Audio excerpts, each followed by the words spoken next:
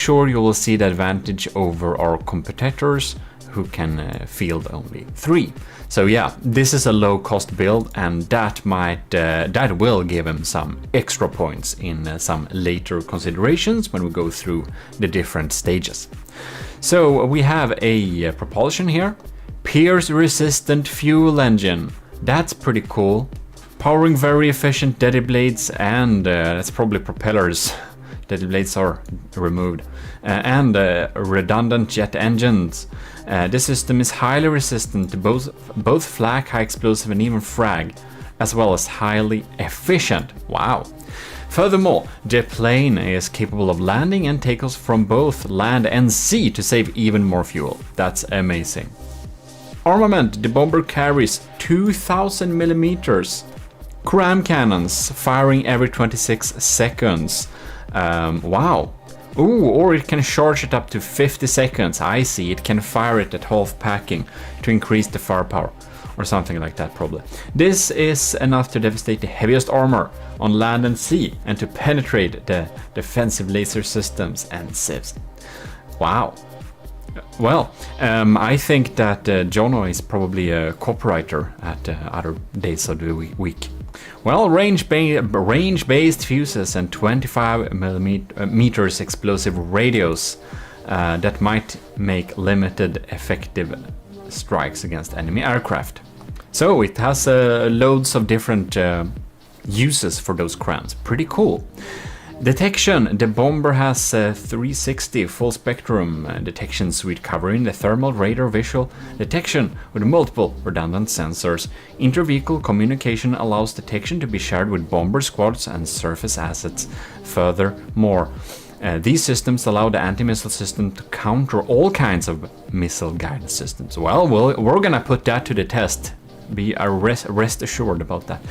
Multi-role system: strategic radar for scouting missions, repair bot and tentacle to promote unit and squad independence, walkable cockpit, origin block in the tail for easy spawning, generous material storage for long-range operations.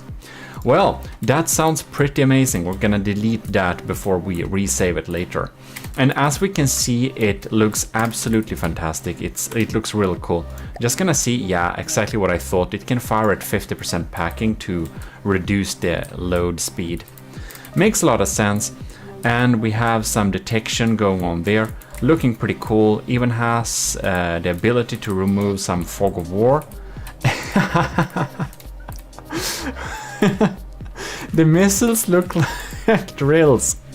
Do you remember before in the Army of GMODISM, each and every design we made had the unicorn horn? So this is definitely homage to the early Army of GMODISM designs. Maybe we should bring that back. Write me in the comments if you think we should bring that back. In any case, I think these are some rubber parts to make it stand on the ground without taking damage. Makes a lot of sense. And I must say, this is a really amazing design. I think it looks super cool. It's really not what I'm used to seeing here. We have a beautiful cat ear person sitting here. Isn't that nice? A walkable, sittable cockpit, I guess. Oh, look. Yes, okay. We can actually get down there. That's pretty cool. That's definitely some bonus points later in the aesthetics assessment. Very nice. We'll be moving on. So here we have a build from Kinda Sexy. Here we got a beautiful, even cheaper design. So this is only 17k. So here we're really going down to almost close, only 1000 materials above the minimal limit. So we have a really efficient and tight design going on here. And we can see that here we are relying on laser guided missiles. So all of them seems to be laser guided missiles. Pretty safe and cool bet to go for. I'm sure it's gonna be pretty handy in taking out various amounts of targets. Right, having the Army of GMODISM colors too, so that's great. Here we have Light of the Worlds with, I don't know, this is a super weird L. I think it's interesting. I don't know exactly how to make that, but I just pasted it. Anyways, I'm surprised the game even reads it. But this is a just also 30 2K ship, and this is World Stardrop, is it called, right? And it has even more of those weird letters. The armaments, let's see here. So we have a torpedo here for submarine and marine targets. And for some reason we're going with ion engines. We have some cool, what are called, flares here. Yes, that's a sticky flare. And radar simulator to get some missiles off one's back. We got some really crammed interiors here, very interesting. We've got loads of steam and stuff like that to generate electricity, I believe, because we have batteries and we have a big pack system here for the size. This is a pretty big pack system.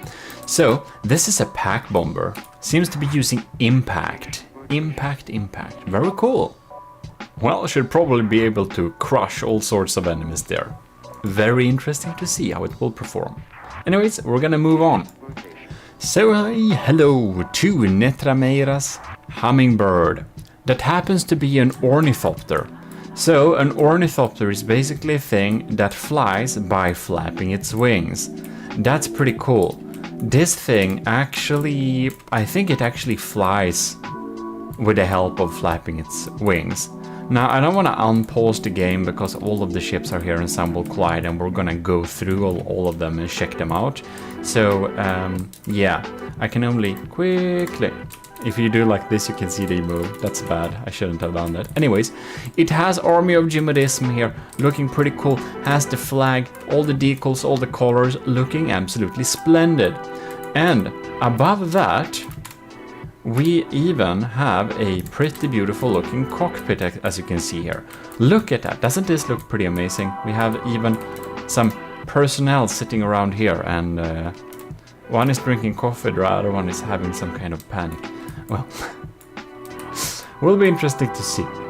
We have, I don't know if this is only for decoration. Is it an APS based system?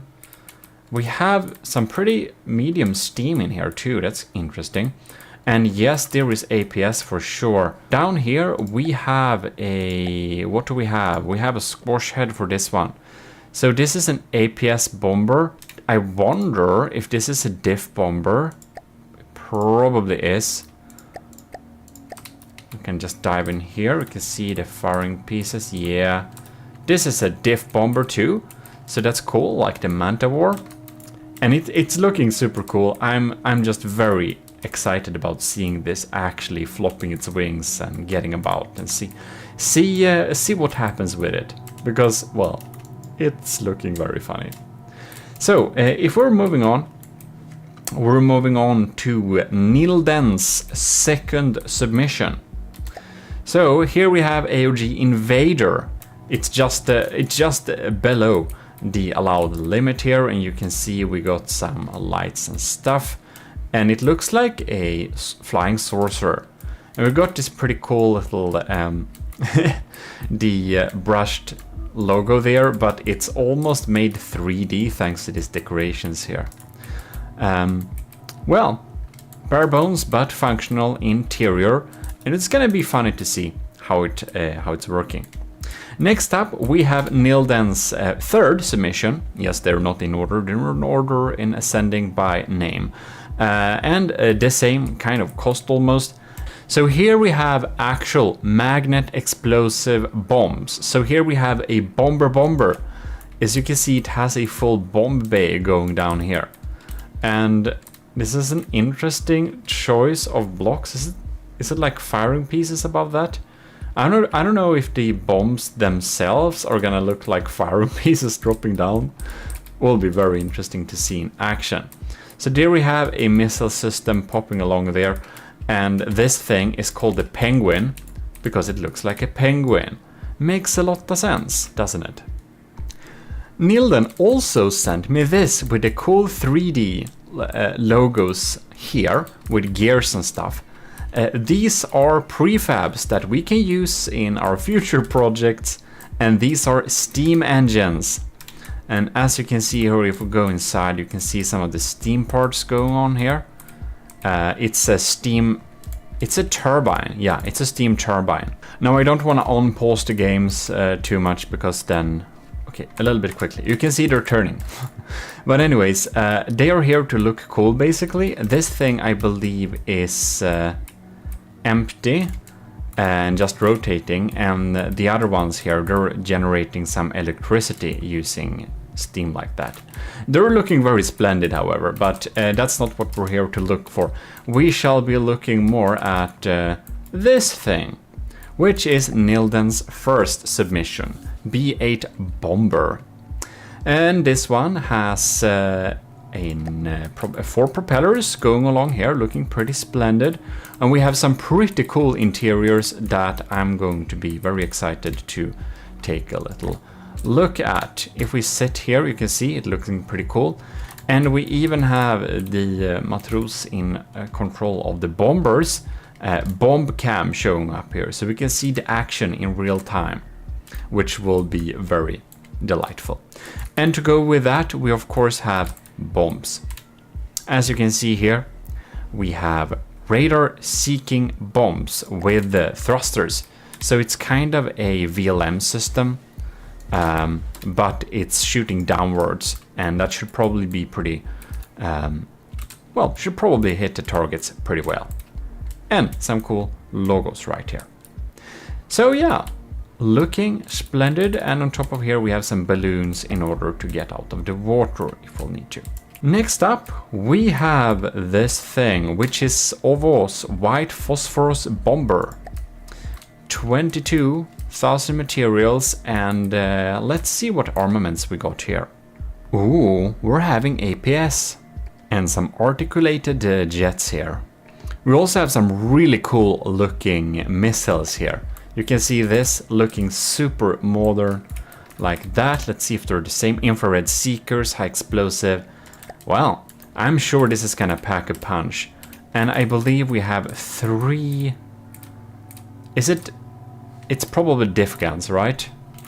I think it is. 3 diff guns, yeah. I should have anticipated this. I didn't really think about it, but probably diff guns on bombers is probably the best system. I was thinking like missile bombers, that's probably what I would have built, but we're gonna see them in actions with the diff guns there. So, well, bomber class is a little bit broad, as we discussed earlier. It needs to perform the tasks that a traditional bomber could. So we need to be able to deal heavy strike against multiple of targets. And it does not need to be very good at shooting interceptors and stuff like that. So that's why we get big heavy weapons. And back in the day, the only way you could deal that type of damage was basically bombs, if you were not having big mortars and howitzers and big artillery systems, and they could only be fitted on ships or on the field or on trains. Why not trains? War trains are cool. In any case, but a modern bomber can also do some other stuff, like some even think that like tactical ground support like AC-130 is also close to a bomber, basically, because I think it actually has a howitzer on board. Never mind, it's looking very cool, it's looking very sleek and very fast, even has the flags, the colors are there, looking very amazing. So we'll see how Ovo, so White Phosphor Bomber, competes here. And I'm not sure why it's White Phosphorus, because they're armor piercing high explosive. Maybe it's just a cool name. Let's be moving on. This is probably one of my favorite cockpits. Look at this. Look at this. I don't know if this is gonna do something. We'll see when we test it out later, but look, it has a little target display area. Looking absolutely splendid. And this is from Pizza Summoners. This is AS Sardalk. It's the working name of it. And it has huge amounts of firepower. I think it's the second highest. And it's a really fat boy. But we're gonna see how much pack punch. Wow, this thing turns. I just had to check. Yeah, it looked like it would turn. So here we got some really cool little decoration here. Looking absolutely splendid. Well, that's looking all cool. I think this is a cram, right? Nah, it is. It is a cram. And it's... what type of cram do we have? Frag. So it's an AP frag shell. Cool. Let's check the other one if that's also... yes, that's also AP high explosive frag. Cool. We're gonna see how well this performs, but it's looking absolutely splendid. It's like somewhere in between a spaceship and something, I don't know, old, steampunky. Anyways, here we are at our next design. This is made by Rush, and this is the butterfly wasp. So you can see here we got some detection in the front looking pretty modern, and we have a big array of missiles. These are thumper heads. They are laser beam riders. That's pretty cool. They can go underwater, they can go above water. These missiles will not be stopped by anything. So that's looking pretty splendid. We got some jet engines there. It's looking fast, and it even has, is this a, I believe this is a sonar buoy. It is a sonar buoy. Well, that's really cool. Will be interesting to see this detection in action. Really crammed, really utilitarian, but it's looking absolutely dangerous. Having some auxiliary guns there to help gun down some smaller targets. Right, now we're moving on, and this is Sean Reed's first submission it is. And here we can see it is called the Dagri. And it has, I think this is a diff one as well. As you can see here, we got two types of shells for this build. Armor piercing high explosive and armor piercing high explosive, but really accurate. Interesting.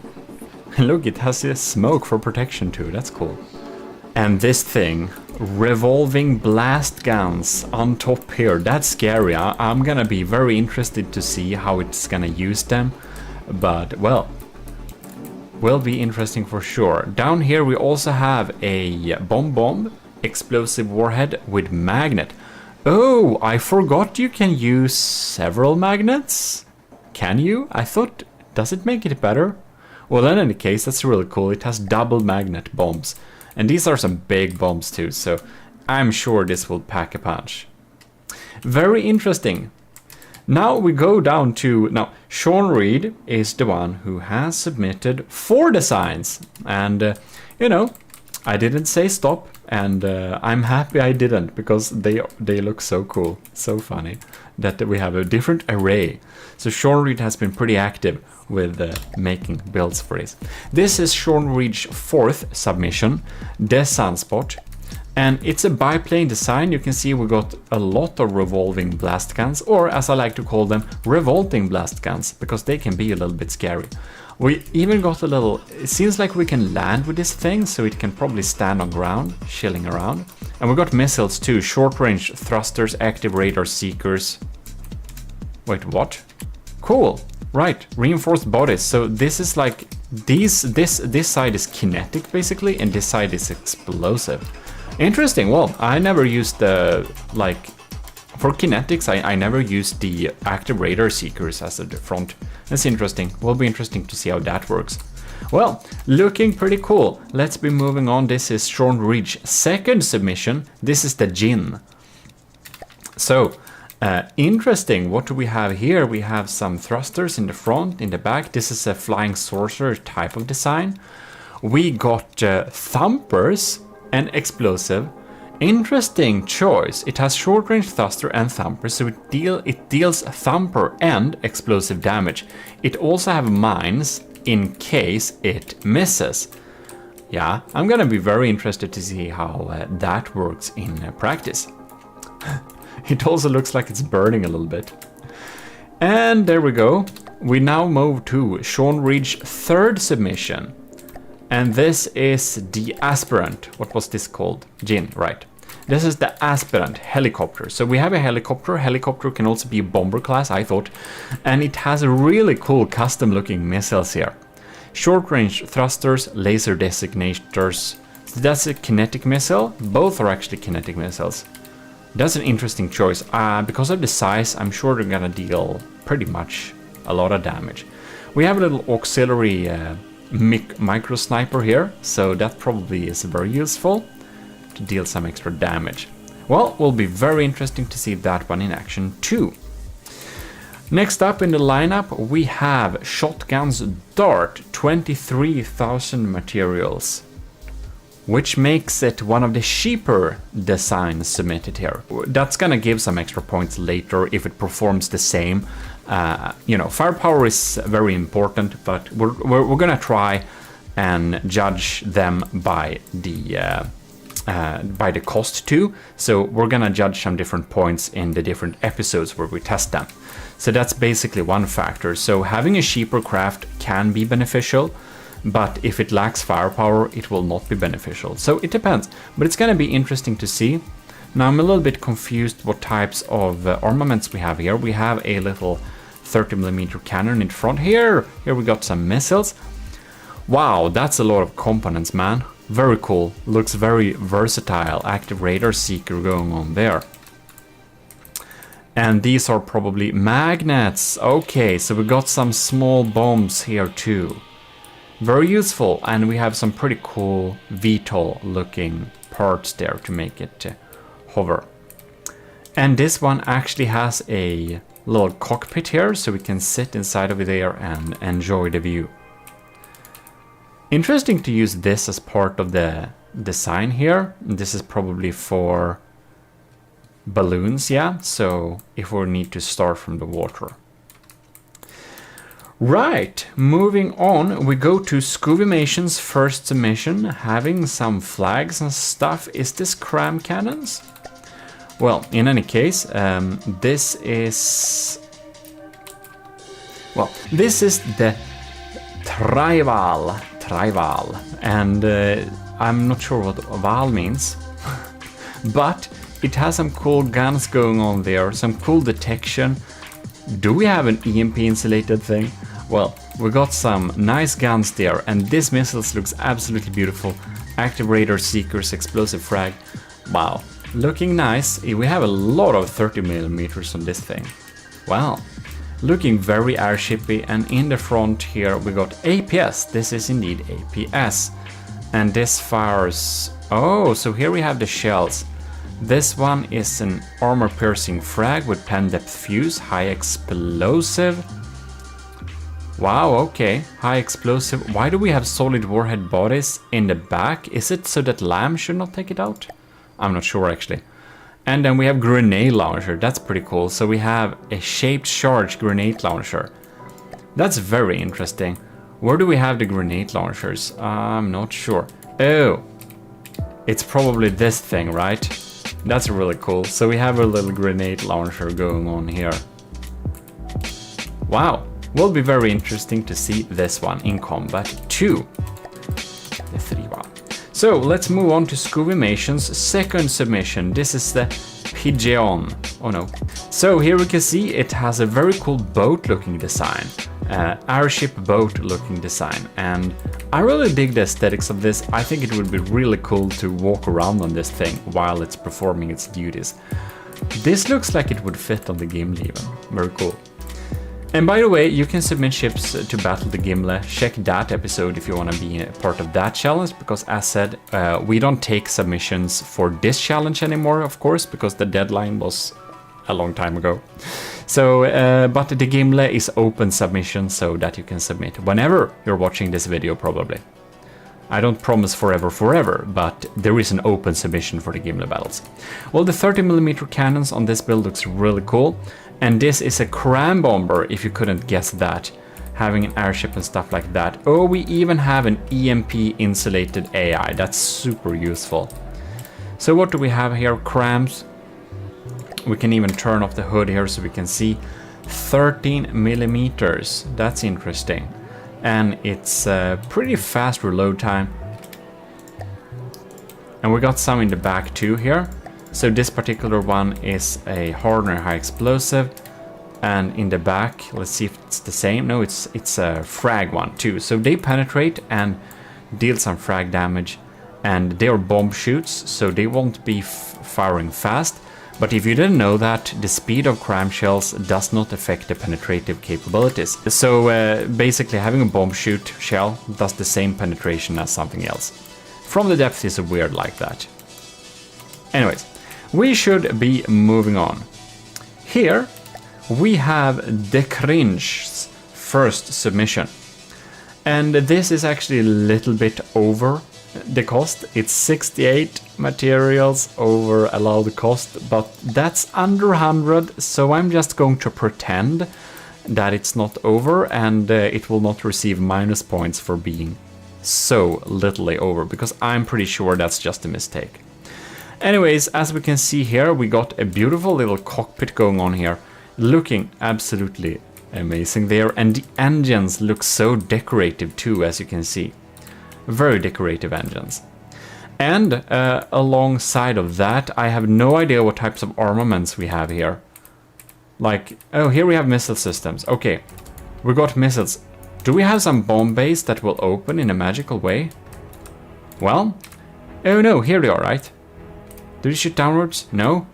Well, I guess we'll see later when it's dealing with enemies. They are in any ways riding with laser designated explosive missiles here. So we have fins, 1 turn. So these are guided bombs. So they're not missiles. A lot of people used missiles instead, and that's absolutely okay.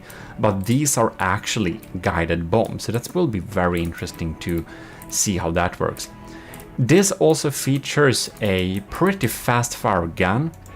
Let's see how fast fire. 500 RPM. Wow, that's cool. We're gonna see what type of shell we're packing here. We have a high explosive spammer. Well, small caliber high explosive spammer will be really cool to see, and I just love this little dome here. Really World War II canopy type of turret. Looking very cool, logos and all. So we're gonna see how that turns out. Next on, we have another one of these beautiful tail designs, and it's the Cringe's second submission. And here we have a well, a little lower cost vehicle, not a lot cheap like that, but we have a lot of missiles on this. As you can see here, we have active radar seekers with turning thrusters, and these are missiles basically. And down here we got some shaped charges, so we can penetrate deeply with variable thrusters and stuff like that. Laser beam riders too, to not get tricked by decoys, right? Well, very cool indeed. Will be interesting to see how it deals in how it's working in combat. I just love this type of plane with a propeller in the back here. I thought myself to make a couple of planes like this, so it will be really fun to see how this plane deals with it. That's actually made for the army of GMODISM. A very cool design. Oh, we have a little spammer in top of here too. This is an armor piercing high explosive micro spammer. So this is, yeah, 300 RPM, pretty quick there too. And here we have Captain Y, the Army of GMODISM Captain Y. And he's made this absolutely beautiful plane. It looks super cool, and it is it's actually pretty cheap, 19,000 materials. I think it might, it's not the cheapest, it's the next cheapest. But it's also the craft that has the lowest firepower, so it will be interesting to see how much it delivers in practice. What it does deliver, however, is some beautiful engines. Look at these engines, they're absolutely gorgeous. I almost want to copy and steal those engines and use them on all sorts of planes. I think they look super cool. Yeah, I really like those engines. In any case, this has a very nice little cockpit. I think we have a little wider for Captain Y. We can access this cockpit pretty easily here, and we can sit in here, and you can see, if we just make the game play, we can just experiencing some cool action from within there, I think. And I like the text with the logo here and the exterior decorations. It's looking very nice. But what does it pack? Well, it's packing APS. We're also packing some sticky flares here on the side, so that's cool. And we're even packing a harpoon. Okay, so it's gonna harpoon the enemies and drag them with them and just shoot. And we have some 500mm guns here. So we have EMP. We have something called dive frag. That's cool. EMP there. And here we have frag internal, so AP frag. Very interesting mix, and as you can see, I think that these are probably not diff guns, right? These are actually autoloaders. So this is a regular APS bomber. That's gonna be very interesting to see. It's easy to get the high firepower rating by using diff guns, but here we have actual autoloaders, so this can do whatever it does all day. I just love that we have my face here with the Army of GMODIST logo popping in here, so this is like the face of death. And as you can see, we have some pretty cool. I tried to make it look a little bit creepy, so hopefully I succeeded. Any case, Captain Y has made a beautiful model. It's gonna be very interesting to see it in combat. And our last participant is this beautiful design here, and this is the AOG submission play by Straight American Imperialist, who's built this rubber covered thing. So I suppose this will make it less susceptible to bumping into things, so that it doesn't get just crumpled by having contact with stuff. And here we have another APS one, so this is probably dealing a lot of damage, 500mm. What type of guns do we have in here? We got high explosive. Wow, high explosive frag. And it's probably shooting him pretty quickly, right? Yeah, no, 200. Okay, this one is super slow, man, and this one is super fast. Okay, so this gun powers an armor-piercing shell with a pen-depth fuse, and the other one is just pure payload.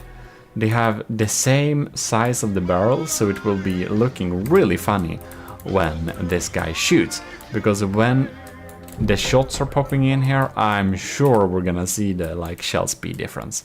So we got some variable thrusters, a lot of fins, and frag turning thrusters too. Oh, well, that's some really quick and adaptable missiles, I believe. And as we can see here, we got one turns and the other predict and guidance they both got, so they should be hitting pretty regularly. Well, we got some notes here. Actually, we have not a few notes, but a lot of notes. This is, by the way, the thing that this was based on. So this is a little cheaper thing. Submission's ancestor, okay plane, but doesn't have the cost that it required for this particular challenge, and it doesn't perform all the tasks. So this plane is unnamed at the moment. Well, that's fine. It's supposed as an Alpha Strike supporting arm, or a small craft smasher thing bomber. It has 2 5mm diff guns. Okay, diff guns. One shooting a simple high explosive frag log hurts your soul. Yeah.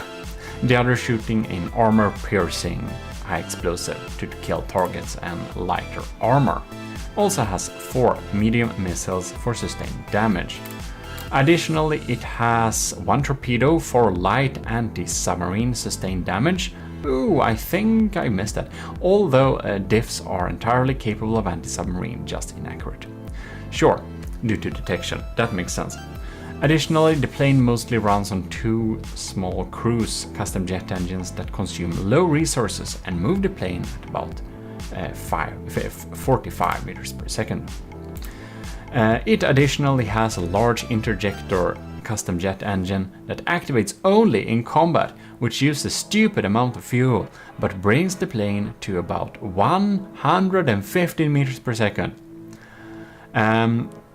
I also, in my genius, added a speed bar at the front of the plane to hold a large pitch controller. Okay. And protect the plane from collisions. I ended up adding detection to this bar, and it gives some armor. Okay, interesting. Speed bar, that's cool. So that's some smart setup going on here, and I'm sure a lot of people do have really smart setups on their builds, and we of course are gonna detect and check them out when we're actually testing the crafts in different scenarios. Then they will be apparent. But for the ones of you who has submitted texts for me to read, I thought it was good manners to actually read the text aloud for the video, since you've written it for me, so that's really appreciated. Give some backstory and stuff. So basically there we have this ship. Let's see where we can have... Oh, there is the torpedo. Very cool. These are all the bombers lined up for the first iteration of the Army of GMODISM trials. And by the end of this, we will find the superior build in terms of design and efficiency, and they will be promoted in the Army of GMODISM, because you know that anyone can join the Army of GMODISM. You'll just need to join the Discord and self-assign yourself to the Matros 3rd class role. And that's the easiest way to become a member of the Army of GMODISM. Another way is of course to become a commissioned officer directly, and that's Patreon. So huge thanks to our commissioned officers again. You're just making my content creation life a lot easier. In any case, I'll see you next time. This is your host GMODISM, and we will be checking out these different bombers in the trials episodes coming up, where we will be testing different parts of the ships and different situations. And there we are in the planning room. So huge thanks again to you guys, and thanks to all of you who are watching this. Hope you liked this video, and remember to leave a like and be sure to check out the coming episodes in this little series. I'm gonna give you a playlist for that too. In any case, thanks a lot for watching. This is the Lord High Admiral in the Army of GMODISM, officially signing out. AOG Invictus.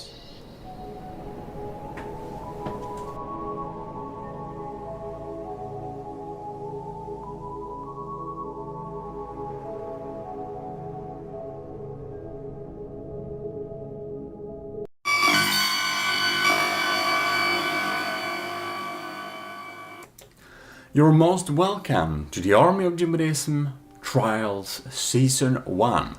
We have reached the episode where we're going to check some aesthetic values here. So, moving on, we will be assessing each vehicle's aesthetics score.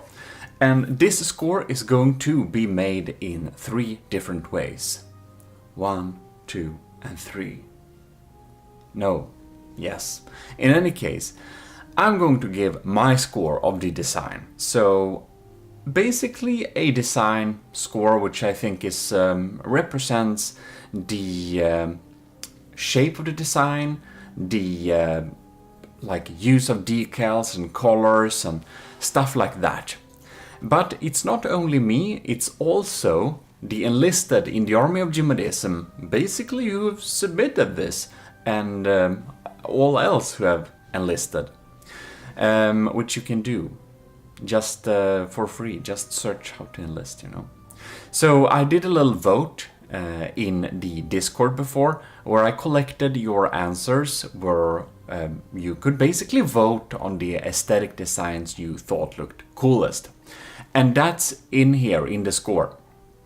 Then there was also a extra special vote for the commissioned officers in the Army of GMODISM, aka the patrons. But it was a little time ago, so this list looked a little bit different. But today I want to say extra thanks to Admiral, Scoobrox, Captain Wild, Lieutenant, Dinosaur Boy, LCG Cannon, Cravey, Parbagreed, Tyler Russ, and Vincent Veritas. Thanks a lot for supporting the channel every month. And also thanks to the cadets. In any case, basically the commissioned officers in the Army of GMODISM had the opportunity to vote an extra time. They could vote in both sections, because why not? So they could throw in some extra points there on the design they liked best as well. So I'm going to go through and just show you all the vehicles a little bit quickly there and explain a little bit more on how we're going to do this. By the way, we're listening to some beautiful music by the AOG composer Vesrets. This is Fugue in C minor. Here we got D bombers. We're gonna go through just them a little bit quickly for the little pictures, the little photo shoot we had before. This is Americans AOG bomber. Here we got, this is the phosphorus bomber by Ovo. I don't remember all the names of the specific craft, but this is of course one of Sean Reed's designs. This is the penguin, and it's Nilden's. This, I think it's the dart from Shotgun. And then we got another, this is the Sunspot, also from Sean Reed. And we got the Star Drop from Light of the World. Here we are rolling in with the BY409. Anyways, Captain Wise submission there. And here we have the Sardalk from Pizza Summoner. And here we have the don't really remember the name of this, BB4, B5. Anyways, it's either. This is from The Cringe. And here we have the other one from The Cringe.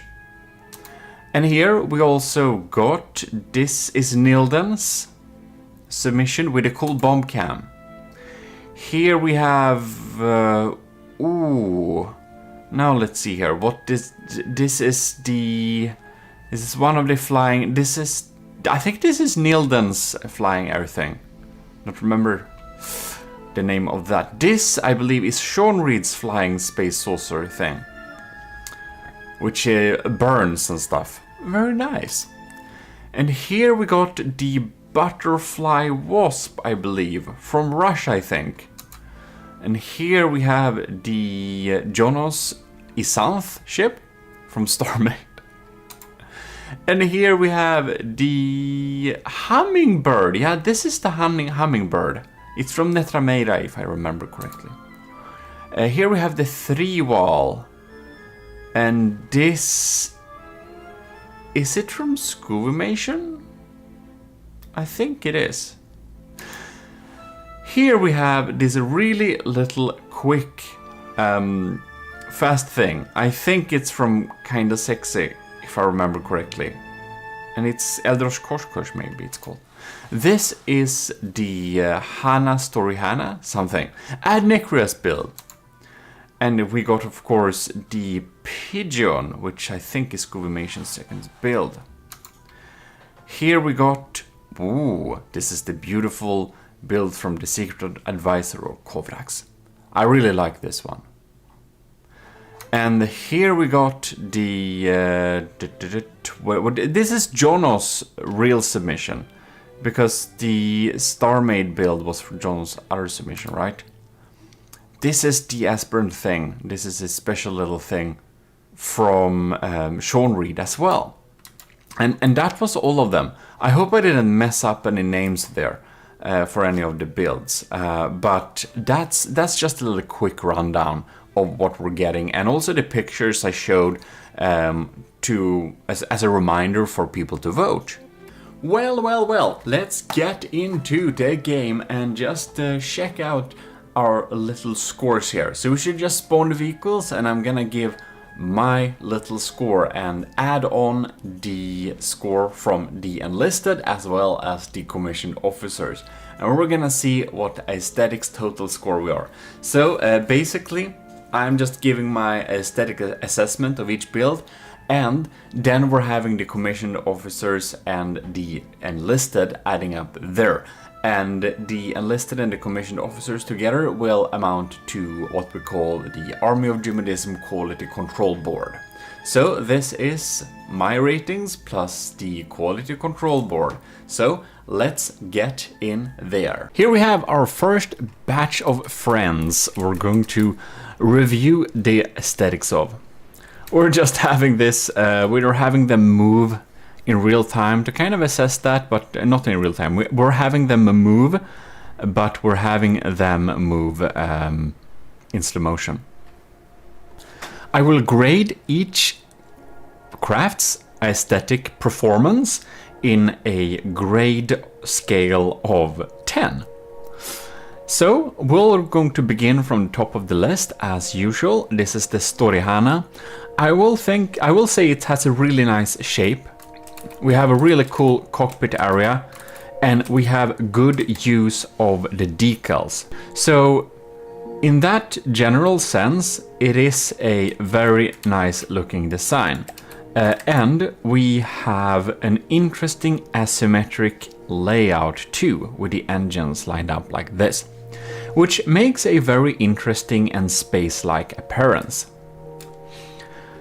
However, we got some kind of a little bit jagged edges here at the end that honestly looks a little bit weird.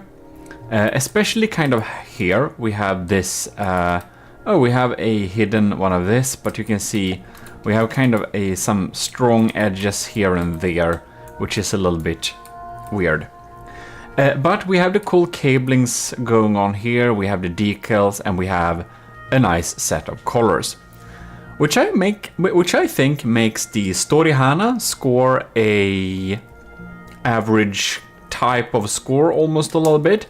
I will score it a 6 because it has a pretty standard shape and those very minor issues that we mentioned. Well, the competition is steep. It is a generally nice shape and design, but a few things could be improved, but I think it's really cool.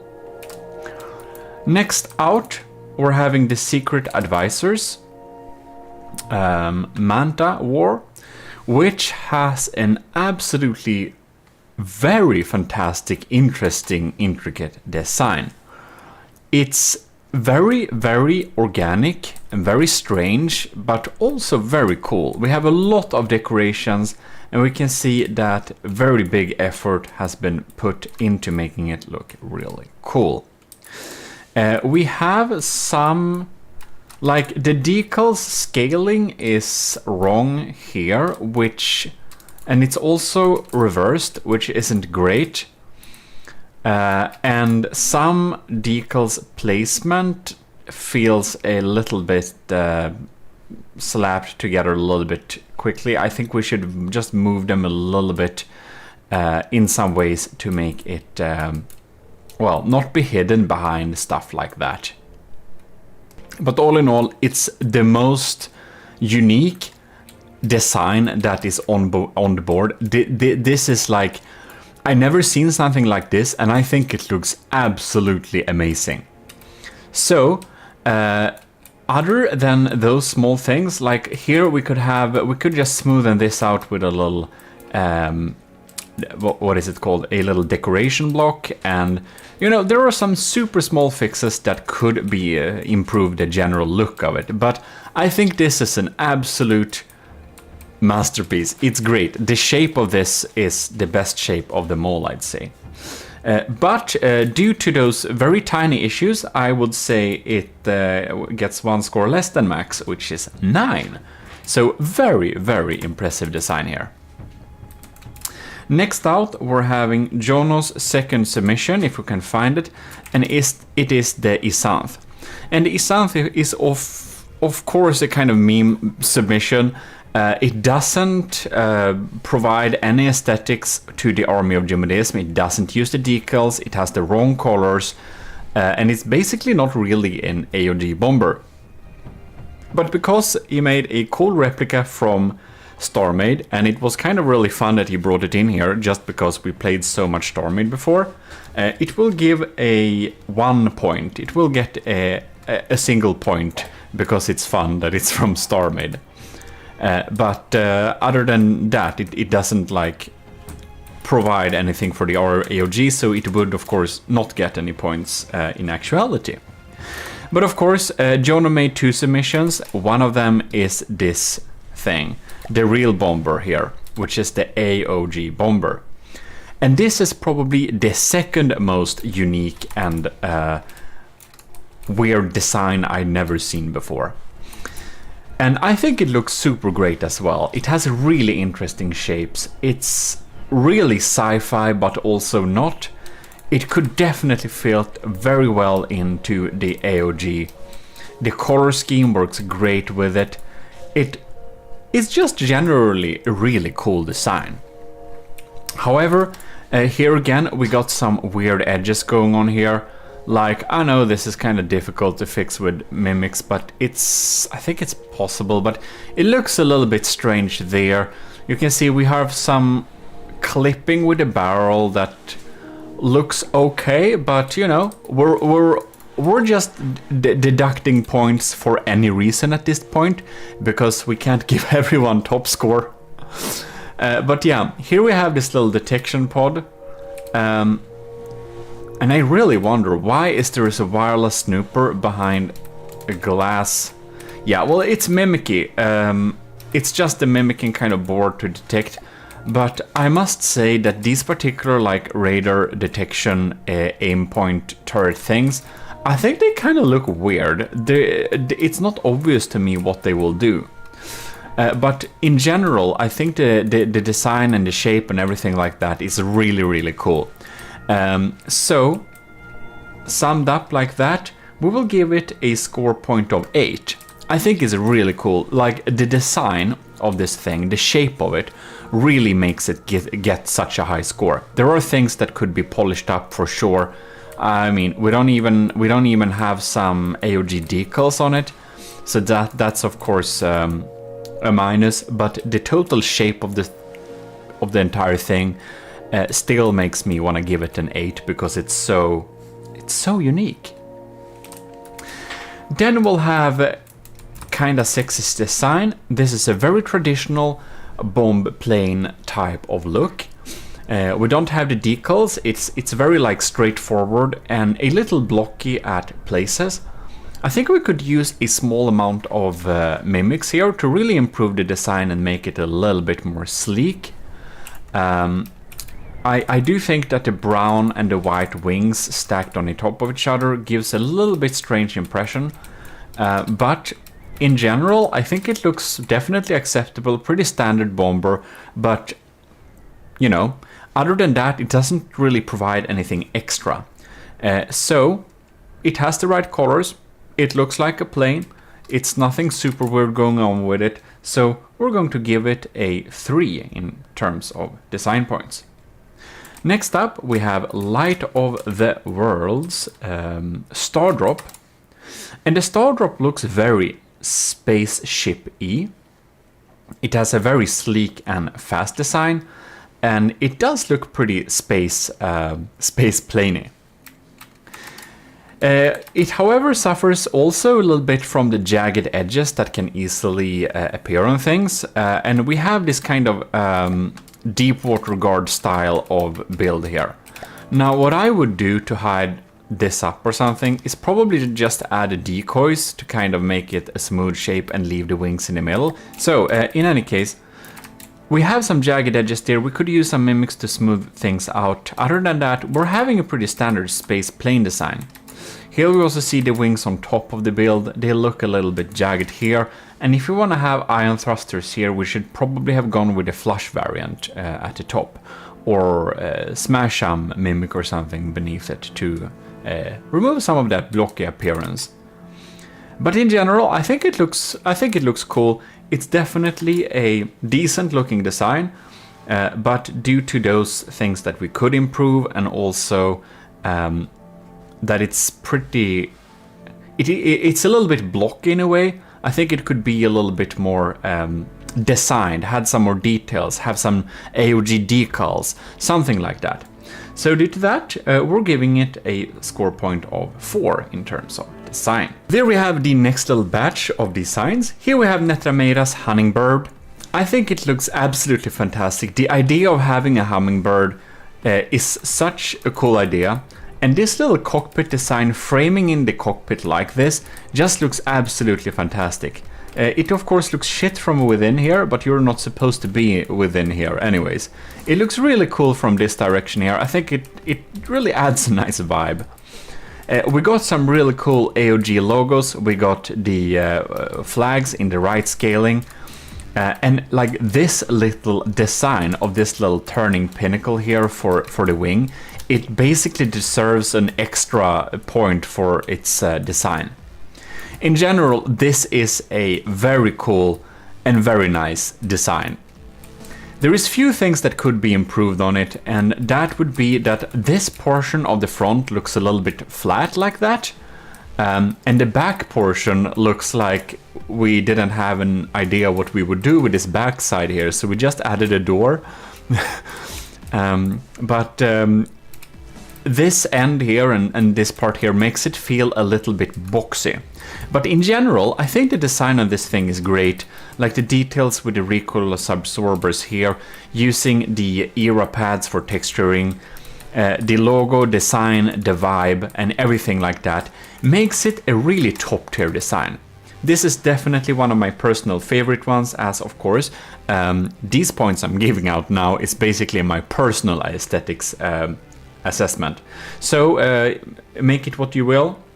Other points will be added on for what the commissioned officers thought about them, their favorites, as well as the open enlisted Army of GMODISM enlisted vote.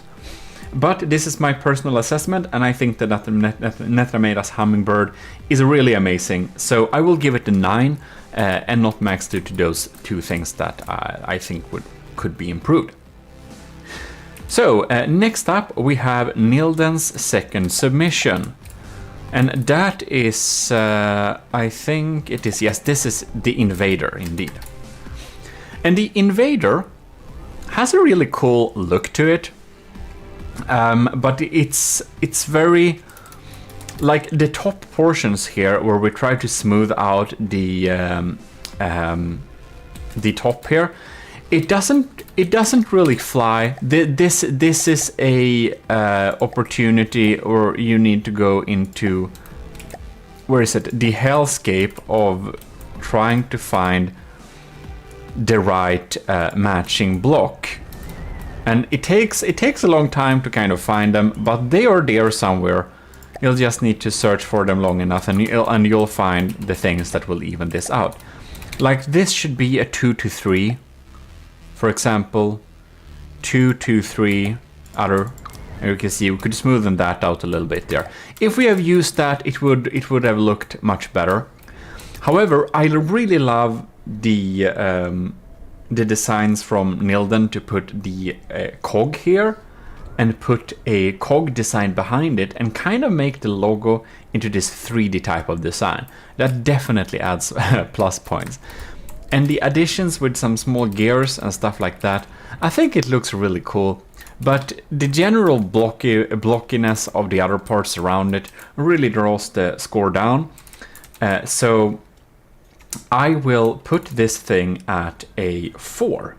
So here we have the Penguin, and it's Nilden's third submission indeed. And I think this is just so hilariously funny. It looks like a penguin. We have the logos here. We even have the cutout paint here to just make the logo sit right there. The jet engines look really sleek. It's a very traditional design. I will say that. So we've kind of seen this type of design before, but having a penguin like this is just so hilarious that it really draws up the score for me, because it looks like a penguin, but it also looks like a proper bomber. Like it doesn't look like a joke, but it looks funny, and it works like pretty well, especially when it skips up and down like this, which is, you know, its movement pattern is also part of the aesthetic. It's like when the Manta War dives and bombs, the entire thing starts burning, and it's just so amazing. That's really cool. Anyways, the Penguin, I will assess this to be a 7 out of this score here. So next we are moving on to Nilden's first submission, so we need to go back a little bit here. And here we have Nilden's first submission, and it's really funny. We have the bomber cam in here, and the bomber cam, that's a cool feature. That's of course part of the aesthetics. I will say that the cool bombing cam that actually provides visuals on the bombs, that's really cool. It definitely gives us an extra point here. Other than that, I think the general plane shape, like the fuselage of the plane, it looks pretty decent, but it's also nothing super special. We've seen it before, but it works really well. And together with the logos, the lights, the bombing cam, and all of that gives it a pretty cool summed up performance. Like, it looks really cool in action, and it works. I think when we're using short propellers like this, I think they could be thinned out a little bit to kind of give it a little bit more less boat propeller vibe when it comes to these propellers. But in general, I think it's really cool design, and I will also give this a 7 in design. Now we are going to fly over to Ovos. If we can catch that thing is really fast. This is the Phosphorus Bomber. The Phosphorus Bomber look absolutely super stunning. We have some really cool additions to make it look extra cool. We got some clean shapes. We have used the pretty complex transition blocks that I just showed you for the Invader. Really looks very sleek and designed, and it looks more like a fighter plane than a bomber. But what the bomber is also a little bit up to the folks there. It's like, I think it looks great, but it looks more like a fighter. That's my only issue with it. It looks a little bit more like a fighter. It looks really sleek. It doesn't look like it's supposed to deliver any heavy payload. So it's the design basically have this small little thing that it doesn't like exactly fit. Because it looks like a Harrier kind of, but we got the decorations here on the missiles and stuff like that. But it's a little bit like the Manta War. I think it looks really cool, but if we find one fault, we're going to point it out, and that is that. And I'm trying to be extra harsh when I'm doing this assessment rather than extra generous, because I don't want to give out too many extra points for aesthetics. And I want to be able to save a 10 for when everything is perfect. And since it doesn't fit the role exactly, it will give a 9. But I will say this, I would have wanted to give Ovo and Kovrax both 10s, because I just adore both of these designs. But again, if everything is not perfect, it's not a 10. And that's how it is. In any case, we're going to move back here because Pizza Summoner's design doesn't really want to work here with the fleet commands. It's breadboard and it's doing its own thing. This thing is meticulously designed. You can see we are having very good looks here. It is a slab, it is a block, but it ends up not looking blocky anyways. We're having this little golden trim surfaces around parts. We're having this turning bay for the engine. That's a really cool little decoration. We have smart use of lights to make it look hot and strong. We got tubes going out there. We got cogs around the crams to make it look like they somehow connect and are needing this structure in order to aim. And on top of that, we have a designed cockpit which you can sit in, looks really cool, and provides a lock-on visual when we are about to hit an enemy. I think that every part of this design, as well as it could be made, have been made. Like all the measures to make it look really cool have been taken. We're having the AOG logo somewhere too. We don't have any excessive use. It just looks sleek and cool and very, very, very nice for what it's doing. So I will give the Pizza Summoner's design a 10. Because I can't find any things, I can't find any issue here. I think that for this type of design, we have added everything we can add. So yeah, it's great. We're gonna move on to the next batch now. All right, next batch here. Here we have Russia's butterfly wasp. And it looks really cool. It looks really strong. It kind of has this a little type of a moth type of look to it, which I think it looks really cool. We have some detection components hidden in there. We're having kind of this little traditional radar front with detection and stuff like that. Works pretty well. We have wings. We have smoothen out the corners about as well as possible. And you know, I think it looks pretty cool. It looks very compact though. It's utilitarian when it comes to the block of components. But I think the front of the crafts looks better than the back of the craft.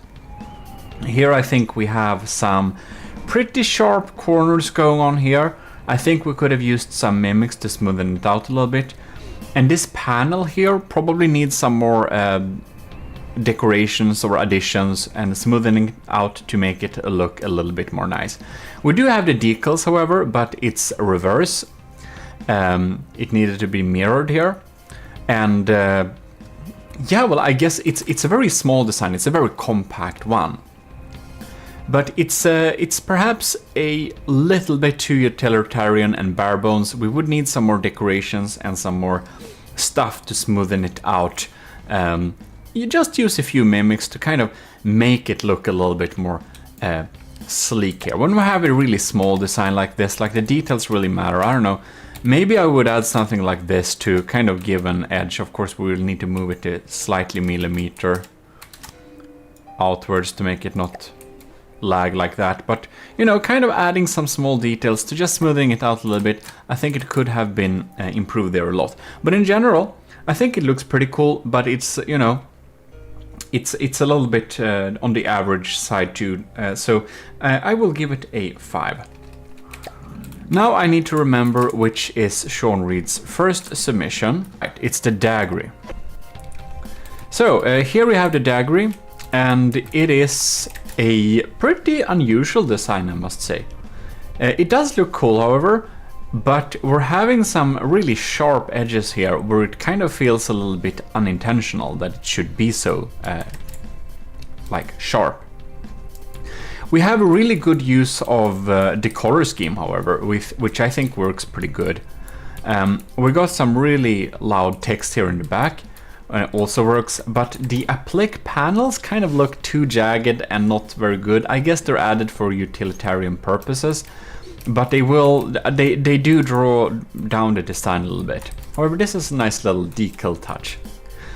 So yeah, I suppose that we're just having a little bit too much jagged, harsh corners, especially with the applique all around the place.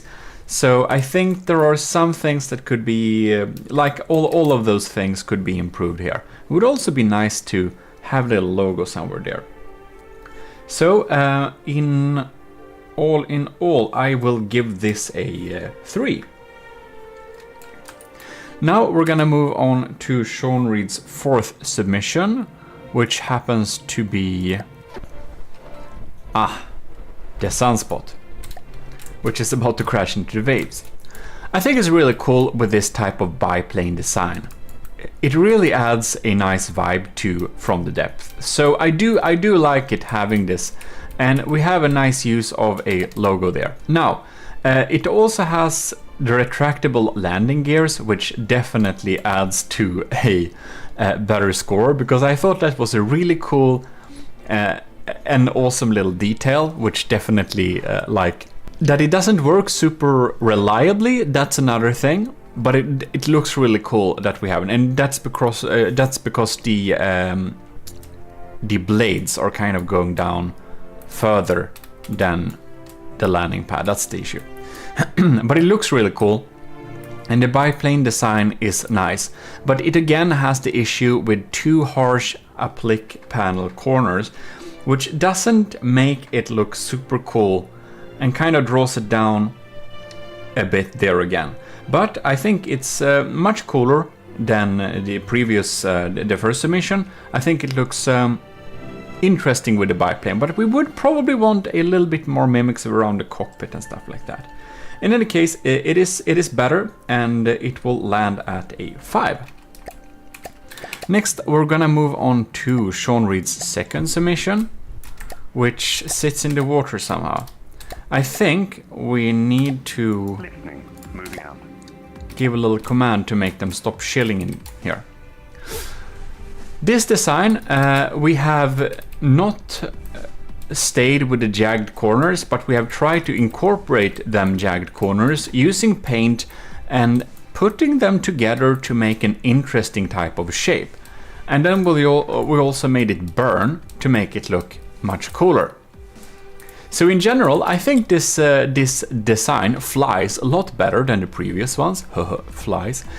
But yeah, we have the decals here. We have good use of the colors. We have created an interesting shape. Like, we can create the smooth sorcerer.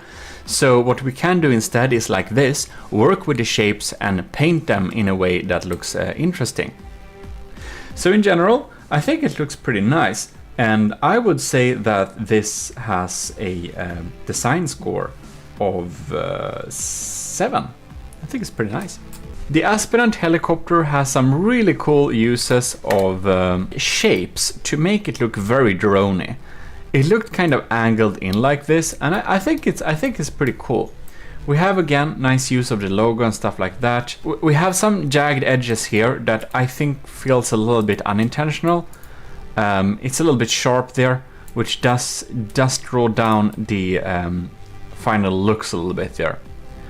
In general though, I think it looks pretty cool. These little carrying things for the materials, and especially these well-designed missiles that add extra decoration do draw the score up a bit there. So when we're landing, all in all, I think we're getting to a score of 6. The shotgun dart.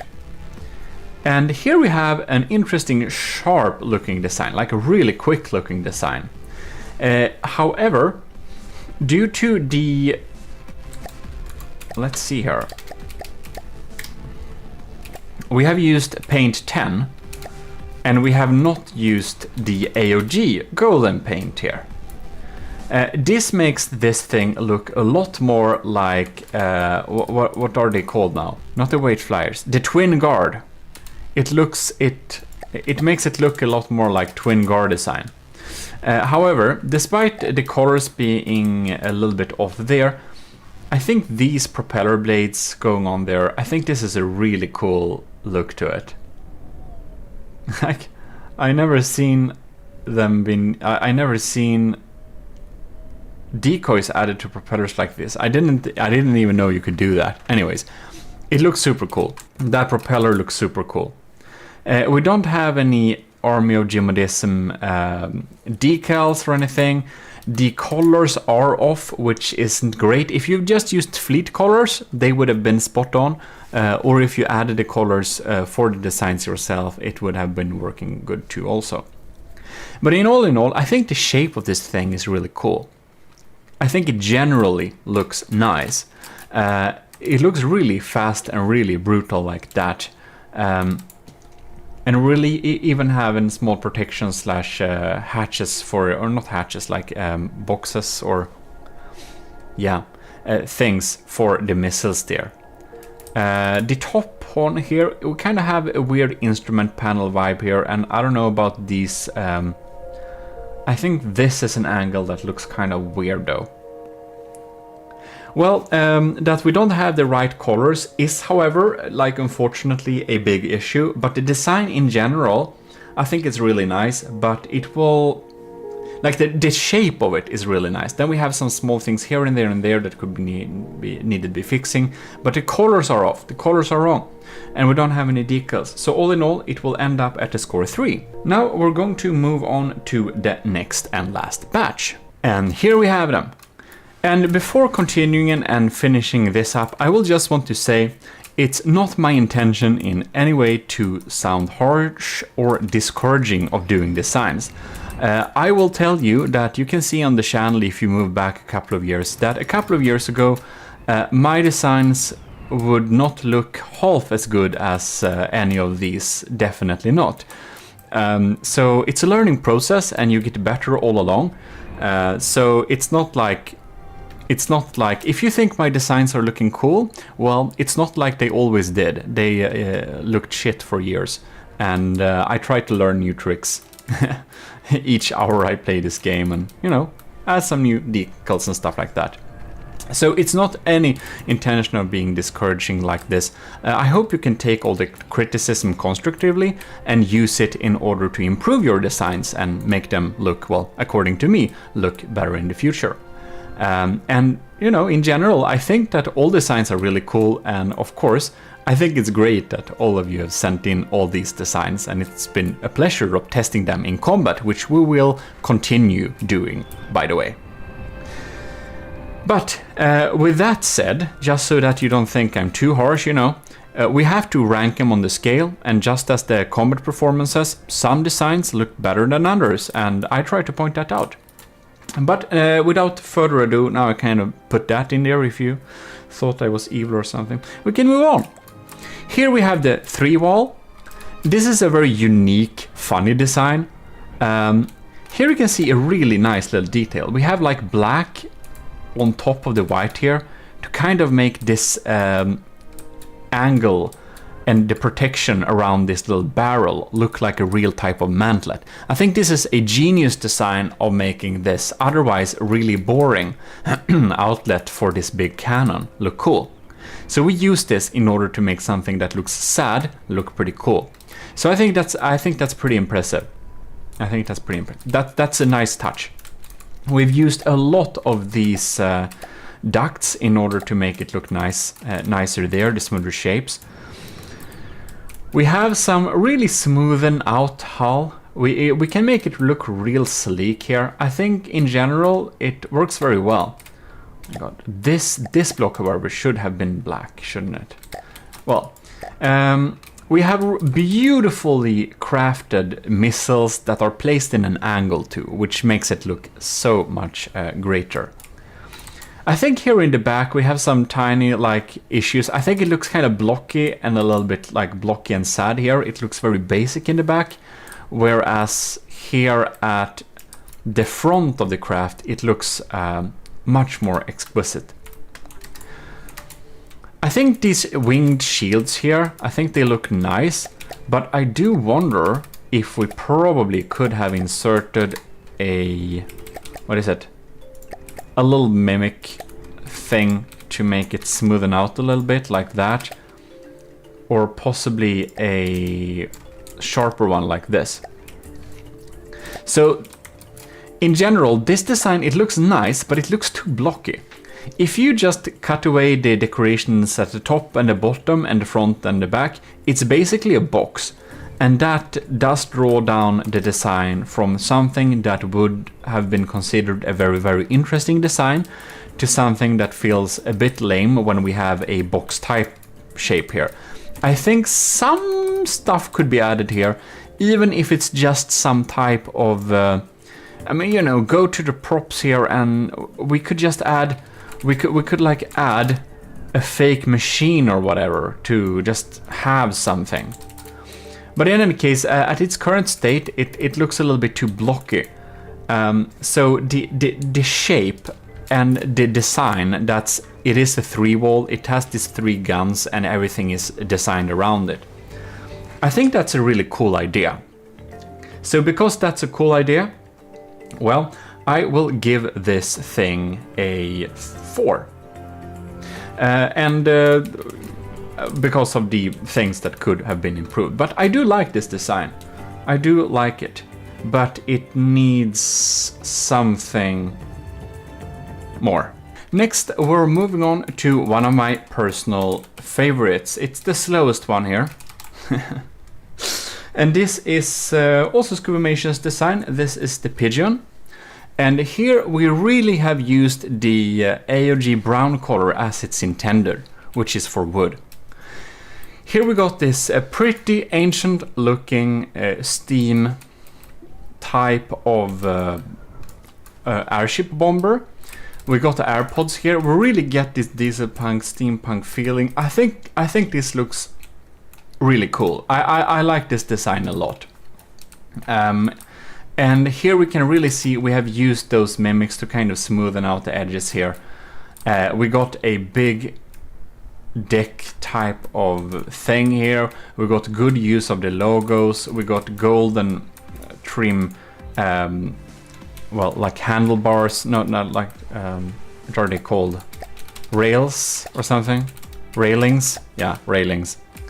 And we got good placements of flag and logos, and we did use the white face here. I think this looks really cool on the brown. It works really well, and with the bow going on there. Now, everything on this looks really cool, I think. But I do feel it feels like something is missing on top of it.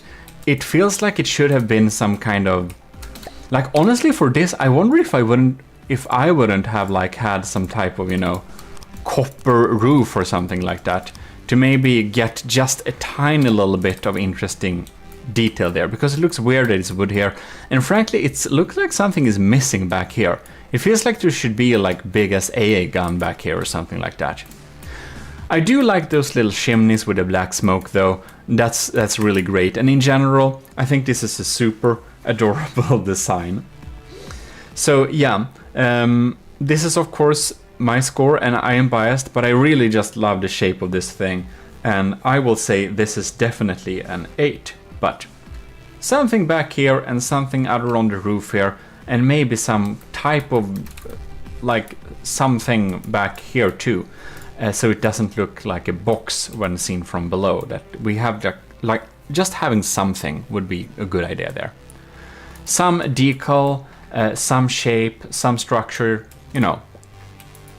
In any case, we are now gonna move on to American's design. I think that's here. Here we really have a unique and cool looking design. This looks kind of spaceship-y for sure. We have a very utilitarian design here, but it also provides an interesting aesthetic. As you can see here, we have the decals spot on there.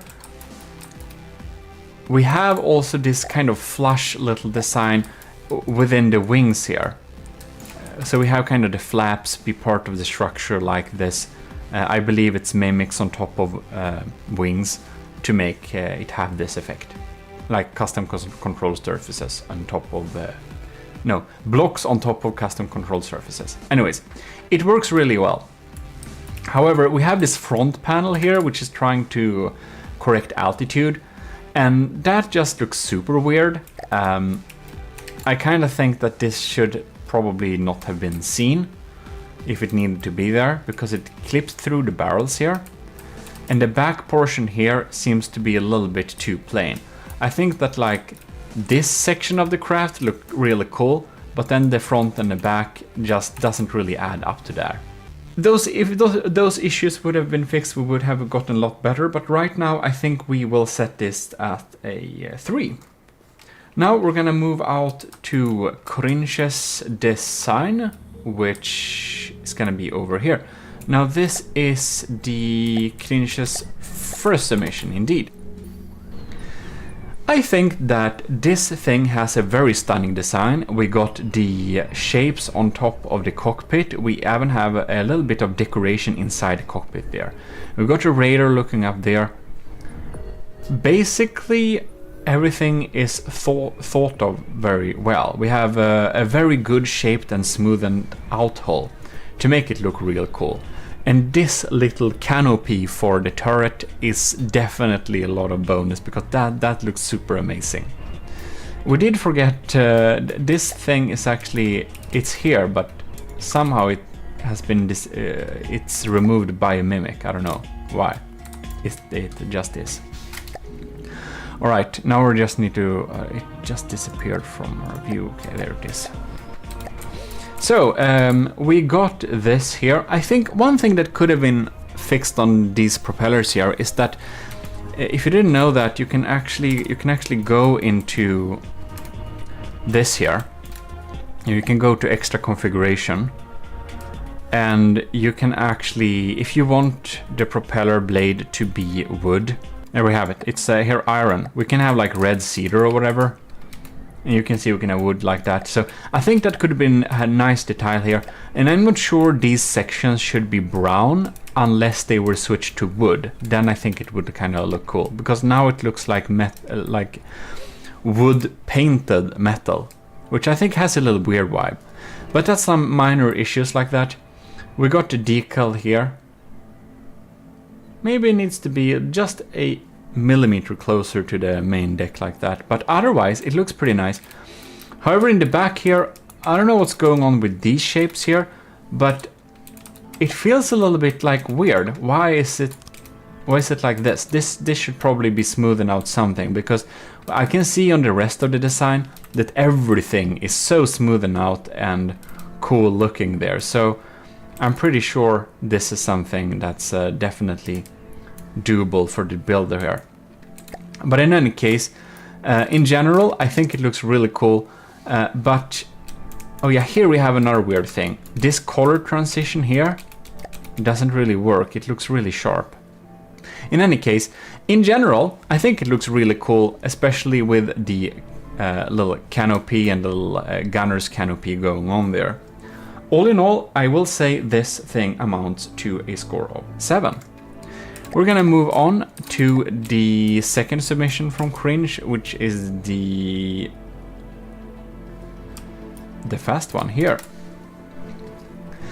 And this one just personally sits really well with me in terms of its shape. I think the shape of this design is absolutely fantastic. We're having the reverse propeller look here. Again, I think it could probably be in a wooden propeller. And we have the same with the wood painted metal. A lot of ships have that, but this uses it so much, it's noticeable in a big way, however. This little like connection wire going on there is a really nice added detail. And the shaping of this hull is just fantastic. We have some things that look, I don't know if this... No, I think that looks pretty good, but the colors could probably be switched around a little bit for a better effect. And if we had the canopy design that the MB4 had on this, it would be very nice too. But all in all, I'm definitely in love with the shape of this thing. I think the general shape is so good, despite the things that could be fixed with the colors moving around, adding those details that the other one had and stuff like that. I still think it's an 8 because I just really like this design. Lastly, we have Captain Wise Bomber BY409. And here we can see exquisite work of details. Everything is meticulously smoothed out to perfection. We have this trim added here. We have the applique mimics to add as a type of, to look as a type of control surface. We're having texts on the side, vibing with the logo here.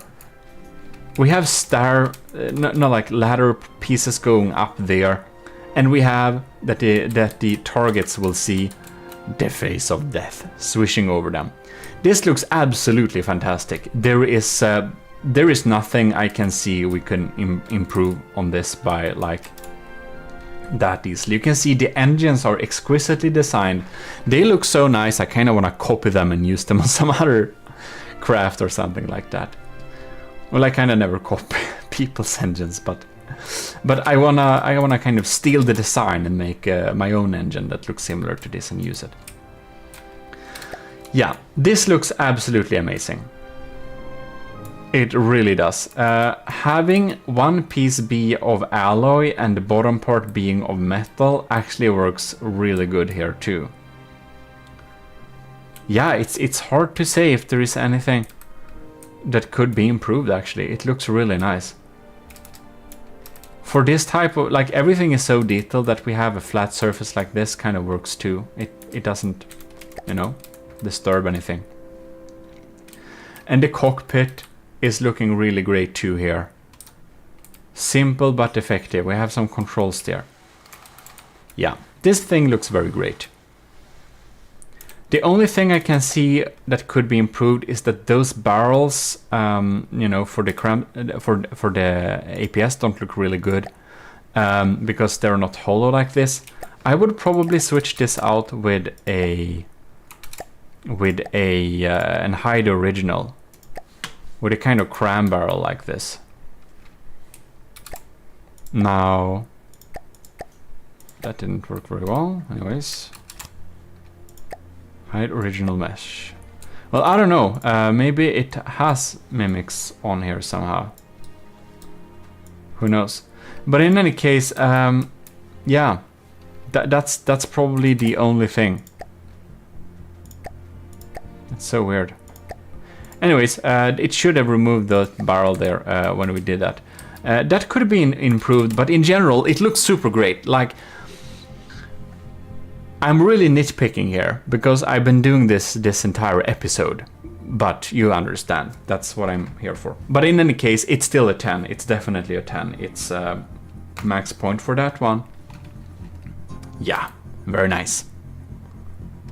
Now I will declare the points extra added from the Army of GMODISM Quality Control Board. And it's been an open vote, so people in the Army of GMODISM could use one vote to vote at one design they thought was best. So a lot of the designs didn't get a vote, but many did, and I will declare those points. And then there is also the extra points added from the commissioned officers in the Army of GMODISM, who is a separate vote, and they could participate in both votes, of course, because that's how democratic that is. In any case, the first craft that will be getting some points is Kovrak's design, and it will give. It actually has. It's the Manta War, of course. So how the scoring system works is that the enlisted in the Army of GMODISM had one vote and could vote on their favorite design. And the commissioned officers could give out one 1-point, one 2-pointer, and one 3-pointer to, well, the same list of designs. Not a lot of the commissioned officers participated in this vote. It was in Discord. If you're not in the Discord, that's why you missed that one. But that's the results in any case.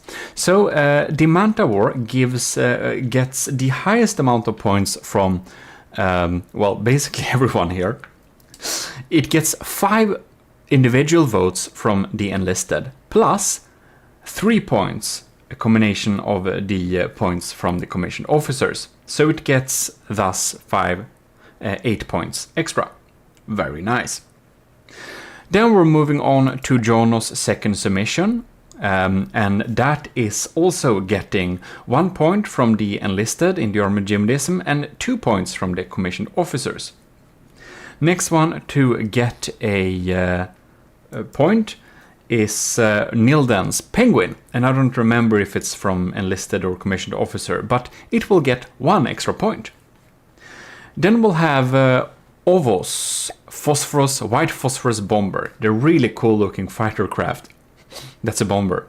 It gets 3 points from both the commissioned officers and the enlisted, so 6 points extra in total. Next one to get the point is Pizza Summoner, who I don't remember which gave that extra point, if it was the enlisted or the commissioned officers, but 1 point extra for Pizza Summoner. Then the next thing to get votes is Scuvimation.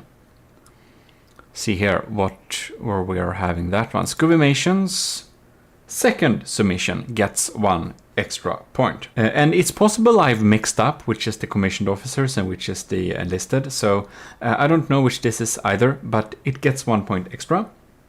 Then we'll have the Cringe's first design, the MB4, gets 2 extra points. And the Cringe's second design, which has, you know, the amazing shape, gets 2 points from the enlisted and 3 points from the commissioned officers extra. So it gets 5 points extra. Nice shape. The captain's YAG bomber gets 1 point from the enlisted and 3 points, or the reverse way around. Anyways, a 4-point bonus, which is very understandable. So there we have the total score of that. Well, there we basically have the scores. So the scores I have mentioned and gone through in this video, plus the extra scores added from the Army of GMODISM Quality Control Board, will be added to the total score in the scoreboard.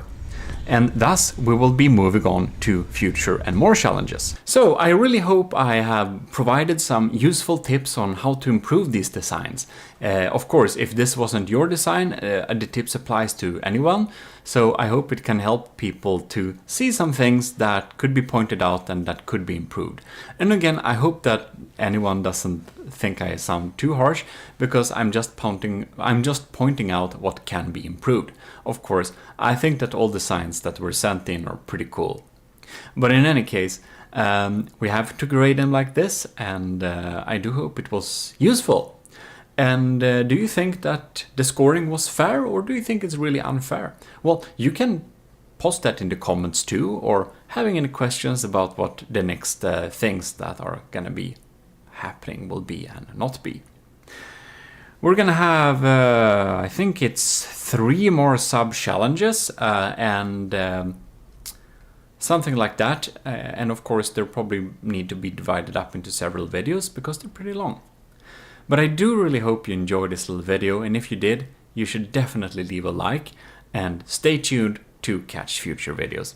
This is your Lord High Admiral from the Army of GMODISM.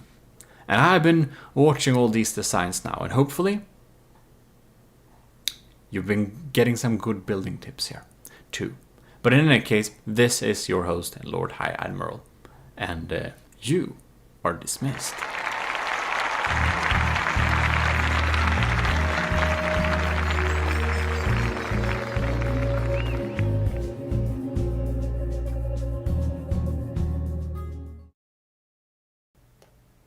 Hello enlisted in the Army of GMODISM and commissioned officers. You're welcome back to our Bomber Challenge, The Trials, Season 1.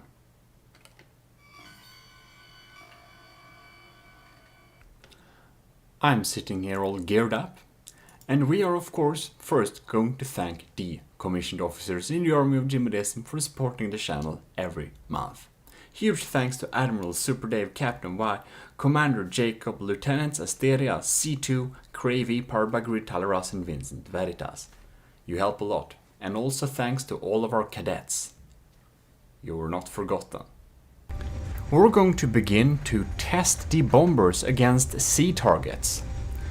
And the first way we're going to do this with is to test a single bomber against a single sea target. Now I have walked through the different types of crafts that can appear in the campaign, and I've come to the conclusion that the best test subject for this is the Onyx Watch's Claymore. So we will begin to conduct the tests. The Claymore is a good target because it's pretty meaty, and still it doesn't have very good armor, but it has a lot of health. And using bombs, it should be the best way to tackle this type of craft. So this is an optimal condition for bombers. Now this craft can't really shoot back, so it won't really test the bomber's survivability. But if the bombers on the other hand get hit by big crams like this from a craft with somewhat poor tracking, well, maybe that's just unlucky, or maybe it's a very invasive bomber. Now I have a grading chart, which is kind of a secret. I will not share with you the grades that each of the crafts get during the tests. So basically I have adjusted some points dependent on the cost of the ships, or the, not ships, we have some airships, but the bombers themselves. So more expensive designs have gotten a 0, too expensive designs have gotten minus points, and cheap designs have gotten plus points. This is because in some scenarios the ships are tested 1 by 1 versus 1 target, and not in cost. Later on we will provide a group test. But basically, the cost of the ship, it's of course good if a cheaper bomber can perform as well as a more expensive bomber, and it deserves plus points for that, so that is why. But again, the grading I will not share with you from the get-go, but you will see it in the end. So you can make your own assumptions, but I don't want you to be able to calculate which crafts are most likely to win based on my scoring in the videos. And we will see if all of the bombers will be tested in one single episode, or if we have to divide them in 2 episodes, because there are a lot of them after all. Thanks for all the submissions.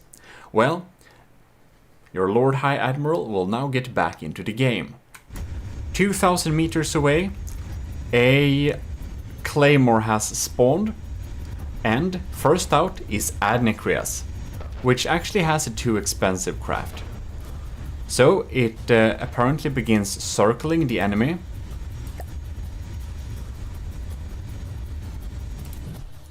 And what is going on here? Oh, wow. That's something. That's unexpected. We'll conduct the tests again. That was a little bit too quick. We didn't see what even happened there. We're gonna lock on to the Claymore instead. And we have some very penetrating capabilities. I think it had a lucky shot and took out. Or it kills the target using EMP. So can be smart to wield some EMP. Oh yes, there we go. That's some easy kills right there. Very good performance from Adnecreas submission. And this is the order we will go through.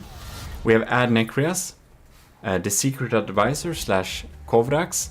We have Jonos first, second, kinda sexy. And then we have Light of the World, Netrameira, Nildens 3, Ovo, we have Pizza Summoner, we have Rush, we got Sean Reed's 4, Shotguns 1, Scuvimations 2, Straight American Imperialists 1, The Cringes 2, and Captain, AOG Captain Wise, bomber plane last year. So this is the order we will follow all of these challenges with, which means that next up is the highly anticipated Manta War from the Secret Advisor / Kovrax. It has a beautiful standby mood, so with no target, it is tucked away in storage right now. So if an enemy would stealthily appear 2,000 meters away, we'll see how it reacts.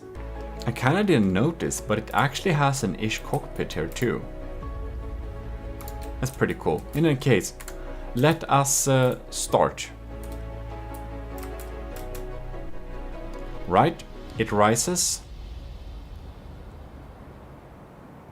Locks on the diffs.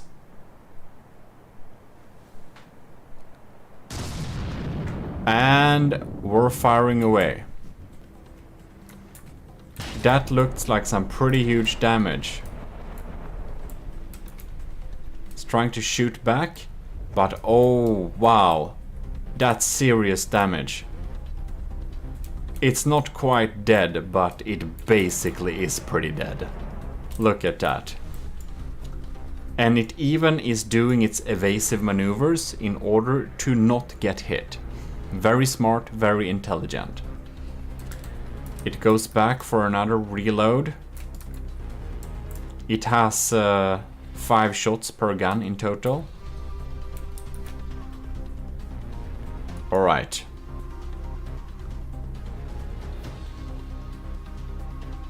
And it's getting close. Wow, it's just moving so organically. That's so cool. We're gonna slow down time right here. Look at these shells. They're just saying AOG, Invictus, all of them.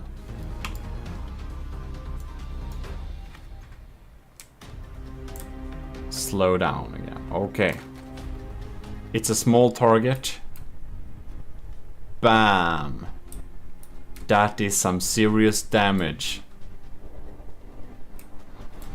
I believe it... I'm surprised if it's still alive. It kinda is. Interesting. It's basically dead. It comes in for another swoop. Look at it go! Looking pretty amazing. And we're for another volley. Oh, wow. Completely annihilated.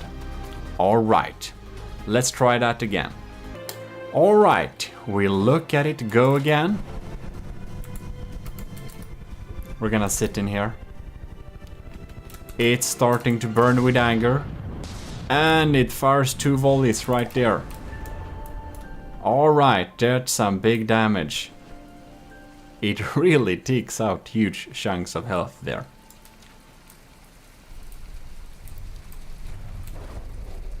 It has splendid performance against dealing damage. It's almost, however, like its damage is meant for bigger ships.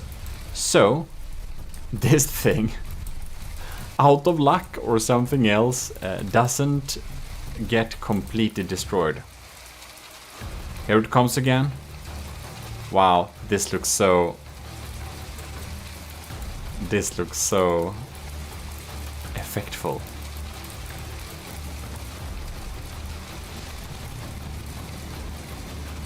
That's pretty cool. Okay.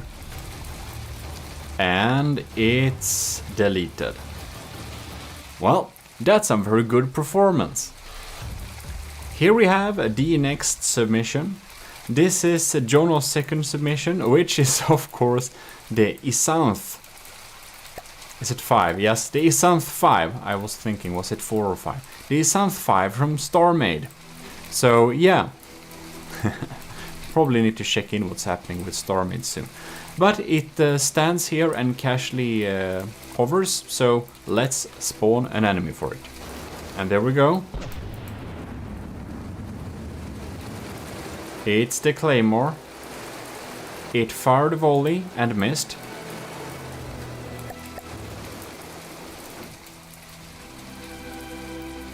Coming in here.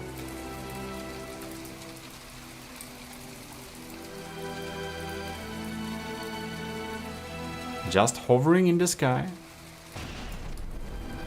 Does it have a rail?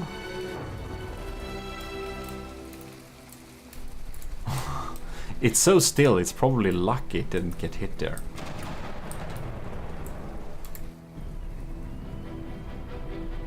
Alright. Can we get some... It's chilling. Oh no! Ooh, that was just pure luck, I think.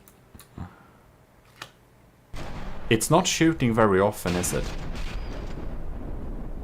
Like, sooner or later, these crams are bound to hit if it doesn't have... Maybe it has some type of... Yes? It's moving from side to side, isn't it? I think it has evasion. Well, that's good at least. Well, it comes with another volley there. Not dealing a lot of damage, is it? Coming another little volley. Well, now it got some damage dealt, it felt like. Mostly against the crams. It looks like this is gonna take a while. Next volley is coming. Well, more crams. Cram blocks. Oh! Damn! It actually got hit.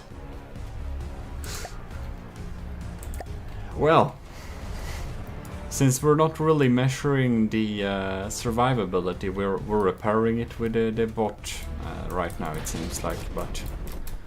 Okay. I don't know if it has evasion or if it just goes from side to side. But that's the cockpit. Wow, okay. Trying to fire another volley. How much health is it? Is it 90%? Oh, it just lacks firepower. It lacks firepower. Yeah. Let's try again here and see if we can get some better hits from the start. It seems it misses its first volley. It seems to be some... Was that armor piercing and high explosive? Alright. The Claymore is lining up here. I was very surprised with Adnekria's bomber's ability to just kill the AI super quickly and efficient, which is a valid tactic against many targets indeed. So it's that was some really good setup. Now we could see it got hit again. It's so still it gets hit by crams, which isn't great. You can see here it fires another volley, but I don't think the Isanth 5 will be able to take out the target in a reasonable amount of time. So we will probably move on to the next target, Jono's real submission, because I do believe we've seen enough of its performance in this particular setting. Now it should be said that the Isanth 5 as a submission was mostly submitted because it's funny, because it's from StarMade, and it's kind of blocky, and it's kind of a meme ship. But nevertheless, let's move on. This is Jono's real submission, the AOG Bomber. And it's sitting here and being stored, not burning many materials at all. So, what then happens if the Claymore does appear 2,000 meters away? We shall see. From within the cockpit. Maybe not. Alright. It's coming above here. It's closing in. It's doing a bomber dive. And bam! There we got a good cram here. That's a good cram hit, man. Wow. The Claymore can't maneuver anymore. Well, that's great. That's some good damage. And the turret is still facing towards the enemy, so it can still deal damage. Can deliver those cram bombs pretty reliably. It's trying to shoot back with crams. Ooh. That was pretty close. Yeah, well, cram shells are so unlikely to hit that we really, like, the Claymore is not a threat against bombers, let's be real about that. So yes, it shoots back with crams, but you know, it's not much judged for getting hit by those, even though it's not good. They're more judged with the ability to deal damage here. We're lining up again, getting in for a good cram shot, keeping steady.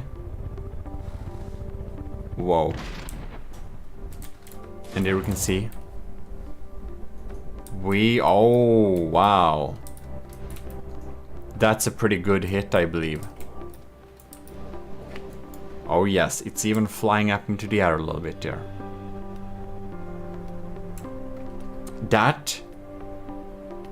Was that AI parts? No? It was parts of AI parts. But it wasn't the AI parts itself.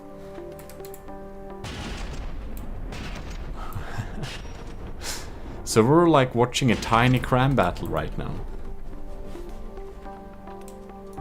Let's see how Jono's first submission will do. This one has had a beautiful little text on it too, which is now removed. I do believe it accidentally got hit by a cram there. Does it fall down? No, it's still online. But it's really keeping its distance. It's playing safe, that's for sure. Oh no, we got another cram volley. Oh no, it got hit. It got hit by a cram broadside. Ooh, no, and the turret is kind of sad, and it started to burn as well, and the cram is only firing blanks now. Cool effect though. Oh man. Yeah, this doesn't look too good. It looks it's really funny. It has burning effect when damaged, I suppose. Well, that's just great. This little thing here is apparently a little detection unit. Alright. Has the cram cannon repaired enough, I wonder? It goes down for a sweep. No. Apparently not. I think we'll need to restart this battle here a little bit. It got damaged. Here we go. Same enemy, same setup. It's climbing.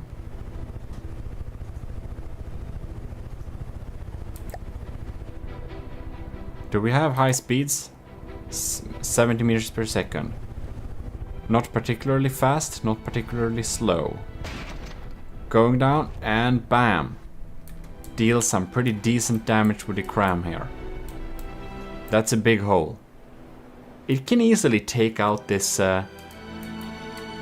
this craft with one shot if it just gets the first shot right, I believe. Well, it's playing really safe. It's going far away to make sure the cram is reloaded. On the other hand, it's not a diff ship, so it can deal this type of damage all day, which is nice. Alright, it goes down for a swoop. Oh no, ooh. Why? Did it deflect? Wow, that's a good hit. That's some cram parts right there. Okay, it hollowed out this thing. That is pretty impressive indeed. Very, very, very, very accurately delivered damage. Now, it didn't have any clue that there was like nothing important there, but on the other hand, it really couldn't. But it's not able to evade the cram shells. And again, we're not testing evasion this time. I think we're just gonna quickly repair it a little bit. But that can certainly be, well, it ain't superb. Okay, let's see what we're doing here for another swoop. We care mostly about the damage delivery here. There we go.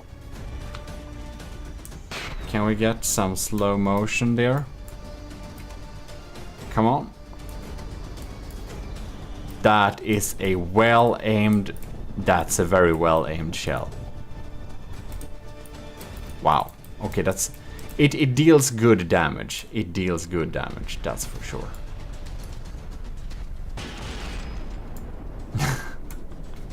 And now this thing tries to shoot back, as always. It's like playing very safe. It goes very far away to deliver another round.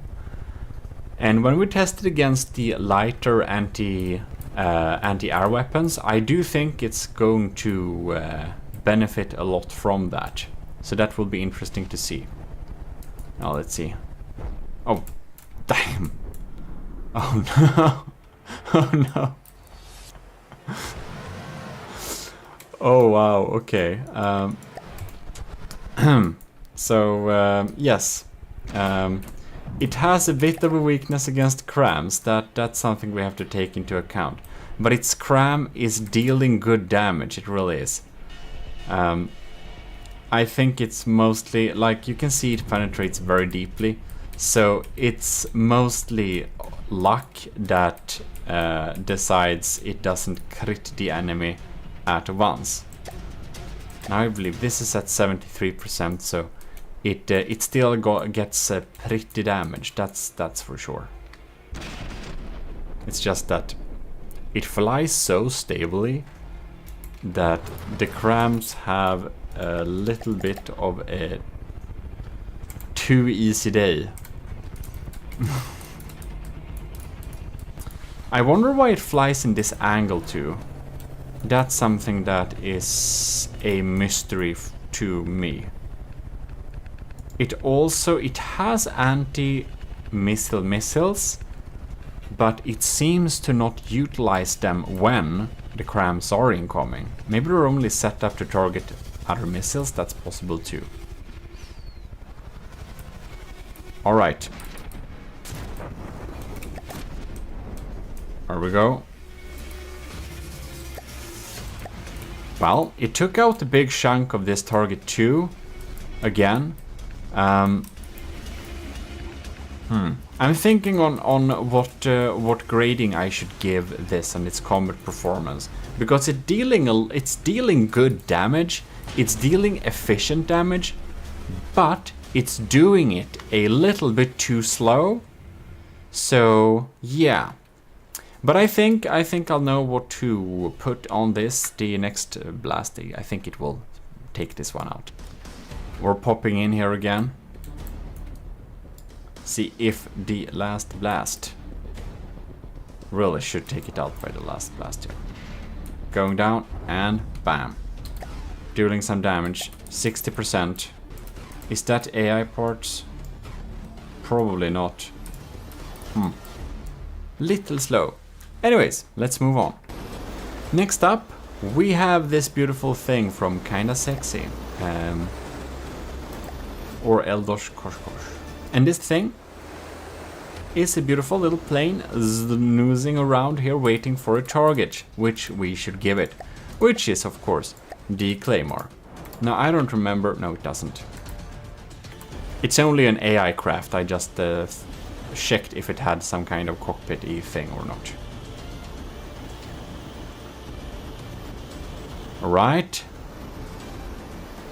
This thing gotta be pretty quick, right? No. Top speed is 55 meters per second. That is surprising. Cram shells incoming. Very hard to hit something so small with crams. Oh! There we go. Popping in bombs there. Bam! They fire all at once. Well, that's more of them. They are indeed laser targeters. Whoa. Wrong thing to lock on. It locks me on the wrong things all the time. Well. Another volley of these missiles popping in here. Bam. That's some damage. Interesting indeed. Did that look like clusters? I don't think you'll hit... Oh, are you kidding me? Are you a little bit more accurate than I anticipated? Okay, we'll need to emergency repair this friend here. Okay. Are you regaining your senses here?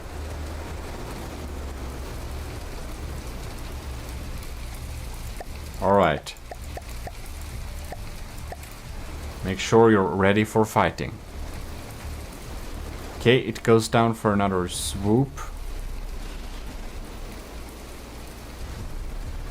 What? Are you kidding me? It bounced. So this thing is pretty slow. That's probably one issue, right? Right, what do we have here? They come in a bunch. Man, that's a lot of them. Bam. And they got blasted away from the first.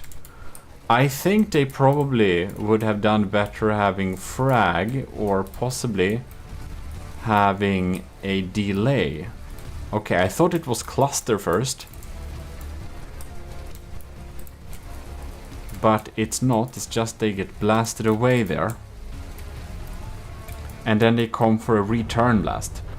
Well, very few of the missiles actually miss, so it seems to be a decent way enough to deliver some damage, that's for sure.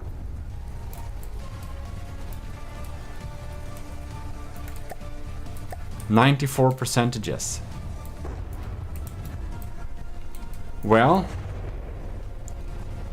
It seems it's dealing some pretty damage, but it's just not... And these are circling around here. They're just missing the mark there. So it seems that Kinda Sexy's design is having some firepower issues. No, that's just lucky that the crams are deflected. Or we got a shield somewhere. I don't think we got the shield here, but if we do. Locking on and bam. It's looking pretty cool, that it does. Kinda Sexy's design does deliver damage, but the blast makes them go away and they come from different angles.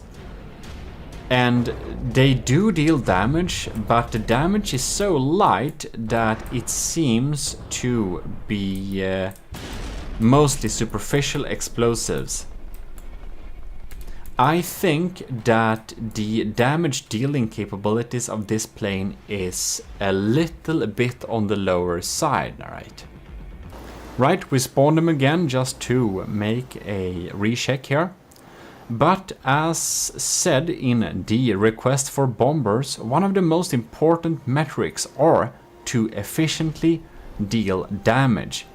And I do believe we are having some issues on this department here. As we can see, it has secondary props, that's good. But I would expect that this type of damage would work better against something like the deep water guard. You can see it's kind of superficial. Well, it does deliver the damage, and that's something. Well, I think we've seen enough to judge this craft's damage dealing capabilities of a single sea target. Next out, we have Light of the Worlds Star Drop. So we're going to spawn in the enemy and we're gonna see what types of damage we're dealing against it. So we have a pretty thick design going on there. So what happens if 2000 meters away a claymore appears? Well, we're having targets. We have a flare just to make sure we're not getting hit. Another one. And we're starting to drop bombs. And there we go. We did some pack damage right there. Well, that's some Pierce pack. Packing a real punch, if you know what I mean. No, that's impact pack. I already know that. Oh, wow! Do we have some EMP damage there? That got deleted. Wow, what a performance. We're going again.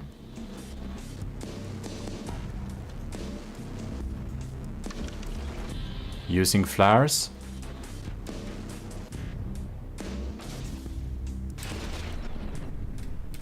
Oh. Ooh, that's that's so lucky. Okay. And let's see here. I don't see because of the smoke. I do believe we did a pack hit to the side there. Now let's see here. Did we drop a missile? I think we already did that. But where is it? There it is. We're having an EMP missile. Okay, we can go up in. And bam! Oh. Did it die? No, it didn't. So you have to have some luck and EMP. The crams are popping in there, but no hit. It's having a somewhat irregular fly pattern too.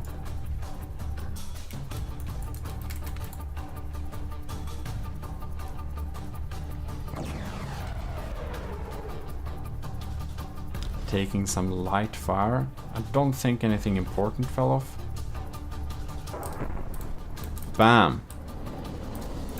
Here we did some real damage. And we got some EMP there too.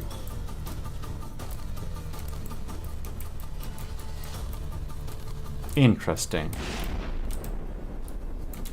Oh, where is it? It's going in for another attack. Facing upwards. Okay. And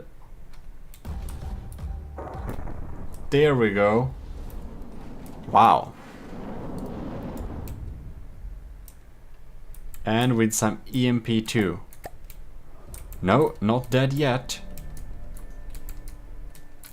I think the first time around was some really lucky blasts. Alright. Now it's coming here again. We're gonna slow down time. You wanna see this. Bam! That is some impact pack.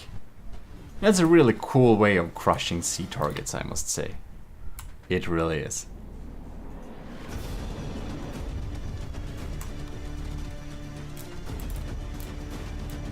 Alright, where is it? Oh, there it is.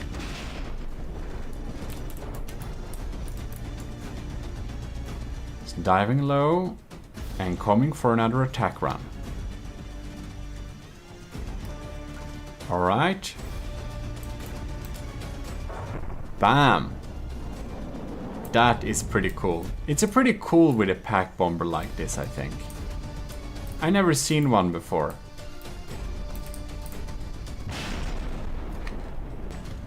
It seems the light of the world took a dive into the sea for some reason there. Well, it's also playing pretty safe. Bam! Blasting with some more packs there. Well, it's dealing some decent damage. I think I know what to grade this. I've seen enough to indeed know. So, let's move on. Next out, we have Netrameira's hummingbird, which is an ornithopter. It's tucked away there safely for storage. So what happens if a claymore appears into the distance?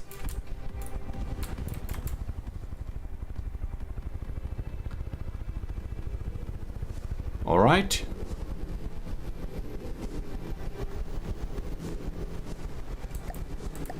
Dealing some light missile damage. I think we'll need to slow down time for this, man. Oh my god. Here we see. The damage is coming in. Whoa, that's some diff rods. Oh, darn. Yeah, that's some hash. That's some hash for you. Damn. That's some EMP damage too. If it's lucky, it can... Oh yes, it was indeed. Wow, that's super performance. Let's check that again. Alright, here we go. Missiles are softening up the target. And the best way to survive is of course deal the maximum amount of damage as soon as possible. There we go. Bam! That's some pretty decent damage. And it's quick too. I don't think these crams have a chance of even disturbing our combat testings here.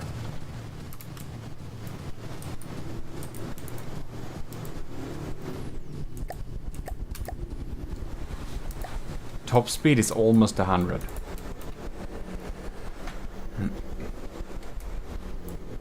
Look at that. Here we go. Not reloaded quite yet. But it's almost dead, so that's something. Oh, there we go. Bam. That's some damage. 67%. Yes. Here we are indeed dealing very decent damage. Look at it fly too. Doesn't it look absolutely stunning?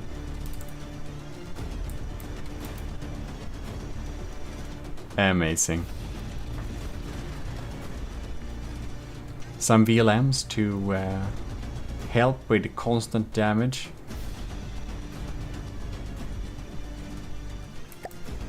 Is it this? No. I think it's just chilling for another round. It's popping in for another run. Look at that. Does look pretty stunning. VLMs did their part, and I think we're here to finish the job. Oh yes. There we go. Very impressive performance. That was really something. Awesome to see the first bombers in action. I believe, however, that we will not have time to try more of the bombers today. So there is a lot of them, and I had hoped that maybe I would have been happy if, like, ish 5 people would have submitted bombers to the challenge. But the total amount of submission with several multi-submission is like 24, something like that. 24 it is, I believe. So that is very cool. That's very great. But it also means we have more episodes. I'll need to part up them into different episodes because I just can't record all of 25 of them at the same time. I thought I would be able to, but I'm also a little bit of a time optimist. So that doesn't happen, It's just too much. I think if I go through all of the bombers through this test in one single go, I think that the video will be around 2 hours, maybe 3 hours, something like that. So this is your Admiral GMODIST, the army of GMODIST, who you're of course submitting your bombers to. And if maybe you're watching this and maybe you're wondering how to join the army of GMODIST, well, go into the Discord, go into the role assignment area, and assign yourself Matros 3rd class, and you're in the army of GMODIST. You can also become a commissioned officers like them over there. That's also possible. In any case, huge thanks for watching this little first combat performance of the bombers. I think I have gotten a little bit delayed of doing them because I was thinking to do them a little bit more complexly than we have to do. So I hope that you have enjoyed this test and that this is good enough, hopefully. I don't know how I else would have done them, but in any case, thanks a lot for watching. This is your host, GMODIST, and we're signing out with our motto, AOG Invictus.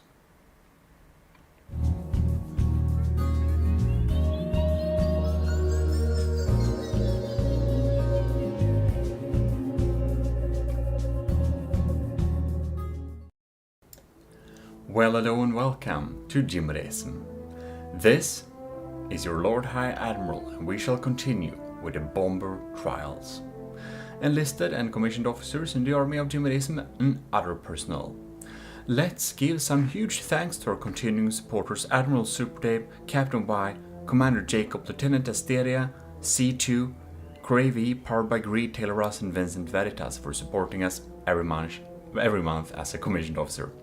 We will now continue with the bomber trials with naval targets, because of course we have 24 submissions and we couldn't get through all of them in one simple episode testing them against the Onyx Watch Claymore.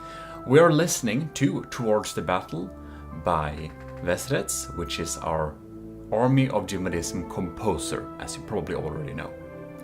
Beautiful song. Well, shall we get into battle? I think so.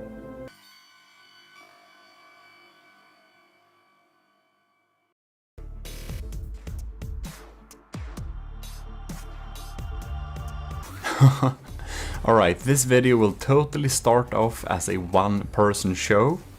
So Matros Neil then sent in 3 submissions, which will be going and testing the first in this particular little battle thing.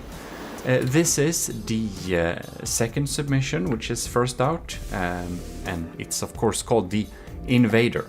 So let's get a Claymore in here. Alright, let's go. It has the cool 3D logo too. Alright. What will it do? This thing is actually a pack craft. Oh lords. I think we need to do a quick repair. Alright. It tries to stay above it. It has shields too.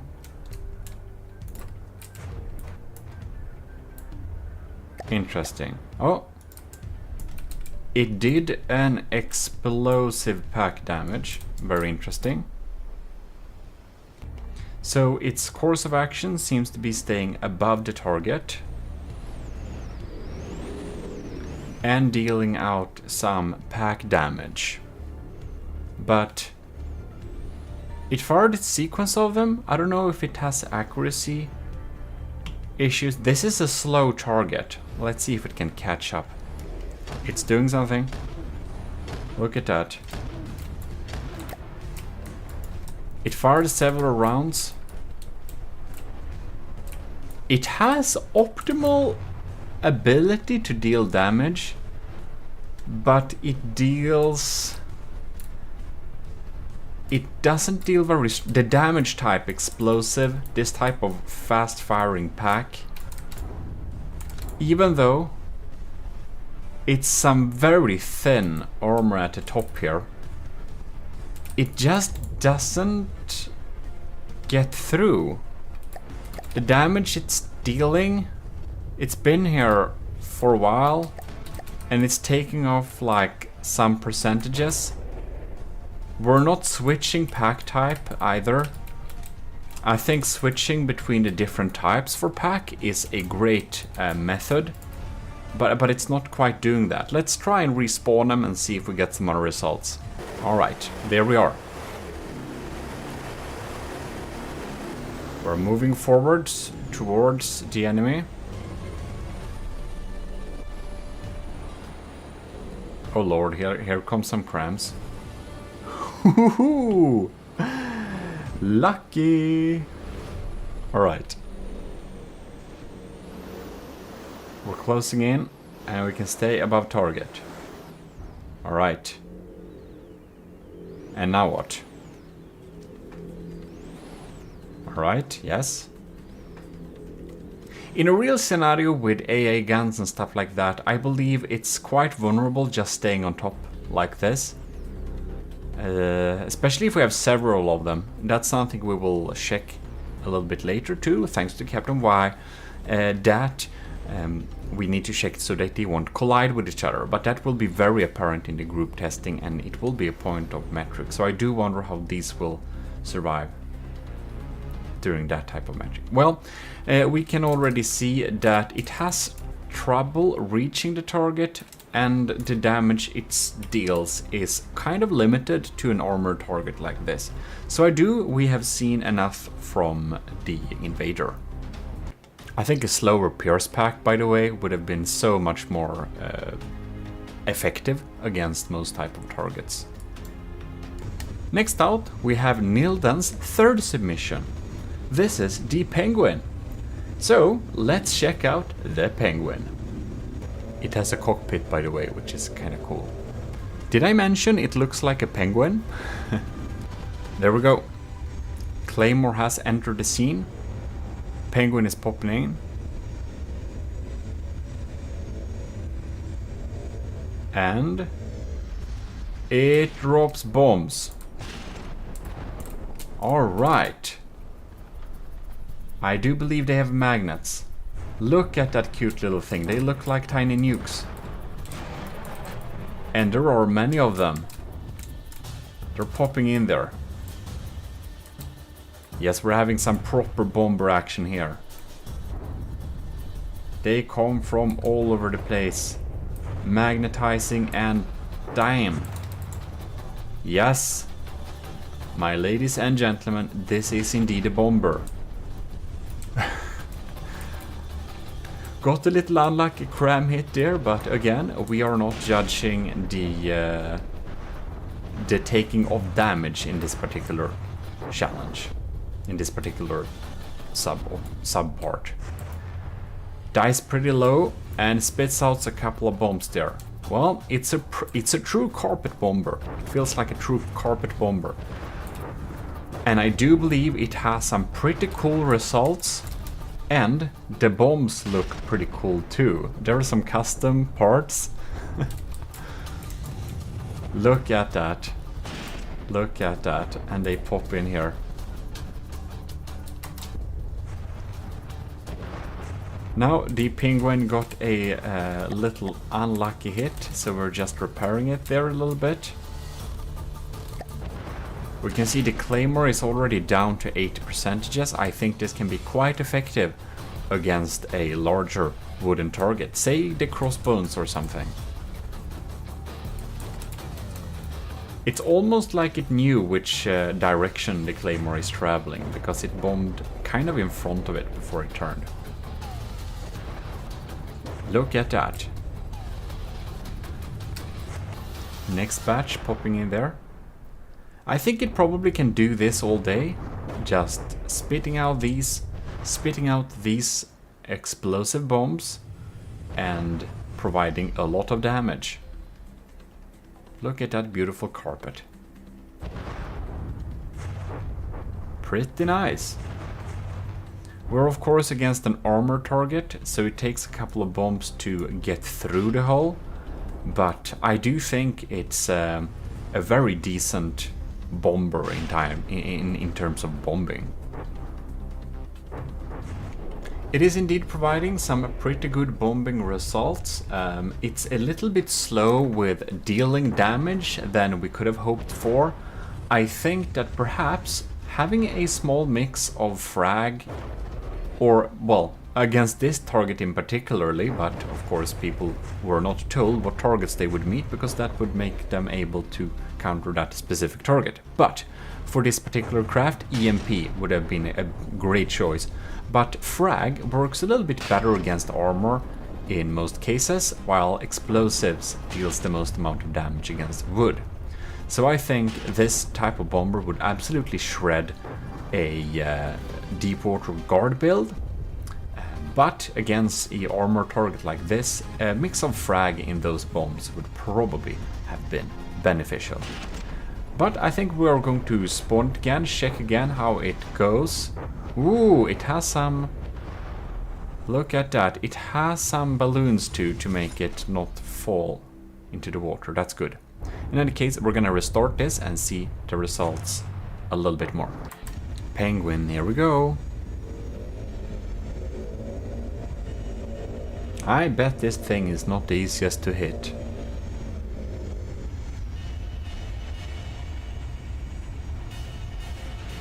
No? Alright, we're coming in for another one.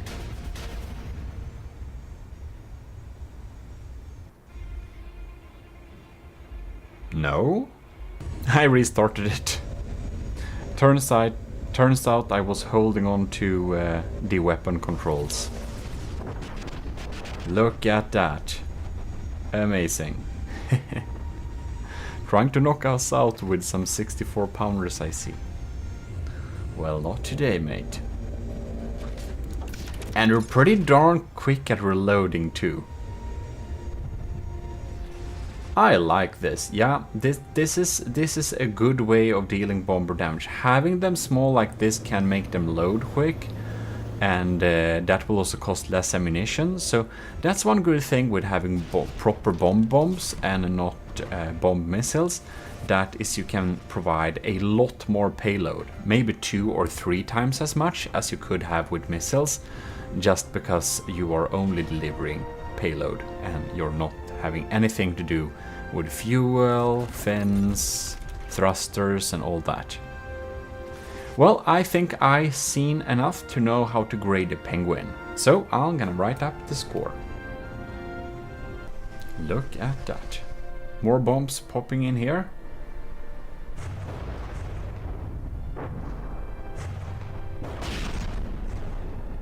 Nice. Next out, we have Nilden's first submission. Yes, it's still the same Matrus. And this beautiful thing has a bomb cam. So I'm looking forward to see this thing in action. And indeed, here we have it. So let us get the Claymore here. Alright, here we go. Ooh, we have some lights there too, that's cool.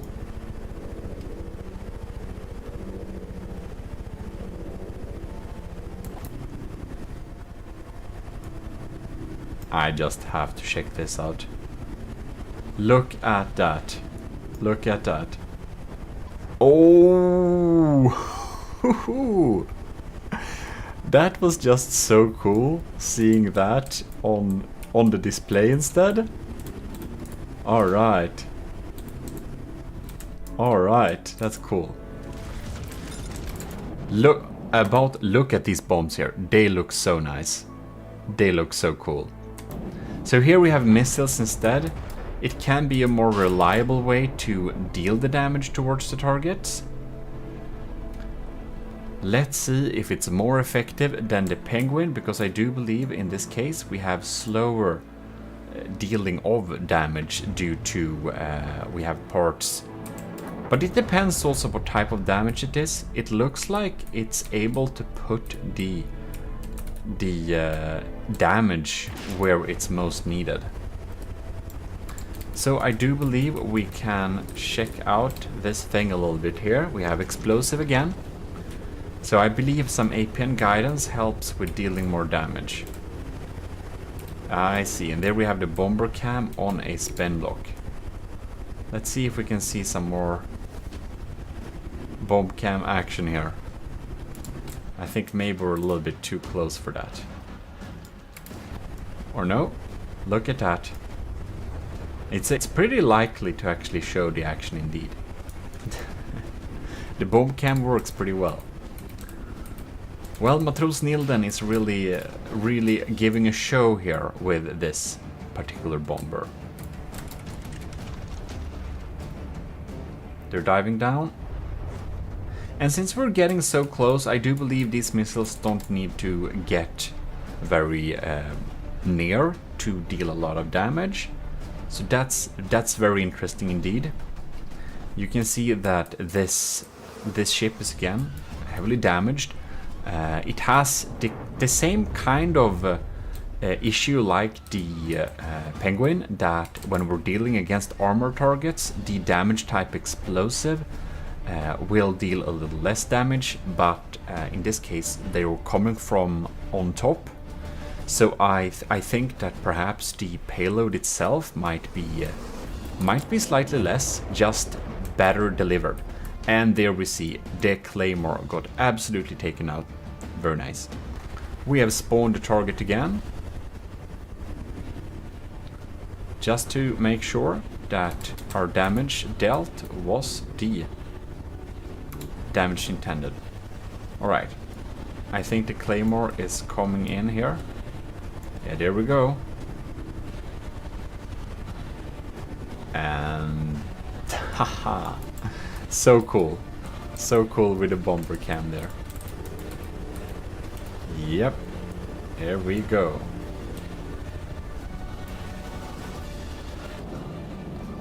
Come diving down, and oh yes. Very nice indeed.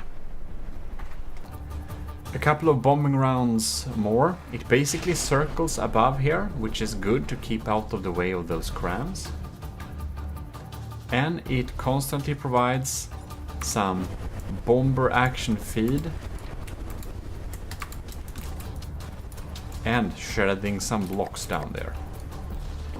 I've seen enough to know how to grade this accurately. So, Nilden, I hope you enjoyed your one-person show for a while, but now we will be moving on to Ovo's design. Here we have the White Phosphorus Bomber by Ovo.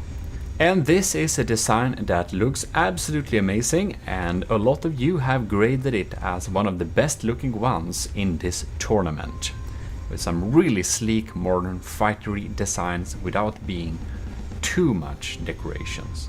It's still very sleek. The main design of the ship itself does give it the super cool shape, and we have some help with some, I believe there are some small wings on spin blocks with a tiny bit of spin clipping, which was allowed by me for this, absolutely. Spin clipping is generally not something that we do allow, but when it is for aesthetical reasons on small designs, oh, that's another story. So it looks absolutely amazing. We're gonna check it out here, and if you were wondering, we did a little poll thing. The commissioned officers in the army of GMODISM have had their say on the designs they think look the best. Then all of the enlisted in the army of GMODISM has also had their say, and I have taken these points and mixed them together and put them at the points for a future little...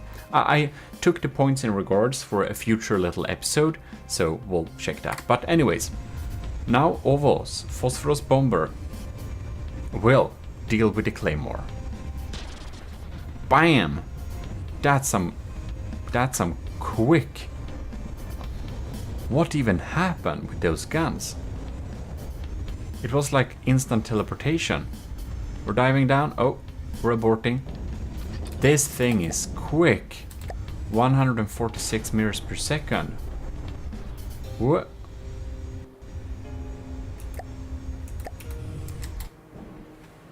And here we have... Oh, those bombs missed. Right, let's see here what types of damage come in. It goes down and dives in real quickly. So I do believe this will probably survive the testings against... Oh, not sure what that missile we're doing there. We're diving real close, but we're not dealing damage here. I wonder what's happening here. Oh, it dropped a missile. Oh, but it's not able to see the target or something. Alright, do we have a diff gun dealing explosive damage? I think that type of explosive damage will have a hard time at dealing much damage to this target. I think a high explosive diff rod would mostly make sense. Oh yes, it's also seemed to be proximity fused, so it has a very low likability to deal damage. Let's restart this battle and see if anything else happens. Alright, it seems to be firing its missiles directly to see an enemy, so we're gonna give it better opportunities by spawning it with a direction towards the enemy, because it is a quick mover. It moves in circles, okay. Let's see what these missiles, which are looking pretty cool by the way. They seem to not be able to see the target. I do start to think that these are unguided dumb missiles.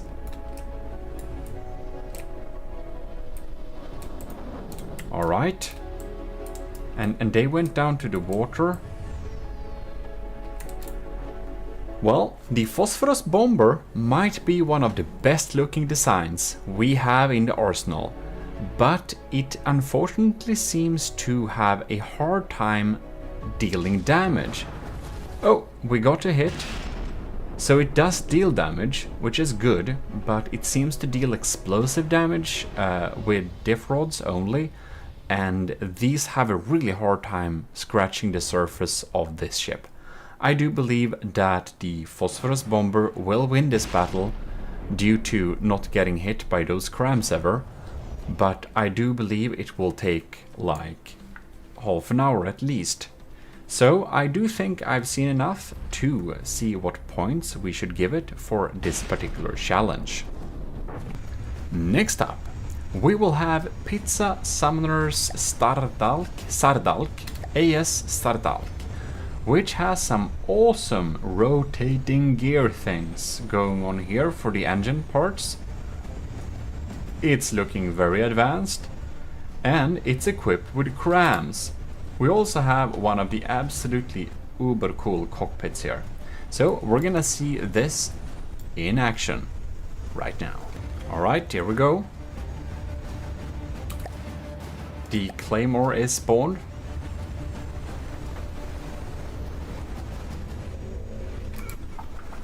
Oh, are you kidding me? It has it has target lock thing. I don't even know how that works. That's quite cool. I know how to do stuff like that in like another game that Star made, but I have no idea how to do this type of holographic target no target thing. Yeah, absolutely no idea. Yeah, this target locked / acquired thing, I think this is a really cool little feature. Really gives some super cool vibes to this vessel. All right. Oh, look that. Target is locked. Gotta see this. Oh, yes, that's something. Oh, it dives down really deep. Look at the damage we're dealing here. This did not take long.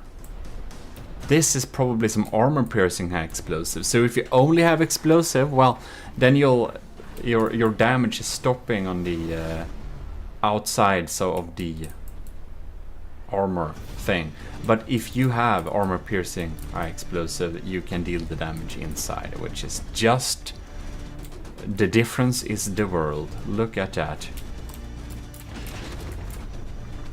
It's trying to fight back with some crams. Ooh, but it goes down there. Oh, it got frag too. It has frag too. Look at that. Quite efficient. Right, we're coming in for another, I believe. I think so. Yeah, we're diving. Target locked. And there we go. When we're like in it, we can like feel the recoil of the crams. It's pretty cool. And we got some nice little colored panels there. Really convey some awesome Army of GMODISM type design, which is very cool. I think I finally, after playing this game for many years, developed some kind of style that's recognizable enough that one can convey it with some colors and some gold, which makes me happy. I was so confused what colors to have for a long while. Then I just decided on some colors, like, I don't know, last year or 2 years ago. Who knows? Alright. And they're really quick crams too. Yeah. That's some proper damage. Well, I do believe we've seen what type of damage it deals, but we're of course gonna run the battle once more just to make sure we got the same results. Alright, here we go. We're locking on. Damn, and we just feel the recoil. I think that's very cool. That we just can feel the recoil in that way. And we can see if it aims at a lucky spot, I do believe that this can one-shot. Yeah, it's a very strong bomber using crams, but not in the way I expected. I must say I really like the way that you can sit in the cockpit and that it has some target acquired thing, and when they fire you just feel those recoils in there so darn strongly, and that's just gives it a very cool type of feeling. Yeah, this I believe it has extra style points for being cool later on. But right now we're measuring combat performance, and I do think I've seen enough to be able to grade this thing as firepower accurately. Next up, we have the Butterfly Wasp from Rush. There we go. The autocannons are autocannoning. We're waiting for a lock-on by the laser. They seem to be laser-guided missiles. We got a lock-on. Oh, nice little escape there. I think we dropped some kind of buoy. We did indeed. So, I do believe this is probably a sonar buoy. A sonar buoy. Too much light. 1 second. There we go. We're using recommended values instead. It seems to have been shedding some blocks indeed. Here we come again. Autocannons enabled. Missiles are locked. What are the chances? Wow, okay. We're really drilling holes there with the armaments. Oh no. I think I never zoomed in on what the irregular ammo shells look like. So I thought it would be a little bit funny. Alright. They're so tiny, you know. Well, it goes away to reload its missiles. There is quite a lot of them. And until there is target. And then they immediately launch from close range towards the target and it goes away. Also launches that buoy, however you pronounce it, and is able to check out that. Okay. Very interesting indeed. Looks like a pretty strong attack diver bomber with some missiles popping in there. And I think we're dealing some good damage. We got some frags and some explosives mixed in there. Seems to be quite efficient. I think I know what type of damage it deals now, but we're going to run it again, just because that's what we do. There we go. It climbs a little bit to get at the altitude it wants to get at.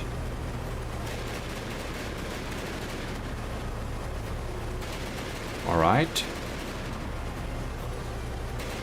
We're locking on, missiles incoming, going straight for the front there, and running away. Look at that, some pretty nice holes there. Here we come again. Not a good day for a particular claymore, I believe, but I don't think any of our test days. Any of their meetings, or what should we say, any of the encounters with the army of GMODIST is not a good day for any other faction, naturally. That is not an ally. So, yes, I do believe exactly where I will grade this in relation to the other ones, so I'll write it up and we're gonna move on. Next up, we have Sean Reed's first submission. And Sean Reed submitted 4 submissions. In any case, this is the Daggery first submission. We're gonna unpause it and it sits there and chills when not in action. Did I accidentally... Well... It seems that we need to restart this battle. But it's interesting to see it in action.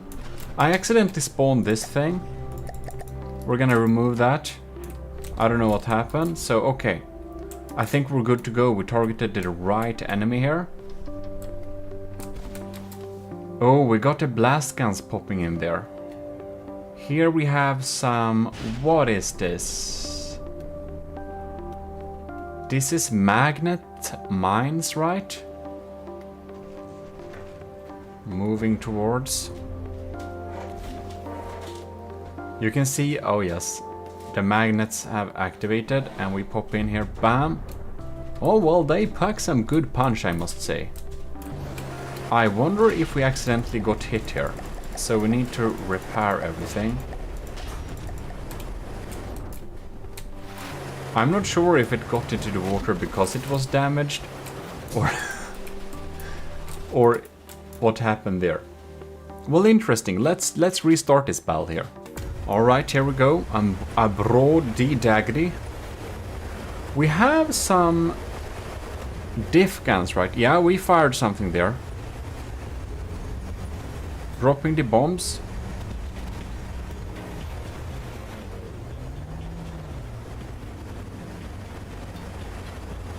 This looks like large missiles. Oh yes, that's why they're packing a punch. I thought there were medium ones, but they are large indeed. So they can pack a punch there. Pack a punch there. So yeah, we got some proper bombs coming in here and getting activated, and oh yes, look at that. They're actually putting some big holes in there. I don't remember what type of ammunition we have for those guns there.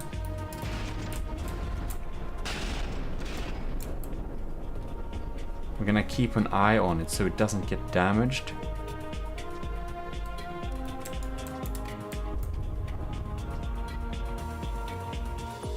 Because, oh, we're having blast guns trying to fire around there too. Wait. It didn't get hit, did it?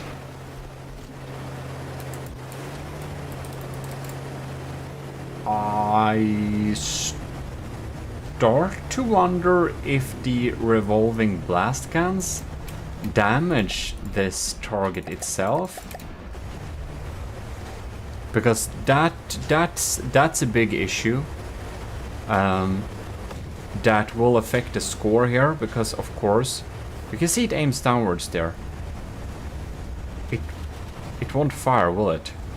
Because it really looked like it fired. If it fires and shoots out its own AI parts, this is of course an issue with the dealing of damage.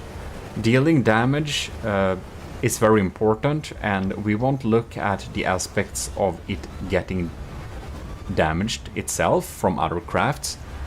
But if it indeed deals damage and disables itself, that's a whole other story. Because if it does that, oh yeah, do you see that? All right, it seems it's shot through itself, and while the blast guns provide some, it seems to have trouble aiming now. Well, the bombs are pretty strong. It is obviously, the dagger is obviously dealing damage, but it really seems to damage itself, and that's a huge issue. That's like, yeah. Because I saw it shoot out some AI parts itself before, and it seemed to did it again, and then it crashed.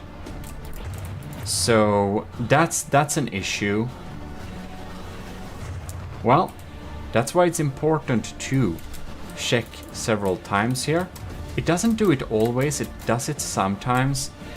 But, well, I do think I know now about how much damage it can deal. And its issues that would amount to a reasonable score here for dealing damage against this naval target. So I will write that down, and yes, we're coming in here. We'll just want to see if it drops. The Claymore looks really sad now, and now you see. Here we go. There we see parts. Its own parts. It's actually shot out there. Alright, well, good to know. Good to know.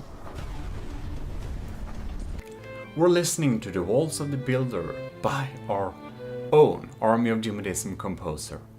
I think this will be enough for this time, so I do hope you have enjoyed this bomber trials. We will be checking out some of the other bombers in the later episodes. We have a lot of them, so the different testing sessions will of course be more episodes. We're having a third episode of sea targets to cover them all, possibly 4. It depends a little bit on how long time the others take there. But that said, I hope you enjoyed it, and this is your Lord High Admiral GMODIST, and I'm signing out to all of my enlisted and commissioned officers. Thanks a lot for all the submissions, and it's been a pleasure to test all of your designs. In any case, this is your host signing out, if you're not enlisted yet. If you want to do that, you should probably search on how to get into the army of GMODIST. It's very easy. In any case, see you next time.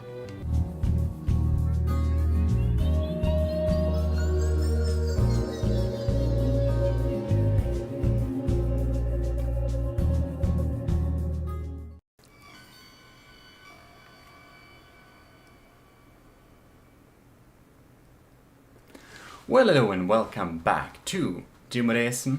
It's your Admiral GMODIST. We're here from the army of GMODIST to continue to conduct the Bomber Challenge. We have some runner-ups. Next up will be Sean Reed's 4th submission.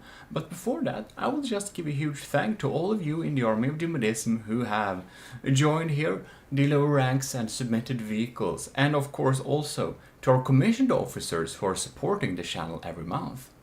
Huge thanks to all of you cadets, but you'll know the tiers we only name from lieutenants, so I will now name all the members of the commissioned officers. Super thanks to Super Dave, Admiral Super Dave, Captain Y, Commander Jacob, Lieutenant Asteria C2 Cravey, powered by Greed, Tyler Russ and Vincent Veritas.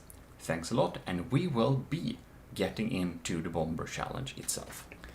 As you can see here, we have a lot of contestants. We have moved down to this, Sean Reed's 4th submission, the FB Sunspot, which will be the next one we'll to try out in this little challenge. So let's go. We have this little nice bomb biplane design with missiles and stuff, and it just chills here in the water surface. It seems that its mode of idling is just sitting in the water, so that's from the position from where it will indeed start. So we're going to spawn in our Claymore and see what happens. It easily gets out of the water, very beautiful, nice cost saving, or what is it? Saving a lot of materials per minute.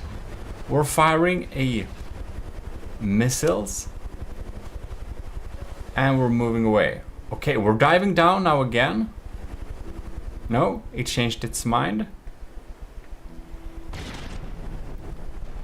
I don't think those crams have any chance to hit it. We're diving down for another loop. And oh, blast cans activated. Interesting. Don't know if that did much damage or not, but we seem to have scratched the surface of the Claymore indeed. While we are mostly judging the ability to take out the target in this little challenge here, we can clearly see that it's very evasive against those crams. I do not think it's very likely to get hit, no. It's very maneuverable, has some really nice moves in the air here. It seems to have very good air handling. Oh, oh, that was an unlucky. All right. I guess we're just doing like this. There we go. There you go, buddy.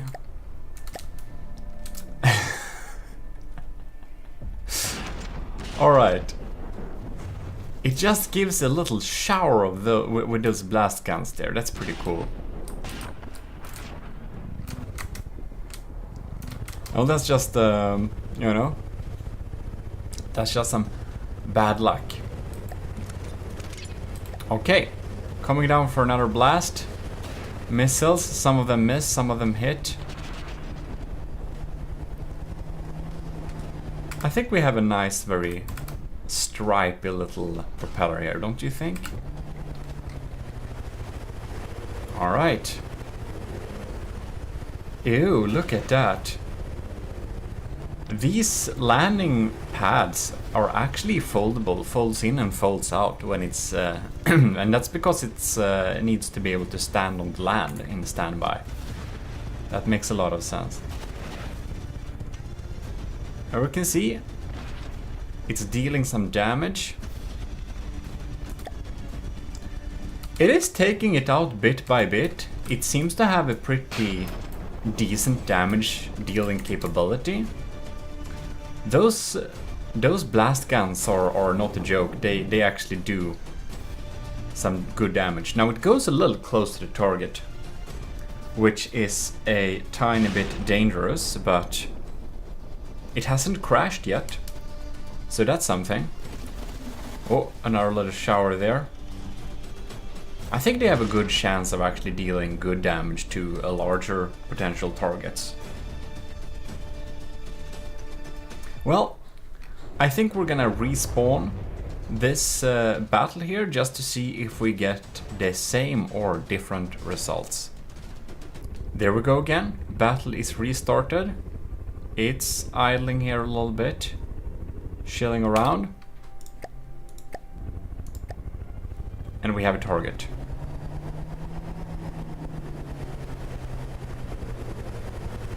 Alright, flying straight towards the Claymore. Steady course. Climbing altitude. Missiles are going away. We're going down for a closer. And we did not decide to shoot the blast guns this time. I wonder if this laser targeter sees. I guess it does, but it's very crammed in there.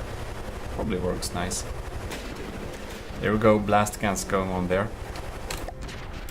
Actually, we can probably see here too. Tracking. Yeah, it can see through here. But some of the time it doesn't see through very well. Just wanna see here if it actually gets it into view when targeting. I think it has other detection too, of course it has, because this is only a laser targeter. Seems that this laser targeter a lot of the time does not see, and I do suspect that's because the propeller blade is right in front of it too. So it has very rare chances when it actually has visibility. There we go. Aerodynamic missile heads there. There we go. Whoa. It goes real close, and I think that can be a great strategy a lot of the time. This time, when we are facing an equally sized target, it seems to be a little bit difficult to deal a lot of the damage, since some of the missiles hit and some miss, and the blast guns do work better at an area. But all in all, I think it seems to be providing some decent damage here. So I think I'll know how to grade this thing. So pretty cool. We shall now be moving on to the next battle, or the next bomber that you have submitted, which is W, because it's triple U, because it's you in terms of it's you, Sean Reeds. It's your second submission that's popping in next, and it's also the second submission I said. So yeah, let's get and see that. Popping in here, we have the Jin. It's called Jin, right. And it is a type of bomber thing. It's definitely another of the sorcerers. It also has a beautiful little fire plume going on here. So we're just gonna see where it goes. Oh, it's going high up in the air. Not a chance this thing is getting hit by anything, right? We're going pretty high. What's our altitude? I'm not sure if we see that. 650. All right.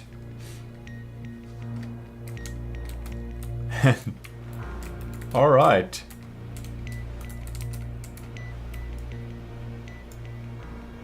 And there it is. Oh. There we can see missiles popping down here. They have magnets. All right. With... Do they have thumper heads or do they have... I'm not sure actually. Or if it's heat heads. Very interesting. I don't see any heat damage, but I guess we're gonna slow down time for the next blast. It's literally just sitting up there and shooting down them. Seems to be dealing some pretty efficient damage. Okay.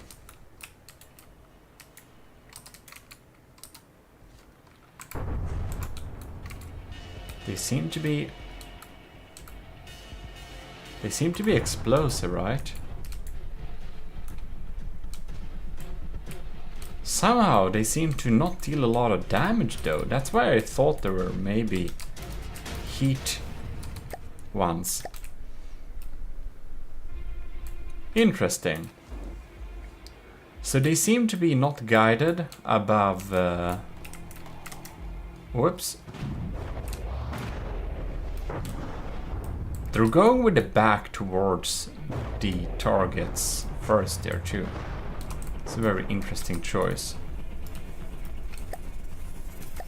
And it is slowly eating away at the health indeed. It's definitely a bomber. That's for sure. Hopping in there. Bam. But it seems it has some problem getting through the armor here too. Like, the claymore is damaged, yes. It's damaged by 7%. This is true. But I haven't seen much fatal damage dealt to it, have we? It doesn't, of course, see the target, so it can't do much. And it is having problem with its flotation, that's true. But generally on the hull and such, it's pretty unscathed. I mean, it has received damage, yes. It's just, I do feel that Sean Reed's 4th submission were able to deal a little bit more punch. Because even though this is a bit damaged and stuff, it also feels like the claymore is pretty much battle ready. And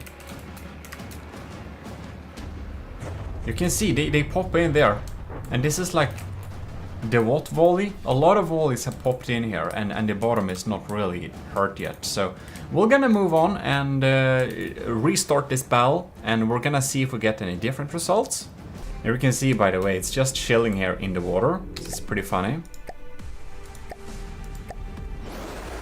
Claymore gets spawned. And it just goes up in the air like that. Trying to reach a nice position. Man, these are a lot of particles. It's like producing a tail, a big tail a particle tail. And there, the friends pop down. Now, oh, there it is.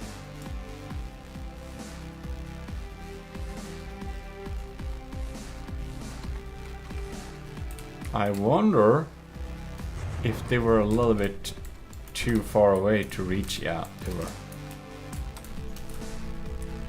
Now these drops pop in here. Whoa, magnets. Ooh. Some pretty good hits there, I believe. No? Well, I do think it seems that it is its weaponry capabilities, and this is the way it deals damage, and I think I have enough material to assess where on the scale this will be. I do like that a lot of the shells come in underneath, but I do suspect that perhaps having the magnet in the front so that they would face the front and having them be shaped charges could have possibly dealt more damage. In any case, we are going to move on to the next submission, which is Sean Reed's last submission, the third one. And it's the Aspirant Helicopter, this beautiful little drone thing. Army of GMODIST helicopter going on right there. It even has shields and it sits here in standby. Now I would say that it's probably good to have shields being disabled when it's standby. Oh, interesting. Well, in any case, I don't know if it goes into patrol mode now. Now we spawned an enemy, so we're gonna see what happens here. I think we're having some evasive maneuvers here, going up and down. Ooh, look at that. Oh, delayed. Oh, this bomb is so beautiful. Look at that. Bam. That dealt some damage. That's some proper damage. I do think this helicopter has very beautiful bombs going on for it. Or missiles, I mean. Laser guided ones. It's probably also very hard to hit. Now this missile just went off into the distance. And this one hits. Well, it's definitely dealing damage, shooing away on it, and this one relies on dealing surface damage mostly. It does feel like the evasive maneuvers makes it so that the laser have a problem hitting, which sometimes causes the missiles to completely miss the mark, which does decrease its final combat performance abilities. The defensive maneuvers seem to possibly make it a bit harder for the what is it called? Shard gun. The shard gun sniper to hit the target, but the missiles that do pop in tend to deal some proper damage. I do think the shotgun hits from time to time, that's true. I think this is the case with the biplane. It would have an easier time if the target was a tiny bit larger. Now this doesn't have fuel, does it? More missiles popping in there. And they are indeed dealing good damage to the surface of the ship here. We can see that some of the crams here are indeed taken out. So it's definitely able to deal damage, but it does so in a slow... Yeah, for this particular setup, I think it's difficult with these evasive maneuvers, as we do rely on a stable flight to be able to provide a target for the missiles. Also, the shard gun does miss a lot of the time because of those evasive maneuvers. We're gonna restart this battle and see if we get any different results. Here we have it again. I think it seems to be shelling here a little bit. Or does it go into patrol mode? Patrol. I think it just shells. No. It decided to go into patrol mode. It seems to be floating a little bit here, like up and down, not spending too much resources. If you didn't know that, it's easier to fly at lower levels with the propellers in from the depth, just like real life. And it's easier to gain lift too with the wings, I believe. Something with the air thickness is calculated, I believe. Okay.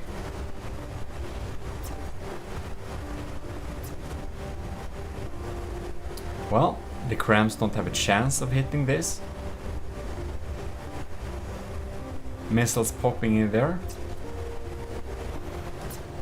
The missiles, I do have to say, look absolutely stunning when they pop down and drop down here.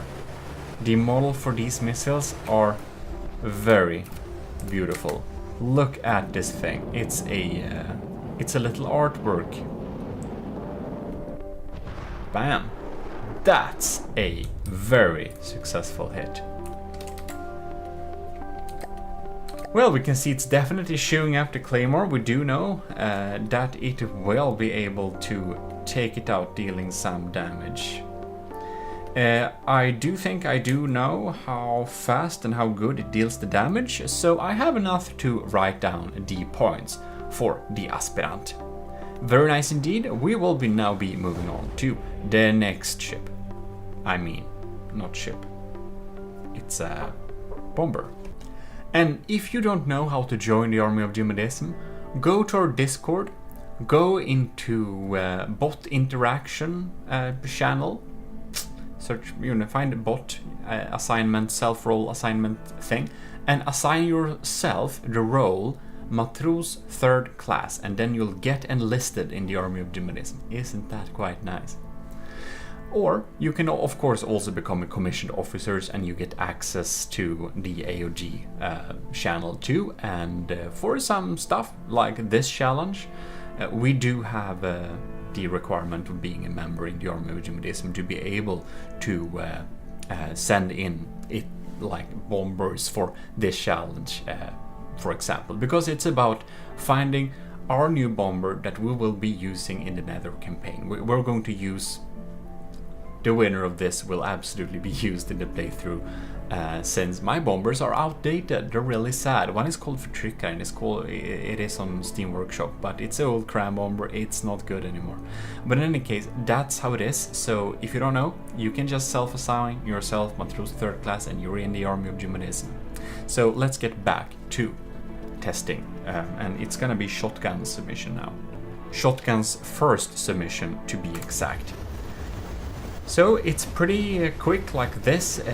It's not standing by, it's flying around like this and being, yeah, well, just having a good time flying around here, looking very splendid with these VTOL-like design. Very modern indeed. We're of course going to send in the Claymore here. And we're gonna see what happens. So we got some missiles here. Oh, 4 fins! Man, this thing is maneuverable, okay. I would have been very shocked if it was to miss. And it has frag going on there, so it deals some damage. Not getting hit there. Diving in there. Now I locked onto the wrong thing. Excuse me. That thing missed, it seemed like. We do have magnetized bombs. And they are, no, yes. They're just dropping them all the time, I believe. No? Okay, I think they have magnet activation. They are magnets. They're very slow magnets, however, so I think they'll deal damage to some bigger targets, but not the Claymore. It seems to miss too often. Dropping down 2 missiles there.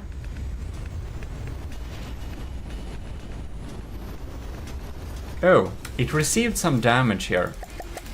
I don't know if it inflicted it itself. We're going to assume it got damaged. So we're going to just repair that a little bit quickly. Here we can see on the sides.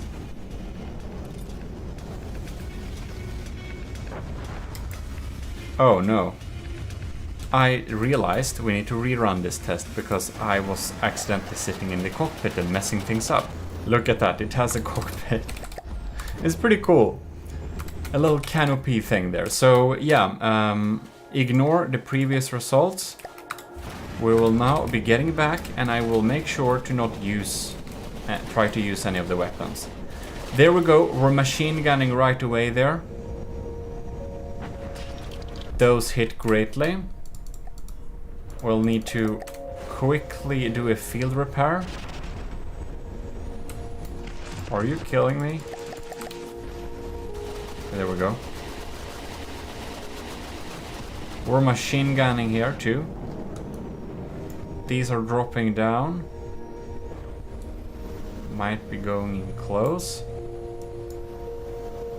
Oh, and there we have a little radar tracker. Ain't that very cute? And these are getting in real close. Look at that. Damage is being dealt. Now I'm wondering if I need to stay and watch this thing here, see if we're accidentally dealing damage to ourselves or if it's just getting hit from time to time. Interesting.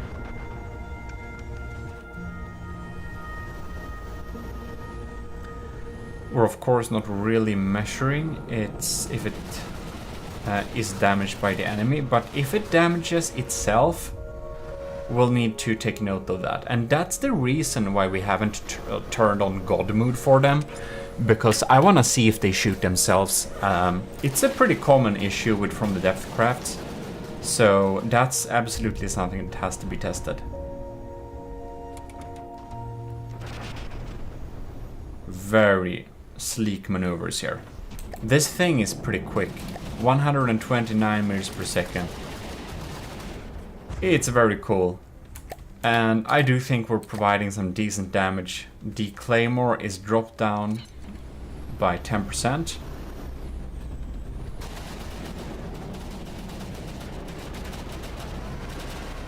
Alright.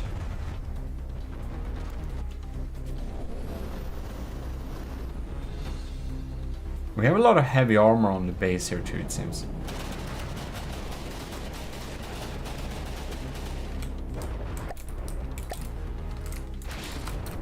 Here we go.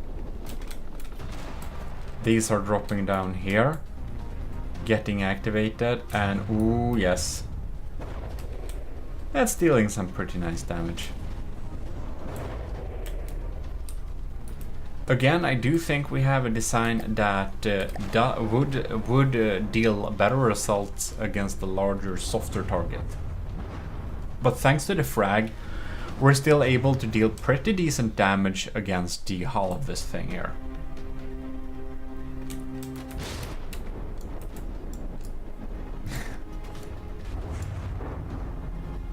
We're going to restart this battle, and we're going to see if we get any different results, or if we do understand its way and capability of dealing damage to this particular target here.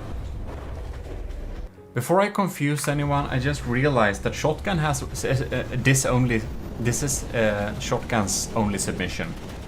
I just, when I glanced at my paper, Scuvimation and shotgun's names looked almost the same.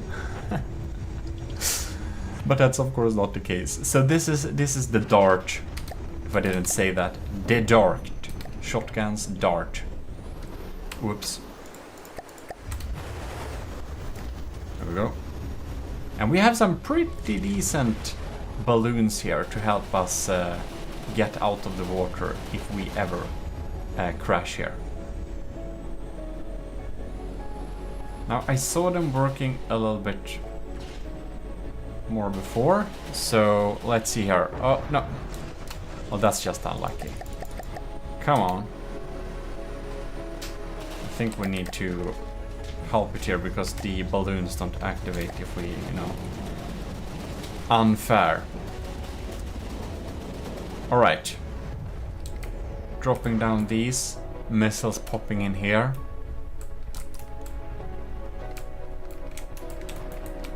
Alright. Well, I do think I've collected enough materials to know how much the dart is able to deal damage. So that's really nice. We are definitely dealing damage towards the target. We have multiple ways of dealing damage, and we don't miss a lot of the time. So really nice. We're now going to move on to not shotgun, but Scooby-mation's first submission. This is the Trival. That's not the Narval, but the Trival, because it has 3 horns. And I do believe it's a diff gunner. Looks very... We got some EMP protected parts there, that's really nice. Some really beautifully designed missiles. And well, I do believe that we're gonna deal some damage here. So let's spawn the Claymore and check our results. Look at those beautiful missiles fly. These are definitely one of our lineup's most beautiful missiles. Look at those. And the damage they dealt was really lackluster. Maybe it was it perhaps shaped charges? Because the damage they dealt to the surface was laughable at best. Okay, we're gonna catch that again. Oh my god, was that a cram? Wow, what is the Trival packing, I wonder?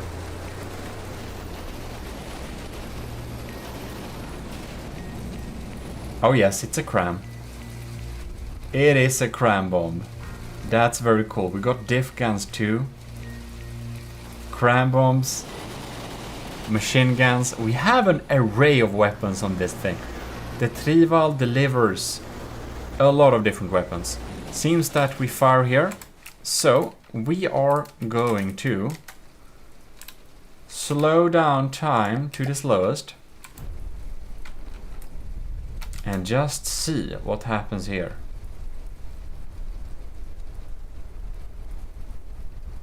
What? No, that is explosive and frag. Interesting.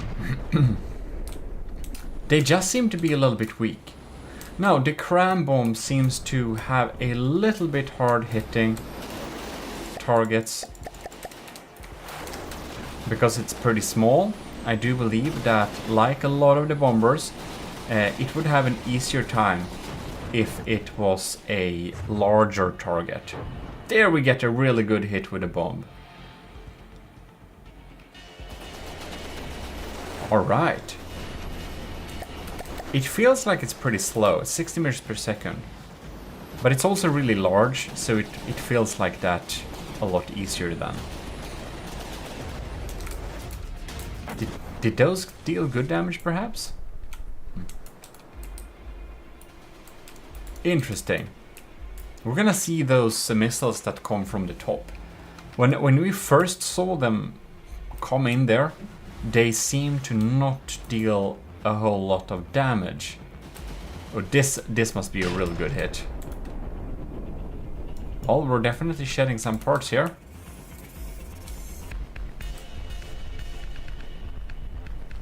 Well, it keeps coming in and harassing the target. Yes, indeed. I do believe that the Claymore is down to 73%. So it's definitely eating away here.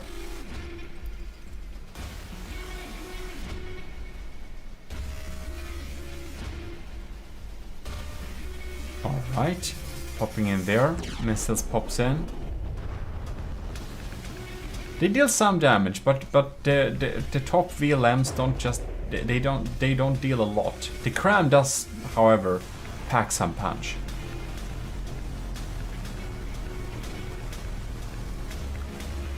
I think we are going to restart this battle and see if we get any different results, just so we can gauge it properly. Round 2. The missiles are popping in here, looking splendid. Not packing an enormous punch. Well, that did some decent damage to the wheel, however.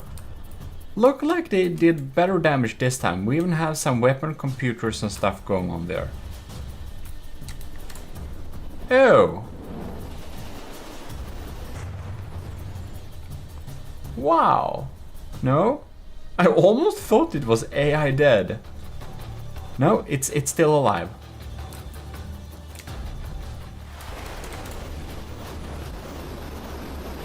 Those guns seems to be doing some good damage too. Cram bomb is missing.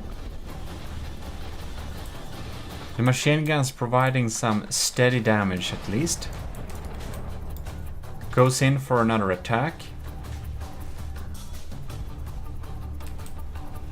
It's hard to find the right balance between how far it will go away and not, because if it goes further away, it will have more time to aim and shoot its guns, which is of course very valuable. But if it goes too far away, it will deal valuable time dealing damage and have more time being taken out by countermeasures and stuff. Here we go.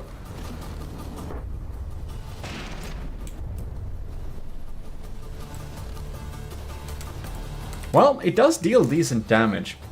I do think the Trival would be a very competent bomber in a larger group. I think a group of them will deal very good multiple type damage, providing they don't collide. That should be able to take out larger targets well, especially with that cram bomb, which does pack a punch but miss a lot at a time. So with that said, I do think that we are able to judge the Trival's combat performance here. We're gonna write that down here. And that will be all for this particular episode, I believe. It was really cool seeing some more of the bombers in action against our enemies, the Onyx Watch Claymore. To see it gotten some torn up a little bit there, so we do understand what type of bombers we have in our arsenal, to be able to see which one will be dealing the best type of damage to multiple targets. This is of course only sea targets. We are going to test out many different types of targets, submarine, land targets, and we're gonna check some other metrics like efficiency and stuff like that. In any case, this is your Lord High Admiral GMODIST in the army of GMODIST. I do hope you have enjoyed watching this testing session for the bomber submissions. Next episode, we will try the last batch of your submissions that are up for consideration to get permanently written in the second chapter Frontier Fleet that we will conquer the Nether with. As you obviously can hear, I cannot speak today, so with that said, I will only say dismissed. See you next time.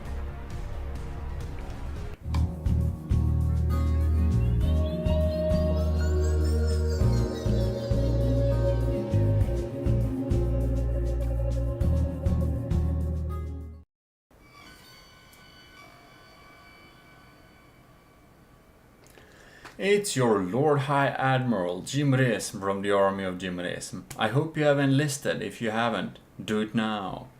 Also, you can join the commissioned officer if you wanna support the channel each month. Huge thanks to all of you cadets, and special thanks to Admiral Super Dave, Captain Y, Commander Jacob, Lieutenants Asteria, C2, Cravey, Parbag, Retaileras, and Vincent Veritas. Your monthly help helps me out a lot. In any case, we will now be moving back to the bomber challenges. We're gonna test the last batch of the bombers against the Onyx Watch Claymore that absolutely needs to be destroyed for us to be able to conquer the Nether. We obviously need a competent bomber, which is the entire reason behind this challenge. So let's go.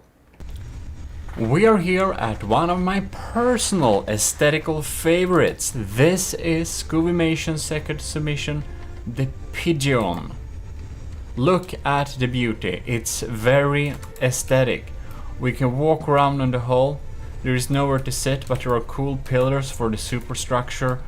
I don't know how much punch it packs, but it's definitely a like this. I just love the aesthetics of this thing. It feels like I could have designed this myself. If I'm going to be so bold. I'm not sure it would look this nice and in this way, but it's super cool and it's inspiring. I just like it. It's barely a bomber, since it's more of an airship, but an airship can be a bomber too, of course. And we're gonna put it to the test. We're here again with the bomber challenge. It's sitting here at some kind of standby. We have a targeting turret and all that stuff. Very cool. So we're gonna get and jump in with an Onyx Watch thing. There we go. The Onyx Watch Claymore is popping in air. I almost expected these pods to turn forwards. If they did, it would go a lot faster. Is it just me, or is this thing gonna get absolutely annihilated by the crams? No. We're unscathed? That is quite amazing. I kind of just want to stand on this thing while we have some action. Oh, look at that. That is some damage. That is a bit scary. We're going in for another round. The crams reliably miss it. I did not expect that. Look at that. If you want to know, by the way, how I control my camera, you should definitely take a look at my camera control video. This thing needs to be repaired. Thank you. I have a little tutorial about camera control, so that you can do nice screenshots, move around your camera, not get lost, lock onto targets and all that stuff. Alright, so the crams tend to miss here. I think the target might be a little bit small. We might have once again an area where the Pigeon also would probably deal a little bit better against larger targets. But of course we need to test bomber precision. If we're gonna send out a single bomber to deal with the threats of the army of GMODIST, we of course need to check them if they can take out that single target or if they're helpless. It doesn't seem the bombs pack a huge punch actually.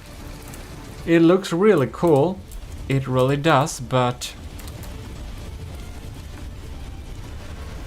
there are 4 bombs, right? And they are just not dealing a lot of damage, and the machine guns aren't shooting very often either. That's a good hit though. That's a good hit.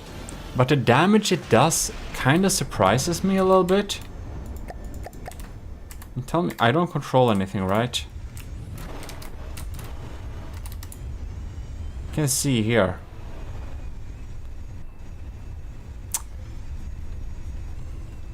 I wonder why the machine guns are not firing.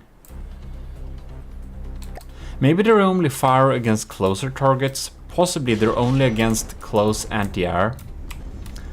But who knows? Alright. Pigeon is coming along here once again for another swoop. Bombs are getting spawned. Bam! Good hit. All of them good hits. Dealt some damage indeed. We're down by 10%. So it deals decent damage, but well, I would almost suspect, I would almost think that it would deal more damage, but perhaps the shells are designed in a way so that they are not easily taken out by lambs and stuff like that. So that of course means a lot of hardener pellets. These missed. I think we're gonna restart the battle and see if we get any different results. There we go. And I did tell you this last time, but if you're not in the army of GMODISM, go to the bot self-assignment panel, a little area in our Discord server, and there you can self-assign yourself Matros 3rd class. If you don't, of course, intend to join the army of GMODISM's commissioned officers, which you absolutely also can do. That's cool. But other than that, we now need to do a quick repair because we got hit by crams. Just gonna see here if we get some nice bomber shots. Oh yes, look at that. 2 good hits, dealing some frags. It's a very like calm type of bomber. Ooh, that bounced. I had just imagined this thing going. Does this cost much to keep in the air? Would it be nice to rebuild this thing to be a resource gatherer instead? Like a proper tugboat or something? Because it feels like that's probably what it should be. But of course, now it's equipped with crams. And it does deal damage. And you should not be getting damaged there. But I really wonder about the machine guns not shooting. One thing I do want to check. Wow, we got some bombs here. Oh, that's a really good hit. That is if these are real. Oh no. Here we have munition. Oh! They're not anti-munition. They could have been. Why do we have munition detectors on? Or is this? That's probably laser, right? No, I don't remember how the new model. Laser warners. Yeah, that's the laser warner. The new munition detectors look a lot different. Coming in for another round. The Claymore has some health left, but not a lot. It has a lot of health left. I do think we know how much damage it deals in relation to the other contestants. So I do think it seems to be a pretty capable bomber, but it misses some of the time. We're not measuring for that. It's an easy target, of course, but that's not what this is about. You can see the amount of damage it deals. So I think I'll know where to grade this on the scale. So we will be moving on to the next submission, and this time it's by Straight American Imperialist. And the Straight American Imperialist has the name AOG Bomber Plane, so we really know what this plane is gonna do. We got a bumper, we got some diff guns. This is gonna be very interesting to see what types of damage we're dealing. Oh man, at instant spawn. We're getting some real long missiles here. We have some real evasive maneuvers too. Oh, we're diving down. Oh yeah, this thing is pretty quick, right? Didn't fire? Okay. See here. 108 meters per second. Oh. Oh! Alright, we have found a way to deal some proper EMP damage. Alright, next round, We got the missiles incoming here. I do think that these missiles have the capability of single-handedly taking out the Claymore due to its not perfect EMP protection. And this has a pretty strong EMP. That is an instant kill once again. Well, I didn't want to tell you beforehand if targets could be weak against EMP or not, because the truth is, some are. Everyone doesn't use EMP, so it is a trade-off if you want to use EMP or not. And a lot of smaller crafts are not, does not have the capability of being protected against EMP. So it's a metric. You can use it. It might prove to not be good at other challenges, but at this particular challenge, it proves very nice. We can even spawn... Let's spawn 3 claymores, just... like, we already know... I can write down the points already. We know where to grade it on this challenge, of course. It's nothing difficult with that. It's just, I potentially just wanted to see the diff guns. Oh, and we can see they provide some real good damage too. This one, is it offline? I'm gonna see this thing. I just wanna see it a little bit in action. I think you can guess too around where on the scale this thing is graded from these results at this particular challenge. It's damaged. We're not testing that. We're gonna repair it. Did it shoot down its own block there?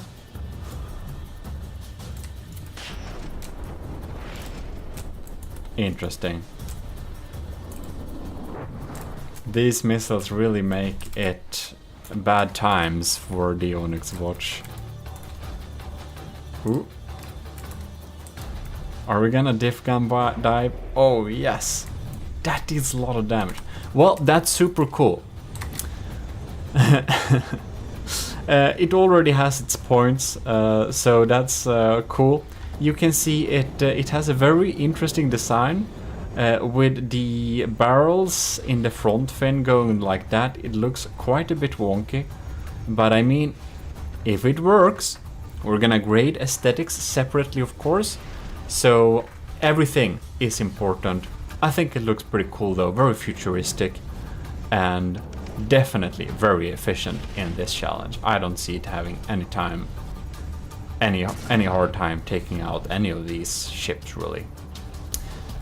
So I think it could take out probably 10 of these single-handedly. So we're going to move on to the next submission, which happens to be Cringe's first submission. This is the MB4, and it looks absolutely stunning. I'm just gonna make sure I'm not controlling any weapon. You can see we have some beautiful looking engines here. I think we accidentally have a missing supercharger, but well, if this gets accepted into the army of GMODIST, of course, we can fix it afterwards, but it is what it is. So we're now going to spawn a claymore and see what types of damage we're dealing. We have a beautiful cockpit on this thing too. Look at that. I think these are explosive shells, so I do suspect they're dealing very little damage.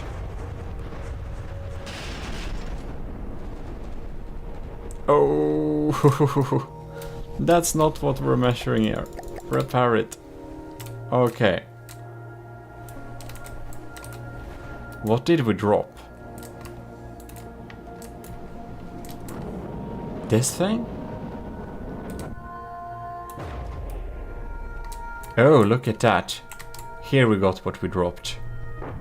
Big explosives. Bam! We're popping in for another.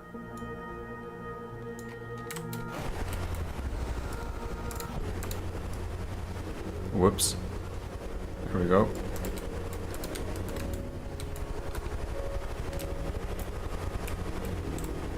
Got a pretty big bomb bay here, that's for sure. And it, oh, look at that, it closes itself whenever it's not getting used. I don't know what happened there, so we're just gonna recharge everything. Bomb bay is getting opened, very nice. That's a cool feature. They're dropping down here, oh yes. Magnets are getting activated, I would, yeah, there we go. Bam. And they have a lot of explosive parts in them. So these bombs do pack a proper punch.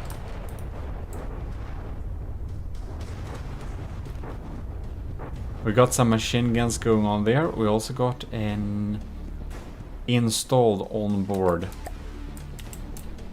little cannon there that shoot explosive shells. Looking very splendid, I must say. Look at this thing. Looks very cool. The big engines in the wings look really adds to a very nice aesthetic. Look at that cool thing. Look at it go. The Claymore is down to 90%. We can probably see that another shell against an armored target would have been better. The MB4 would probably also... it's the MB4, right? Yeah. It would also probably have been happy to meet a soft wooden big target instead. Those explosive autocannon would have dealt a lot more damage then. Now we got shot, which isn't really what we are looking at in this particular challenge. But I do believe... Oh, it gets out of the water all fine, that's good. But I do believe we are going to restart this battle and see if we get any different results. Look at that, we just want to see those bombs. Dropping down very close and then getting activated. Yes, indeed.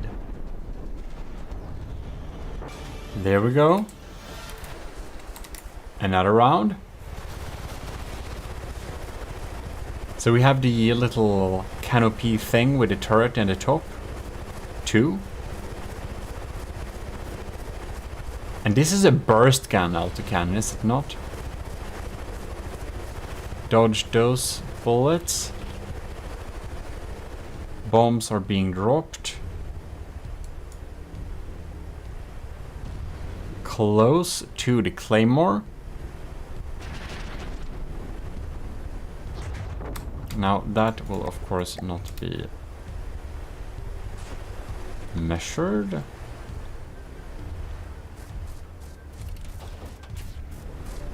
Yes, indeed.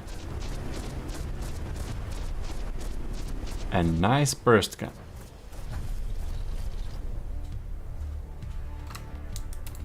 We're dropping these ones here. And activated. It's a magnet in the front, is there not? No. It's probably in the back.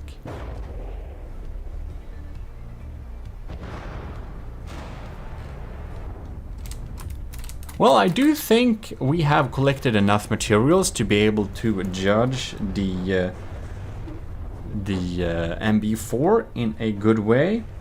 So we're gonna move on to Cringe's second submission, which is the MB5, which has a very similar and beautiful design. Look at this thing. I think it looks absolutely fantastic, and this MB5 does heavily inspire me to make similar planes. Of course, probably not bombers, but some other type of craft that could be in the fleet. But this looks absolutely... this is one of my personal aesthetical favorites. But for grading the aesthetics of it, I will take help of the... I have actually collected results, but you will participate. The Army of GMODISM has participated, and the commissioned officers have also participated in judging the aesthetics. This has a lot of missiles going on there, so it's really gonna be really interesting. Let's get into the Claymore here. We have it spawned. Missiles have been spawned. We have a rotary autocannon, a rack, popping out there and providing fire. The Claymore has already received some surface damage. Ooh. Poor thing. Okay. Not dead yet. I do think these also has explosive shells. I must say it looks really cool when fighting, but looking at the results so far, I think that the MB5, the second submission here, seems to almost be more of a fighter or something, to take out bomb planes rather. I do feel like this MB5 I mean, it's the MB5, does provide better damage towards other like airborne targets. I do think this could be a great thing in taking out other fighters. But as for dealing damage, it's a little bit lackluster in firepower, I think. Ooh, that's a nice dodge. You can see it's the missiles popping in here. The damage is very surface type, and that's probably because it's smalls. They seem to have been a little bit optimized to not be taken out by lambs, but as I already stated, I do think this would be a better setup against other air targets. So in this particular challenge, it seems to struggle a little bit, but we're going to restart the battle and see if we get any other results. There we go. Look at that. It looks so cool. It looks so cool. Well, we seem to be able to deal more damage towards some of the cram blocks before. Already down by 3%, which is nice. Oh, and now we can see these missiles were fired before they had a proper lock-on. So we definitely missed the mark here with the second swoop. It's almost like this particular vessel should probably be going a little bit further away from the target to be able to properly re-aim its missiles to actually hit. Because at this scenario, when we're not dealing a lot of damage, it's very important that the damage we're trying to deal is actually being dealt. And it has some issues with that, but I will say it still provides decent damage, so I do think I have enough to actually grade this thing. Next out, we will be testing Captain Y's design. So, Captain Y is of course a captain because he's a captain in the army of GMODIST, which is helping us a lot. And he has submitted a really good looking bomber too, and we are definitely going to test that, which is actually the last submission in the first challenge. So it's basically its first time to prove its damage dealing capabilities. Here we have the B409 by Captain Y, BY409. It has a beautiful looking cockpit like this, as you clearly can see. It even has a little Y logo there, and I do believe we actually can bail out from it if need be. So it's cruising around here a little bit at chill mode. And we're spawning the Claymore. Now this is very interesting. Oh, that's a sonar buoy, isn't it? To provide some better targets.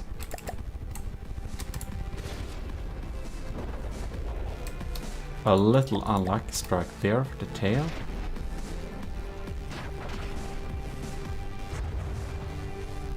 I don't know if it dealt any damage there. I wonder, since it has a rope, if it will even harpoon the enemy or not.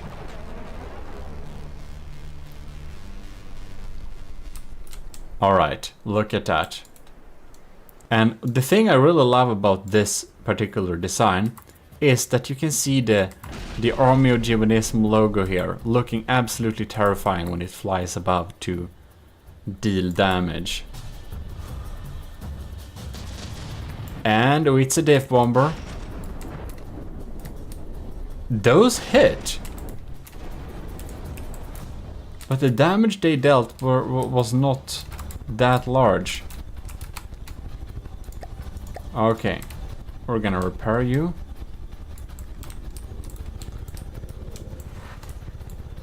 It is looking splendid, but so far it hasn't been dealing much damage at all.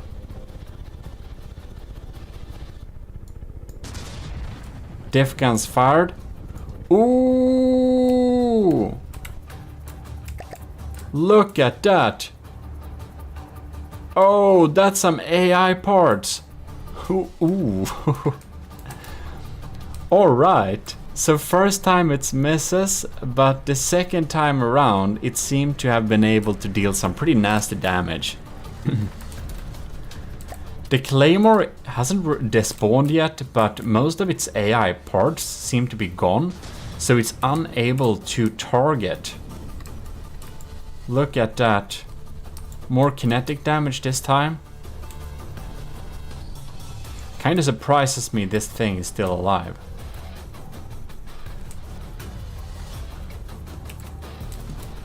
Where is the bomber? There it is. BY-409. Going down for another swoop.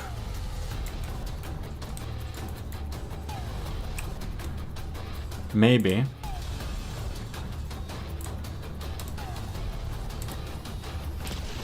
Oh yes. No. Is that a complete miss? It dealt some damage. More parts popping out there. Well, it doesn't have a chance fighting back. I do think that the Claymore's detection is already offline. Its AI is still there though.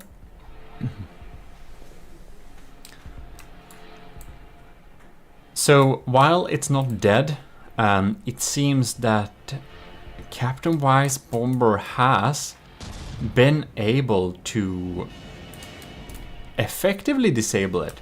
We're gonna restart this spell and see if we get any other results. We just need to appreciate the cruising abilities in this bomber.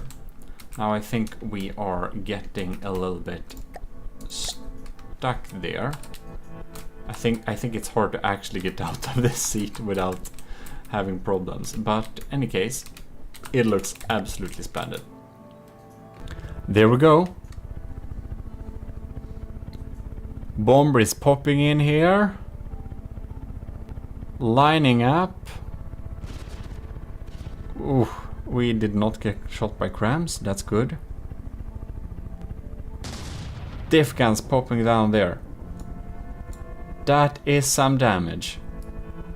Diff gun bomber seems to be a good way to go. I think that's something we can conclude so far from this challenge.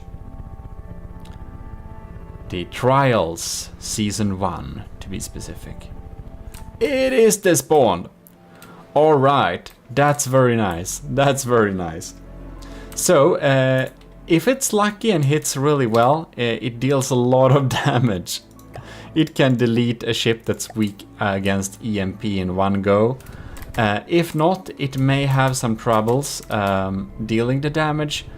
But all in all, very cool design. I do know exactly, I think, how to grade this fairly compared to all the other designs. Very nice. You can see here, we just want to see. So you can see, if we're hitting real lucky, we will kill the target directly. If we hit at another spot, we can almost effectively disable the Claymore's detection, which will keep us from not getting hit in future. future goes. Well, well, well. That is super cool. Now we have basically gone through all of the bombers to go against the first challenge, the Onyx Watch Claymore.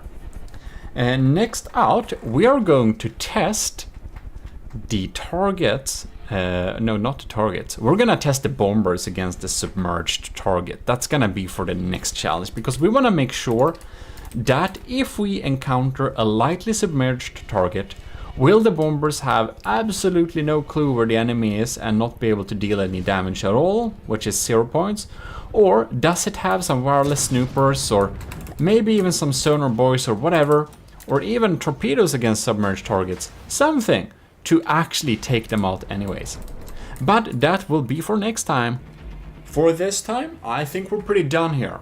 This is your host, GMODIST. I hope you have enjoyed this episode and that you have enjoyed watching all of the bombers throughout the episodes here. You've seen them all now. You've seen all 24 submissions tested against the Claymore, and we know the results. And you know what? I got my scoring here. I have my scoring in my book, and we have a lot more things to try, so stay tuned for that. If you want to join the next challenge, the next trials, which I will not tell you yet when that will be, but this one of course will be concluded first, you of course need to be in the Army of GMODIST, and you can do that by just self-assigning yourself Matrose 3rd class, or becoming, of course, you can also be a commissioned officer if you even want to support the channel, but just joining Matrose 3rd class is of course free. It's just in our Discord. Any case, this is your host and Lord High Admiral GMODIST in the Army of GMODIST. I have very much appreciated to test all of your 24 submissions in this challenge against the Claymore. And I'm looking forward to the future challenges, and I hope you have also enjoyed these testing sessions in our trials. In any case, this is your host and Lord High Admiral, and I'm signing out. You are very much dismissed.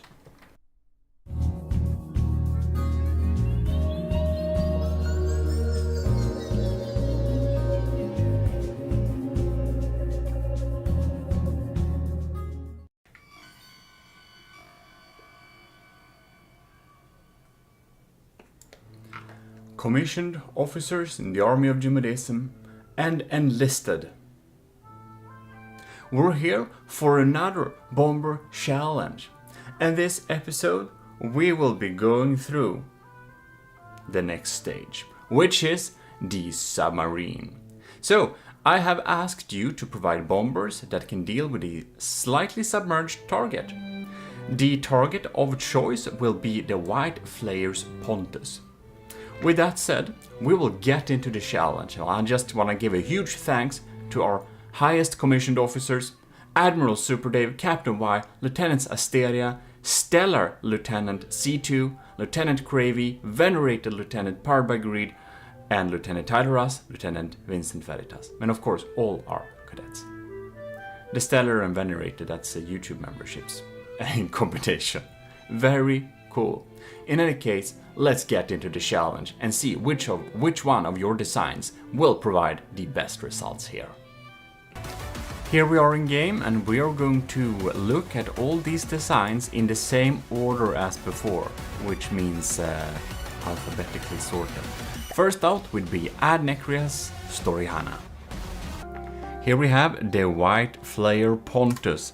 It is spawned to the side 3000 meters away, and as you can see, it's ever so slightly submerged. We're going to begin with this target and see how visible it is. I think it might be a little bit hard to see it if you don't have any type of detection in order to detect it. I guess it will be a little bit hard to hit it with wireless snoopers. There we can see some pretty big EMP. Seems to have not affected them too much. It seems We're trying to hit the Storihane. She's really trying to hit the Pontus here, but of course it's kind of difficult. The Pontus shouldn't really have anything that would affect. Oh, what has happened here with its propellers? Interesting. Oh, look at that. We have some internal damage for its steam propeller, so it has pretty bad engine power. But it seems that the Storihane has a little bit of an issue aiming and hitting it. Yeah, we seem to be knowing where it is at least. The gun in the wing is searching for the target. And it's very, very, very off. It's very, very off. I only think it can guess where it is some of the time. However, the missiles did hit. Now it's a little bit lower in the water, so we'll see if future missiles would hit it at all or not. Well, we're just chilling here. We got new missiles incoming. Oh, they grazed by. Seems that they missed the target. They don't seem to be able to... It's possible that a wireless snooper may know the general direction, but these shells bounce from the surface and the missiles don't really hit. Well, it seems that the Pontus will be able to swim around here all day and deal all sorts of damage to other naval ships that would not be able to take it out.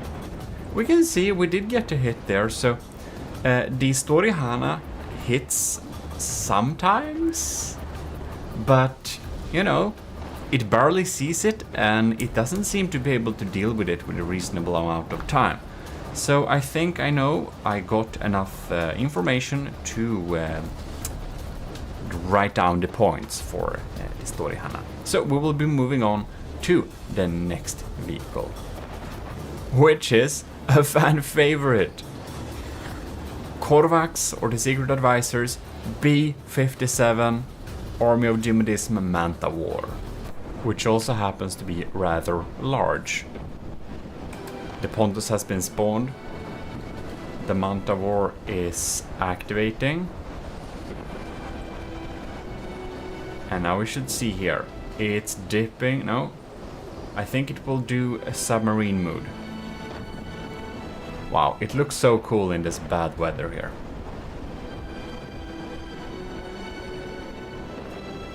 Perhaps the Pontus isn't submerged enough to be counted. We missed the first barrage. Perhaps it is too surface. No. Now it dips down to try and get some... Oh, it goes up there.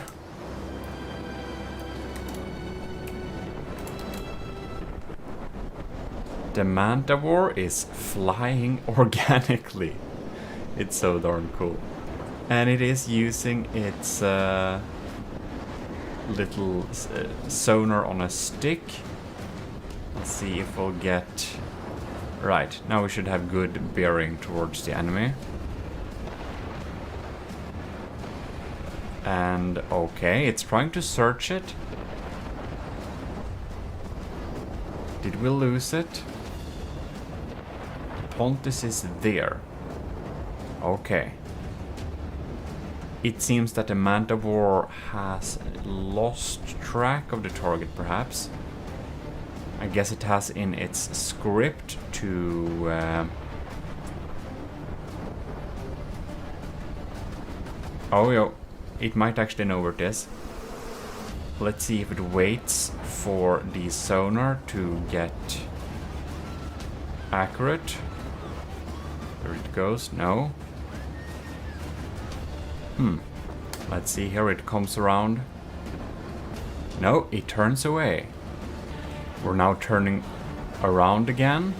and going towards the Pontus. And oh, why did we shoot at that direction? That was a hard miss. Not really using its sonar there at all. It seems to only use the sonar when it's escaping the enemy or something. And then it's going up again. And now we're diving to do an attack, but then we're going away. Seems that the Manticore has real troubles maneuvering this. Since it seemed to have been in an unlucky loop, we've spawned the Pontus a long way further off. And we're gonna see if it gets the optimal chances, if it can target and hit a Manticore using its sonar on the stick. The first volley is completely off. It fires before. It fires before, okay. And now it runs away again. So it seems that it might put itself in a pretty unlucky loop. Pretty unexpected and lackluster. The Manticore is expected to exceed in a lot of compartments, so this is definitely an area where a lot of you other contestants that you have submitted, where you have a lot of chance to gathering some extra points here, because as so far the Manticore has actually been unable to deal any damage towards the Pontus. The Manticore looks very amazing and it's very cool, and this sonar on a stick was a cool idea, but it's syncing for checking where the enemy is, and the targeting and the timing for shooting the shells. They're not like timed up enough, so it seems that it hasn't gathered good enough detection before it fires the shots, which means it misses every time. So perhaps the Manticore can only deal with large submarines, but for this particular challenge the score isn't very high at all. Next up we'll have Jonos Isanth 5 from StarMade, if you already didn't know that, which is more of a meme submission. And if I don't remember incorrectly, I think this was said to not be able to deal a lot with where the Pontus may be located. So we shall see. I don't know if it knows where the target is at all. It seems to. And ooh, that volley wasn't that far off actually. It's getting pretty much chased down by a submarine that won't be able to deal it damage. And it seems to have perhaps a wireless snooper, but nothing really to get a good bearing of the Pontus. So we'll see if luck will work in the Isanth 5's favor. It seems that the Pontus is actually quicker. And it has a small missile too, so it can deal some damage. The Isanth 5 has really hard time even shooting at the Pontus at this angle. I think we can conclude that the Isanth 5 is unable to deal with the Pontus here. It's very unlikely it will give any shots to it. So we'll get the same points as the previous contestant. But we'll be moving on to Jonos' first submission instead, which is his little more serious submission. The Isanth 5 is more fun because it's StarMade. Here we have the amazing looking AOG bomber with drill missiles and a big cram. So the Pontus is hiding somewhere in the water. Oh, it seems that we got a bearing of it. Very interesting. We seem to have somewhat knowledge of where it might be. Oh, hoo, hoo, hoo, hoo. That was a good hit. Bam. Okay, that's very nice. Jonas AOG bomber was able to detect the Pontus, was able to aim at it good enough to be able to deliver a cram cannon blast to its side. And it's a pretty small target, so I'm saying that's pretty darn impressive. It's a good job dealing with it. Look at that, and it even had time to show off its intercepting missiles here. You can see we got a little setup there. We're just gonna pause it and check where what we got. Yeah, of course, like that, and a friend and foe. Oh, then I'm just wondering like how small it is, just so very compact. So we got a computer there. Makes a lot of sense. Well, we're diving down for another one. Here we can see the tiny drills popping in there, working as anti-munition systems. And I'm thinking we need to... Oh, look at that. Look at that in slow motion. Bam! That's accuracy. Ladies and gentlemen, I think we have accuracy. That's a pretty good accuracy. So, Jonas AOG bomber has a lot of accuracy. The cram bomb in particular, I think it's more penetrative than strong, so it works probably better against some targets than others. But you can see here that it can do this all day. It can go around, shoot down a cram and go back, and it does a good job of it. It does a good job. We would have wanted to see some more damage dealt to it a little bit more directly. We can see that the damage dealing is slow, but the accuracy of these cram cannons is something that we just have to say is highly impressive. Alright, it comes in for another dive.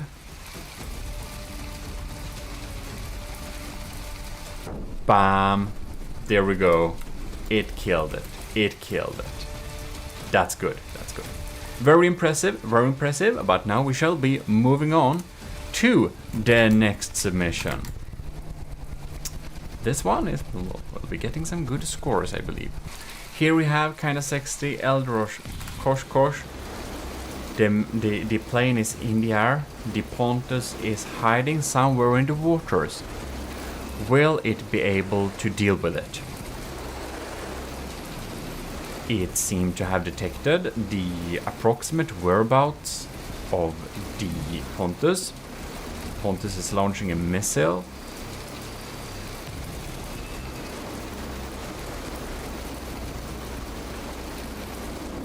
Which misses. The kinda sexist plane is targeting. And missiles are popping down. Oh, that was a close one. That was a close one. They have secondary torpedoes. Okay, they got secondary torpedoes. They're trying to snake their way towards the Pontus. No, we missed. The missiles don't... Oh, that was so close. So it didn't have a laser contact with the Pontus long enough. So the missiles self-destructed before they hit the target. Let's see if the second blast will be more successful. They are not, but the laser is still there. Oh no. Some of them hit, but the blast made the rest not hit, and now the laser doesn't point at the Pontus anymore. So most of the missiles were unable to deal damage. However, one of them it's having a lock on. Missiles are popping it out. They missed again. Okay, the lasers are still there. Oh, and the blast made most of them miss. And now it doesn't have laser contact anymore. Man, if Kinda Sexy would have a laser that would constantly point towards the enemy no matter what, I believe that it would have been a much more effective combat design. They seem to always miss the first blast, and there are a few seconds more where we have laser lock-on, but unfortunately it only counts for the first ones that are reaching the target. The missiles that are coming afterwards are blown away by the blast radius, and then they are then not able to follow up, because then the laser will be not pointing towards the enemy craft anymore. So it does deal. Look at that. Come on, get in there. Fast, fast, fast. Oh. And you can see it's like that. So they are able to deal damage to the submarine. They are able to detect it, which is great. But the damage dealt is so small and so ineffective. This will take all day. I suspect it would be more helpful. This would be more helpful at, I don't know, helping other missiles to guide as a supportive system. But this plane alone will take a long time to take out this Pontus. We already said it before, but another damage type for these missiles would have been beneficial. Oh, now you can see it's dealing some more damage there. So it is dealing damage, which is nice, but it's having troubles delivering this damage to an enemy like this. So I think I know where to grade this one, and we will indeed then move on to the next contestant. Next up we have Light of the World's Star Drop.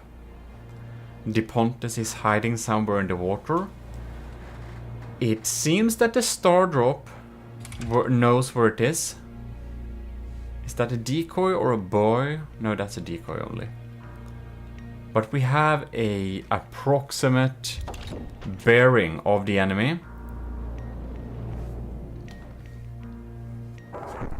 Oh, and we fired a pack there. I do believe that pack missed. We're now dropping down a... Okay. I don't know where that is going. Whoops, wrong way, wrong place to lock on. Oh, that was a pretty close. That's a pretty close shot, but the Star Drop would really need to be getting in a little bit closer here. Like, if you don't have a dedicated accuracy to deal with submarines, you'll need to be able to do a pretty accurate bomb dive in order to really get in there and deal some damage. Now it seems to not really know its bearings all the time.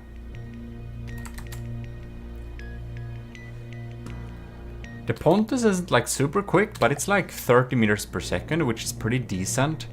Oh, it's really off. It has no idea where the Pontus is right now.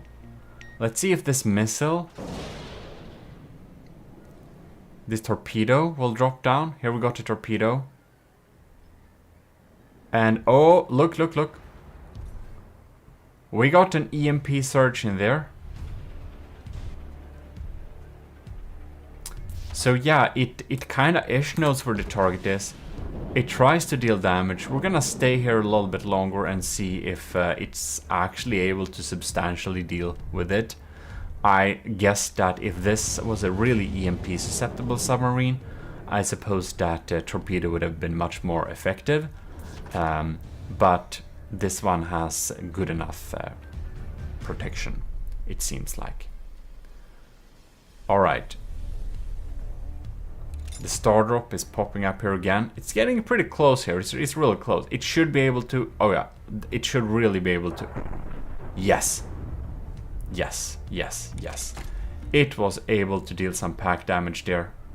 Look at it. I wonder if our Pontus friend is AI dead? It is indeed.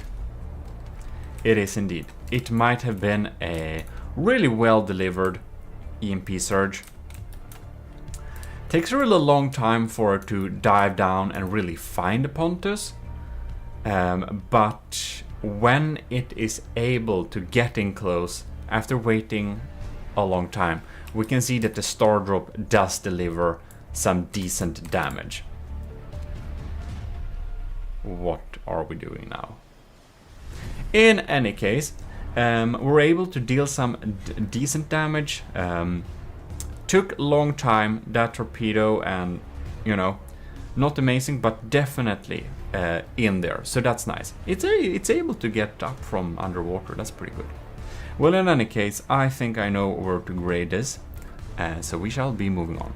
Next up is Netrameira's AOG Hummingbird, the beautiful ornithopter. So let's get in the Pontus away there, and we're gonna see what's happening. Alright. We seem to have bearing of where the Pontus is located. It knows approximately where indeed we're firing some VLMs. I don't know if they will be able to reach the target. And oh, diff rods popping down. All of them missed. As for the missiles, let's see if they know where to go. They do not know where to go, and they explode in the water.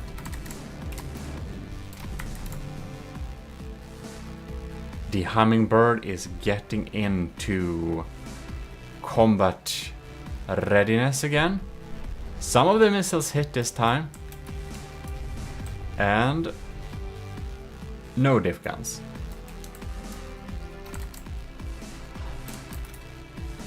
Well, it's moving into position. We fire one. They were a little bit too off to score a hit. We're staying really high here. Well, wonder if these VLMs will be able to hit. We got more diff rods. It seems that diff designs, this one, and of course the Manta War, but the Hummingbird 2 has some issues dealing with submarines because the diff guns fire before they are accurate enough. I don't know what we got for targeting here, but now it's almost looking like we lost the target. Well, the Pontus is shelling over here.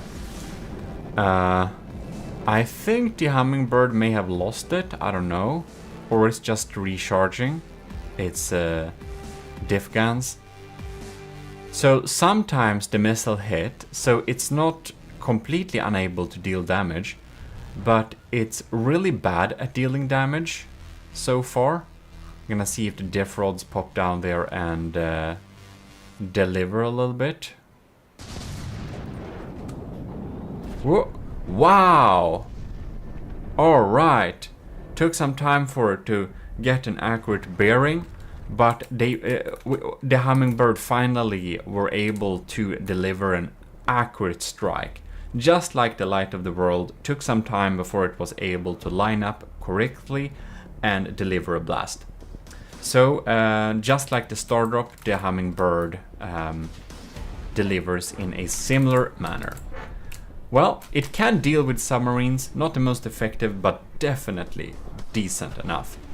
We shall be moving on, I believe. Next out, we have Nilden's second submission, the Invader. The Pontus has been spawned, and this is the last submission that we'll deal with in this little challenge, or in this little section. There is going to be 3 sections where we're gonna have 8 each. So it seems that the Invader has located where the Pontus is approximately. And we're getting hit by a tiny missile. And the invader, oh, it's dealing some explosive damage. It's gonna stay on top of the Pontus like this. It actually seems to know where it is. No? It did know where it was. Alright. It kinda know where it is, but it's a really fast firing pack. I don't know if I would make my packs fire that fast, but we'll see if it proves effective. So in any case, we had Adnekrias, Kovacs, Jonos second, Jonos first, kinda sexy light of the world, Netrameiras, and now Nilden's second submission. Next time we'll have Nilden's third, first, Ovo, Pizza Summoner Rush, Sean Reed, and somewhere in the middle of the Sean Reeds we're going to move on to Shotgun Screamations, American, the Cringe 1, 2, and Captain Y. But that will be coming up in the future episodes. It seems that the invader is still struggling with finding where the Pontus actually is. I wonder if it maybe is relying on... yeah. Like the Diffrod boys, I think that Nilden's second submission, the invader, would have had a much easier time if this target was really large. It hits some of the time. It hits some of the time.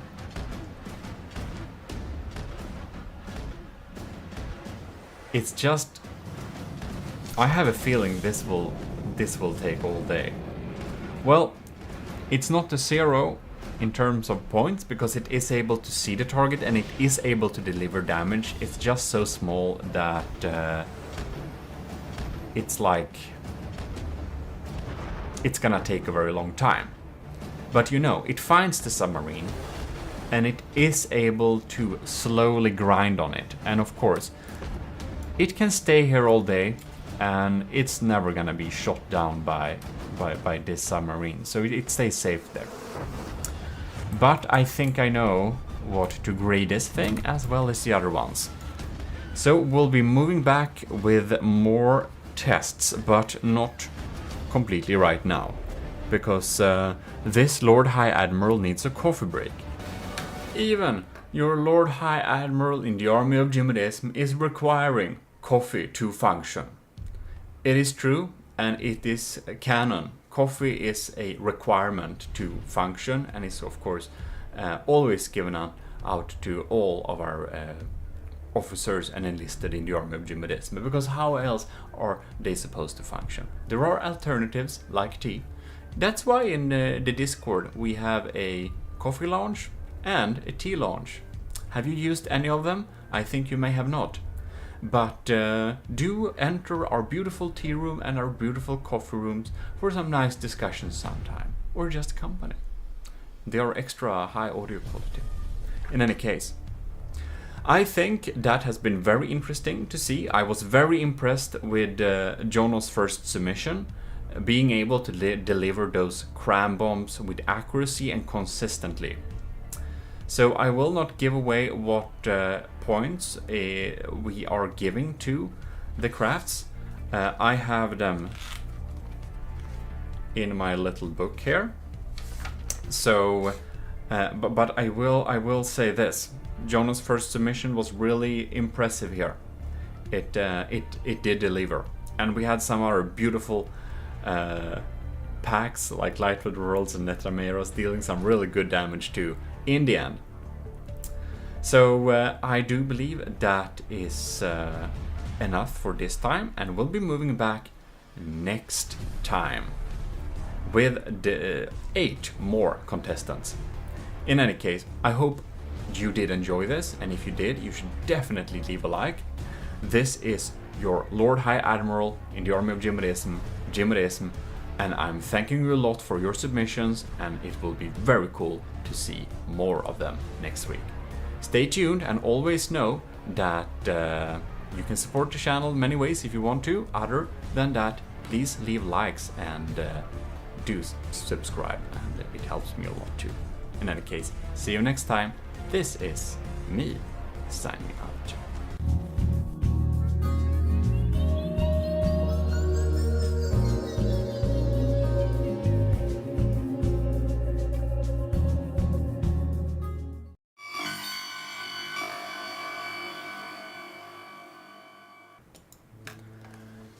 Well, hello. You didn't see me there. We're here in the planning room in the army of GMODISM's many headquarters. We have several, of course. But this particular headquarter, we have a beautiful planning room where you can see the enlisted and the commissioned officer ranks right there. Very cool. In any case, I should order such a poster. It exists as a poster. Did you know that? You didn't. In any case, huge thanks for all of you who are supporting the channel on Patreon or YouTube memberships. I'm going to name you in the end of this video, of course. So in any case, we're here with the second submarine challenge, where your bombers will be facing slightly submerged targets, which happens to be the Whiteflyer's Pontus again, because of course all of these missions need to face the same target, otherwise it's not right. So let's dive into the oceans and continue with these little trials. Also, thanks to Vestret for the Waltz of the Builders, which was the beautiful music you heard in the background. Next out, we have Nilden's third submission, the Penguin. So, Pontus has been spawned somewhere in the waters. We shall now see if the Penguin knows where. We got missiles. Oh no, we got bombs. I already forgot. Interesting multi-shape ones, and they have been magnetically found the Pontus here. And there are more in the water too. Look at that. The bombs don't deal a lot of damage, but on the other hand, there are a lot of them. Wow, that's nice. I'm sure the Penguin is going to make minced meat of this Pontus. The Pontus may think he's a meat grinder, but not today. It actually requires a lot of these bombs. No, not that many. Look at that. We have breached the hull, it seemed like. No? I saw a lot of parts dropping. Oh, yes. Here we got another barrage incoming like that. We are consistently and effectively dealing damage to this submarine target. The Penguin knows where he is, and he's just gonna continue to deliver damage until he's dead, which he is already. Alright.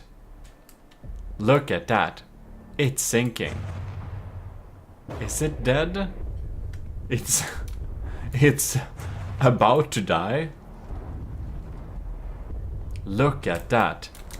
And we still seem to know approximately where it is. We're dropping the bombs. Oh no, now it's actually gone. That's some very impressive results. Nilden's third submission, the Penguin, was really able to deliver here. That's amazing to see. Also, look at him. Isn't he adorable? Well, we are not over with the Nilden action yet. We'll be moving on to Nilden's first submission, which happens to be the B8 bomber. A Pontus is hidden somewhere in the waters. The B8 bomber is approaching. Oh yes, we seem to be knowing where the enemy is. We're flying in the right direction.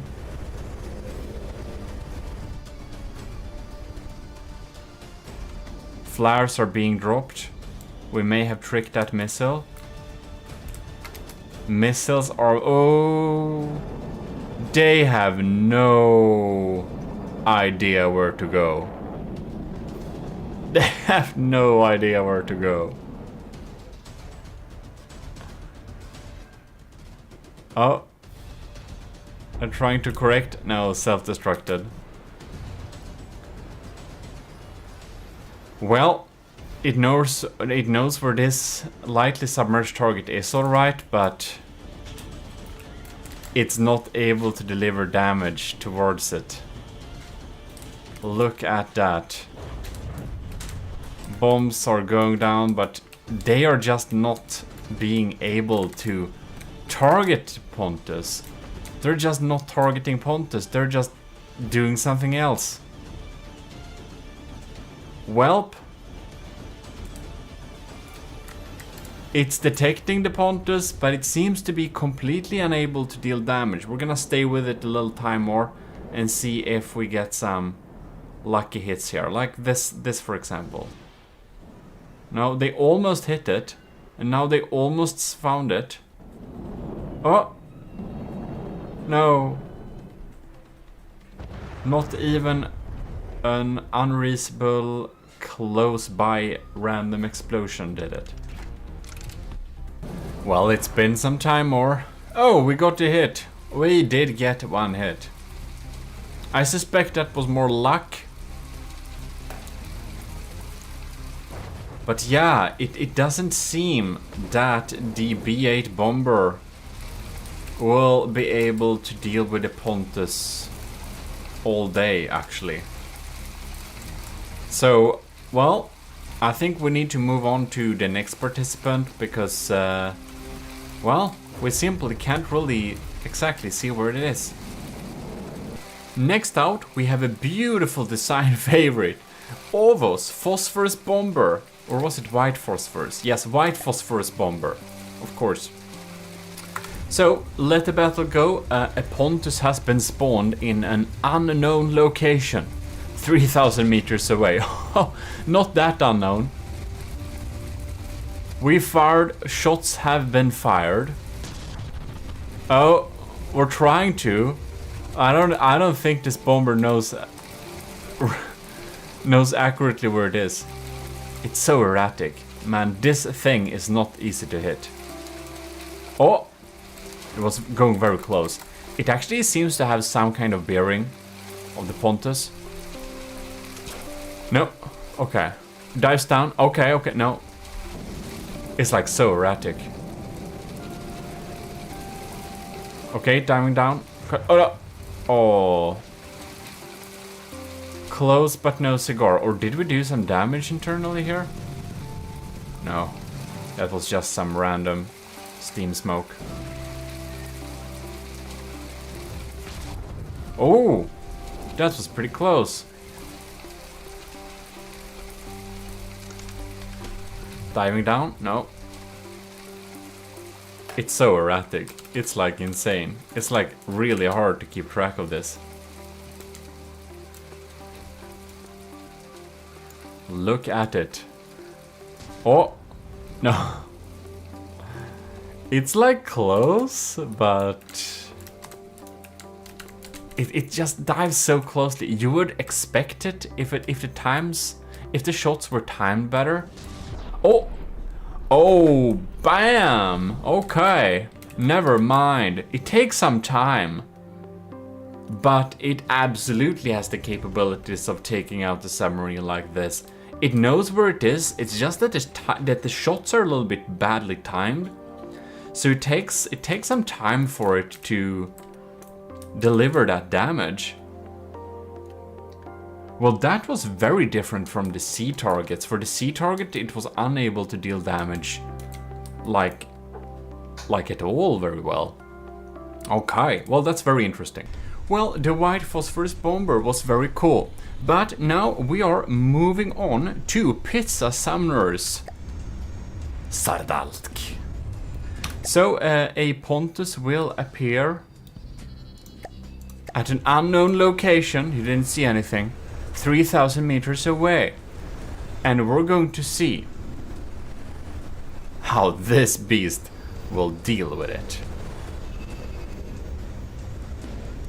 Alright, it's closing in. It seems to know its general direction. Cram cannons are locked on. Bam! That was a grazing hit. I think that would have been a critical damage hit with some more luck. But, well, we'll see what happens when the Sardalk goes for the second bombing run. It's coming in here. We're going low. It doesn't usually go that low, I think. Is it damaged, perhaps? Is it that's why it's going so low? Whoa. We need to slow down time. Bam! Those were pretty darn close. Ooh! Are you kidding me? How? Was that a lucky frag? Or what happened? I'm just curious. I'm just curious. That's amazing. That's amazing. Alright, we have target locked. Are you kidding me? Ooh. Not too. It's like sometimes it's accurate. I think it's a lot up to luck, but it's accurate enough to always deal damage. We're gonna see if it crit. I just wanna see if it crits it again on the second run. Popping in there. Pontus is not on the surface, but oh, wow. Was that? Did that just look like an explosion inside? It was like here. That's some pretty good damage, though. That's some pretty good damage. Well, I'm happy to see that Pizza Summoner's Sardalk is able to deal damage here. I do believe that it just needs a few runs. It's a lot up to luck, but it knows where the submarine is, and it can deliver those cram shots accurate enough. And I think it's actually one of the quicker ones to be able to take it out. That's a pretty okay. Not the best hit, but it's like usually hits pretty darn well. Well, that's quite amazing. I do think I know what I need to know to grade it. It seems to indeed deliver those shots pretty darn well. Or at least good enough, because the really good thing with Pizza Summoner's Sardalk's cram shots is that they're packing hell of a damage. So it only needs like one delivered shot to be able to deal with a target. But, well, I think I know how to grade this thing now. Next out, we have Russia's Butterfly Wasp with the inverted Army of GMODIST flag. Oh, maybe this is because it's gonna be the right way when you see it in your mirror. And you're like, when you're cruising around in your, I don't know, air car. Anyways, a Pontus shall appear 3,000 meters away. And we're gonna see what happens. Here we go. Machine guns are firing. We seem to be knowing where the Pontus is right here. But the missiles... Well, they know... Oh. Ooh! We got a good hit on one of the propellers there. That was a grazing hit, but a good one. That's pretty good. So half the Pontus forward propulsion is already dealt with. The Butterfly Wasp. Machine guns down there. You can actually see most of those shells actually. Oh, hoo, hoo, hoo. Oh yes. Look at that. Look at that. That could have been the AI compartment too. It's very small, so it doesn't have like a compartment per se. But we can see that Rush's butterfly wasp is definitely able to deal with this. Oh, yeah, we delivered that swarm accurately.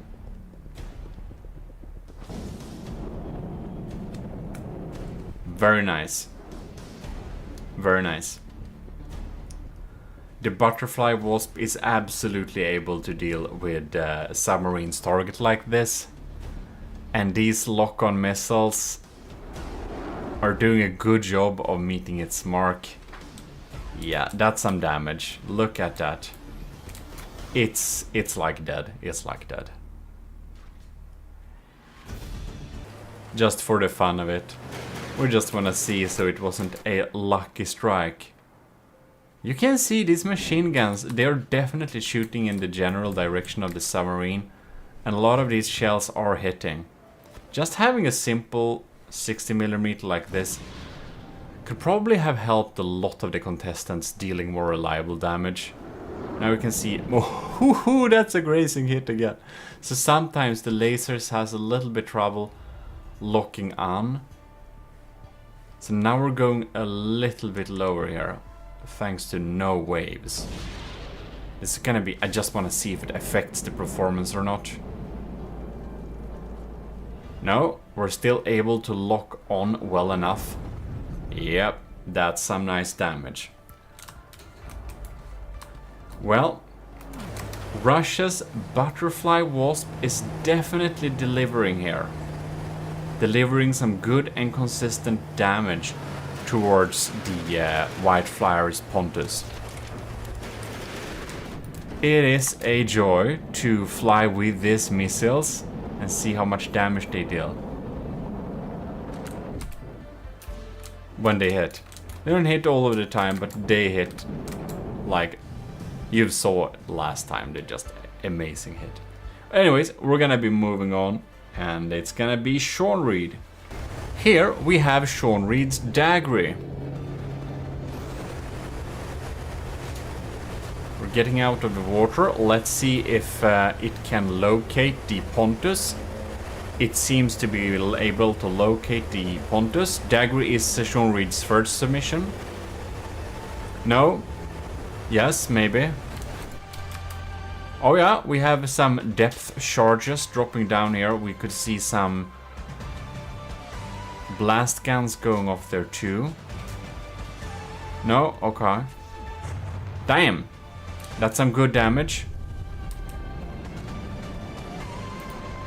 And this one, it tries to keep up with it. Can it? Oh! Yeah. The back portion of the poor Pontus is long gone. Let's see here. Blasting a little bit of blast guns. It seems to have damaged itself again. And it's been dropping down. And the blast guns are trying to finish the job off. Okay. Well, that's a slight mishap. I think we're trying to be... Oh, we got up in the air somehow. That's amazing. Oh, are we gonna... Yes, we did not die there. Okay. There we go. That's a well-delivered blast there. It did actually shot something off there. That's pretty cool. And we got the depth charges popping down there. Damn, that's some good damage. Yeah, the dagger definitely has some problems, but you can see that we can deal some darn good damage to the submarine target thanks to that system. So I know where to grade this thing. Beautiful little design there, and we're gonna move on to Sean Reed's fourth submission, which is the Sunspot. Alright. This little biplane design here. The Pontus is spawned at an unknown location. Oh, okay, there it is. It like instantly knows where it is. I don't know how that works, it just works. We're adjusting. And we are... Oh, it did a little blast gun blast.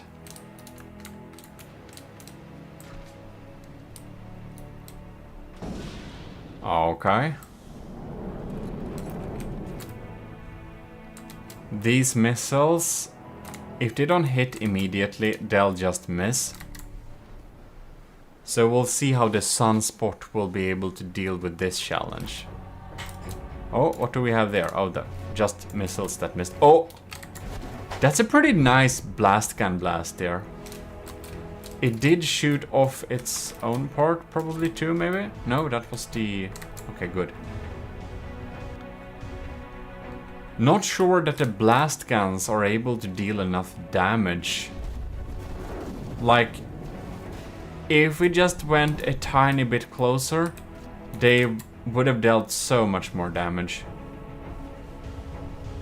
Like, it's dealing some grinding damage, so I do think that the Sunspot will be able to take out the Pontus eventually. They even got a lucky hit with a missile. But I think it's gonna take a really long time for it to actually deliver this damage.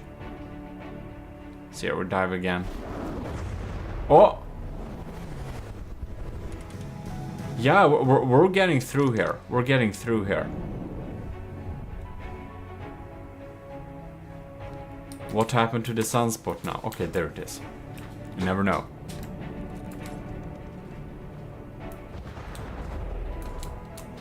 Off target. Coming in again here. Ah, too early. Well, it's slowly grinding away on it.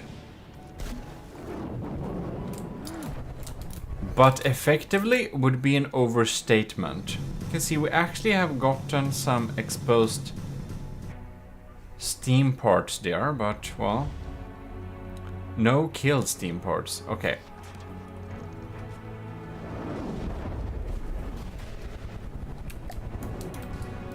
Well, it's not the slowest damage dealers, but it's down there at the bottom, but it is able to detect where the submarine is and it is able to deal damage, which counts for a lot. So I think I know enough to be able to grade this thing, and we are gonna move on to the next vehicle. This is the Gin by Sean Reed also. And this is Sean Reed's second submission, actually. And happens to be the last little thing to try for this particular challenge, I believe. We have Nilden's third, Nilden's first, Ovos, Pizza Summer's Rush, Sean Reed's first, fourth, and now the second. God damn it, these jet engines sounds a lot. We're approaching. All right. Gonna be interesting. Ooh. It's raining missiles. But not a lot of hallelujah. Oh yes, very hallelujah. Look at it. It's like they have magnets. Oh yes. That's pretty lackluster. I do remember that from the Sea Challenge. Damage is pretty lackluster, but it is dealing damage. You can see it's like a combination of an orbital bomber and yeah, orbital bomber slash something else. It is dealing some damage though. But is it delivering the damage more effectively than say the Sunspot? That I don't know. It's just circulating here, shooting down those missiles. Depth charges gets activated, and there we go. That's actually some decent damage. Look at that. Look at that. I will say that it indeed delivers damage more effectively than the Sunspot. I think I know where to grade this thing. That's pretty good. Let's just spawn another one here. I just wanna see, for the fun of it. There it is.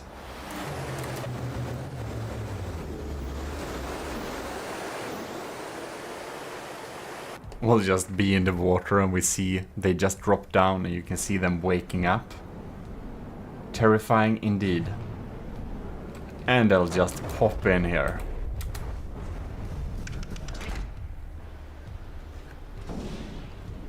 Takes a little time for them to grind away at this, but man, they're dealing some good damage indeed. When they hit. It's a little bit on the slower side, but still some decent damage. Don't tell me it doesn't know where it is now. Oh yes, it does. Was it damaged or something? I wonder if it received some small damage or something. Who knows? Oh, yeah. There we go. Another barrage. They just pop down in the water, come from below, and just deal some pretty decent damage. Yeah, that's some pretty decent damage. Takes a little time for it to line up, but when it finally did that, it can definitely deliver some damage. I'm gonna bump up that point to, yeah, I think I'll know where to put this in the scale. So that's very interesting indeed. Beautiful designs this time as well. Well, commissioned officers and enlisted in the army of GMODIST, we're here in the debriefing room, of course.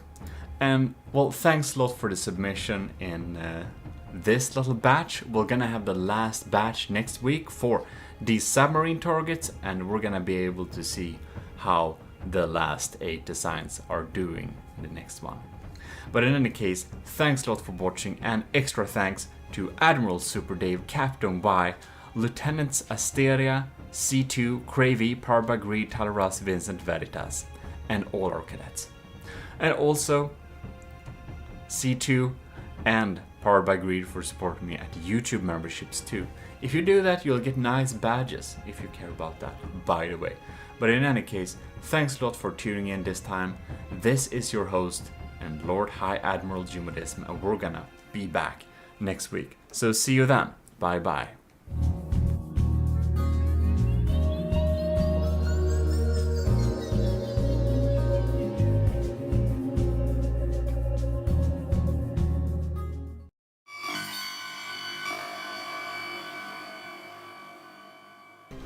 Welcome back to GMODIST, and we are of course here in the briefing room for the Army of GMODIST's bomber trials. We're gonna look at the last batch of our 8 bombers popping in here. Sean Reed's 3rd shotguns, Scuvimation's 2, Americans, the Cringes 2, and Captain Wise. And we're gonna test them all against the, well, same target as before. So hopefully we're gonna see some great damage dealing, so with that we can deal out some really high points. Before that, I will just want to give a huge thanks to all the commissioned officers in the Army of GMODIST supporting on a Patreon every month. Admiral Super Dave, Captain Y, Lieutenants Asteria, C2, Cravey, Parbagri, Talaras, and Vincent Veritas, and all our cadets. That was a little bit too quick. But in any case, we are going to get into the game and test the last 8. And we're gonna see what types of damage we'll get. Here we have the Aspirant helicopter, Sean Reed's 3rd. Alright, a Pontus has been spawned somewhere hidden on this map. The Aspirant seems to have no idea where it is. But this missile seems to know where it is. No, it just fired at the general direction of fire. The aspirant tries to get closer. The laser is all over the place. It seems to have no idea where the Pontus is located.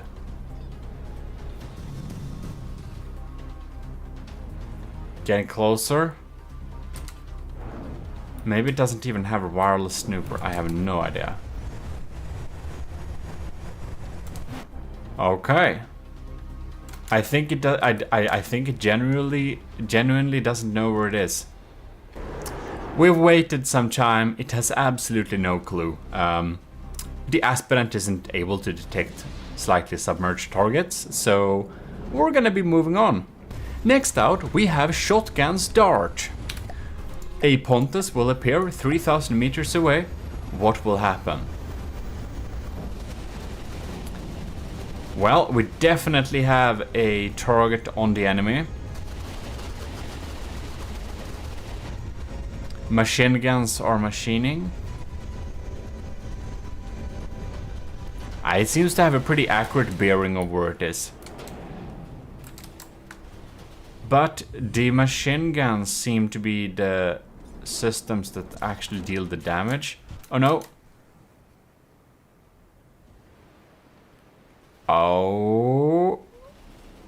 Are these depth charges with magnets? Oh yeah. They're getting... No. They were not getting activated. What happened there? Dart is popping in again.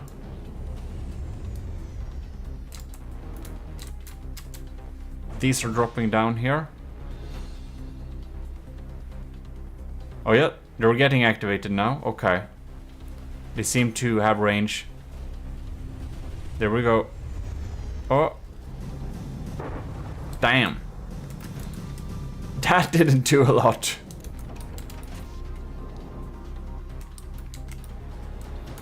It's hard to see from the scale if it's like small or medium missiles. When we're looking at them directly, we have to check. Yeah, these are auxiliary small. Small missiles do so tiny damage. And these... Oh, they got a visual. Maybe it only popped above a little bit. Well, these depth charges are technically able to deliver some damage. But the damage dealt to the Pontus is really minuscule. I guess it will grind it down eventually using machine guns. And it does have a pretty accurate estimation of around where it is. So it could be worse, but as for dealing effective damage to the target, it's a little bit lackluster, to say the least. So we've got another depth charges here. Will they find them? A little mixed bag of stuff. Oh. Well, at least they do deal damage. They will eventually be able to grind it down, but man, it's not what we would call effective now. So, we shall be moving on, and the next one will be Scuvimation's first submission, which is the Narval X3. That means 3-wal. Okay.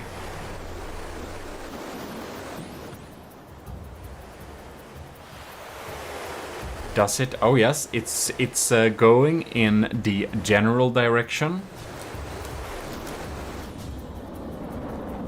These beautifully designed ones are probably not hitting the target. It's trying to machine gun, but I don't think we have a good visual of the target. Oh yeah, now we do. Now we seem to have a decent visual, so the machine guns are trying. We got cram bombs. Oh, That's some pretty decent damage. The diff guns, I believe.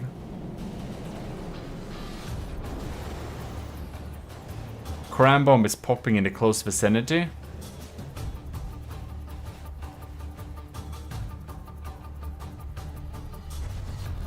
The missiles, they fire, but they have no chance of hitting. Seems honestly that the machine gun is doing some heavy lifting. No, the diff guns are actually providing some substantial damage there. Very close grazing of that. You can see this cannon is actually offline. No, this propeller. It somehow got damaged. The machine gun is actually accurate here. Ooh, and we get some good auxiliary damage with the diff guns too.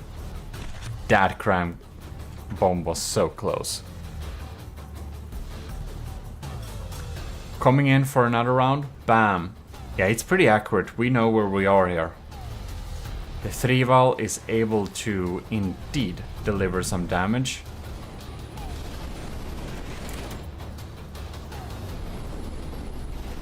There it is.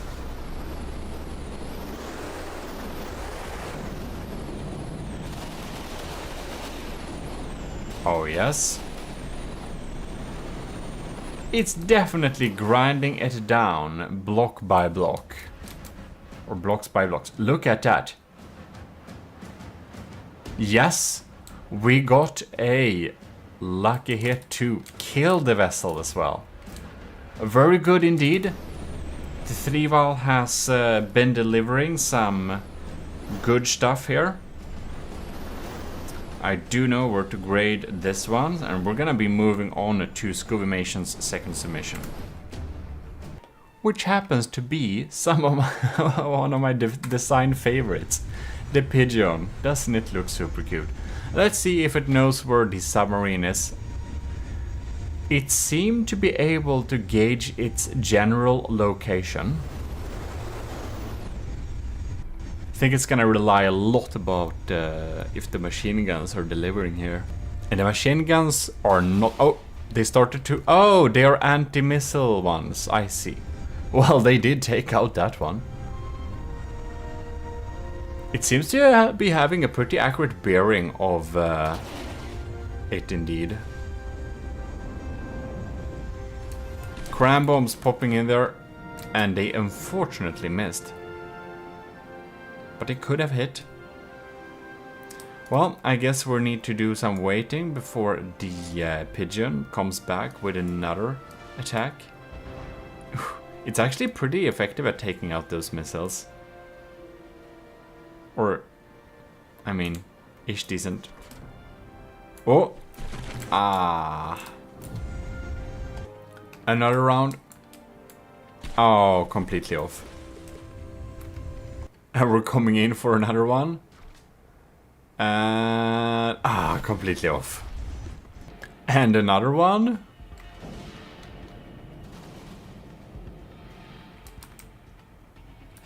Will it? Ah. I think we're coming in for another one here. And we missed.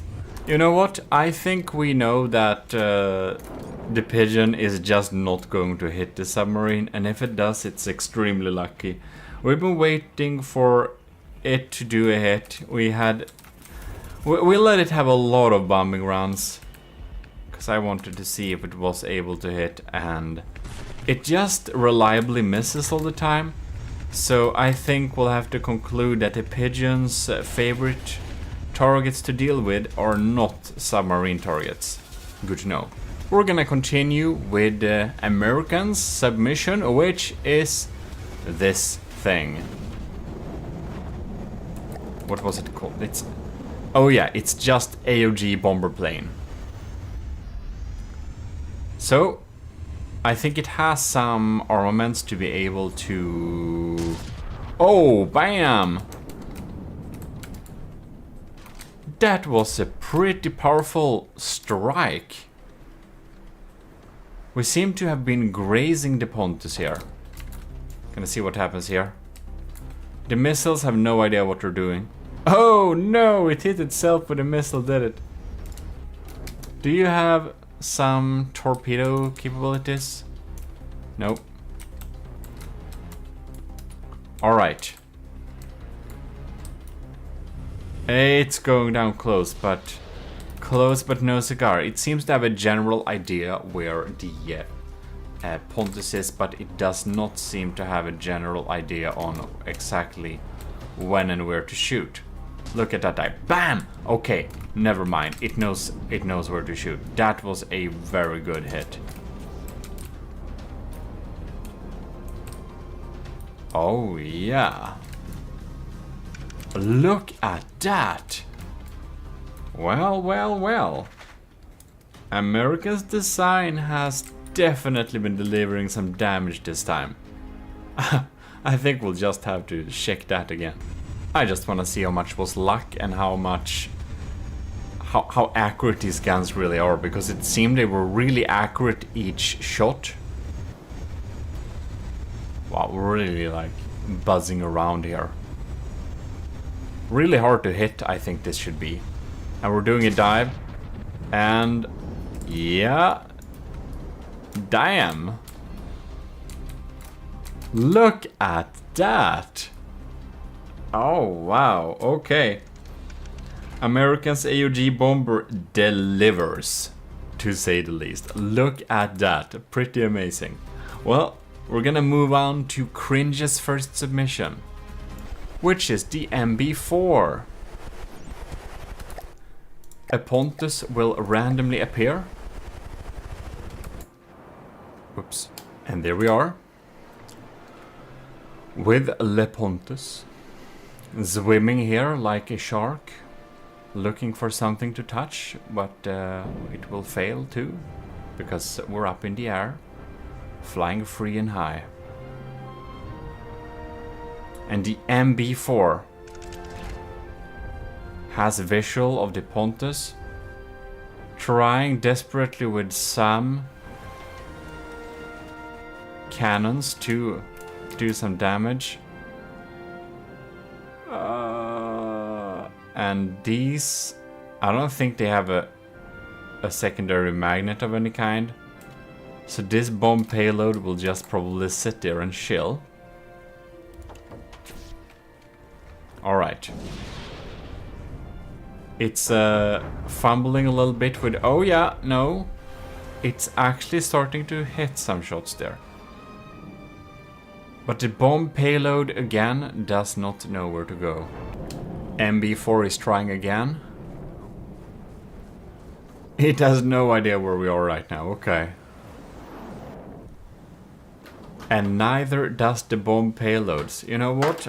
I think that the MB4 just isn't really equipped to deal with submarines. Even though it looks very cool, I do believe it's a tiny bit clueless when it comes to finding it. So I think we'll have to conclude that it would be by extreme luck it would hit one of the bombs, and that it can sometimes use its machine guns to deal damage, but it's just not enough and often enough to grind it down in any reasonable amount of time. So I think I know enough to grade Cringe's first submission, which makes it so that we can move on to Cringe's second submission, aptly named the MB5 instead. Indeed. And it seems to have gotten a visual of the Pontus. The laser is desperately trying to lock on without great success. I do think the missiles are fumbling around. Very much so. The machine gun seems to have an approximate visual of where the Pontus is located. Oh! Damn, okay. The laser was able to lock on there a little bit. We're coming again here, okay. No, okay, no lock on.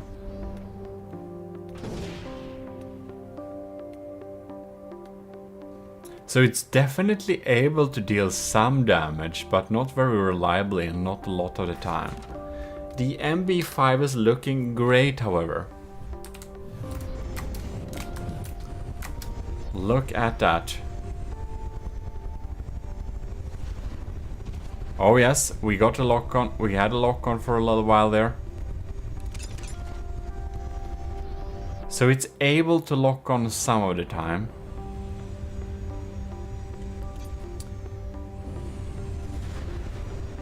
But it's like, it's almost like it's by chance or something. Running in for another run, but it seems like it's more luck than anything that makes it so that it actually deals damage towards the target. And we're firing some high explosive rounds and stuff, but it's very rarely, and they don't seem to be doing enough damage to actually cause any type of issue. Like, the Pontus is still very healthy. So yeah, I think I know enough to be able to grade Cringe's second submission. And we can thus move on to this little challenges, well, last submission for the submarine parts. Here we have the commissioned officer, Captain Wise, BY 409. Beautiful bomber. A Pontus will randomly appear, and we're gonna see how it's gonna deal with it. Engines have been speeding up, shields are activated. We have a sonar buoy.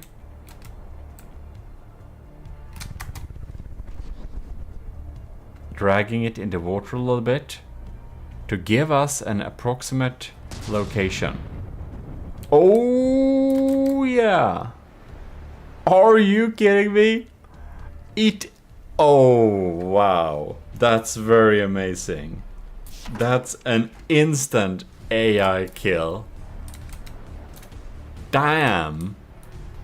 Well, that sonar buoy definitely paid off. Let's just spawn another Pontus just to see what happens. Now it's a diff guns, so we'll see if it will be able to deal with that, but that's what's really amazing. Really amazing indeed. Look at that. Wow, okay. That I think that was the fastest action so far. Look at it. And now it didn't shoot, but I think it... oh. It needs to activate another sonar buoy. It kind of lost its track. And Captain Wise design actually has one of the... among the lowest in firepower. But we can definitely see that it is well delivered firepower for sure. I think it may be somewhere related to... I don't know, it didn't drop the sonar buoy again, so we just respawned it because I would think that it's might be a little bit unfair on how it's set up with the sonar buoy to spawn. I don't know really how it works, so we're gonna spawn it just once again here, fresh, and we can see that's some really accurate. How does it crit kill it 2 times in a... okay. Well, I think we all know what grade that will have on a 5 graded scale. That's really amazing. Can we like... thank you. Beautiful indeed.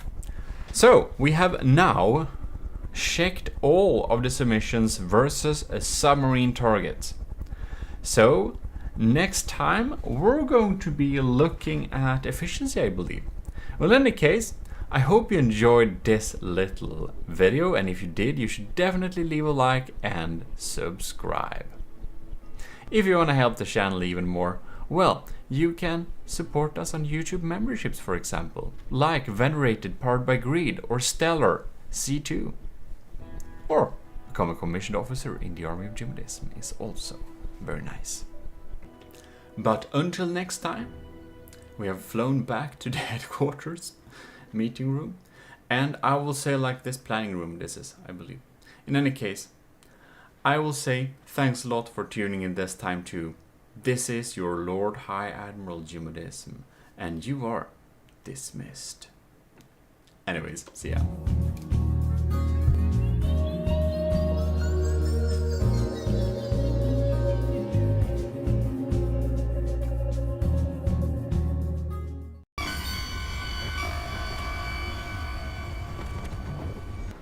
Enlisted and commissioned officers in the army of GMODISM, you're most welcome to the next part of the bomber trials. I don't know if you've seen this poster before, but it's an actual product now on 4th wall, so I made it into a real poster. So I'm strongly considering it to getting that poster IRL, but we'll see what I will order for my first order. They've given me like $40 or something in credit that I can order from, so that's pretty interesting. We're gonna see and compare the quality with the 4th wall stuff. In any case, they are having good reviews, but we're gonna get back into testing the bombers. And in this episode, we're going to test all of your bombers' efficiency. So, what we basically need to do is we're going to test some different metrics to know which of the bombers are more efficient than the other bombers. So, for example, does it have start standby modes? How much materials does it draw when out of combat? How much firepower per material plus material carried does it have? And stuff like that. So with that said, we are going to take the air dinghy out to the testing fields in the water and see some different stuff there, as well as taking them all over to the land testing area, and we're gonna measure some results. Let's go. So how will we check efficiency? Well, there are some different ways we're going to do that.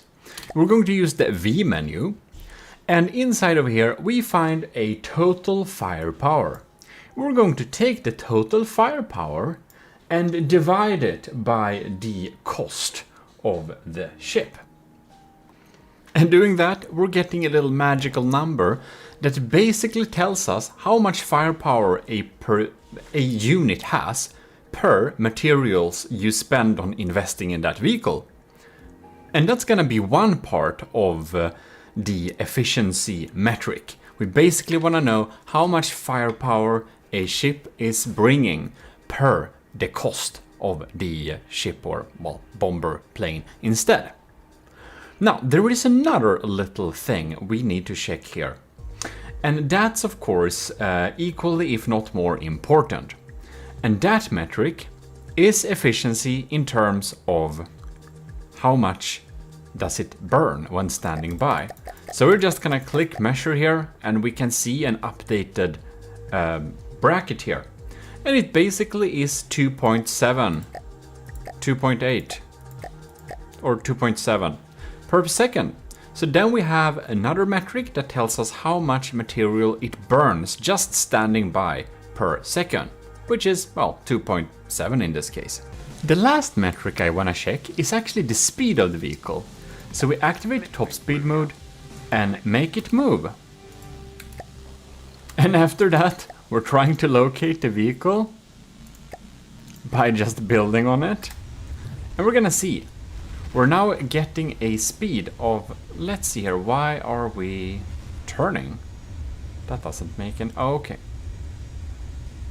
No? Interesting. This confuses me so much every time. When we set it into patrol mode and we go out to this map, we have to have it in auto mode because otherwise it doesn't move. I don't know. I must say, a lot of stuff in this game is a little bit clunky and weird. Anyways, we can see our speed is clocking in at 91 meters per second. Then we have the beautiful Manta War, and this one has super cool measures to not burn any materials when standing by. So you can see here we're checking it, and we are checking the firepower by the cost, and we have written up that number. And then we can see here It doesn't have any custom jet engine, so it's 0 per second. Power use is also 0 per second. So it's just chilling here. Like, it's burning no materials per second at all. So it actually clocks in at 0. Alright. So let us select this beast and set it to a movement command, so that we can check what speeds we're gaining. Alright, we are 38 meters per second. Let's see here what we got. Top speed. It has an even faster top speed, I believe. Airborne at your service. It does have an even quicker one there, but let's see here. Oh, but now we're at 38 meters per second. Interesting. Why does it read another value here? So here we have 69 meters per second, and this is not the case. This would be the values if it was in battle, I suppose. It's kind of weird. Alright, so I suppose we need to do like this. We're gonna get into this seat, just so we can stand up here. Select no weapons. We're gonna select top speed and patrol mode here. Let's see if we're gaining a quicker speed now. We're not really. So it seems that the like cruise mode for this. Yeah, okay, and so 18 materials per second. Damn, that's really high. But it's when it's moving. I suppose if we spawn a enemy, I bet it's gonna be a lot faster. What the hell? Now we're pushing up the speeds here. Right, so interesting. 12 materials per second. Is it more efficient now? This doesn't make any sense, but it's all cool. When standing by on a water area, it's using 0. So, and that's what we're measuring. That it might use a couple of materials when cruising and stuff like that, you know. That's no big deal. It's okay. Like, what we are actually interested in is if it's reaching any, like, if it's using materials just existing, and it doesn't. However, the top speed is listed to be 69. Nice. But if we don't have any enemies, it's gonna use less. So when we don't have any enemies around, it's like it goes into another power mode. So if we just set it like that, and we'll see it's just gonna maneuver to go at a slower speed, exactly 38. So the speed we are checking isn't combat max speed. It is like the cruising speed, how fast we can, well, basically put this thing into service. When we were just cruising around with this thing, we want to know how long time it will take for it to get there. And yes, if we take it out of play, it would theoretically instead be able to move at the top speed, but that's more of a game bug than anything else. If it's in play, we need to, or I want to take the in play like numbers into account mainly, because we can always trick the out of play numbers a little bit to make our vehicles efficient that way. But that's no fun. So the top speed for this one, in cruising speed, just like this, even though if it's set at top speed movement, which may only be activated... No. Maybe the top speed is only... I don't know if it's only out of play or in play, but it doesn't matter very much. It's what we're counting this time. Well, in any case, we got those numbers down, so we should move on. By the way, we're gonna test this on a land map too, because I do know it actually has some... It actually is able to deal with land areas too. Man, this thing has like 9 in firepower. The Isanth from Starmaid. And it's going over budget, so I think this is gonna have the absolute worst score in terms of firepower per investment. It doesn't burn a lot of materials per second. It ain't 0, but together this should be 0.5, so half a material per second. So pretty efficient there. And we're clocking in at a speed of 36 meters per second. So here we have Jono's real submission, and it's shilling pretty much here, so that's pretty interesting. We should indeed go and check the... Yeah, it actually completely shuts down the engines here. Almost.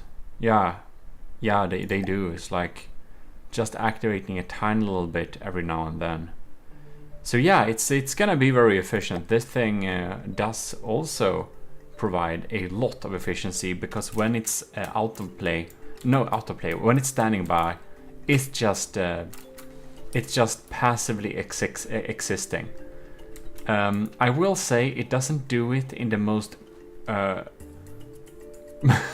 awesome looking way possible. It's just floating. But it works, and that's the important thing. So it's getting maximum score for this one. As you can see here, we have given it a movement command. Is it? It ain't gonna stay at this level. No, of course not. But it is. Right now it is. Okay, now, okay, look at that. Now it's gaining speed. Right. 72 meters per second we are moving at right now. Oh, yes. 72. Well, that's very beautiful. This thing looks expensive just swooping around here. Let's see here. It doesn't have custom jet engines. I would have expected that. But these are just flush jets. Yeah, I see that now. Right. And it's 2 materials per second in total. It goes up and down like that, but slightly below 2, but not far from that, so ish 2. Alright. Perhaps it's more 1.6, 1.7. It's actually... It says 1.6, but this looks a lot more like 1.7, so that's what we're gonna write down. So that's actually not very high. We're gonna do some fleet movements here, just to make sure. See what the speed is gonna be. 60, 1, 2, 3, 4. 63 seems to be the normal number we're stopping at. Well, you kind of know the business by now. So basically, we are just continuing with all of them there. Right, and what do we got more at power? This is so annoying for the electric, steam electric designs. There doesn't seem to be a nice way to check. It's like... it's like, no. It's like, it doesn't tell me here. Why? Steam... Why does it say only steam propellers? This is so adapted for just boats, man. Yeah, that's pretty crappy. So we need to go inside of here. and find our different stuff here. So here we have, how should we guess this? 0.15 times 2, so 0. Man, there are so many of them. I don't want to. 0.3. Here we have another one. That's ish 1 material per second so far. No, we have more of them. 26. And here, oh lords. 26. So 2.6. 2. And this is 5. There is another one. So 10, 12. Right, so 13 materials per second, if I didn't miss any of them. 30, that's, This is pretty expensive standing by, man. This is 13 materials per second. Alright. Alright. Well, there we got it. There we got it. This was calculation hell. This is like worst so far with like, this is like 5 times as bad as the worst one so far. Well, it's pretty quick. 84. Oh my god. The water is starting to look pretty ominous here. Oh, look. You can see the beautiful sky. Isn't that quite nice? Are we too close to these lands? Is this why? Alright. So what's happening here? Firepower, right? So let's do some calcs. We got a really efficient one again. Look at that. Completely turned off here. It'll just need to check that we don't have a lot of... What is creating this sound though? Doesn't really matter. We're absolutely clean. That's beautiful. So let us hop out of build mode and moving out. Send it moving away. Here we go.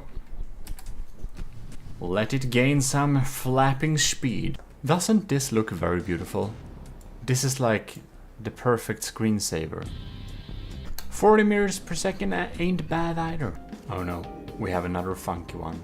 And it's not like your fault for building this, I will say that. It's like I'm not blaming you, I'm blaming the game for making my life hard because the game hasn't put in proper measurements. So it's not you, it's the game who's done this.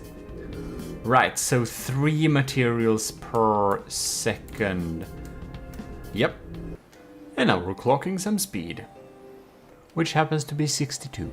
And now for some of our favorites. The penguin, which happens to have pretty good firepower per materials. 8 materials per second is pretty high though.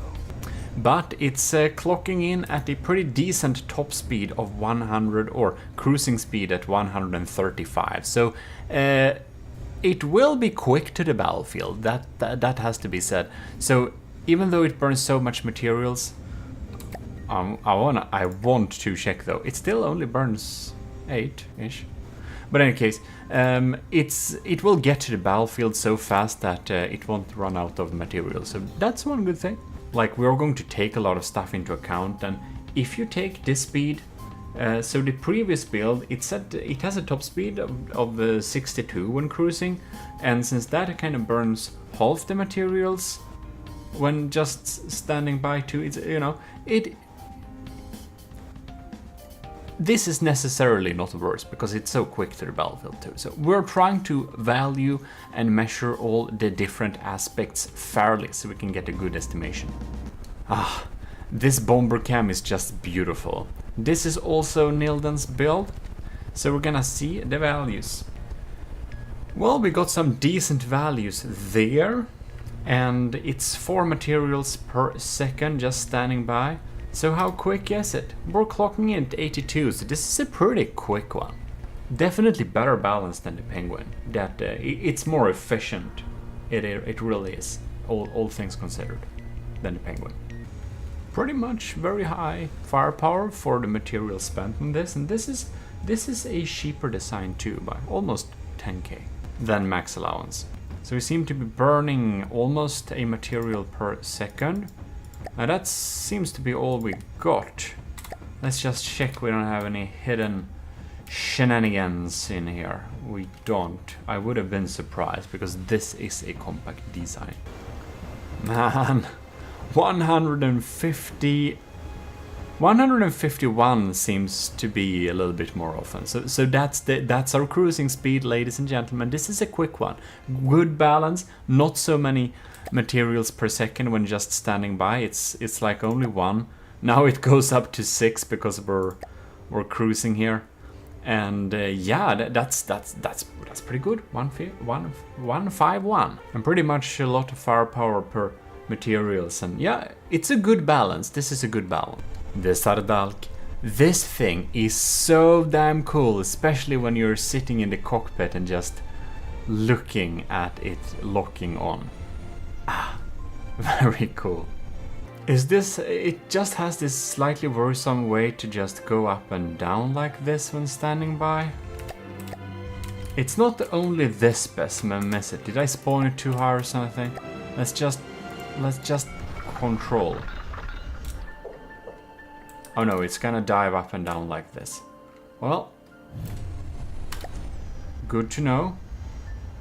5 per second. Pretty high cost keeping this. By the way, if some of the little bit inefficient designs will be one of the winners here, I think we need to make a carrier for them. For example, if the Sardalk here by Pizza Summoner, or Light of the Worlds Star Drop, or let's see here, the Penguin, for example, if they would win, they would probably always be mounted on a carrier, because they're just, if they're one of the winners, they need to be on a carrier, because like we're not spending 5 materials per second just to have, like, imagine a squad of this. It's like 20 materials per second just to keep them around. Like, what the hell? I've tried for a while now. I did even take it like out of play and stuff. I don't know, we kill one of them. It's so weird.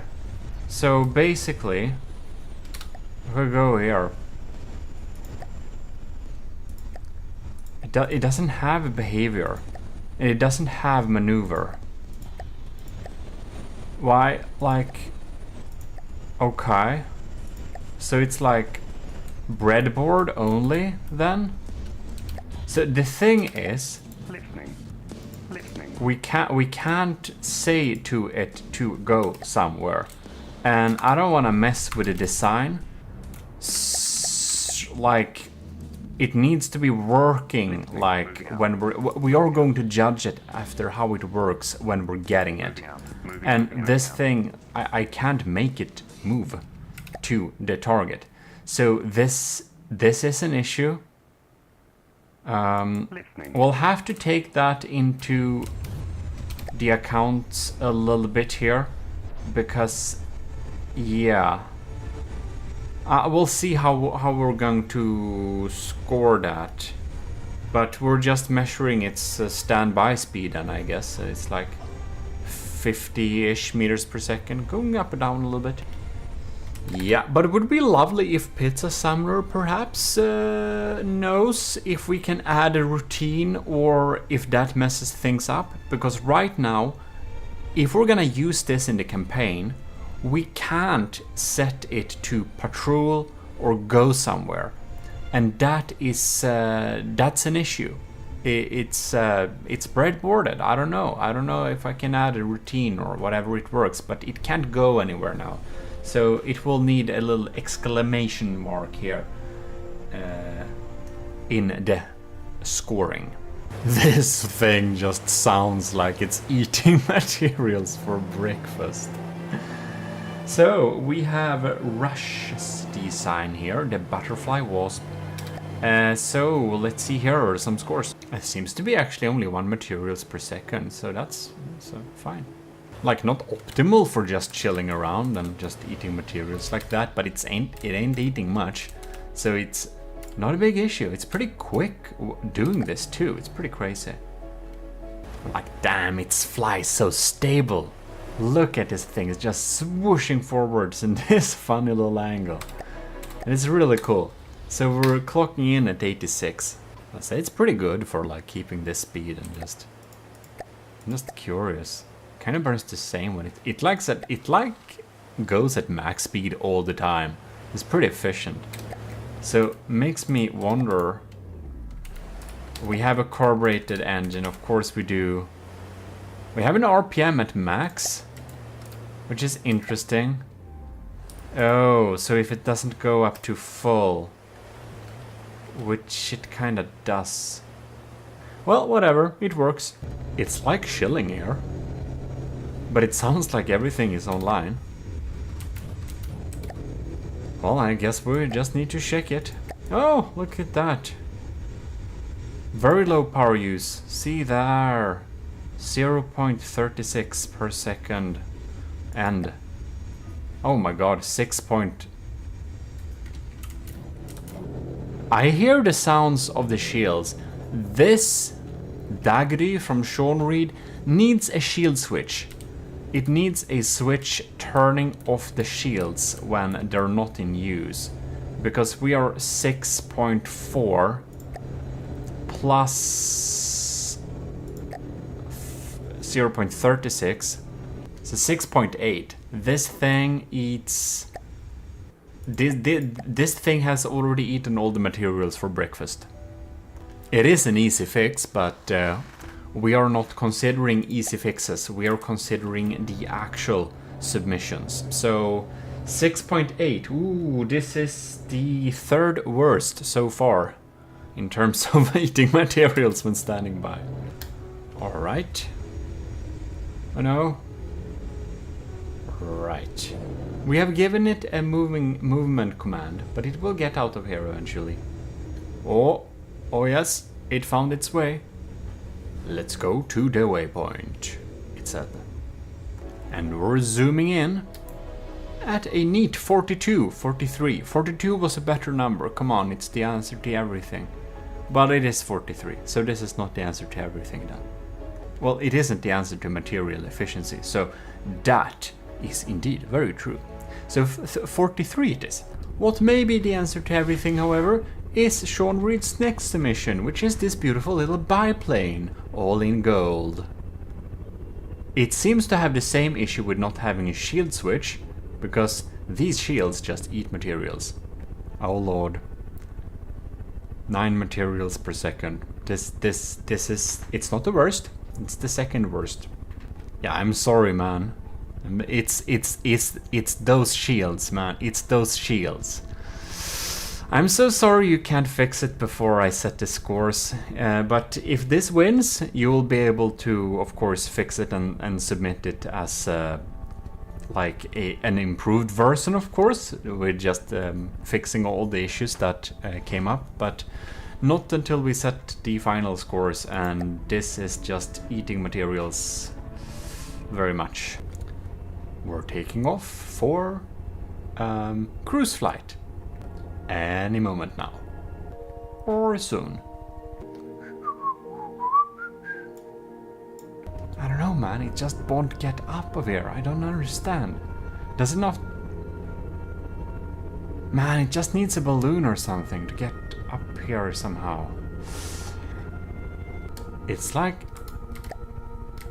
Look. It's out of combat, so it seems to not be getting... Well, it will be a little bit difficult then, in case we need to transport them when they're out of combat. It's gonna be very, very weird. So the cruise, like... if it's out of combat, it just won't go. So the cruise speed is 3 meters per second. It really... Yeah, like... That's what we get when we set it to move somewhere. That kind of surprised me very much. I think it's probably set up in a way to only activate its engine at like full juice when there is an enemy around. And that will be a little bit difficult to use that kind of setup for a campaign setting. Well, 3 it is. I don't know how else we could set that, but as you might imagine, that's the slowest cruise speed so far. But I bet it burns, if it wasn't for the shield, I bet it would burn so few materials per second doing this. It seems that this is also Sean Reed's submission. It also seems to be having this issue with the shields being active all the time.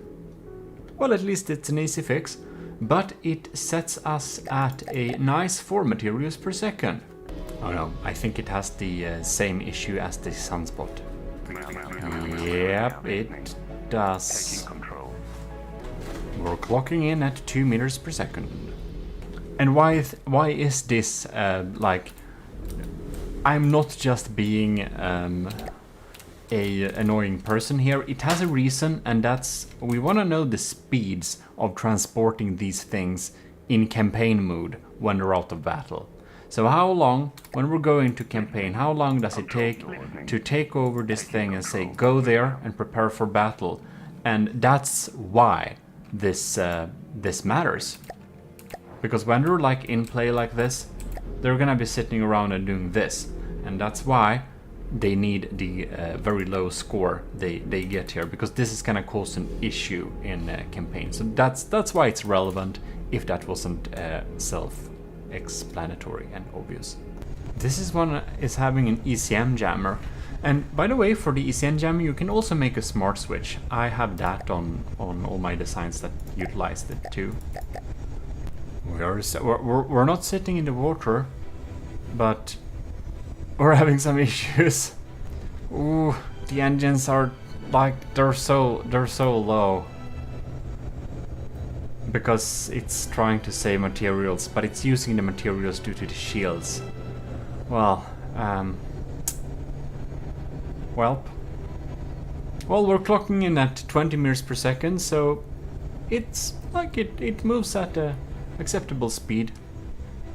Definitely on the slower side, but I don't think my helicopter is much better actually. Let's even check how quick my helicopter is. Right. Oh, by the way, this is not Gimli Mark II, but this is BB Afterparty Gimli class battleship. It's a slight variant of the Gimli that is going to participate in a big battleship tournament of 2.2 materials, which is kind of inspired by the Gimli battles, and it's gonna be a proper tournament with a lot of rules, and Sean Reed is putting that together, so it will be available if you want to join that tournament.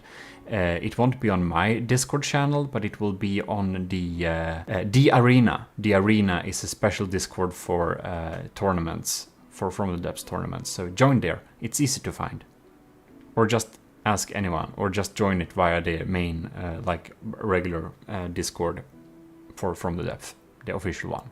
It's linked there. Second chapter, Frontier Fleet, anti-air. There we go. This thing is actually... I wonder if this thing is... I wonder if this I didn't even think about it. If I would have configured this helicopter to meet my needs, to target subs and stuff, this thing could actually have been participating in my own trials, but that would have been strange. I don't want to participate in my own Army of GMODIST trial. This just feels a little bit stupid. Like, it's so sad for everyone participating if I would win that, so I'm not gonna do that, but I just realized it's like doing that. So it's pretty funny. Yeah, when we're like this ain't participating, it isn't.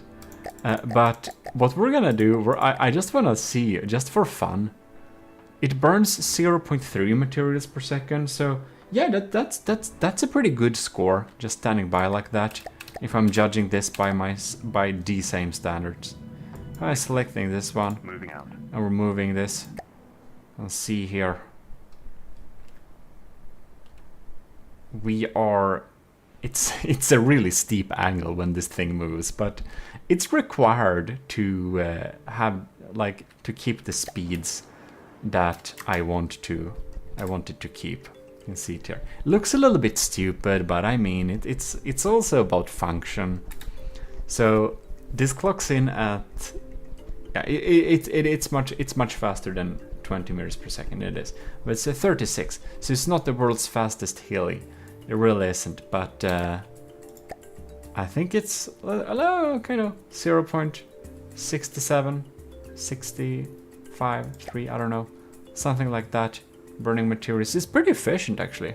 Well, makes me happy because this is already like this is the second chapter Frontier Fleet, which we're gonna conquer the Nether with. So this is already in here, so I'm glad it's kinda ish decent. What isn't decent though, what's absolutely horrible, is the flying broadsword air battleship. This thing is horrible. Oh my lord, I don't know if I want to know how much materials per second this thing is eating just chilling here. This is not built with efficiency in mind. Fire. The simple cannon is giving what? Why is it given as infinity?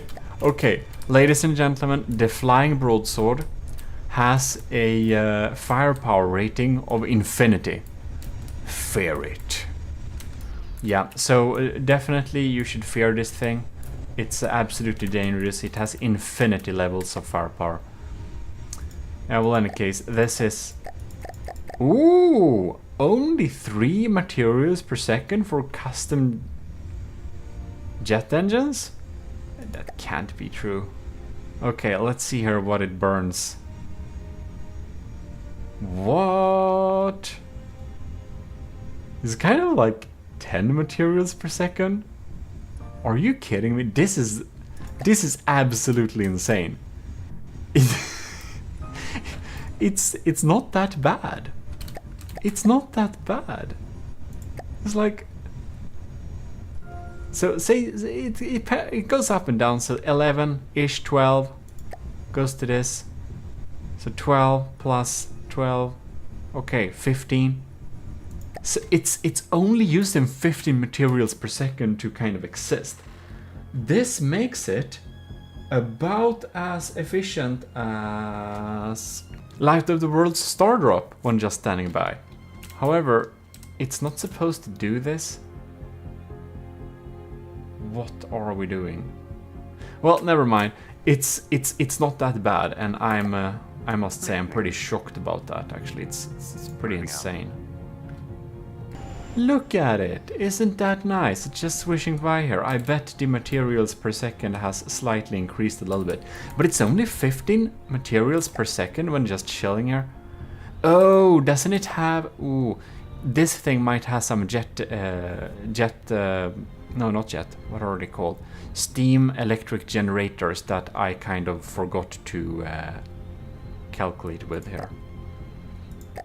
Okay, so when we're moving, we're clocking in at 18 materials per second. I haven't checked this for ages. 20. Okay, so it's gonna burn a lot of materials when it's moving, of course. But it's also 1 million ships, so I mean, I guess that's to be expected. But I just thought it to be pretty interesting when we're checking efficiency of stuff anyways. 54 meters per second is pretty decent too, I think, for a ship this size flying around. And just generally existing to look cool. So yeah.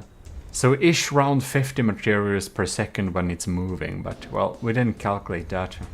But then we also have the slight fact that we might have some stuff I've forgotten about.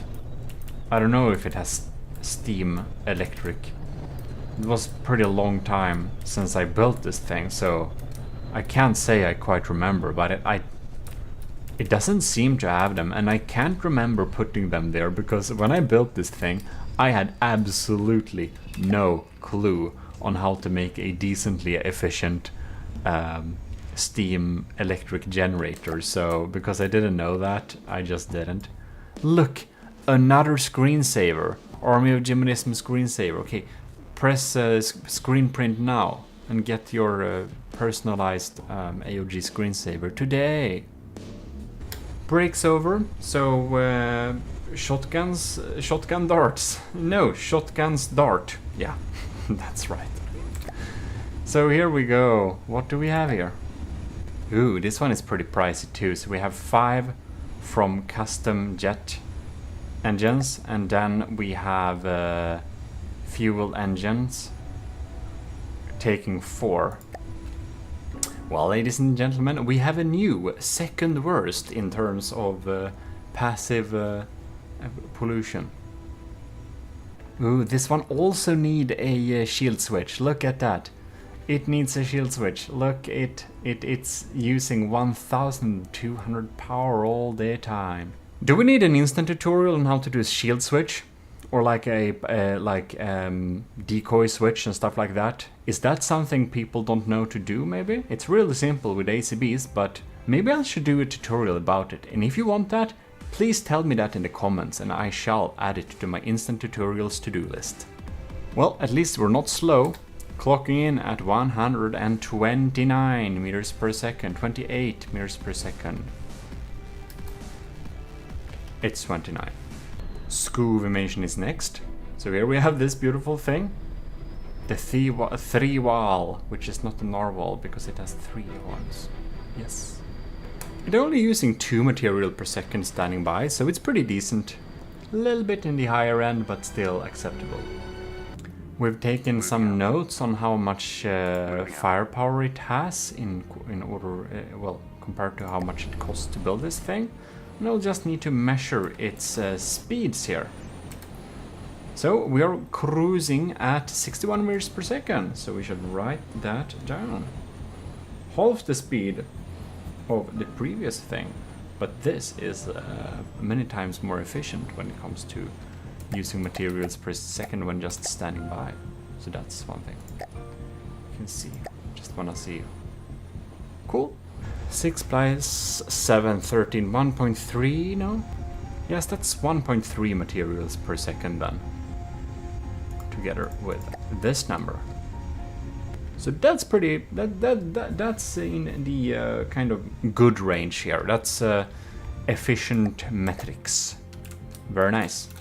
We already got a number for firepower per materials spent. No, that's here. Moving out here. And now we should measure how fast we are going towards the waypoint.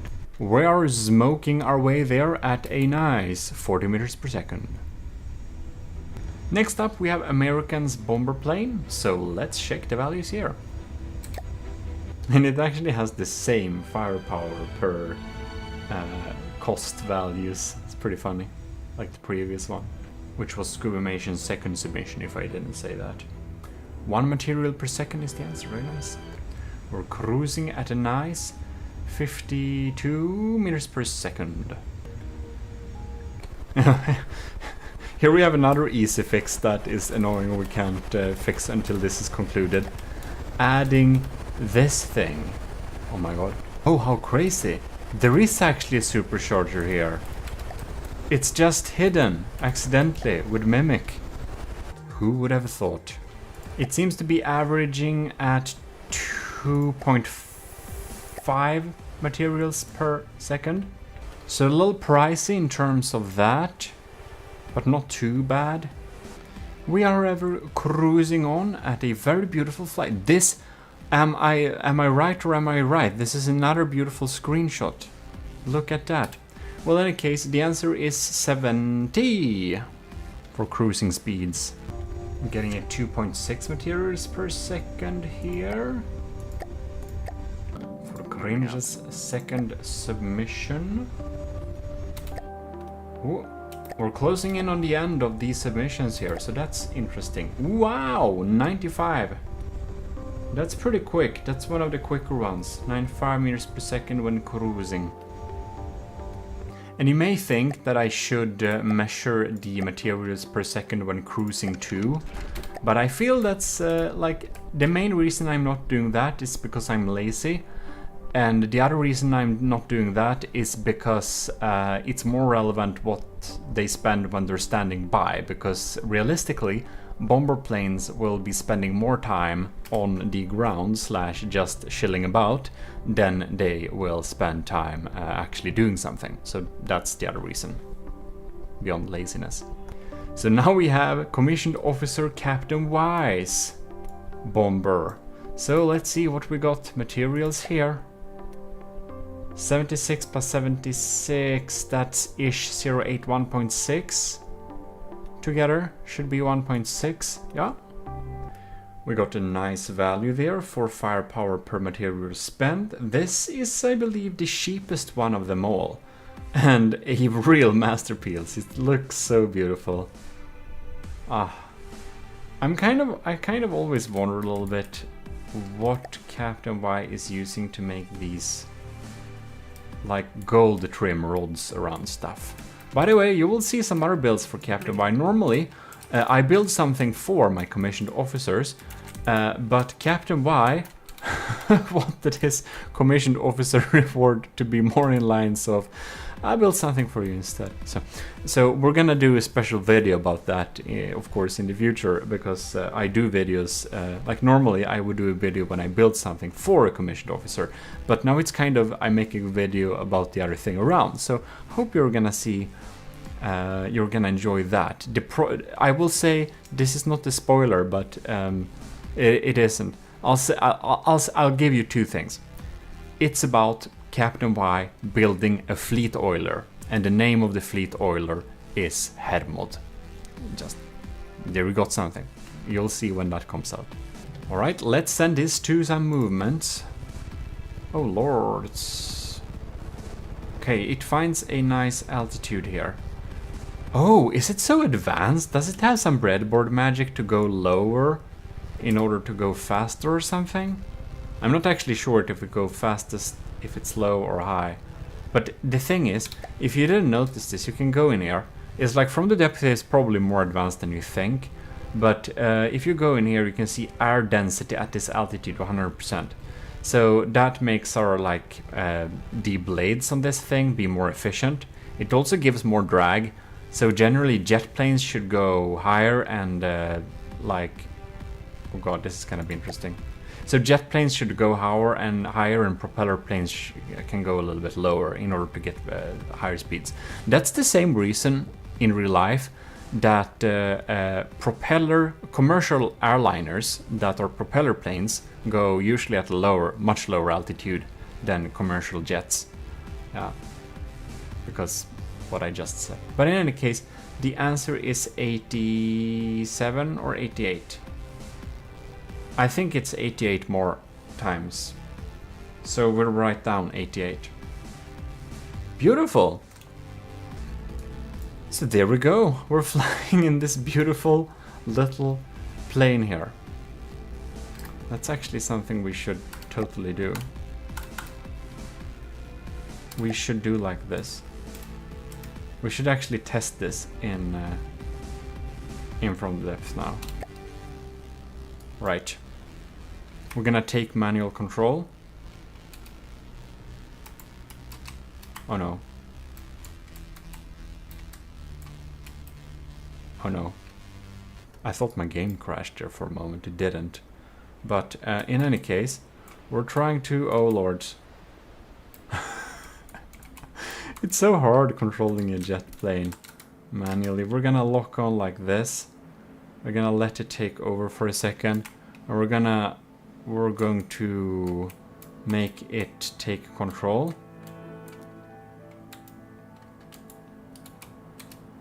Alright. So, oh no. So we're basically gonna see here, if we climb a little bit, if we climb to, say, 500, an altitude of 500, I think it tries to take over control from me now. Well, we're about to stall, I believe. If we just pause the game here, we can check this thing. So, the air density at this altitude, 7%. So any wings and propellers should be pretty bad at this. So that's probably why we're stalling a little bit. It's probably not the... yeah, it's probably not the breadboard. It's just we're stalling. Well, when we're diving down, we're having a pretty quick meters per second. Dive bomber would be a thing. Now we're getting responsive again here. Right. So... I don't know. Or maybe not, who knows. In any case, it might be breadboard, it might be the game, I'm not actually sure, but we can't go higher, is the only answer. Maybe they take out each other because we're gonna have higher levels of air density up down here, so propellers will be better, but we'll have more drag. Up there is no drag, but the propellers don't get as much force, so maybe it's like plus minus zero-sum game, as they say. Well, I do really hope you've enjoyed this little episode at least. We now got all the numbers, and of course I will not tell you exactly how everything is judged here, but from watching this video I'm sure you should be pretty sure. I've realized we forgot the part, and that's to check if things that stand by on water also does that on land. So yeah, instead of doing a reasonable way, I just spawned all of them in case I would forgot anything of them. So we're just basically gonna do this. Oh man. We're gonna see who's chilling about and who's going into zip around and chill about mood. Yeah, that's pretty awesome. So the things that are just zooming about is of course the same mood. But we have like, here we can see Sean Reed's aspirant. It's just standing here. It has some rubber things, so it seems to not damage itself by standing here, so it seems to be working pretty fine. Or does it? Yeah. I don't know where that rubber is, but it works. This one is chilling about here too, as well as the sunspot. I'm not really sure what this is trying to do, but it's trying to not scrape the ground all the time. Poor thing, I think they're gonna collide. So yeah, chilling about. Here we have a Pizza Summoner. Oh no, it actually lost some blocks. Ooh, we're having some issues here. We're having some issues there. I'll note that down. Oh my god, we got an explosion in the air. I'm not exactly sure what I'm gonna do to this, so I'll add a little 2 at the exclamation mark the Saladalk received for not taking orders. This is not your part, is it? Ew, you are repairing. Isn't that quite nice? This is another ship, okay. So this chills about as it should. Everything seems to be as it should, except perhaps this one. I'm not really sure. I think this might also warrant an exclamation mark, because it's damaging itself when zooming around like this. Yeah, that doesn't really work. Just can't do that. Oh. Ew, look at that. Your poor rubber legs didn't spawn right. But now you can sit about here. Okay, it's a little bit unfair you spawned in like that. So we'll take oh, what? Oh, it just didn't get up for some reason. I don't know. But yeah, the other one, the only thing that's different, that's this thing from oh my god. We have this beautiful thing from the Secret Advisor. It's going in like chill mood like this. So it's it's 50 materials or 24 materials per second. Now it's infinity. And here it's 0. I think I'll need to go inside and check a little bit here actually and see if we get something. This thing is a little bit hard to measure actually. It's like 7 periods per second and now it's 0. And we got some other ones like this one below here. It's like 3 and it's like 0.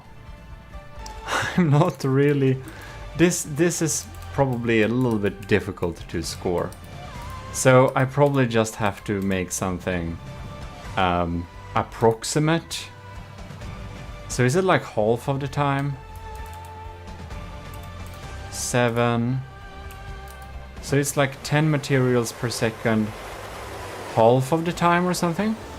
Well, since what we're gonna do, we're gonna use all these ships for, it's gonna be a little bit more important how stuff is dealing with water mode. Well, now somebody got and attacked him a little bit, but it's gonna be a little bit more important for what we're gonna do in water mode. So I think I'll just add an arbitrary number to the general efficiency score. So it's dragging-ish 5 materials per second when it's chilling about at land. So sometimes it will, sometimes it won't. So I'm gonna put in a little number there at the efficiency value because it was 0. So it's gonna be like, I don't know, 1, 2, something like that. Probably 1 to make it even out the values a little bit. Now this... Why? Why did you do that? You've been chilling around here all the time. There was no reason for you to jump up like that. Why? Why did you do that? Well, it's not getting damaged. This thing is just chilling so extremely beautifully here. It almost warrants an extra point for being beautiful here, but that's not what we're judging this episode. Well, I almost want to give the hummingbird an extra point for looking so splendid just sitting around here. But I suppose we won't. But yeah, it's definitely providing exactly what it did before. And this one is actually a true 0 when it comes to standby material consumption. Well, thanks a lot once again for submitting all these beautiful designs to the Army of GMODISM trials. Look at them. So in any case, we are going to basically be back next time. And next time we're going to do... I think we're gonna go to the land and do some land battles. So that's gonna be all fun. But in any case, I'm gonna take the scores I got and I'm going to do a point system. So like I did before, I'm going to divide out points from a score to 0 to 5 to kind of give points for this. So each of the scores will be 0 to 5 and we're adding them up, and each of the challenges are about as equally important, but efficiency is a big deal. So I think I might give out points at least 0 to 10 for this one. But I'm going to look at the values and then I'm going to divide the points in a rightful manner. But God, my notebook where I keep my score, you've seen it quickly a little bit before, but it's insane. It says so small numbers, so much text there. But anyways, huge thanks for providing the ships here, and I'll hope I see you next time. This is your host GMODISM, and we are most honorably signing out. This is your Lord High Admiral signing out indeed. So with that said, we'll say AOG Invictus.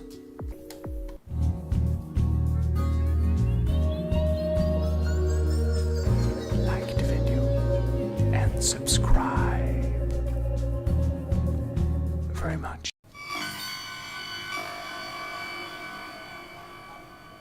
Commissioned officers and enlisted in the Army of GMODISM. It's your Lord High Admiral speaking, and we're back with the bomber trials. This time, we're going to test the bombers against some pretty fast foe. They are known as the Sidewinders. Very, very fast craft, very easy to kill, but Well, if you can hit it. So we're gonna see how your designs will perform, and it will be highly interesting to see that. A special mention is that our former Captain Scoobrox has upgraded himself to the rank of Commodore, and then has climbed the ranks again due to his valor to Admiral. So we will be having a build project coming up in the near future. Anyways, let's get out there and check your bombers. The Deepwater Guard Sidewinder. Or no, it's something else. I haven't played Ashes yet. We'll get there. Anyways, this is the Sidewinder, as you can see here. We're gonna take a little quick look at it. You can see it's pretty darn fast. That's the reason why we chose this vehicle. It has a top speed of about 100 meters per second, despite being bound by land. It offers some light anti-air guns and some, well, I guess that's more harpoon or something. Not really sure what's loaded in these missiles. It actually seems to be explosive. In any case, here you can see we are relying on a, is this a steam thruster setup? Anyways, it's a very beautiful, very cool design. We shouldn't admire it too much, however, because our goal is to destroy it. But this vehicle deserves some mention slash condolences, because there is a certain pufferfish inside of here who will hopefully meet a very violent end very fast, very soon. In any case, let's go and spawn the first bombers in the list. We're probably not gonna be able to fit everyone in one episode, by the way. We're going with the same order as before. So here we have Adnecrius coming up here. So let the game go. I forgot something. I had one hold spawn very close. So we're spawning two Sidewinders here. And we're gonna see how the Storyhana will, well, first detect the foes and then deal with them. So we're having two different foes here, so we can see how it chooses to basically deal with a cloud of enemies. When we put in a bomber to deal with a situation like this, we obviously want the bomber to be able to deal with such small threats like this one. However, it also needs to be able to deal with them in a kind of group, so it doesn't get completely confused that it's two of them. Because as understood, the small bomb, like the small Sidewinders, they're so easy to kill if you can hit them, but they can confuse some slower bombers like a lot. The reason why we need to be able to take out fast targets like this is that we actually need to be able to employ, you know, a nice little bomber against a target threat, which is consisting of a couple of tiny land-going vehicles. If we don't have the time to put in land reinforcements, that's a perfect job for a couple of, well, bombers to deal with. And even though the Sidewinders are really tiny, each of them costs 25,000 materials. I believe they are pretty inefficient designs, but in general, we want a bomber to be able to punch upwards. Why I thought it was relevant to see how we're dealing with a tiny little crowd of them. If we can send out a bomber to reliably deal with a tiny threat like this. I do believe that the Storyhana will insta-kill them if it's able to hit, but it may not be. So far we haven't dealt too much damage. We are going to do reruns if we need to, if the craft is getting damaged in a way so it kinda suffers some issues there. Okay, I think we need to do like this. However, I believe that the Story Hana should be able to take some fire from these small sidewinders. And that's another thing that changed a little bit here. We are going to take the performance into account of survivability a little bit here. This is not the pure survivability tests, but we will not make the bombers invulnerable because we want their own weapons to be able to damage themselves. As we've seen with some of the bomber designs, they've had issues where they kind of damaged themselves too. So we want to make sure that that exists here. So the survivability will be a part of the score, but dealing with the bombers here will of course be the most amount of the score here. And we can see the Story Hana has successfully taken out one of these sidewinders. And we're having some issues with those missiles not being too accurate here. Well, we're gonna see how this ends. It really seems that the Story Hana side got crippled again, which made its maneuverability kinda bad, which made it not be able to hit this thing very reliably. Also, the Story Hana's auxiliary missiles seem to be a tiny little bit too slow to actually reliably deal with the sidewinder. So we're having a little bit of a survivability issue here. If we repair the wings again, I believe the accuracy will be much better. So we're going to grade it on a 5-point scale. The different challenges have some different scales, but most of the challenges have a singular 5-point scale. So we're going to put it according to that 5-point scale. I think I know enough how able it is to deal with a sidewinder like this. Again, it is... the Story Hana isn't much more expensive than a sidewinder, so... you know. But the Story Hana from Adnecris is actually too expensive, so it has those issues too. You know, I think a Story Hana should probably be able to deal with 2 sidewinders. It kinda doesn't, but it kinda does decently. But I know that I will not be able to send one of these into battle to deal with 2 sidewinders. It will not be enough. So I think I got enough for the scores. Yeah, so we're gonna move on to the next one, which looks gorgeous, by the way, in its standby mood. Look at it. This is Korvak's design. No, Kovrak's. I mess that up all the time. The Secret Advisor, also known as. This is Diamanta War. You've seen it before. Maybe you're even... maybe you even would say you like it a lot. Maybe you are in the Manta. Whoops. There we go. There we got another one. Alright. So I believe we have 2 sidewinders here. Yeah, I didn't accidentally spawn 3 of them. That's good. So we're having some fragments popping in here. I guess that's like proximity fused frags. It's actually pretty competent anti-air stuffs. Ooh. Oh no. It decided to disengage. Oh no.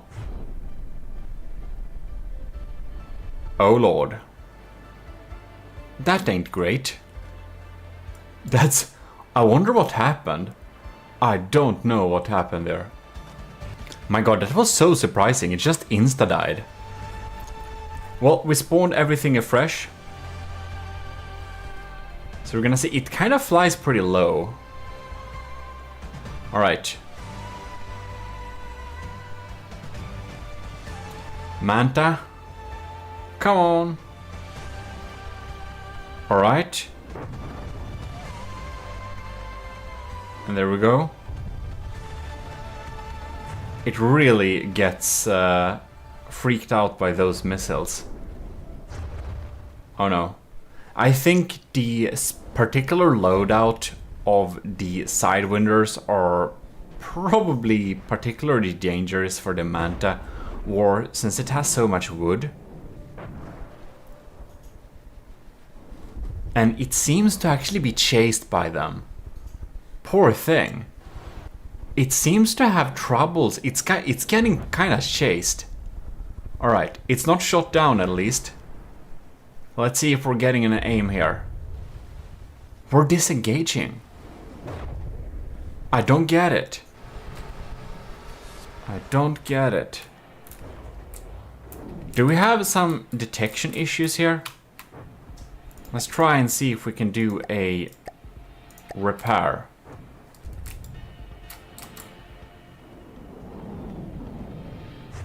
It's moving really smoothly to avoid those missiles, but we're again in the situations we're actually getting chased by these tiny crafts. Oh, bam! That's loud, man. It didn't hit, however. Alright. I think the Manta War is better designed to punch upwards. Now it's trying to use its tail to gauge the sonar detections a bit, which is not the right way, not the right area to do that. Or maybe it just looked like it. No, it's trying to dip down a bit.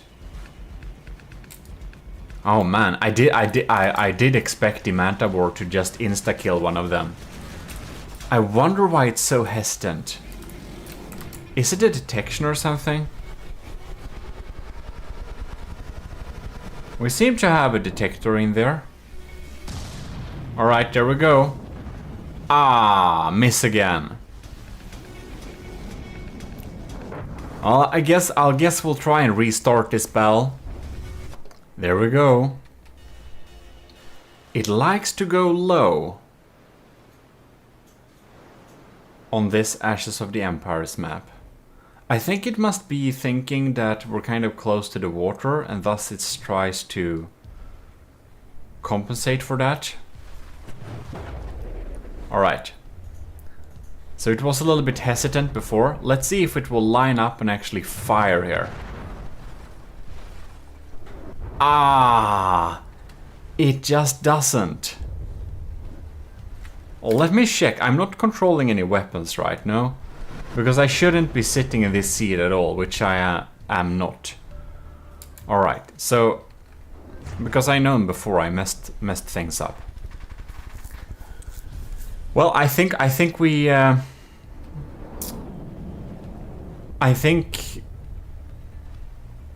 well, I know the Manta War is very competent at punching upwards. I do know that, but well, for this particular challenge, it's not very good at dealing with the quick wheels, as we call them. It just hasn't enough time to line up and pick a shot. It just gets lost and gets damaged, and like not a lot of stuff is happening here. So I think we have to go to the next challenge actually. So in any case, well, that was a bummer. That was well, I think I'm as disappointed as you are, the secret advisor, because I really thought it would insta-crack him. But I understand it takes some time to line up these diff guns, and again, this is really a upwards punching craft, not cleaning up the small parts, small crafts. Well, next up we have Jono's second submission, the Isanth 5, which is more the meme build from StarMade, but whatever. I allowed multiple entries, so it shall be tested like the other ones. Jonah has 2 submissions, that's not very much, because Nilden has 3, and that's nothing but because Sean Reed has 4, and then Scooby in the Cringe has 2 too. I don't know if I missed the multiples, but next Army of GMODIST Trials, I'm sorry, but I will limit it to 1 entry per person. It's very cool to see a lot of submissions, but since more people... since a lot more people than I would have expected kind of wanted to do this, I got a lot more submissions than I thought.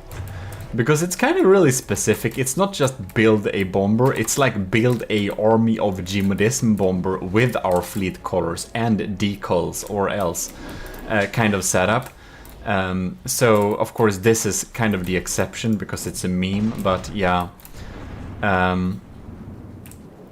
With the understanding that it might not have qualified in, but I felt Star made nostalgic, so I didn't... I let it stay here. I let it stay in. Well, this ain't doing very well. Try and repair this thing and see what we can do. But in any case, since it's so specific like that, our Army of GMODISM faction needs a new bomber. I kind of thought that a lot of people would be like, no, I only want to build my own faction. And that's understandable, of course. But in the Army of GMODISM there were many people, and of course, a lot of people can build Army of GMODISM stuff. It's just join and build.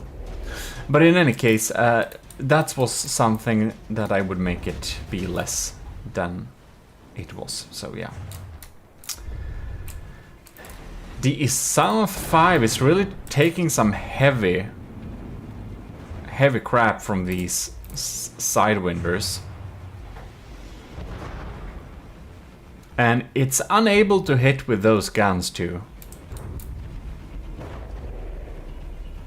It ain't gonna be cleaning up any much time soon here. If we just repair this thing, it's very unlikely to hit, it seems like. Well, if we just repair this thing a little bit, reload its guns for it, see what he will do. Just stay there. Oh well.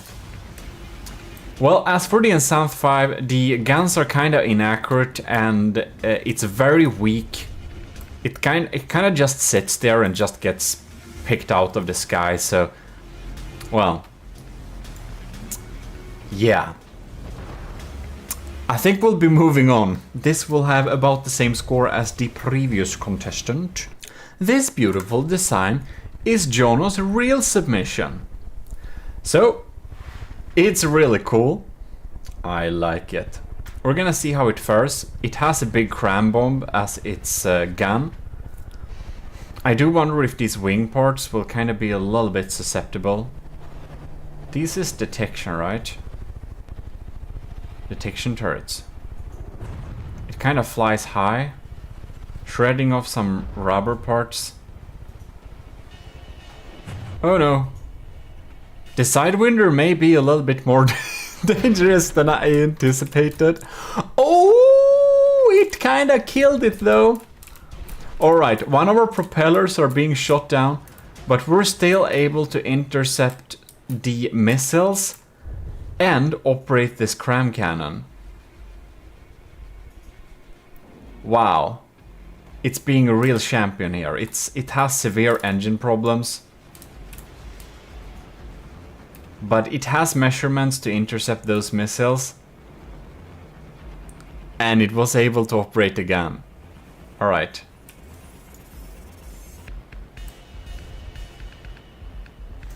Oh, I think it can't find a good angle. Those anti-missile missiles are doing a great job of keeping it off our back. Oh, I do believe its repair bot was able to fix it up enough. That's super. It goes into safe distance. Very smart maneuvers here. Sadly, the anti-missile system can't really engage with missiles coming up from surface to air. So it has a limited range there. That's not the best. It probably should fire anyways. Well, in any case. I think we're going down for a bomb dive. Let's see here. Bam! We did some damage, all right. No kill, but that was definitely closing in on it. Did a decent job taking out the first one, but it did get its propeller kind of shot out pretty early. So I felt that was a little bit unlucky for it too. So we're just going to start again. All right.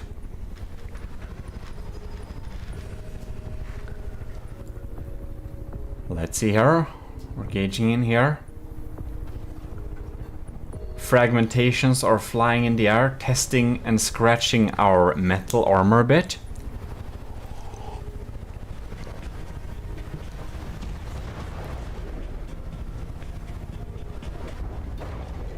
Missiles were not able to be intercepted at this angle again. Ow! That was a good try, but didn't really hit home. It feels like this anti-missile turret is better to deal with air-to-air missiles than the ground-to-air, which we're facing here, due to its angular placement.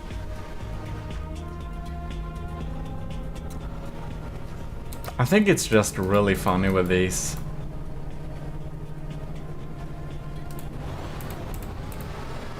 So we're having like a IR. We're just having some mimics wood in front of it. Yeah. I think it's doing pretty good at surviving this thing at least.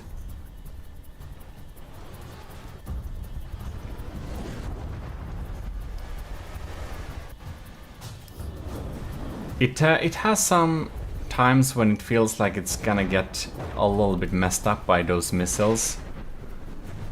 Ah, very close. It's kind of hard to hit them with a cram like this. That has to be said. We're seeming to have engine problems here. Ouch. Well, I just wanted to try one last little session with making this go up for a little rise and do some damage. Or I just want to see, because the first shot with the cram, it was so accurate. It was like dead on, really efficient. So I want to see. Oh, that was a good blast. That was a good blast.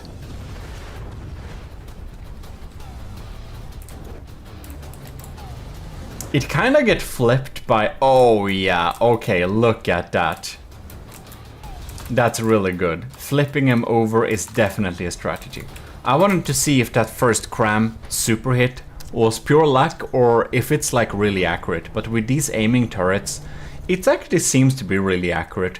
I know enough now to gauge this design. It struggles a little bit in the survivability department when getting faced with these sidewinners like this. But so has the other designs too, so far.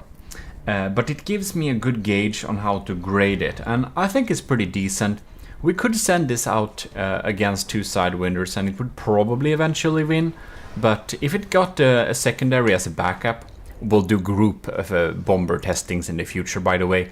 There are many challenges planned. All of them are graded. Yeah. But in any case, if this had a little squad, I think they could achieve a lot. Well, we're gonna move on to the next one. Here we have it. Kinda sexy design. I bet this one will be able to pretty efficiently target them.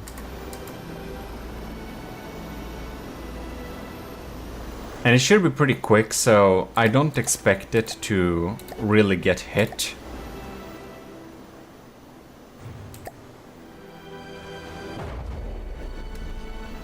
It actually isn't that quick. Right. We're taking some fire. We're taking some fire. Mayday, mayday. All right. The menace of those light frags. Here we go. The laser guided. Oh, will they lock on? No, it. No, I forgot it was laser guided. And it fires them all the same time. Ooh. This has really good potential of being really great, but at its current state, I draw back my previous statement 1000%. I don't think it will be able to hit them at all because they're too fast and it has too small of a window to actually lock on that laser, and it's not gonna be able to hit them in time, is it? Like if we just spawn another one here, let's just check how it fares.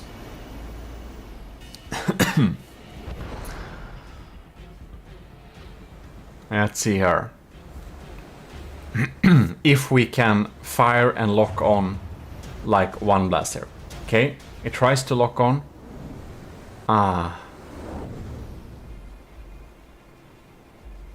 Yeah, this seems kind of sexist. Design is having a real trouble with its detection to lock on that laser. I think for this particular case, or in basically all cases, I think maybe radar guided would have been much better.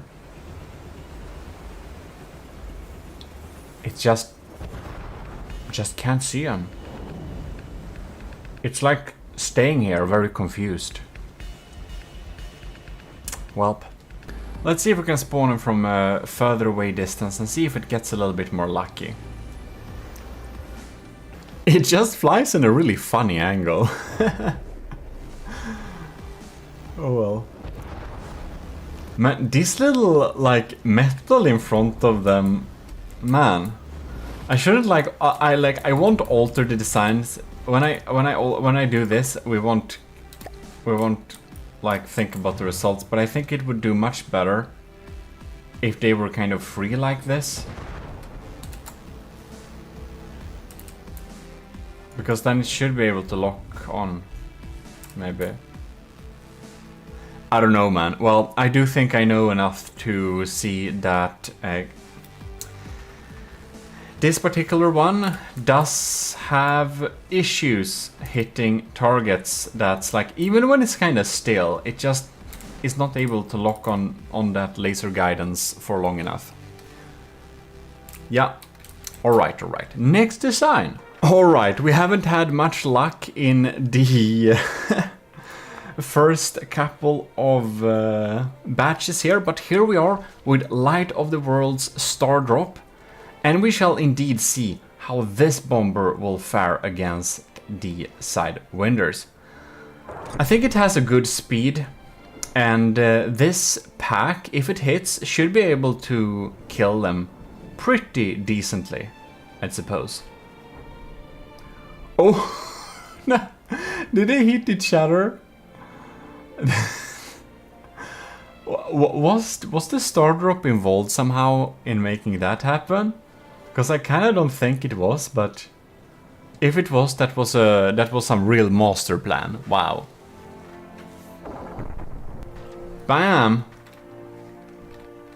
Oh, we're playing with fate here. Look at that. Did we knock it out? What happened? It doesn't look damaged. Maybe it was an explosion. Wasn't it an explosive pack? Or was it one of the other designs? Bam! Just annihilated that thing. Beautiful. Cool. We're starting this little battle here. Just to make sure that it wasn't all luck. So let's see if Light of the World will line up for some killer pack shots. That was close, but no cigar. Well, it's closing in a little bit. It's pretty accurate though. If that had been, man, it's just fooling those missiles. It's doing really cool loops. I wonder how you make things do loops, if it's like unintentional or if it's a escape maneuver.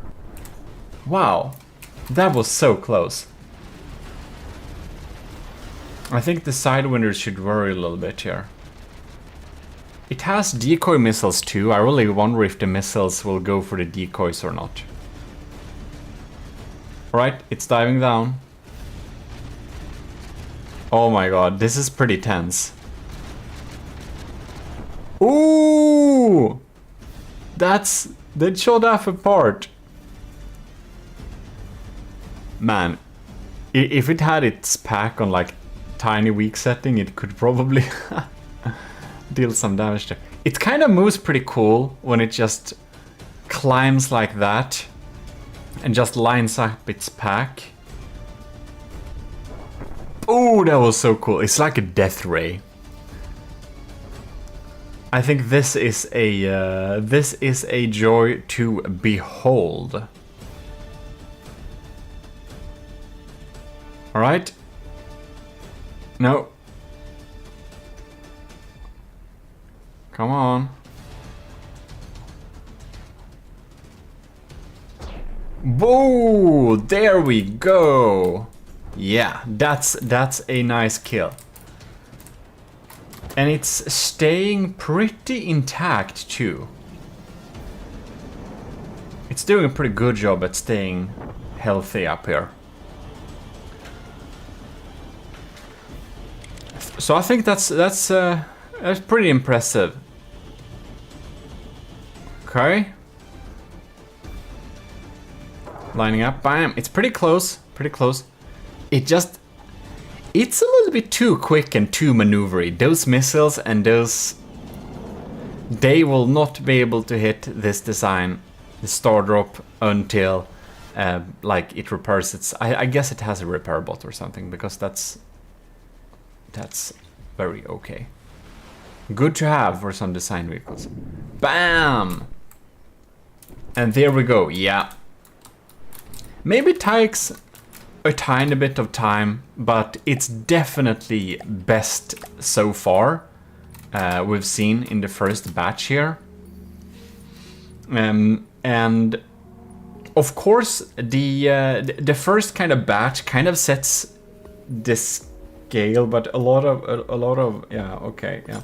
The first batch kind of doesn't have very high points, that must be admitted, but this one is getting a high score. Definitely by far the most efficient designs at dealing with these fast type of vehicles. So yeah, Light of the World, good job with that pack. It's insanely accurate. It can just... Okay, not like... Just because I said it missed. It's not insanely accurate, but it's accurate enough for doing the job done. And it's pretty evasive too, so it isn't getting damaged a lot either.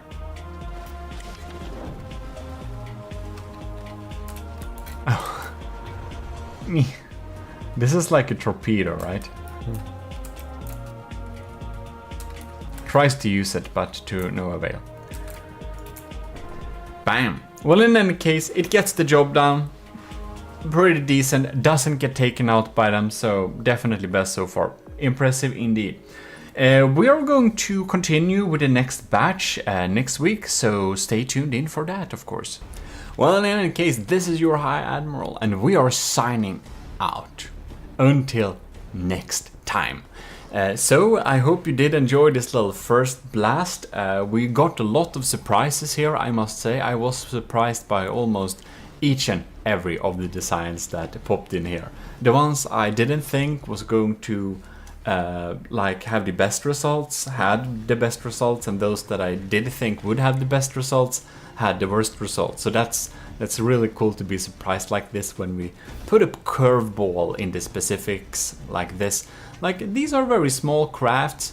We can't reliably deal with them with, probably maybe we could, but I would not like to deal with them theoretically using fighter aircrafts because they are more adapted for anti-air use, and I kind of want something that targets land and sea.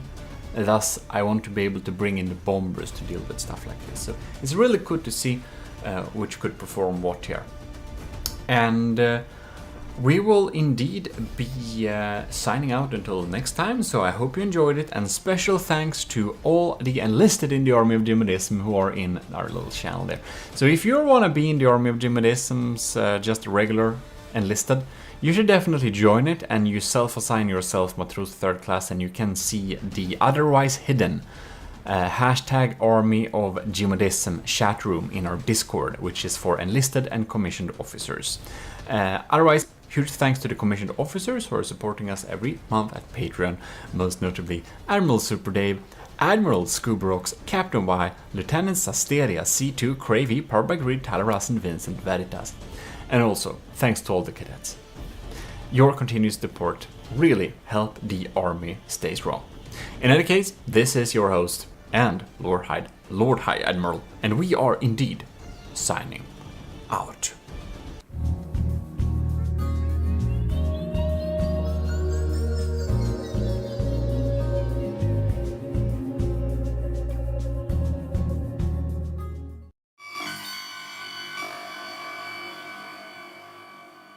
Welcome back, enlisted and officers in the Army of GMODISM.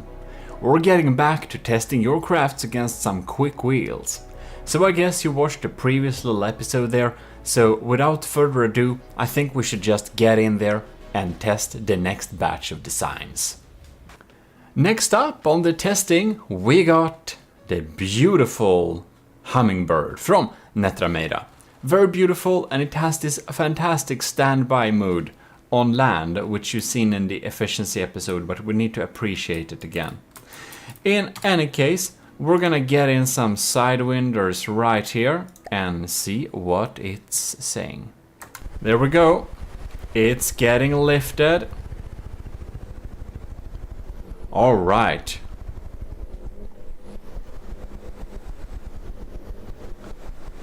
Sidewinders are popping in there, spreading some flak. Trying to trick the missiles with some decoys. Missiles goes toward the sidewinders too. The hummingbird is trying to chase him down. Well, it's not getting chased at least.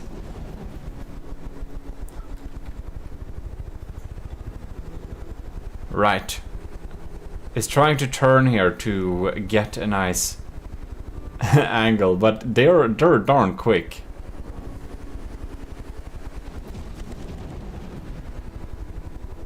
Well, it's gonna be interesting to see if they it feels like they need to line up properly in order to deal the damage. You can see it's kind of sitting at a pretty high altitude. Whoa. Well, that was really off.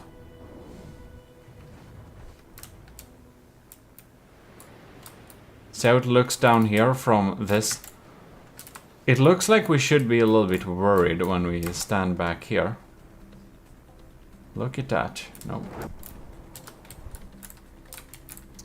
It feels like they're kind of having this weird pendular circular motion that kind of makes them never line up in a proper way, because they try to target each other, so each other's AI are just circulating each other like that, so...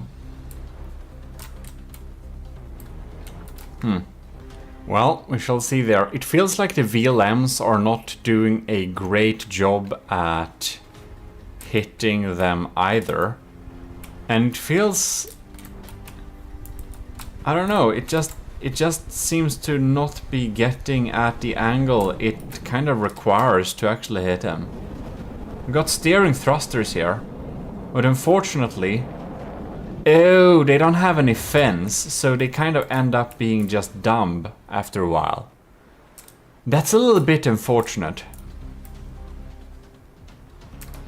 I didn't imagine that the quick wheels challenge would be this difficult.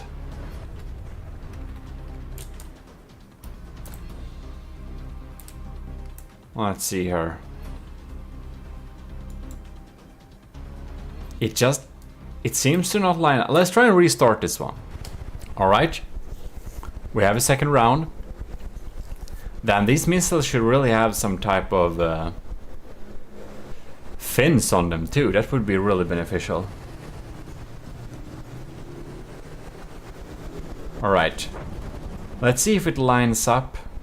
I think the first contact for it would be most likely to be beneficial. Oh, it kind of turns away. So, okay, that's kind of the issue. They are just a little bit quicker and more maneuverable. So, we're trying... Now they crash into each other too. So, they're like trying desperately to... Oh, both of them. I feel that the hummingbird didn't have much to do with that combo kill. Okay, they're in the distance here.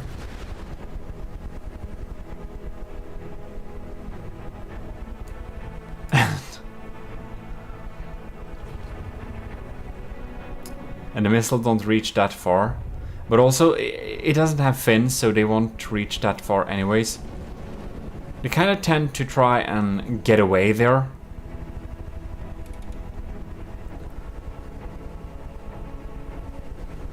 So yeah, we explained briefly in last batch what the reason is why we're doing this test. So do check that if you don't really remember it. Like, this actually looks like a pretty decent lineup. But they're like not cooperating. It's like we just never get a chance to shoot. We just never get it. And these VLMs really need to be set up in a way that's a little bit more long-range viable. Because right now, they're like going up here. They're getting out of fuel to turn and they're like out. Very unlikely for them to hit. Well, it looks really cool, but it just never seems to actually line up for a shot against these quick ones here. I suppose the hummingbird is also on the team of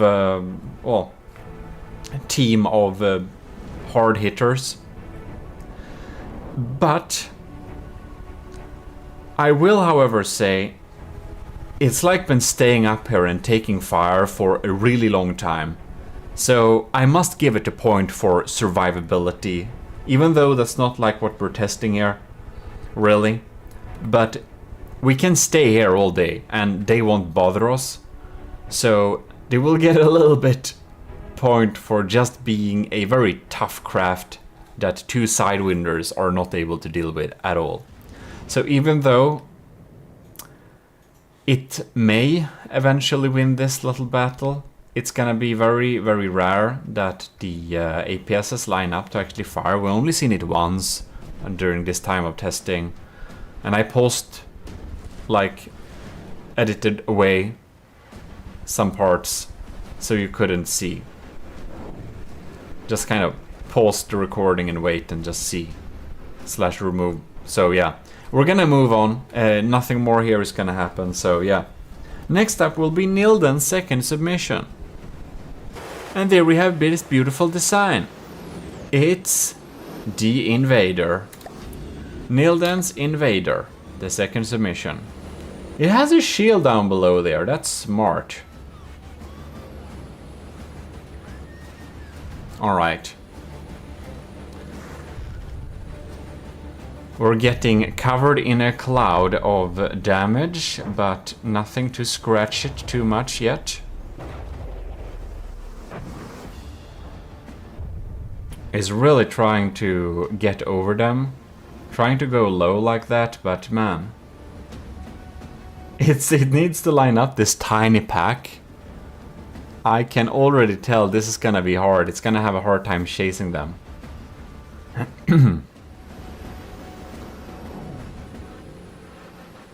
We're like... I don't know how fast we are.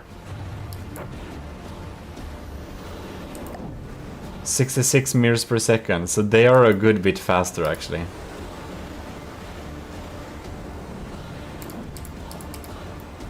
Right. We're just not lining up, man. It doesn't tilt in order to hit at them. Like, for example, Light of the World Stardrop did. So it's gonna be pretty difficult for it to hit, I believe. Huh. Man, this craft needs APN guidance. If it had APN guidance, same with the previous craft from Netrameira. If they both had APN guidance, I think they would have gotten over it and could line up a good shot. But, well, I don't know how to make APN guidance for crafts, but I think there is possible using the ramming. Maybe? I don't know. Maybe bombing rounds should have APN guidance. Maybe they already have. I haven't checked the new AI update settings, which kind of came a while ago, but whatever. Kind of mostly dwelt with circle and broadside, so yeah.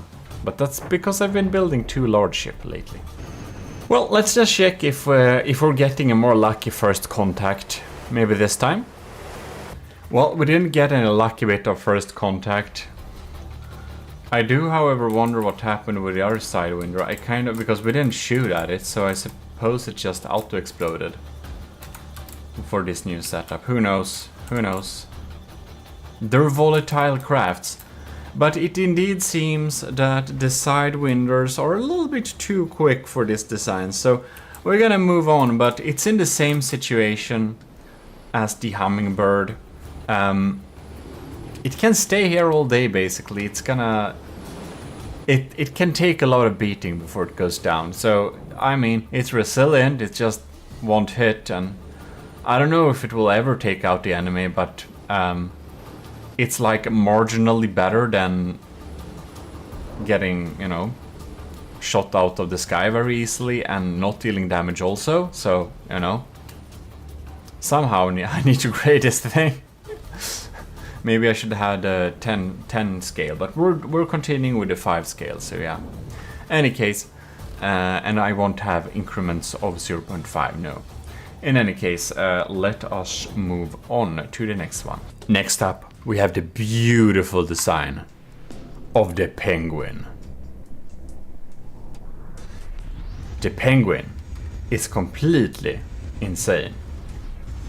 And we've seen it provide some favorite action before. It's gonna be very interesting to see how it bombs are rolling down there. They are magnetic, so it's gonna be interesting to see how they would be able to drop down on the enemy here. If they're able to track him in any case. Because these magnets, they are of course attracted to the bombs, but... Or the magnets will, well, attract to the vehicles, but they're also so fast. I wonder if they will be able to kind of drop in a way that they actually deal damage. I don't know. Okay, now we're going in for a good bombing run. At least we're really quick, so we have a good chance of outrunning them, which is something we can't say for many designs in this particular challenge. Oh man. It seems to not be getting...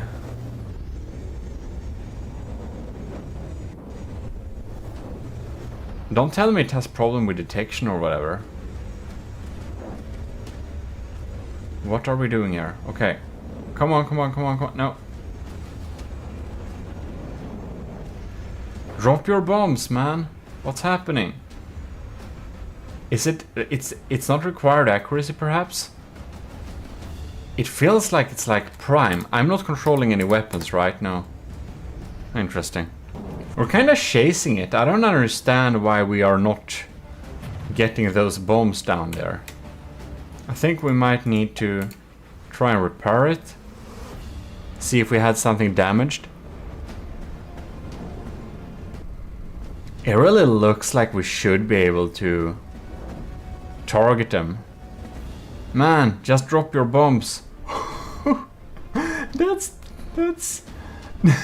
You didn't do this. Well, any case. We're trying for another run here.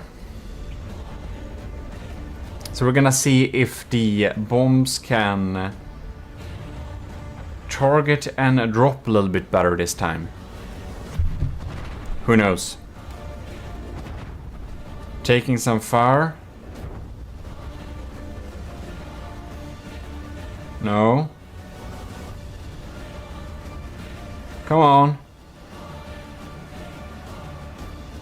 Drop them bombs, man. What are you doing? Why are you not trying? This is weird. Well, who knows? We're like perfectly chasing it here. It's like... Why? Anyways, the penguin seems to not want to drop its bombs like ever. So, you know, it has one thing. It doesn't get killed. It can basically stay here-ish indefinitely. Just chilling around over these ones. Having really good opportunities to drop bombs but not doing it. But, you know, at least it's not getting shot out of the sky, you know. That's something. So, yeah, I think we should move on to the next submission, yes. And there we have it. The Nilden's first and primary submission. With this beautiful little bomb cam. So this is gonna be highly interesting. And I think this is gonna have the best chance of Nilden's 3 submissions here. The decoys probably do help a lot with tricking some missiles. Alright. No. Oh, we need to slow down time. I'm sorry. Look at that. Look at that. I want to see first action from the bomb cam. Oh, bam! That's a hit. Oh my lord, it's really good. That's what I'm talking about. This is a bomber. This is a bomber who really understood the task here. Look at it. Alright. Trying to regenerate a little bit here.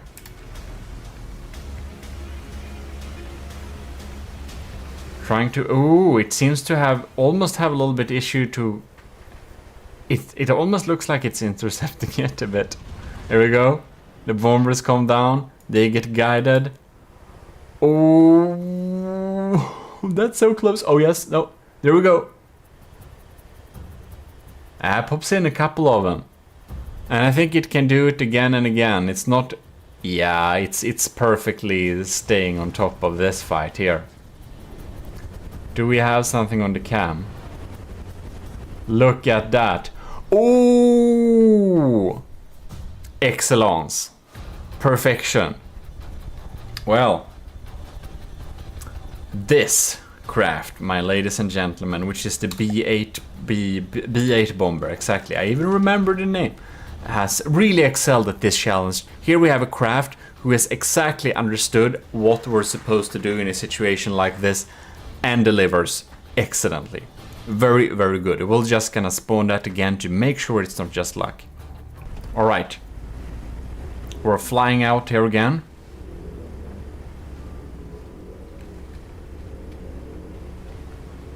There we go.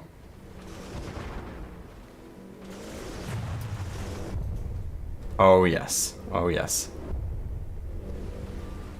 Taking some fire, but not getting shot down in any capacity. We have some repair bots trying to repair us there too. Beautiful.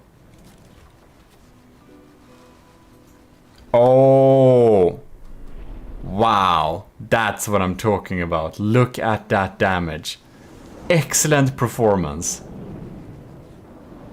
Not easily intimidated by any of those weapons. and just excelling at taking out those there. Well, I don't think I don't think I'll need to tell you that, but here we have a top scorer. I think you already calculated out that yourself. This is a top scorer for this particular challenge. This is really excellent. So let's see here. Missiles have recharged any moment now. Reloaded, I mean.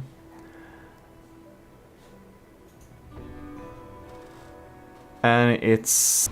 There we go. Fired a bunch. And there they come.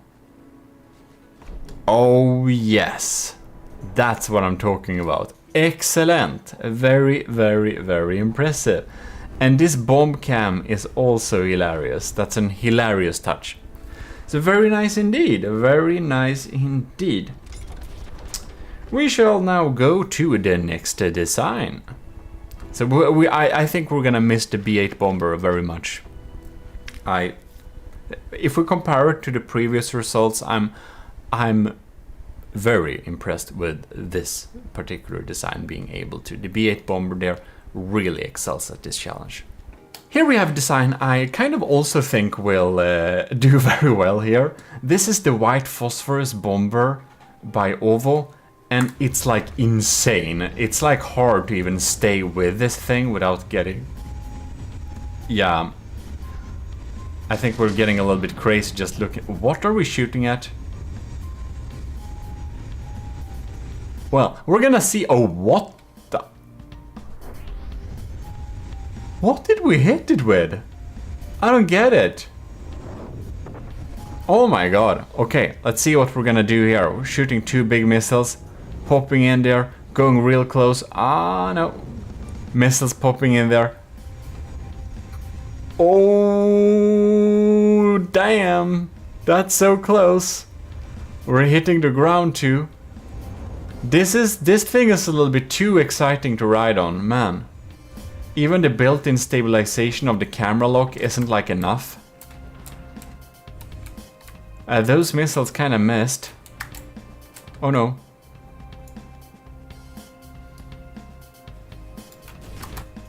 It's not easy locking on to this thing. There we go. The moment when the Sidewinder is a more reliable thing to lock onto. That's like a little bit more stable. White phosphorus bomber, what are we gonna do now? Isn't white phosphorus a war crime? Excellent for From the Depths then. I wonder if that happened to a previous one. We're a little bit in rocky territory here. We're not supposed to be in rocky territory, I believe.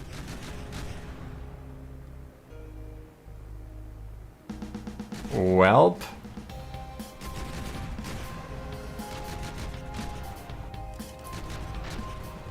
Whoa. Oh. I think we need to go to a more flatter area. Most likely.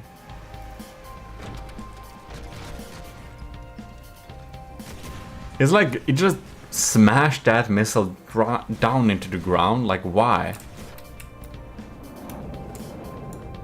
What's that? Alright.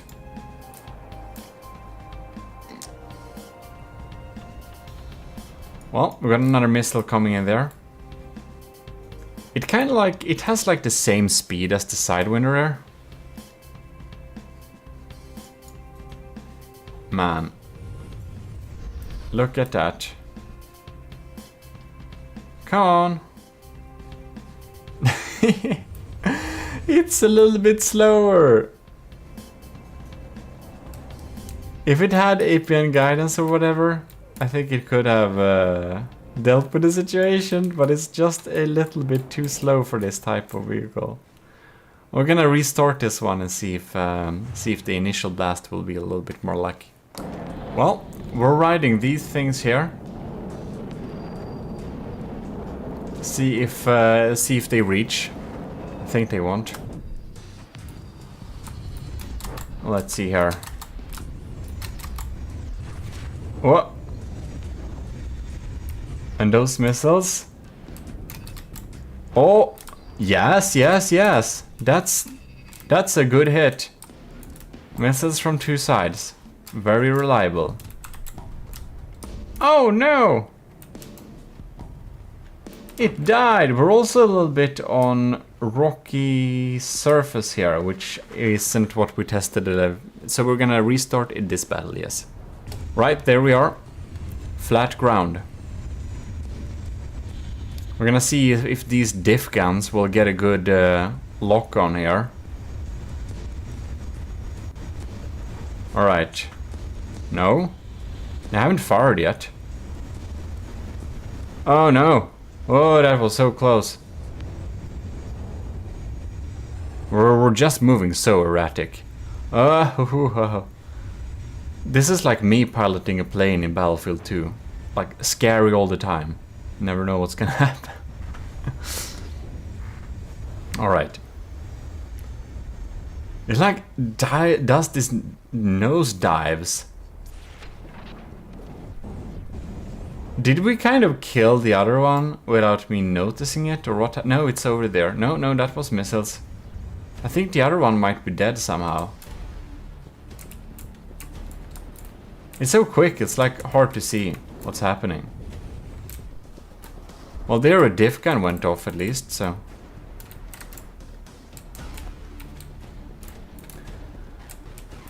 Well, it feels like it's more likely to kind of maneuver itself to death than it is to actually getting hit by something that its sidewinders can offer.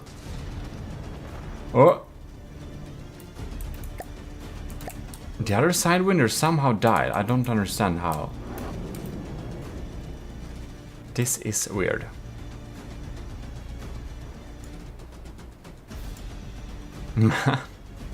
Well, it doesn't seem those diff guns reload very often. We're just having this very erratic dogfight kind of thing. Well, we're gonna just pop in here a little bit again quickly. Oh. There we go. Locked on. Because I really wonder what happened with the first one. Oh, man. Oh! Alright. Good hit there. Oh, man. Well, I will say it's definitely decent. That it is. Oh yeah, that was such a good lineup. So sad APS couldn't fire there. It kind of gives a lot of really good lineups, and it's really erratic, so hard to hit. But it kind of dies sometimes, so that's a tiny bit scary.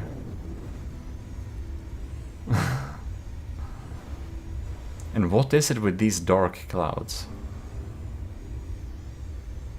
And those missiles, when they pop in there, they're doing great damage. Ooh. Man, we're so hard to hit. It's kind of smart it shoots them in any direction, because it makes sure that the missiles can come from any direction, which kind of increases the chances of hitting fast vehicles like this. Alright. Well, we know what it's capable of. It's just take some time for it to line up like that, but it's definitely a capable fighter that is not very likely to get taken out by the sidewinders themselves, and is much more likely to take them out eventually when the stars line up, so the diff guns have time to fire, and more commonly a beautiful explosion with the missile like that. Very nice, very nice. Next up, we're having the AS Sardalk from Pizza Summoner. And we're gonna spawn a couple of, let's see, in a flat direction. Where did we get? There we go. Couple of sidewinders here. And we're gonna see how it deals with them. And this is the one that has the absolutely amazing little lock-on HUD inside of here. We can actually pause the game so you can just see it, but I guess you've seen it before. It's just this no target thing, and then it locks on, and then it's bam. Very, very, very impressive design. But I think it's really adapted for heavy hitters, heavy targets. It's gonna be interesting to see if it can deal with crazy fast things like this. It's going down, lining up. Oh, bam! That wasn't very close. Well, we need to escape to some safe space and do it all again. It's pretty good at evading getting shot at. Now it feels like we're getting chased.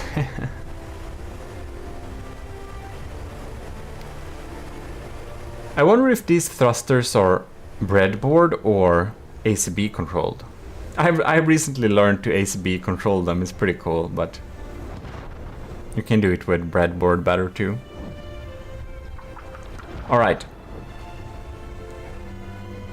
Oh no! Ooh, we almost scratched ourselves there too. That's close but no cigar. We're getting dangerously close to the ground sometimes. Lining up for another attack run. Let's see here. Diving down. And... oh! No! It didn't hit. It feels like it's getting so close. And it can deal if it just hits remotely close by. By the way, I love these pipes as a gold trim design. They look really cool. But in any case, it's getting real close. If it just hits nearby, they will just insta-kill them. Oh, damn! Did we get an unlucky strike? What happened to one of our crams? Man, I think we'll need to restart this battle. I guess it was one of the... I don't know how it could deal that much damage though. Who knows? Let's see the remaining gun. Bam! Not close. We're doing like this. I make sure I don't have anything that I'm controlling. But I wanna see if it locks on and gets a target. Oh! Target locked. Come on! Fire! Niet! Well, almost. It looks cool. It looks cool.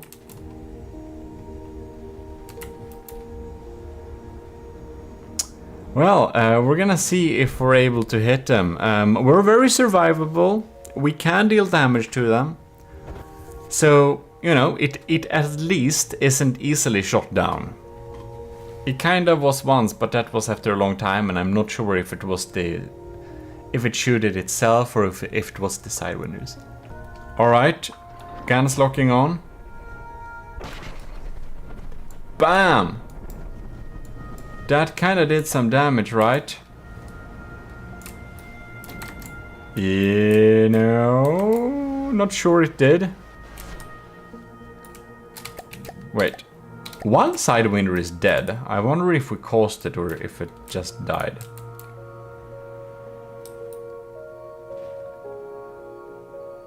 Who knows?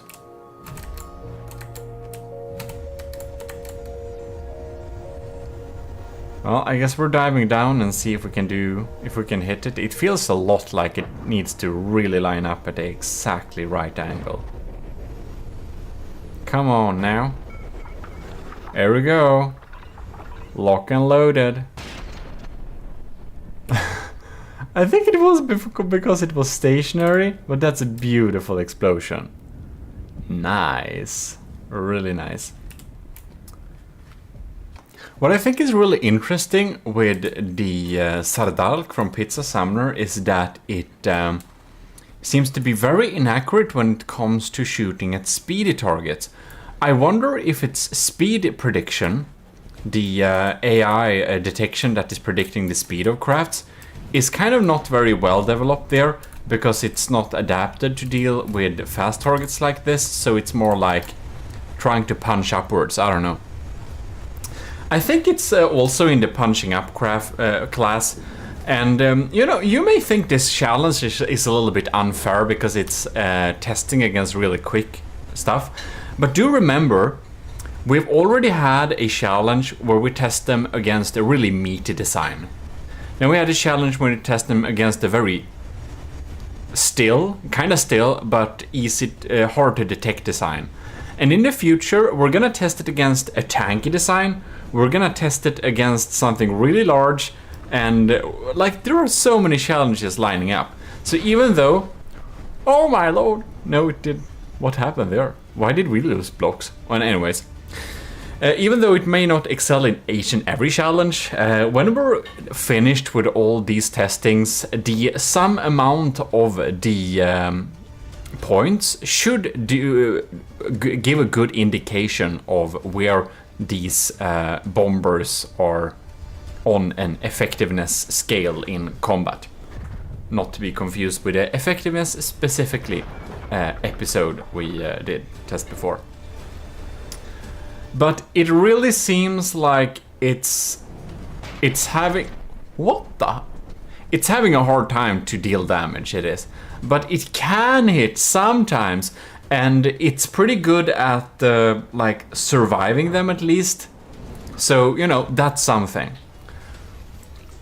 Well, I think that was all for this batch. We're just gonna see here. Come on. It's like it's always in the proximity. Well, enlisted and commissioned officers in the army of GMODIST. Special thanks to all our commissioned officers out there. And if you want to join the army of GMODIST, if you're not in it already, just self-assign yourself Matros 3rd class, and you can climb the ranks by participating in challenges like this. And if you rather want to be a commissioned officer, Patreon is your friend and mine. In any case, hope you enjoyed this little blast here, and we're gonna get back with back out there and test the next batch in the next episode. So I hope you enjoyed it. This is your host, Lord High Admiral, signing out from this particular little episode. I hope you have a great one, and AOG Invictus. Also subscribe. That would be pretty cool. You can also like the video. We got merch, you know, and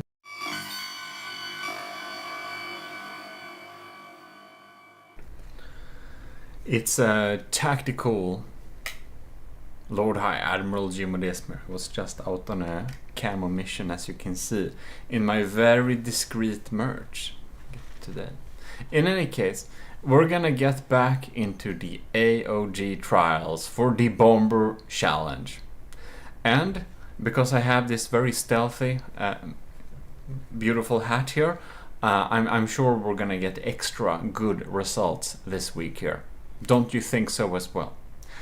We're basically we've done 2 batches. We have 2 more to go. There has been 6 submissions in each batch. And yeah, welcome to the Sean Reed episode. We're gonna start out with Rush, then we're gonna have Sean Reed, and then we're gonna end off with Shotgun. So that's the agenda for today. Well, let's turn on tactical mode and get out there. So here we got Rush's beautiful little submission. I don't know, but I kind of feel this one is gonna excel very hard at this challenge. So we're gonna spawn a Sidewinder and another one, and we should let it go. It has some fast fire guns, which I'm sure is gonna end up being a really good choice against these Sidewinders. Having a fast fire gun like this is probably gonna be anyone's best idea for dealing with a situation like this. Man, these ACB... Whoa, interesting. Alright, we're launching missiles. No, we didn't hit. I'm kind of surprised.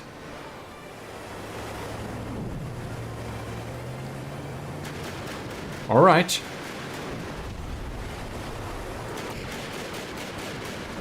Getting it, bam, interesting. Dropping some of those. All right.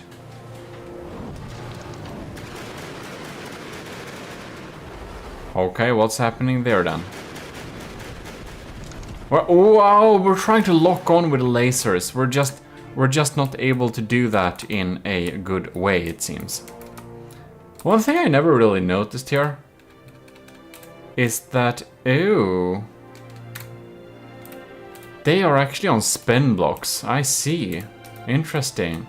Because you can make them control pitch and stuff and yaw using ACBs, but I guess this is maybe some breadboard magic. I'm not the best setting up stuff using spin blocks. I have done that before, but it was some time ago. Well, anyways, let's let this go. All right. So our machine gun is trying to lock on there. Desperate, trying to get the lock on. Okay. Ah, it can't stay.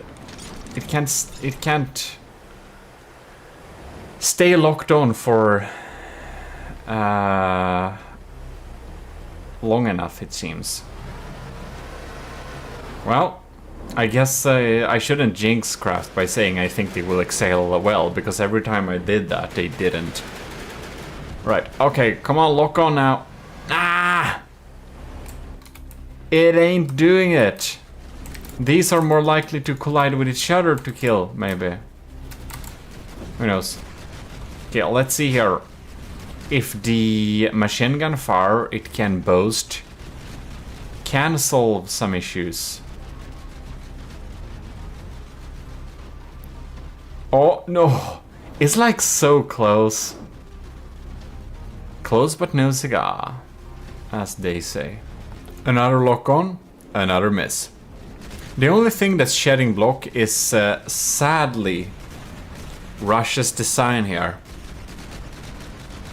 This lock-on really needs to get its game together here. I think this craft would have been much better if it just had some lasers that could see in any direction.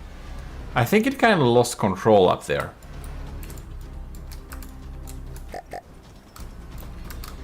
Not sure what we're doing. We're not having the best of days up here. Alright, here we go. Another little fresh respawn and see what we can do. It has like optimal chances of hitting the first blast here. So let's hope it can really provide some serious damage there. We took some fire though. Alright. Lock and load. Where is even the targeting laser? No, I think it gets stuck on the guns. It's getting stuck on the guns. Yeah, the guns are full blocks. I didn't realize that was the issue. They're getting stuck on the guns. The guns are full blocks. They will block the laser. Well done. Well done. Come on, come on, come on. Yes, no, it like locks on for a second and it's gone. It's like, only fires at targets that are very stationary then. I think this is also maybe together with almost all the other crafts in the punching upwards class. Yeah.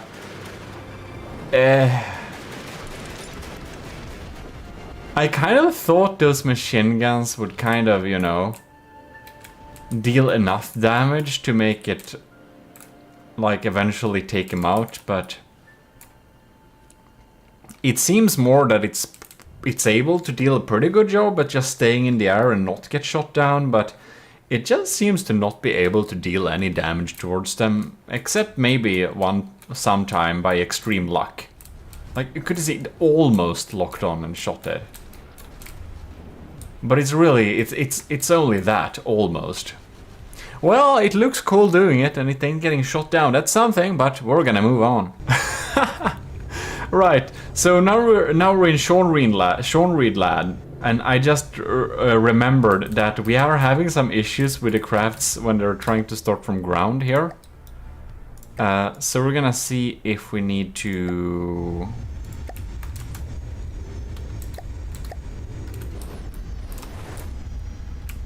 Oh well. I think we need to help it a little bit there. It has some real issues, but for getting off from land. But that we already covered in the efficiency video, so that's nothing we talk about here especially. All right, and of course, a contestant that wins this challenge will have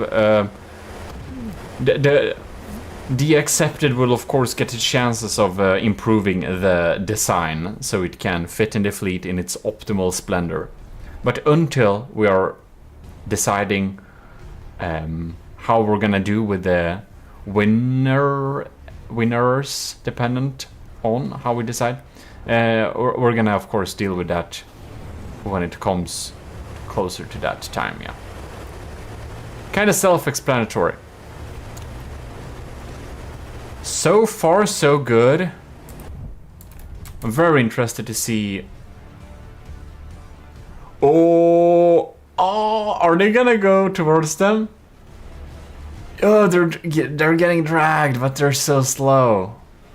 Oh, yes, that buckshot, man. It's like not a joke. Look at it. Oh, will it despawn? Will it? Come on, no! You can't despawn now. Come on, mate. Are you kidding me? Yes! Beautiful. That's maybe that was a little bit luck based too, but that was awesome. I just love to see that. Okay. So, Sean Reed's first submission. The Daggery. So far, so good.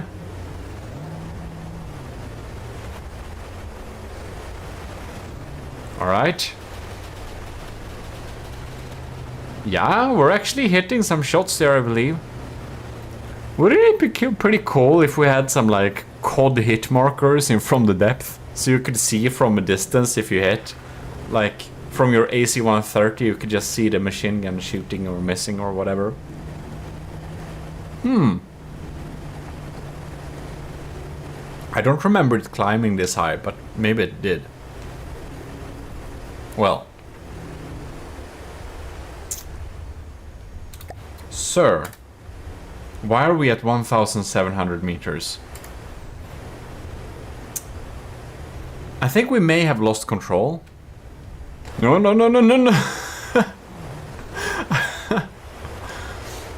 It dropped down on the ground before it detected the enemy, so it just... Welp. Okay, we're doing this. Alright. Load vehicle. Sean Reed Daggery. Get on there. There we go. Spawn from air. These mines are large too. Man, that's some serious damage. Alright. I don't think those mines are gonna... Ooh, they might hit the car afterwards. No. Oh! No! So close! Oh, damn. They live for a while though, so that's nice because they're large. Where are they? There is the menace, but they are too far away. Well, damn. I just love to see them ride on top. Oh! Nah. Man. That would have been beautiful to see. Right.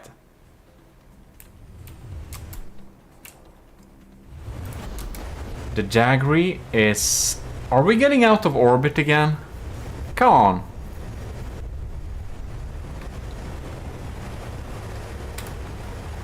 Are we losing control? Why is it doing this? That's the question.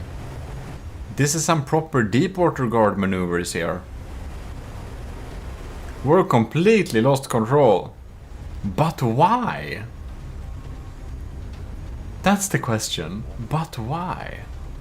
It just seems to be extremely confused when fighting really fast targets. I just spawned another one because I don't think our friend up there will come down. Well, it's able to survive. That's for sure. Now we just need to check and take a decision if it's reliably able to deal damage to the targets or not. That one time with the mines, you know, I don't know if that's more luck or that's like... Because... Yeah, we're having some issues. We're having some issues here. We're not able to maneuver really at all at the land-based map. So unfortunately for the first submission for the Daggery, we're having some issues when faced against the Sidewinders. Moving on, Sean Reed has 3 more chances of the designs to excel. So, you know, many submissions. The Sean Reed episode, as I said, not only. We have a shotgun and we had a rush as well, so that's nice. Next out, we have the Sunspot. Beautiful biplane design. I just like it a lot. Alright. Let's spawn a couple of Sidewinders and see what it will do towards them.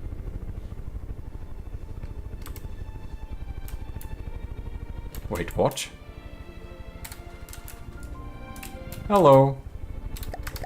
I think we may need to help it a little bit, not sure. Has it not detected the enemies? Okay, now we're detected enemies. Alright, there we go. Into battle! I just love the look of from the depth biplanes flying into battle. I know biplanes are like worse in every regard, but not in the aesthetic department. Ooh! Bam! Firing some of those revolting blast guns. Love to see that. Okay. Next sweep, popping in there. Come on. So if you're wondering why we're having 4, that's because I didn't limit submission, because we got more submissions than I expected, which is really cool. I'm very happy about that. But it will also mean that I will probably limit submission to 1 per person in future challenges, just so it doesn't get, you know, I kind of calculated we would have like, I don't know, 8 submissions or whatever. So I kind of thought that, yeah. So this series has become a little bit longer than, like, we have a little bit more episodes than I first anticipated due to the amount of submissions. But you know, that's on me, and we have been blessed with a lot of beautiful designs thanks to that too. So people who have been a little bit unsure of which of their designs they would choose chose both, and that made us really put to the test which one of the designs is going to be the best. And I'm sure that for those who have submitted several designs, they're just gonna learn so much from this little series, because they can clearly see their designs compared back to back in an amount of different challenges, and should really give a very much proof on the difference between their design choices. Now I'm very confused why the revolting blast guns ain't shooting, because they deal some serious damage when they do. Alright. Man, this is so cool when we're just diving down. Unfortunately, they're not very maneuverable, so those missiles tend to kind of just miss, but yeah. Alright. Bam. We only shot like 2 blasts, why? Why not just dump that mag on them? Alright then. Oh. Are we intercepting? Wow, that was a pretty smart move, except it didn't work. What is really cool with the Sunspot is that its landing gear are folding in and folding out, which is really cool. Alright.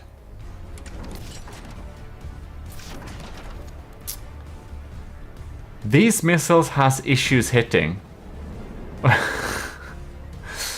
And I'm very surprised that the revolving blast guns are not just killing these crafts, because I know they they should be able to do that pretty easily if they just fired. I'm not controlling any weapons, am I? No, because I'm not in any of the vehicles.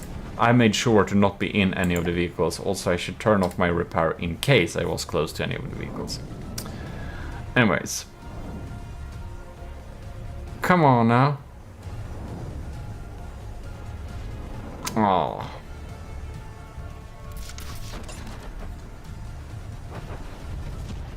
Dive down, deal some damage. You know, what I really like about the Sunspot is that it's super cool to stay on it and just watch it fight. It's a joy to see, but I'm gonna see if we can restart this battle. It has one thing, it's darn hard to kill. It just flies there in like close distance to them, and it just isn't getting hit enough to actually be killed. It's flying so close to the ground, and it's not taking damage. So that's pretty impressive, but unfortunately it isn't dealing damage, and I don't know why, because these blast guns really should. There we go. Oh, you haven't detected the enemies yet. Come on, mate. There we go.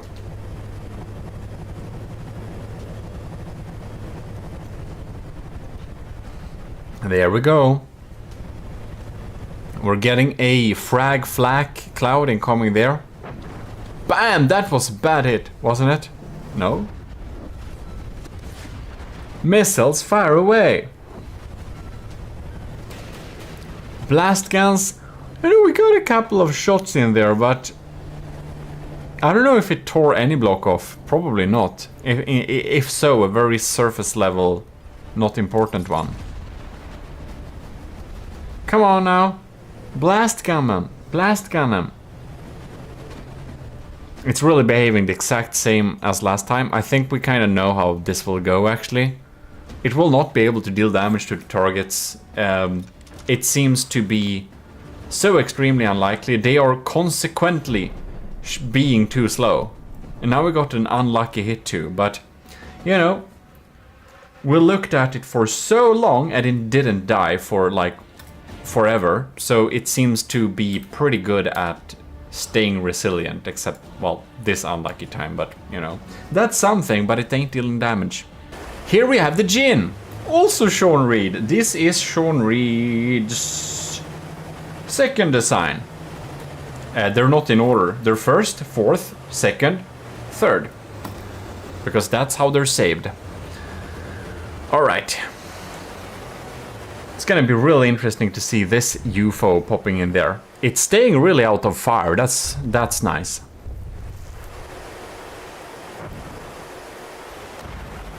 All right. It's going pretty quick. I don't remember if it drops bomb or if it's shoot down missiles. I kind of remember it shooting down missiles. Let's see there. If it will. We're getting like showered in tiny frags.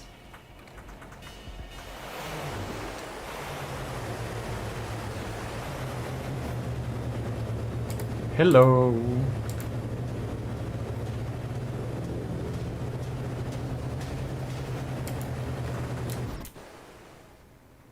Welp.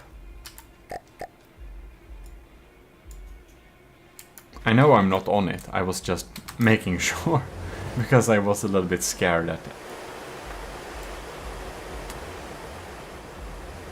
Huh. Well, I guess I'll just stay with it for a while and see if it deals damage ever. Oh. I spawned a friend too, just to see if we could get some faster results. That And one fired. One just fired. Alright. Unfortunately... What are we doing? Alright, they're magnets. Alright, oh my god. Is it gonna drive into this cloud? Oh... that was close, but really no issues there. Well, I mean, it fires, but it's also not dealing damage. It even got a friend to make it... to try and do the same test, but twice the speed. Because he dropped down here. And there was just, okay, well, I guess we're chilling here then. Welp. Now we're just sitting here, and... oh, look, something came by. And then it went away. So my conclusion is, well, it won't get damaged. The gene, it won't take damage. That's nice, I guess, but it ain't dealing damage either. They're just too quick for this type of weapon system that we're wielding. So we're gonna move on to the next design, which is the Aspirant Helicopter. And this nice design has some nice things like the sniper cannon there, which I do expect might be able to be pretty accurate. Alright, we're having targets.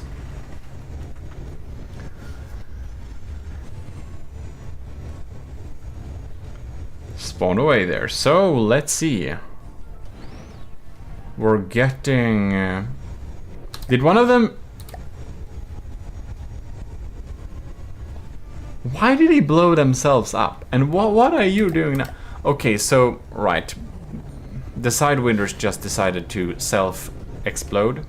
Let's try that again. We spawned 2 fresh Sidewinders. And hopefully they won't insta-die this time. I do think our Aspirant Helicopter, which is Sean Reed's 3rd submission, haven't seen them yet. Okay, we've seen them.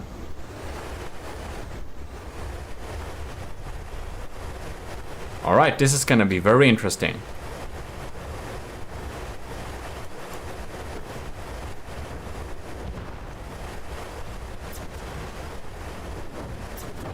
We're having a lock-on.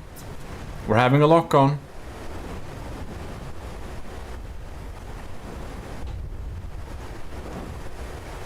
Alright. If those missiles are maneuverable enough, I think we can probably do it.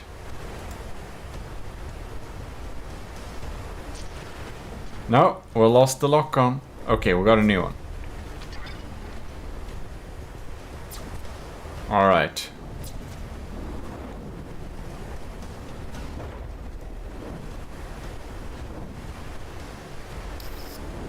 And we got the sniper cannon there. And I think we're bobbing too much up and down. We're just not hitting. Huh. We're gonna see where our missile drop. Oh, yeah, okay. Let's see our... and now, oh no. It seems to have trouble navigating this type of space. Huh. Oh no, that was incoming missiles. Come on. We're having a lock-on. Oh, it's just... man. It's just a tiny little bit too slow. Well, slow in turning, that is. Well, the missiles look cool, so that's something. Pew. We're just gonna make sure we get the same results if we do it again. Sidewinder is detected. We're having a visual on the enemy. Target locked. Nope. Well, the Sidewinders seem to have a pretty good day. They seem to be feeling pretty untouchable. The Aspirant is staying pretty safe though, so I guess that's one thing, but I mean, it also isn't dealing damage. So yeah, Unfortunately not. Well, next out will be Shotgun's Dart.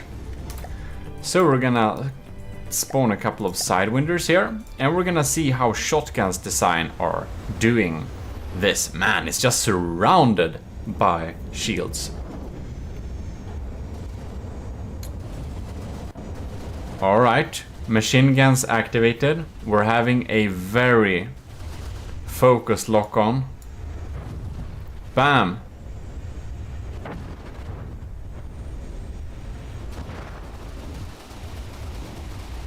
We're just machine gunning this thing. We have a... Wow. That's like some proper ground support action. Missiles popping in there too. Alright.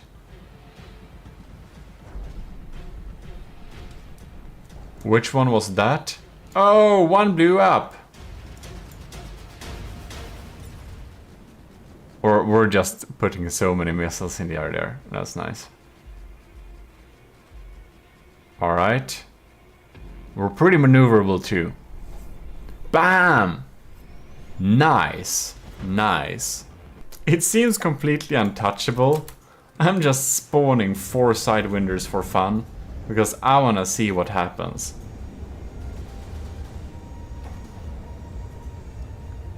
So far, so good. Alright. This is of course unfair towards it, but it picked them off so quickly. I just want to have more in the air at the same time to kind of see what it's doing. And these are like passive ones. Oh, look at that. Are they gonna drive over them? No. Could have almost. Bam! Look at that. That's some pretty effective firepower, I must say. Beautiful design from Shotgun here. Oh yes. Beautiful. Yeah, it's really acing this. Come on. Look at that. A machine gun, yeah. It even has taken some damage, but it's still online and fighting. Wow, that's so cool. They're just chasing him, come on, wow. This is the joy of the episode. Very, very, very impressive. Definitely top results dealing with these cars. We've already taken out 3 of them. You know, I just tested them against 4 just to make sure it's actually, you know, we could actually see when it takes them out. Very, very, very impressive.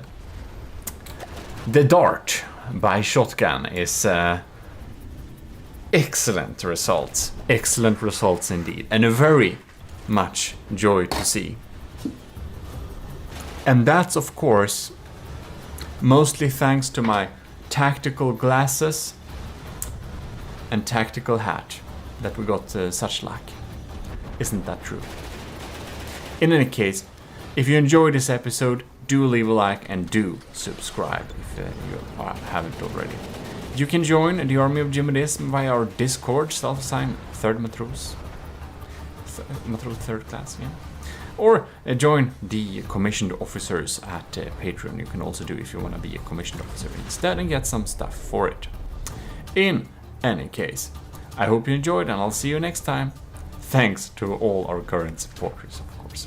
Especially Admiral Super Dave, Admiral Scoobrox, Captain Y, Lieutenants Asteria C2, Cravey, Powered by Greed, Talaras and Vincent Veritas.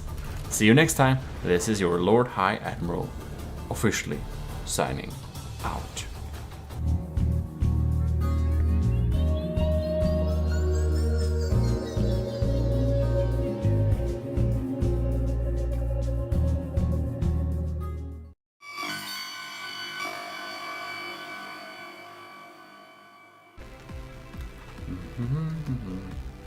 Oh, I didn't see you there. I was reading my important notes in the Army of GMODISM logbook. In any case, it's nice that you are here because you're just in time for the 4th of the Bomber Trials Quick Wheels Challenge, or Quick Wheels Sub Challenge. So I think we should get out there and check some stuff. You know what? I think we'll need this. See you out in the wastelands or desert or whatever that is. As I'm sure everyone knows, we're gonna test your designs against the Sidewinder. So the only thing we're missing, well, that's 2 Sidewinders. So here we have the beautiful design, the 3-Val, because it's a narwhal but with 3 horns or something, which is very cool. First out. So Scoovimation's first submission this is. So we're gonna see how it deals. We're taking some incoming fire. It looks pretty meaty. I do not expect it will be taken out. That diff blast kind of missed its mark, I think. But we have some machine gun action going on there. Alright. Diff rods not activating. Oh, hoo, hoo. Oh damn.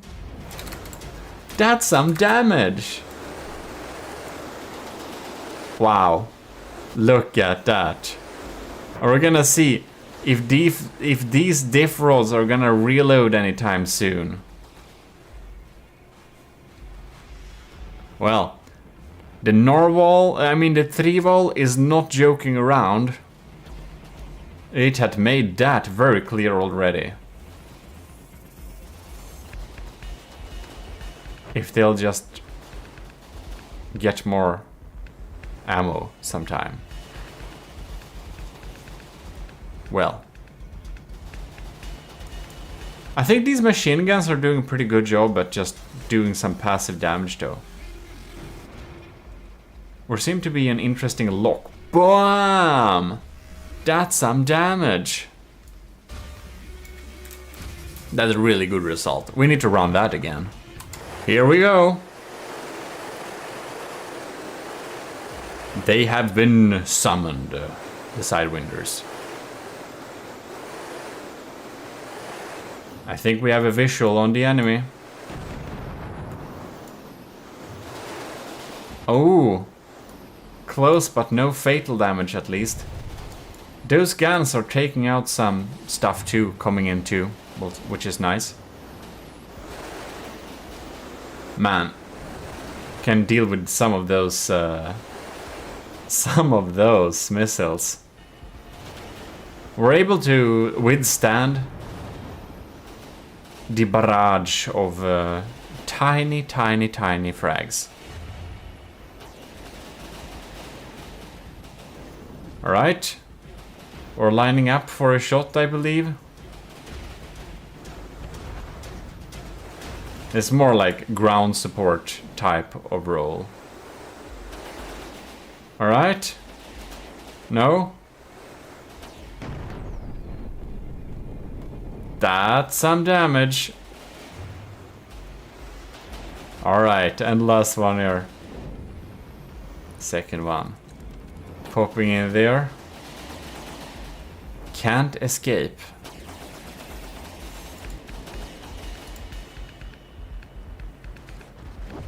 Look at that.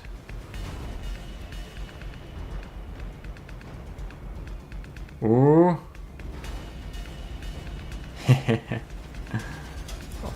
This is a joy to see, or what do you say? If we just get those... Is it diff guns? I think it is. I think I remember it's diff guns. Or it has outloaders. No, Captain Y has outloader. No, that was a secret. It's a Army of GMODISM secret. No, it's not. Or maybe it is. What? Hey! Bam! What happened there? Damn! That was spectacular. That was just some beautiful action. I just wanted to see it from the perspective of one of these poor sidewinders. Oh, and it has cram bombs too. I kind of forget about that because it doesn't get to line up to even use them. It's so versatile, the 3-wall. It's so versatile. Look at those poor sidewinders trying to run away. Or basically kill us, but, well, I think we have the upper hand using this craft. It's a very nice design from Scubimation there.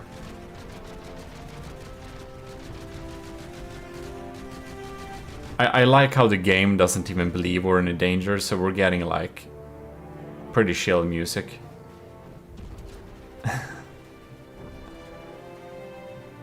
Yeah, that's a really versatile weapon setup.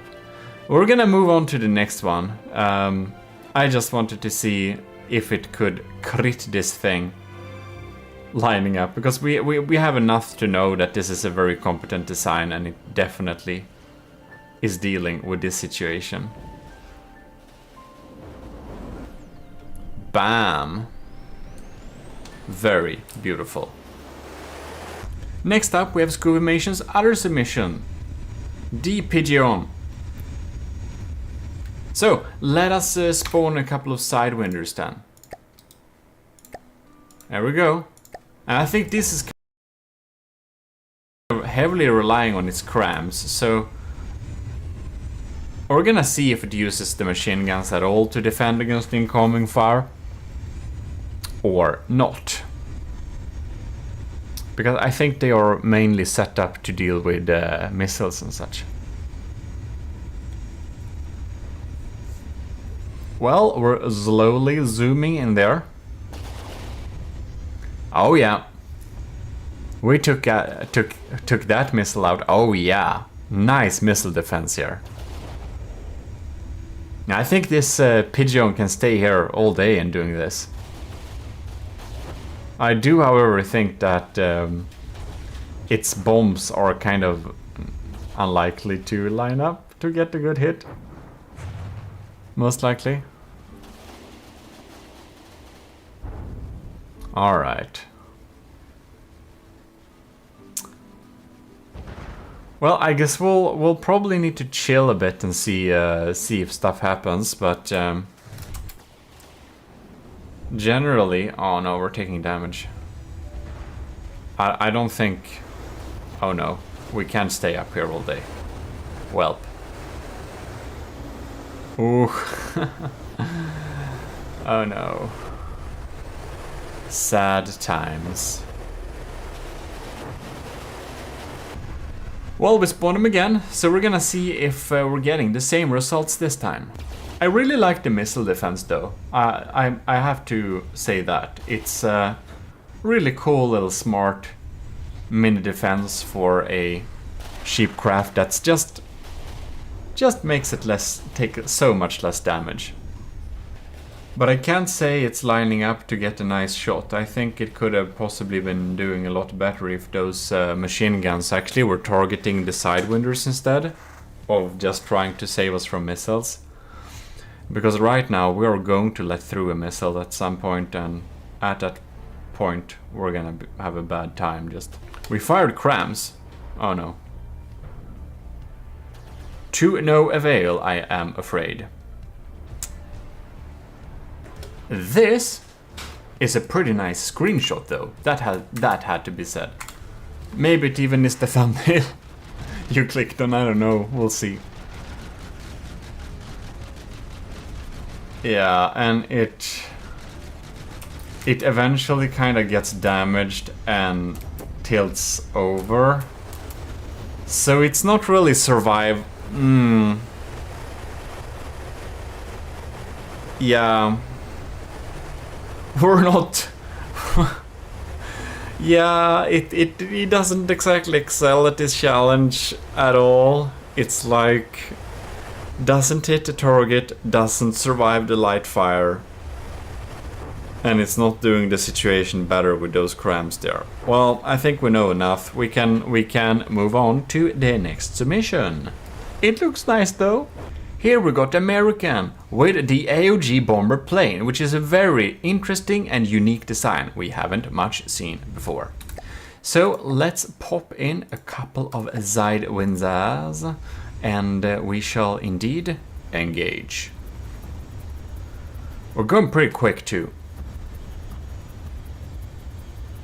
Did I accidentally give them like bumpy hell over there? Alright. They seem to be fine. Hopefully not for long. Alright. Oh. Damn. Oh. Is it gonna blow? It's gonna blow! Yeah. We EMP that sucker. Sidewinder 1 down. Alright, engage Sidewinder 2. Oh man.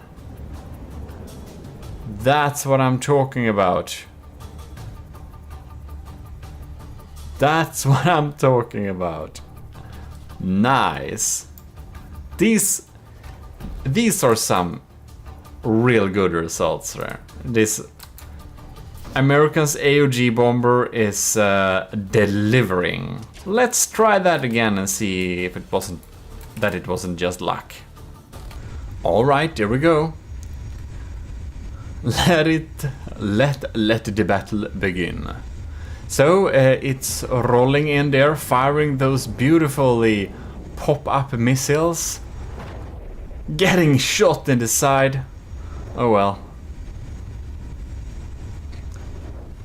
Fluctuating those fat flaps. Bam! That was a real explosion, man. Oh, yes. Oh, wow. Well, America's build here is definitely a top performer. Look at that. It goes so close. I'm kind of surprised it doesn't kill itself doing this. Do you see this? It EMP killed it and it just detonated. Yeah. I think this might have like top results so far. I'm kind of sad I only can give it 5 as max because this is like another level. This is good. Alright. I'm very happy we had like already 2 really efficient designs in this little last batch here. It's amazing. Well, next up we'll have the Cringe's first submission, which is DMB4. 2 Sidewinders have been popping in there. Oh, I think this is a case where these was it explosive rounds? I think it was. Pure explosive. I think they can do a real good job. Alright. Firing beautiful bursts there. Bombing bay opening up. Oh, hoo hoo. Oh no. I don't think they will be coming up near. Man, what's dropping here though? Oh no, we're losing engine parts. Well. Oh no! We're kind of falling out of the sky. Did those engines only have like 1 connection point? Damn. That's kind of surprising. I thought it was going to shred these Sidewinders using its explosives. Welp, it didn't. For the first try at least, so let's give it a second try. The cockpit here is really cool though. I like that a lot. So we're having our burst high explosives popping in there. They should really be able to detonate some real volatile targets. Alright. You can see it, like, it hits pretty well. I'm kind of surprised they're not blowing up. Like, how much damage do we need to do? Too bad for these bombs. They're just... yeah. I think if you're gonna be able to hit a fast target like this, I think your bombs have to be dropped real close. Maybe it's not even possible, actually. Oh no. Our engines are shot out again. Oh well. This ain't the performer for this challenge, man. Yeah, exactly the same thing happened. Engine parts raining everywhere. The gun isn't able to take him out first blast, and it just get finished off on ground. Well, well, well. It's technically fighting. It's like this isn't really enough to kill him, though. I think we'll need to go to the Cringe's next submission, because I don't think we'll get different results out of this. Here we're having the MB5. And we're having another front-mounted, kind of spinal mount APS. I think this one is not explosive. I kind of want to check that now. Yeah, it's like... it's armor-piercing explosive. That must... this is tiny. It's like the smallest armor AP HE I've seen. Whoa. Oh man, that's a good hit. Look at that. Oh, and we are locking on those missiles here, man. Yes, yes, yes. That's amazing. That's really cool. All right, all right. We're just gonna test that again. Make sure it wasn't just luck. There we have it. It's popping in there. I just spawned an extra one because it finished them so darn quickly. And it just was not taken out by those frag clouds or missiles last time. So I kind of want to see what's gonna happen. Look at that. Bam. That's some serious firepower. It's really good at locking on that laser missile. Yes, yes, yes. Look at that. It has no chance whatsoever. Beautiful. This might be the most... oh, bam! I think this might be the most efficient. I think this might actually be the most efficient Sidewinder killer out there. It feels like we can like pop in, I don't know, an insane amount of them, and just let it have a go. It's a joy to see. We might have overextended itself a little bit here. It's like an insane amount of them now. But it's really smart. The propeller is kind of back mounted here. It's much less likely to get damaged. Alright, I don't know how that blew up, but okay. I'm also not sure. I'm starting to think something was damaged, because we didn't lock on anymore. Yeah, our detection was kind of damaged. Well, with 6 of them, that's very expected, so... look at that. Bam, we're hitting. We're just hitting and hitting.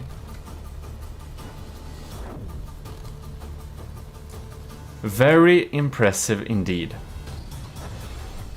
Yeah, I already know what to give this in terms of points, so I will continue with saying very impressive with this last batch of bombers for the quick wheels challenge. I didn't expect, but like most of the strongest designs being in the last batch particularly. That's really amazing. Look at that. Bam. I kind of thought it would die. It almost did, but it really didn't. In any case, we can confidently say that this thing is a very efficient sidewinder killer. I think all of them are picked off now. One left. Oh no, there it goes. Bam, bam, bam. Quick action. Very efficient. Yeah, I'm certainly very happy with this. For this challenge, it really excels. Alright. We actually only got one ship. No, not ship. We only got one plane left for the last batch of the bomber challenges. And that is our Captain Wise.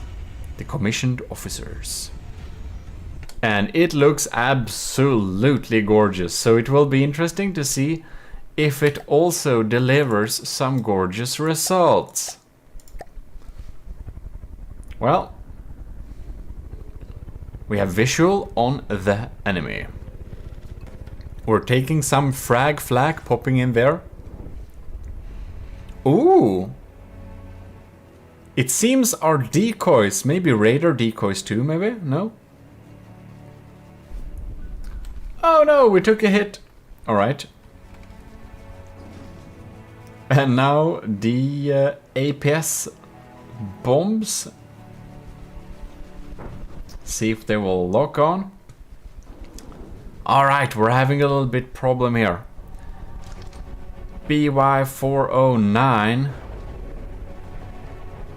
seems to have some issues to be able to move quickly enough to get over them. I just wanted to check that I'm not... Oh, now he tries to use some sonar buoys. No! Did we get stuck? Did we? No! No, we... Did we kind of mess up and get stuck in the ground? What happened there? Interesting. Well, we'll just repairing it from the ground there and see what happens. I haven't fired those APS guns yet. Those diff guns. Mostly. But that's an army of GMODIST secret. Oh, look at that, look at that. We're closing in, we're closing in. No! Damn! We're so close of getting... It should have had 3-meter mantless, I can tell now.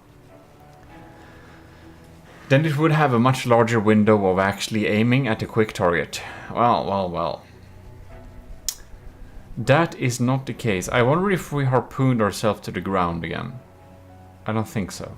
Maybe we could do this, like having an actual harpoon into something and do that as a way to maneuver quicker around in a circle. I'm not sure that would work, but if it would work, that would be pretty cool. Well.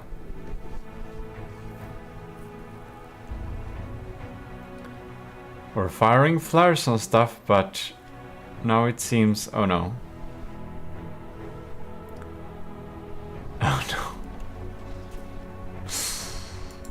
We'll see if it gets in some type of order where it can actually deal some damage. We're doing this beautiful chase now. We really should be able to line up for a shot. Come on! Ah.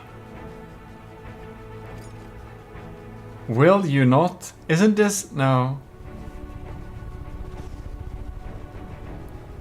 Ah, it just escapes. I think we'll need to try and restart this little run and see if we get some other results. Alright. For some reason we dived low a little bit there.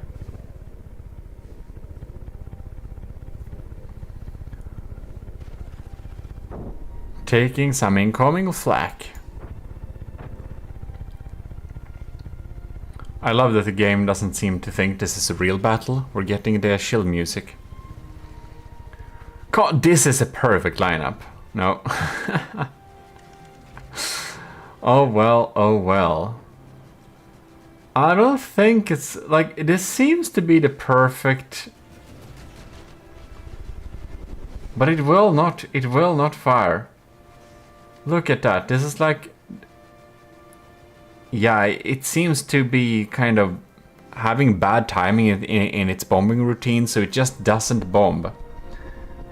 This golden trim is very beautiful though, around black. Well, in any case, it's, you know, it just won't line up. Where you know, it has one thing.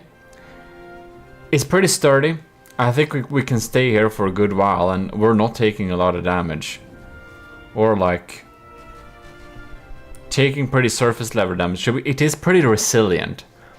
It will have that, but it's not able to damage the vehicles here. It's just not possible to time up the bombs and anything like that. And we don't have a backup system getting used there, so I know, what can we do? What can we do indeed? Well, I guess that's that. It's looking very cool doing it though, which is nice. But well, you know what? That has been it for this episode. The last batch of the quick wheels. Next time we'll be coming back with checking some tanks. So, huge thanks to all of the enlisted in the Army of GMODISM, and extra thanks to all the commissioned officers in the Army of GMODISM, because you are making the Army of GMODISM stay strong. So, with that said, AOG Invictus, and I will see you in future challenges indeed. Oh god, we got a fatal hitter. Well, time to bail. Bye bye.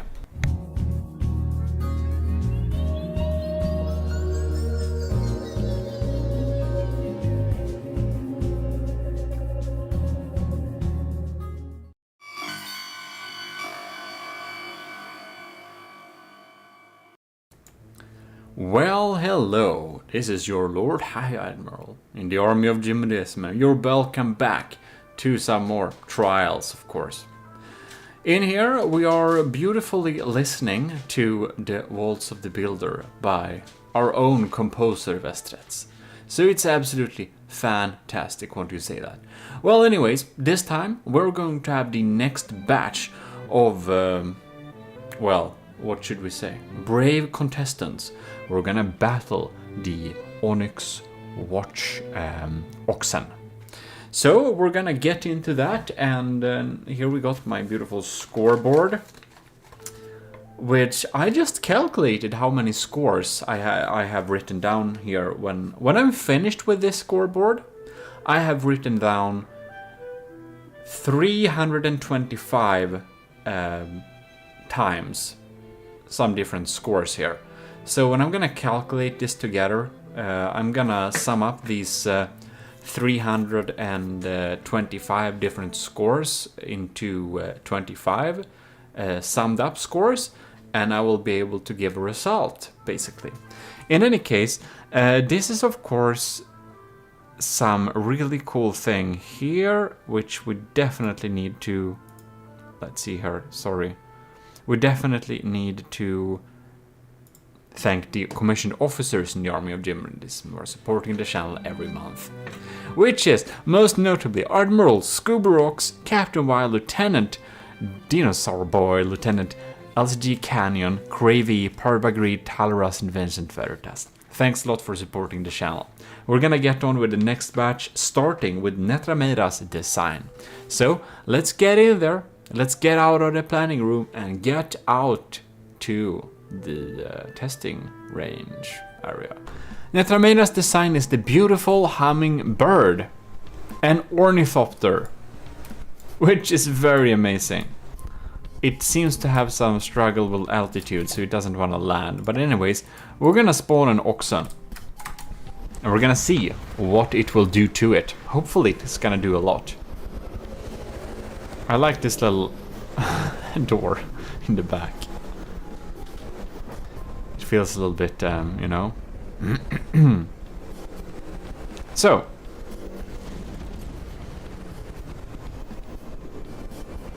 We're gonna drop some diff gun bombs there. And unfortunately, it seems they missed. It's gonna be interesting to see where those cran shots land. They didn't land anywhere, which is good. I wonder if our anti-missile missiles will be able to take out some stuff, though. I also kind of wanna see these guns firing. Maybe they won't. They need some more time to reload. Well, next time.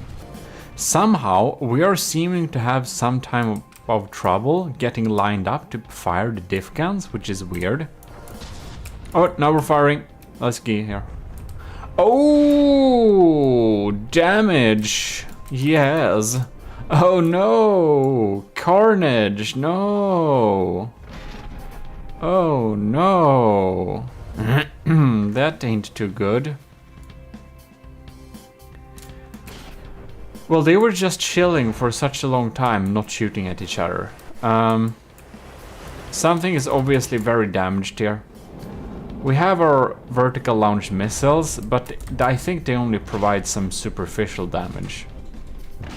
So yeah. Oh, wait, what? It launched? The wings are not flapping. But did you know that it's not actually a ornithopter? It is actually a thruster craft disguised as an ornithopter. The horror. No, it's very cool. Of course you can't make... I don't think you... Can you make an ornithopter in from the depth? Huh. I might have to try sometime. Well, this battle obviously needs some respawning. Go, go, hummingbird! So we're gonna see here how Netameda will perform against the oxen here. The cram flax are not too dangerous. I think this has a potential to basically snipe the target. If it just gets a little bit lucky with these shots. Which should be coming out of here any second. No? No? Yes? Huh. Well then, I guess no action. It just has some issues getting these to fire. Oh my god. It actually fired. It fired shells. I was starting to think it would never fire shells. They've been circling each other for like 2 minutes straight, by the way. So that's why that's cut away. Alright, let's see here. Bam. Man, if this was... It hits this time this area again. I wonder why. I wonder why it doesn't hit like more further. Yeah, well, the VLMs are working very well. But they just won't penetrate deep enough. Alright. Oh! Bam! We have a hit! That's a lot of damage. A lot of cram parts. Well, it does have some nuking ability. It really does. But it also goes super close. And it's kind of easy to shot out of the sky with crams like this. Well, it does deal damage. That's one good thing. But it just doesn't survive. It just is too easy to hit with the crams. It can circle around for like 5 minutes without doing anything. So yeah. We're having some issues, is the short answer there. But it's not, I mean, it works. In any case, I think we're gonna move on to the next battle, or the next contestant. Here we have Nilden's Invader. And this little invader spaceship type craft is going in for the kill with its pack. Let's see how it does. I guess they will be able to match it with speed. Look at that. And it's just gonna sit here.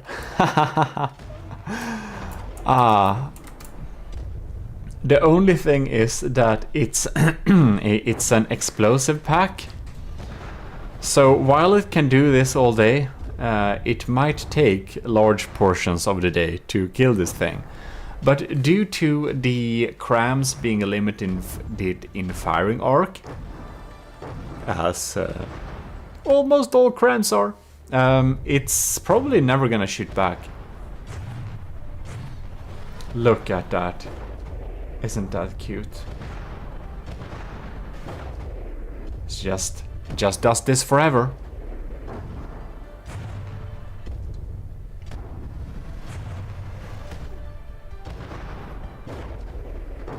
Well, I'll guess I'll see you in a while. We're down 4%. We're down 4%. I think this would have a tiny bit of better results if it was like Pierce pack. Yeah, I think so. Would be worth a shot to change it to Pierce pack in case this is ending up as a winning contestant. But yeah, it's absolutely completely invincible. That's great. It deals damage. That's great. And I think we can do this all day, actually. So it's pretty impressive. It's a tad bit slow, but it's still pretty impressive. Just staying right above it and just shooting down those packs forever. Oh!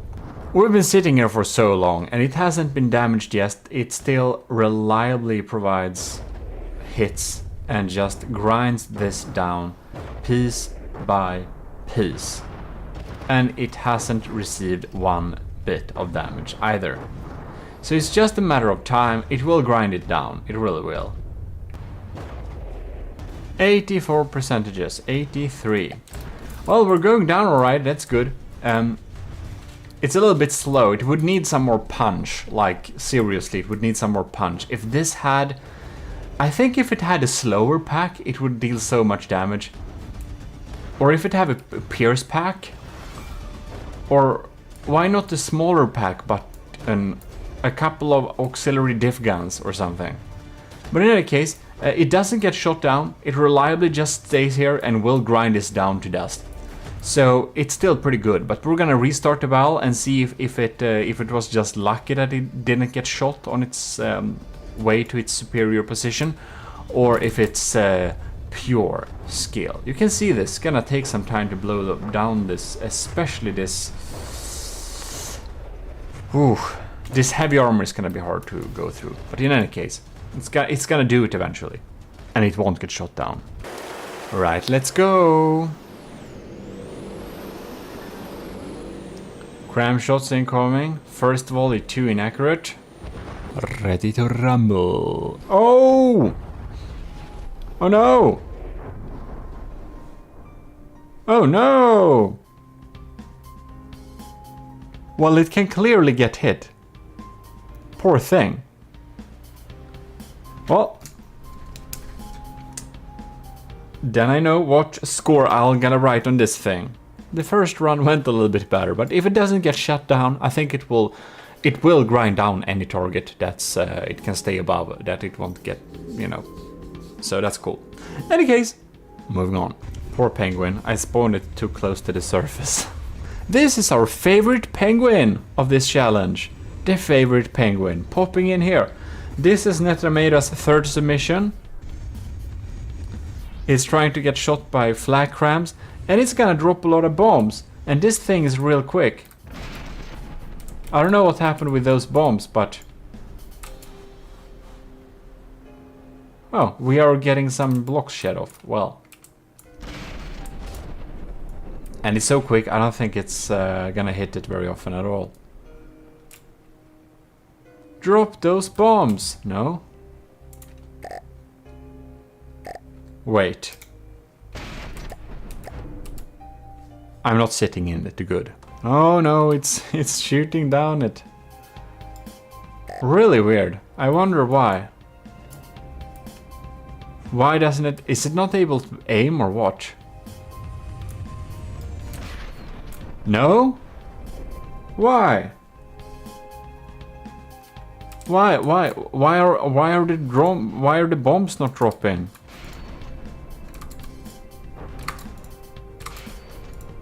Huh.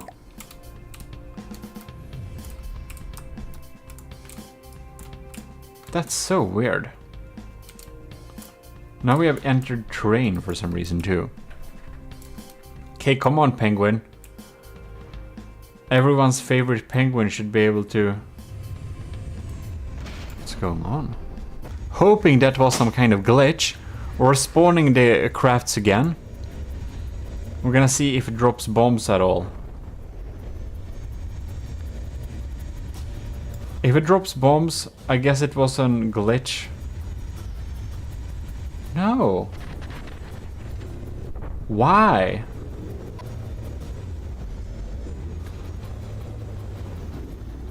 That's so weird.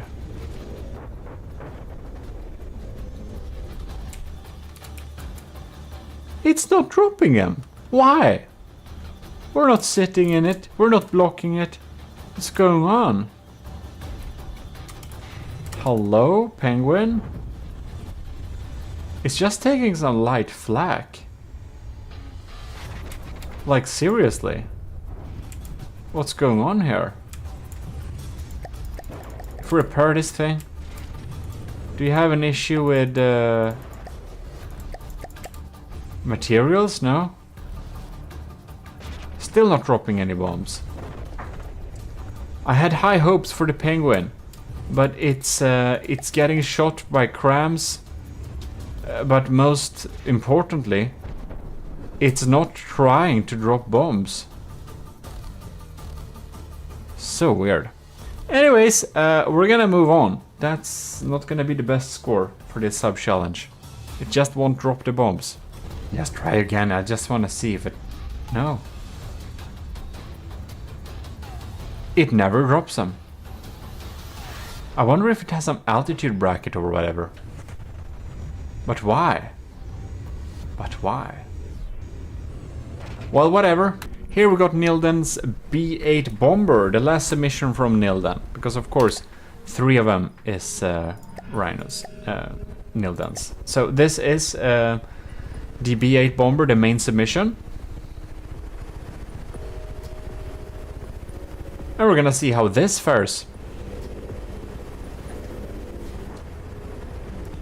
We're closing in on target. Oh no!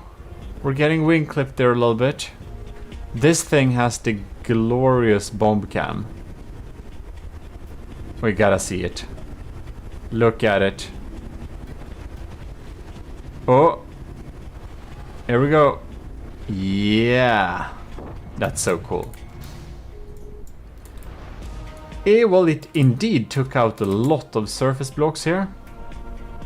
It's really sandblasting this thing here. It's gonna be interesting to see if we got in the second round.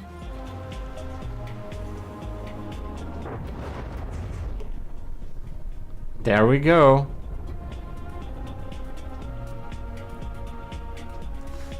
Oh, no, it stopped? Why? Oh, we're having trouble aiming those crams, have we? And it's pretty maneuverable. It won't get... Yes. Oh, bam. That's some damage though. Ha. Mostly armor parts still, but we are getting there. It's just not able to shoot at us very much. This is going pretty fine.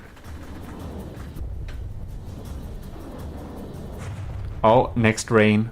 Bam.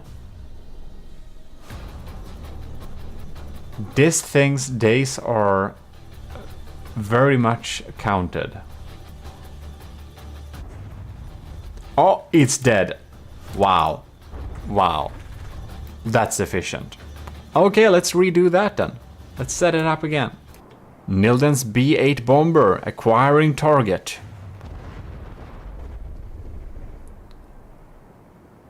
Alright. Target locked on.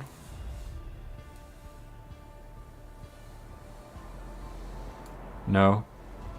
There we go. There we go. Bam. Pretty efficient damage. Yeah, it works great. It works great against a design like this one. And it's really staying out of the way. It's not getting hit at all. Just some flags close by, but nothing to really worry about. Bam.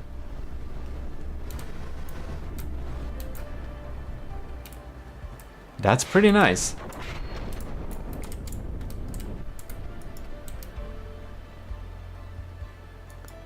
We're getting another one. Bam. Oh, no. It has no chance of winning this. I mean the oxen. Look at it. Bam. That's so good damage. Yeah, we're perfectly being able to tackle this challenge here. I just want to see when it fires. Look at that. Bam. Excellent. Excellent. We're just too quick. We're not staying in angles it can shoot at. We're just staying safe. Continuing with those bombing rounds there. Look at that. Wow.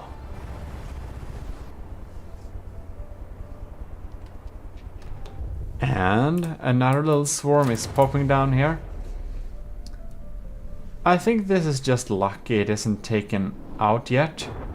When they hit the right position, they're just grinding through. These missiles are pretty darn scary and it won't be intimidated by these crabs at all, basically. 3 pop downs there.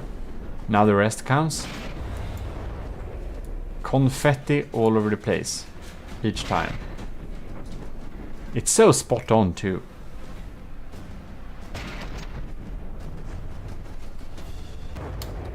Another one. And it's graciously staying in the sky. Well, we know if it aims properly, if it aims at the right spot, not much is needed to take it out. And it just continues to stay safe like that. So, yeah, I think the B8 bomber here is doing a great job of just avoiding the crabs and just delivering pretty decent damage to a tanky target like this. I don't think I would have expected that. You know, if it aims at the right spot, it gets through. These are not small missiles, they are doing some serious damage.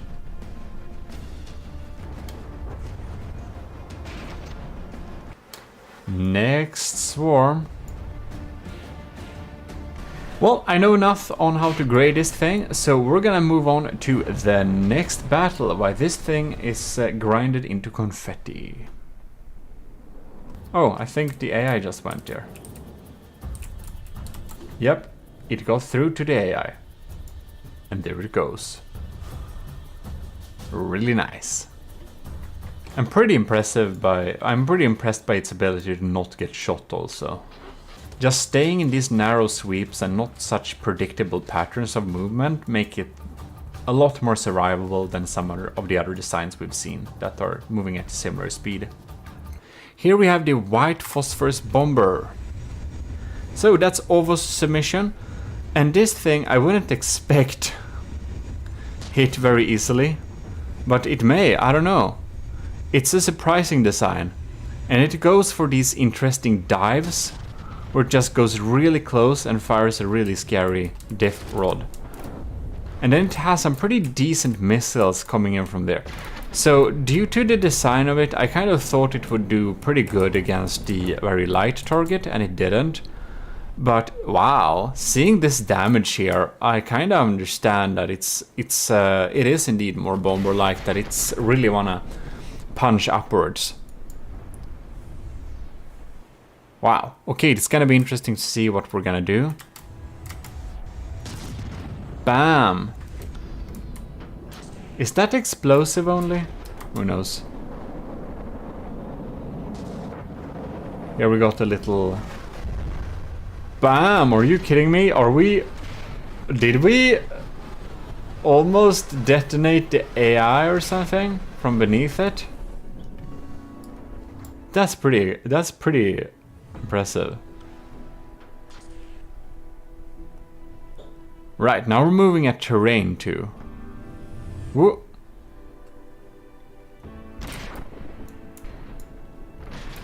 Bam! Bam! That's some blocks. It surely deals some damage. Ha! It's so quick, I don't think it will get shot by crams very much. Whoa. I think it's more likely it kind of accidentally breaks itself.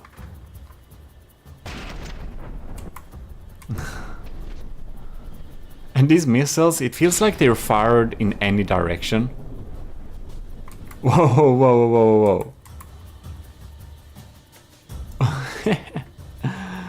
Wow. Do you also see a thumbnail? I kind of do. Anyways. I'm kind of scared it will crash into it. Bam. It's like a proximity fused explosive round or something? But why? It's so inaccurate at times too.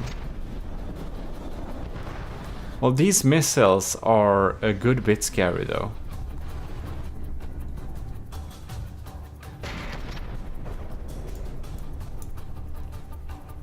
We're loading up for another one. Ooh, that's a nice little missile insert.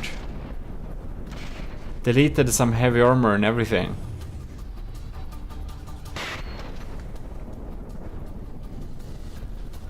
Yeah, I don't think it gets hit. It will get hit at least. Or perhaps being a bit slow. Not sure here. Because I do think we have diff guns, so I don't think we have any more shots coming in there. And this, the shot type is probably not optimal against something like this either. Well. It has missiles, and those dealt the most of the damage anyway. Oh. Did it actually... I think it got some flak damage, perhaps.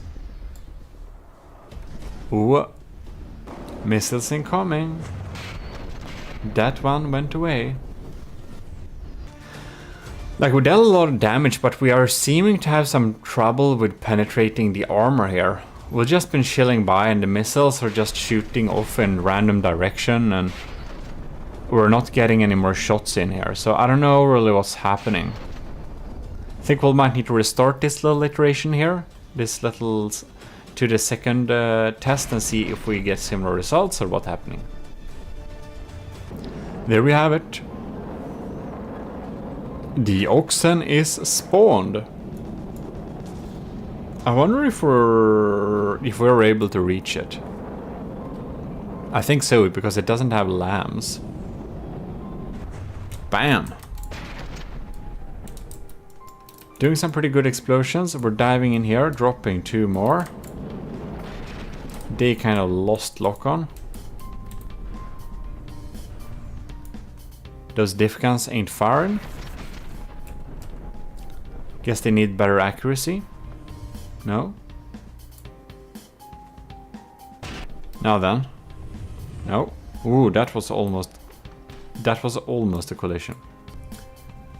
Well, I wonder if we have some issues with the diff gun.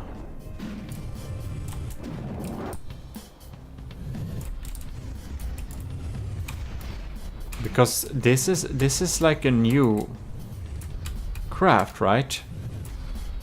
So it shouldn't have any like issues. Whoops. Can you like... Maybe it got damaged at some weird part. Like, most of the damage is done by the missiles anyways, but I'd still like them to work since they did in the first test. Oh! Well, damn. Well, damn. It's going a little bit too close there. Too close to the sun. We almost had an incident like that in a previous little test. Or this previous test, to be certain. Well, it's not great to drive into the target you are going to shoot at, but it was able to deal some pretty decent damage at first, so it ain't terrible. Well, in any case, we're gonna move on to Pizza Summoner's AS Sardalk, which is looking absolutely gorgeous. The oxen is spawned in the distance.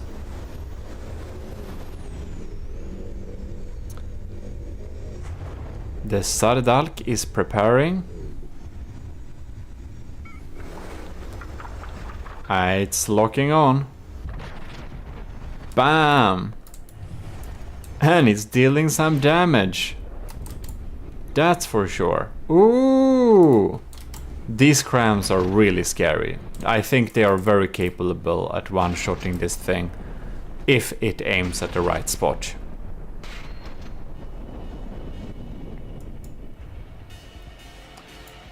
Alright. It is a tanky design.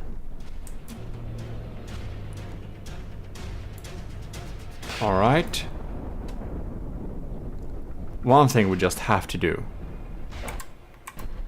Bam. Oh man. Oh wow. That's a lot of damage. That's a lot of damage. 85%.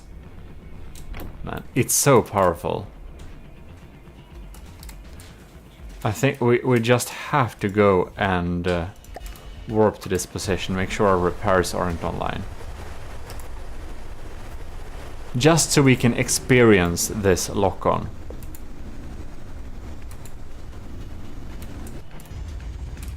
There we go. Alright. Target locked. Oh! Hoo-hoo! That's what I'm talking about. That's so cool. I'll just have to go with another one here. Let's see her.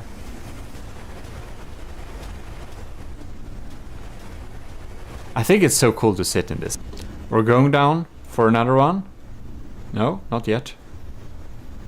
Now we're going on for a lock-on. Look at that. Amazing. Alright. So it's gonna do this all day. We're providing some serious damage. This thing is pretty doomed to die. The Sardalk is very much delivering at this little challenge here.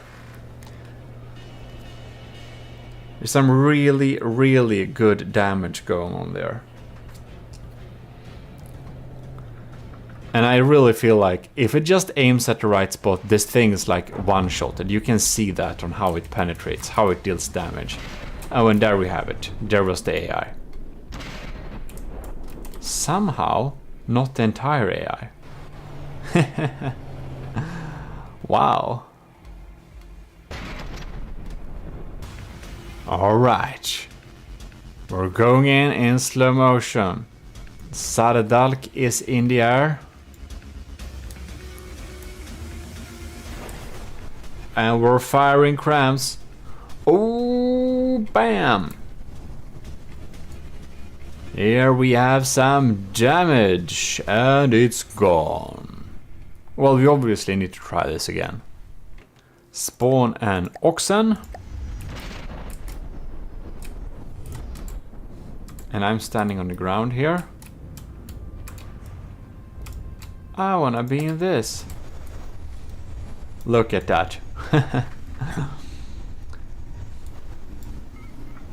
We're locked on. Fire! No? No!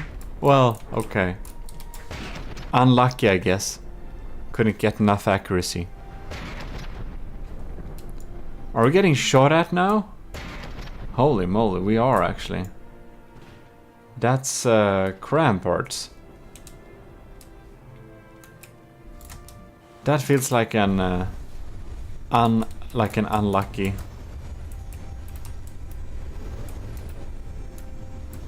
I wonder how much mimics this has, because I don't see any oh, there we have visible damage. There we go. Bam.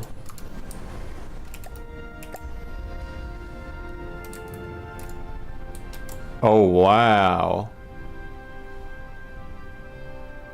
Yeah, wow, okay, that's amazing. That's amazing. Yeah, I was right. It can just crit it on one shot if it just aims the right way. Very cool indeed. We have indeed tested the challengers for this run, so we'll be back next week with the next little batch. So I hope you enjoyed that. Huge thanks to the commissioned officers right over there. You can join the ranks if you want to support the channel. If you just want to be in the army of GMODIST and support us in, like, I don't know, with your services to the AOG, / commenting on the video to increase our algorithm score. Well, you can join the army of GMODIST by self-assigning yourself the Matros 3rd class in our Discord, and you are enlisted. And by winning challenges like this one, you can rise in the ranks within the enlisted ranks. Yeah, because the commissioned officers is obviously pay to win, because that's how it is. In any case, huge thanks for watching here. I'll see you next time. I hope you did enjoy it, and really cool designs. They're really good results from Nilden's first design in Pizza Summoners. I really like that one. Anyways, it's gonna be super cool to see the next batch, how we're performing there. Take care. This is your Lord High Admiral GMODIST. We're signing out.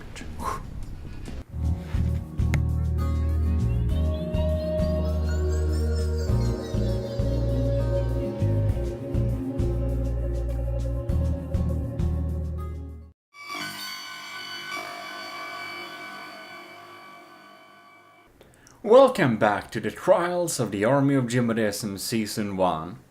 Thanks to all of you commissioned officers, your help helps a lot each month. And without further ado, we're going to try the 3rd batch of bombers against the different types of foes. There is no different type of foes. This is the tank part of the challenge, and we're of course continuing with the oxen, not the oxygen, oxen. First out is the Butterfly Wasp by Rush. So let's get in a oxen here. There we have the oxen. Missiles are getting prepared. Machine guns are warming up the target. Crams are exploding nearby and shifting us a little bit in with the, well, area of explosion thing. Bam! We got some good damage going on there. We're here, we have some detection for sure. Seems we're producing smoke. And that's because the missiles are pretty smoke guided. The butterfly wasp is locking in for another go. Missiles popping in here again. Bam! They kinda didn't hit very well, did they? Whoa.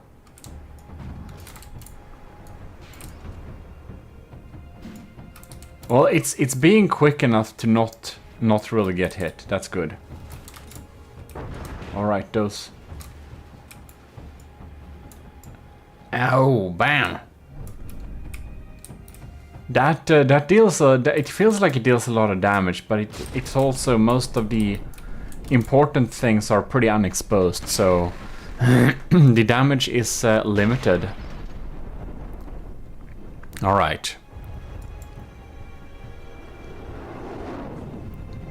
Damn, those laser guidance is just too limited in where it can aim and not.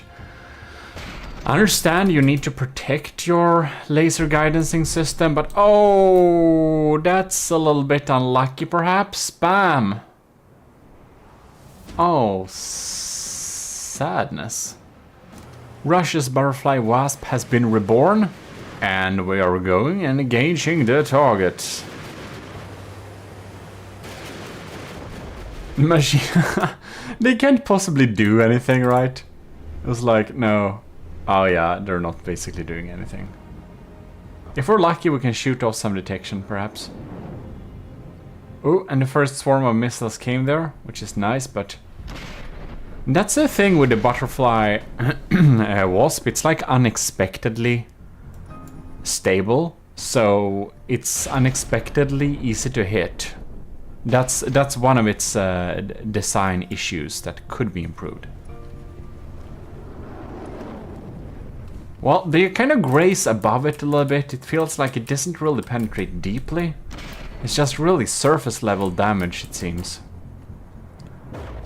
And it's so stable and weak that the Cram's area of effect explosion might really like mess it up.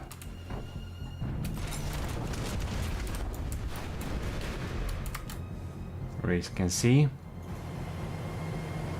Now it's really stable and it got like 3, 2, 1 super good opportunity for the Crams to hit them.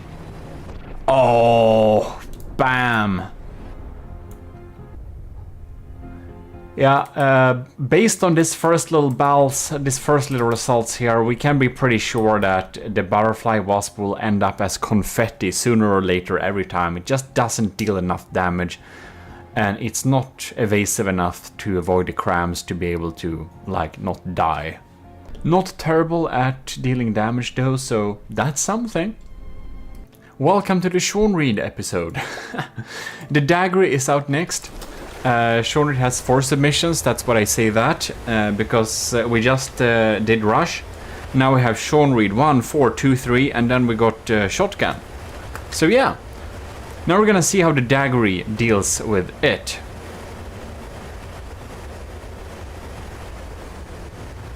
Alright.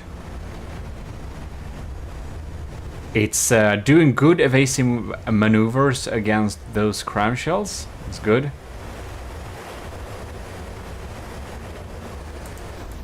But why don't we shoot any of the real deal against this thing? That's my question. Alright, here it comes. What?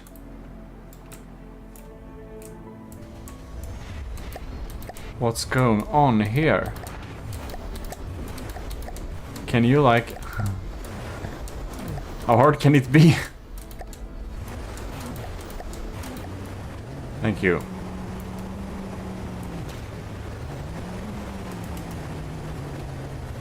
Why?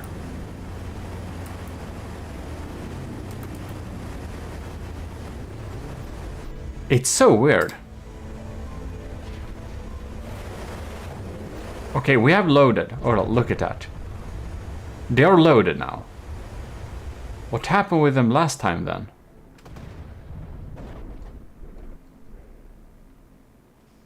There we go. They dropped them somehow. Oh, there they are.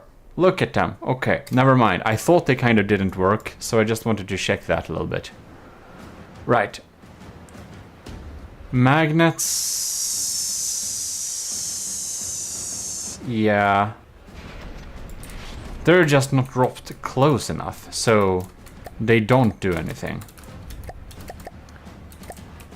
Oxen is still at 100%.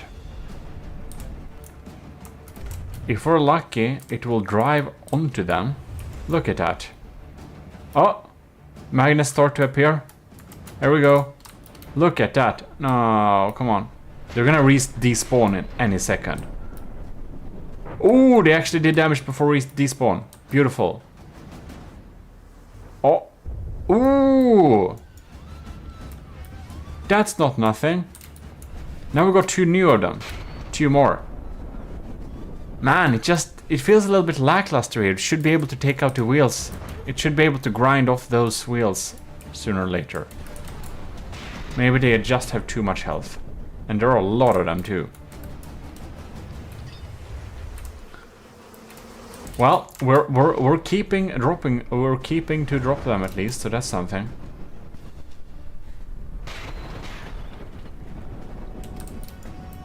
Well, we're down 3% for the oxen, that's good, and it hasn't been hit yet. Oh, was that a blast gun? I hope it didn't shoot itself this time, then. The oxen is pretty cool. I think it looks pretty cool. Oh! Nice. And where do we have the bombs to drop there? Man, they're a little bit off. It should be a dive bomber, this thing.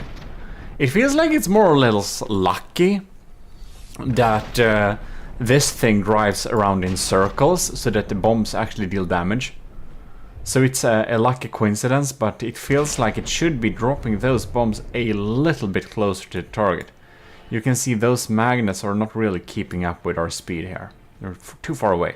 Oh no! We had a hit. Well, I think we'll need to restart this battle indeed. The dagger does kind of have this little issue where if you spawn it on the ground, it will have issues taking off at all. So you have to spawn it in the air. But that's of course something that could be fixed with a simple balloon start maneuvers. But of course we're not allowing any changes after submissions, because that would be a hassle. As Adnecris pointed out when I was talking with him if that would be a good idea or not to allow. Right. Wow, okay, let's see here. Alright, homing on the cramps. It's pretty fast. It ain't gonna be hit by cramps any moment. It does deal damage, which is nice, but it's not dealing a lot of damage. Oh, we're getting hit again. Oh no! Oh no! I repaired it in the air, so that accidentally actually killed it. Alright, I just wanna see it perform a little bit more to be able to set a good score. And it decided to go up into space instead after a while. Well, it deals damage, it's just not enough. We are having the maneuverability issues and stuff like that. I think I'll know how to grade this thing. It's able to deal some damage, but we seem to not be a really good matchup against a tanky target like the Oxen here. So we're gonna move on to Sean Reed's 4th submission. Yes, they're not in order. Why is that? Well, it's because of my strange naming schedule. F comes before S. That's why. I think we'll need to spawn the Oxen before we spawn this thing. Go, Sunspot! Now we're having some really interesting guns. I think the Sunspot will perform a much better action against this thing. Right. Whoa. Ooh, going close there. no! Damn! That's some scary action. Oh, we got hit on the side there. It's just a little flak. Nothing scary. Ooh, really going close. We're having some balls. Yeah, you can see it's blasted away some. It's definitely performing a good bit better here. And it's so fast and it's going so close that the crams have trouble having time to aim. So it actually seems to be a little bit less chance of it getting hitted, strangely enough. Ooh, but it's grazing the ground. It's so close to getting just messed up by itself.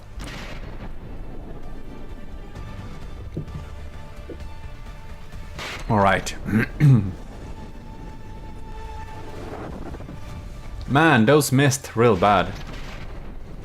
It feels like it has potential to deal a lot of damage, but I think it would be a good idea. Perhaps if it aimed against at hot blocks or something? Right, we're coming in for another dive. I think it's doing pretty good so far. We're taking out detection and stuff. We're slowly blasting away the surface. Those revolving blast guns should do a pretty good job. Ah, we accidentally touched the ground there. I actually think that's its own maneuvers. Well,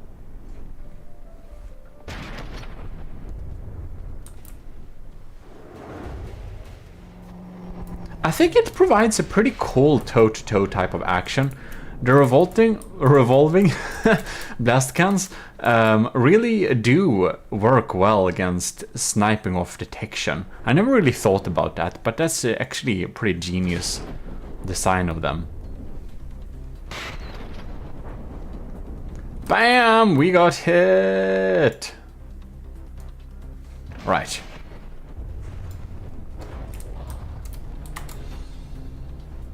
Popping in there. Alright.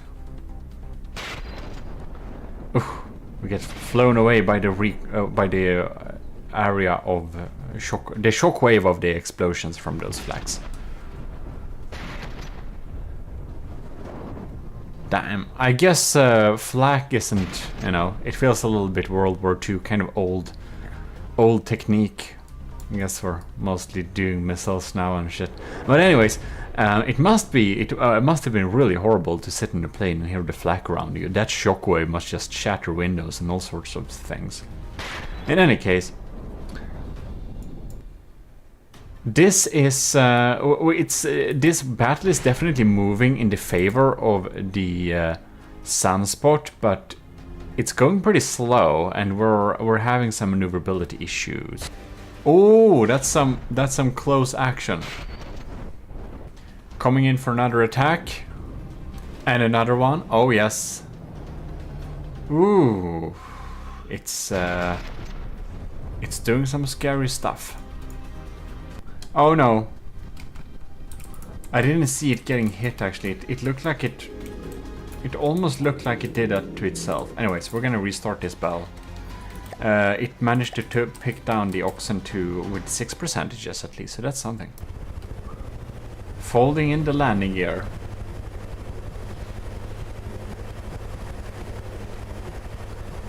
Very beautiful. Oh no! Alright. We'll just have to slow down time here. Look at this. Isn't this pretty cool? You can see the propeller blades coming in there, and bam!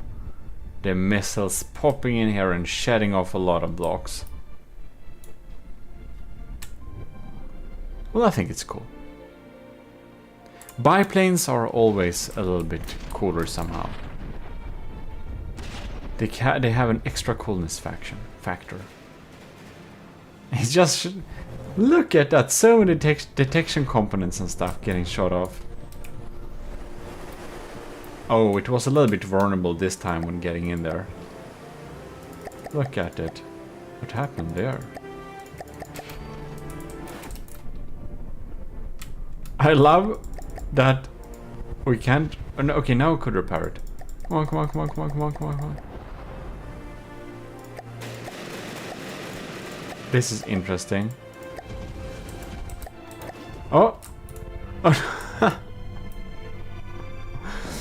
oh no, it's getting run over. That's so sad. Well, I think we know enough to know how to grade this thing. It definitely deals better than the first submission, but it has some issues. It's not really able to punch through. I really got out of ammunition for after a time there, it felt like. Or I guess the revolving blast guns had to reload. But, well, it got killed within that time frame. And the second time, well, it just got shot down. Next up, we're having the Djinn. So we're going to throw in an oxen here. And we're gonna see how this is doing. I think it actually has some pretty good opportunities for this battle. I think this might be the strongest of Sean Reed's design for this particular tournament, this particular challenge, I mean. Because if I'm remembering correctly, it will just stay on top of it and shoot down stuff. And the oxen should probably not be able to hit it using its crams at all, actually.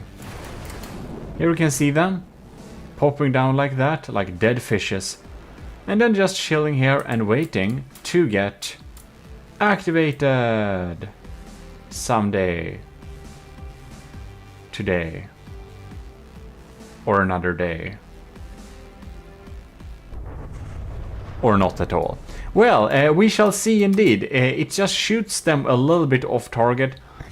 I really feel like it could have been a good idea to have them steer against the target from the beginning, maybe. Well, they at least get there. And they're able to take out, but damn, they're only doing so small surface damage. I kind of forgot how weak they were. I think they're smalls.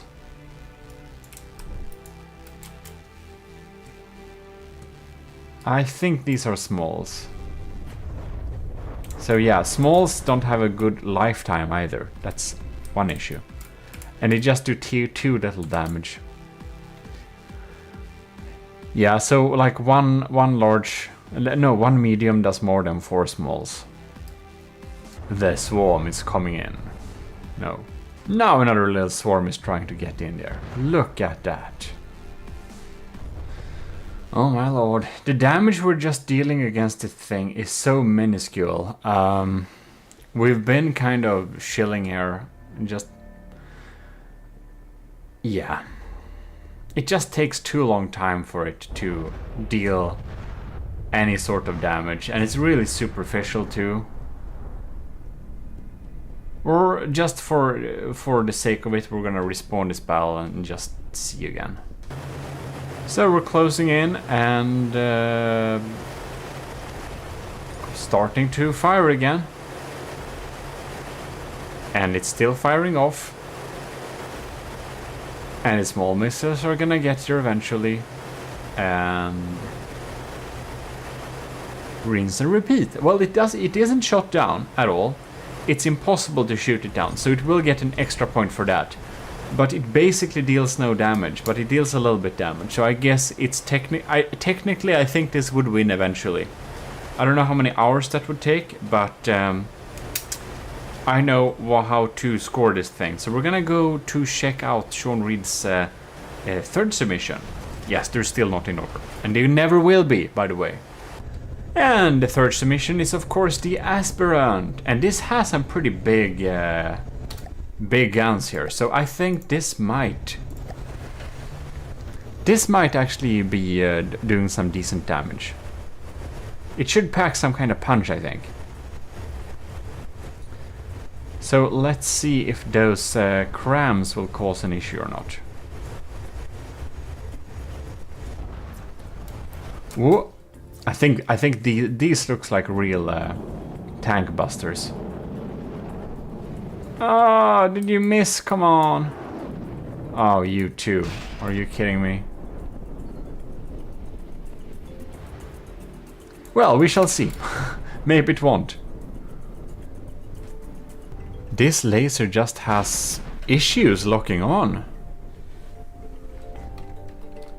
I wonder if that's because of the smoke. Oh, crap. Well, that's bad. Well, we just respawn them and see if we get some different results.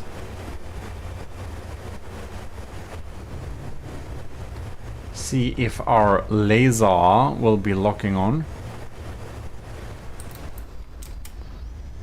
I mean, it looks so cool when it's getting dropped like this.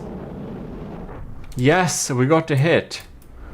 I kind of expected more damage, to be honest. There we go, that's some damage. That's what I'm talking about. Yeah, mate. Okay, good.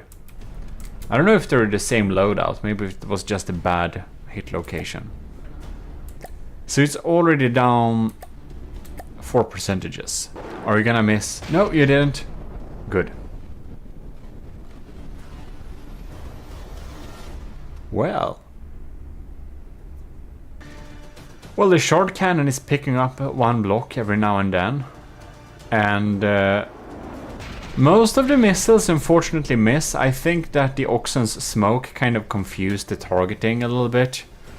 So it kind of has issues, to say the least. It kind of has issues. Well, we can basically sit here all day. Most of the missiles actually miss. We have real problems with its lock-on function. And it isn't like damaged yet. So it's just a matter of time when it's getting shot out of the air by now. So yeah, the Aspirant didn't do very well, but it was able to deal some substantial damage at times. So I mean, it's something. But we're going to move on to this little section/submission, which is Shotgun's design. Which is the Shotgun's dart, of course, and it has loads of missiles. I think this one is gonna provide some decent damage, to be honest. It's flying pretty stably though, so we're gonna see if it will have issues with getting hit. Look at that, and we're having the bombs drop there too. And we're so fast, it's gonna be difficult for the tank to shoot at us, I think. Right, anyways. It's... Oh man, no. We lost 10% and they lost 1%. Huh. That's not optimal. By the way, where did we go? What the... Where are we? Huh.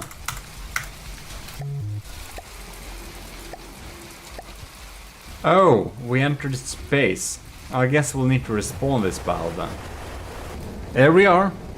New dart. And new target. So you're just following these missiles. They looked kind of cool, I think, like. And bam, we're dealing some damage towards it there. I'm like thinking, are these AI parts or are they just from the scoop? And I just, every time I see it's just the scoop, I'm like a little bit sad. Like, we're dealing some decent damage, we're just not penetrating very well, are we? Alright.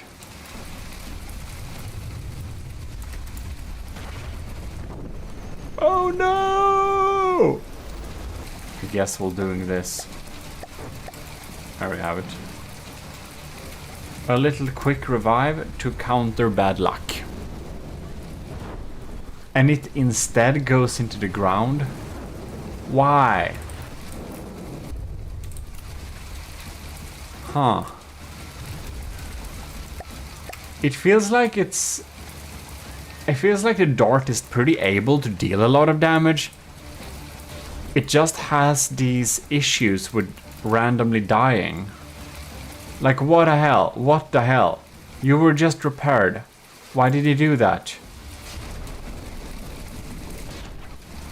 That's so strange.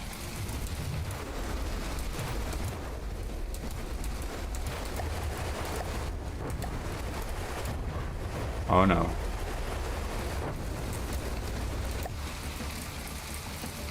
Oh no. Come on, lift up.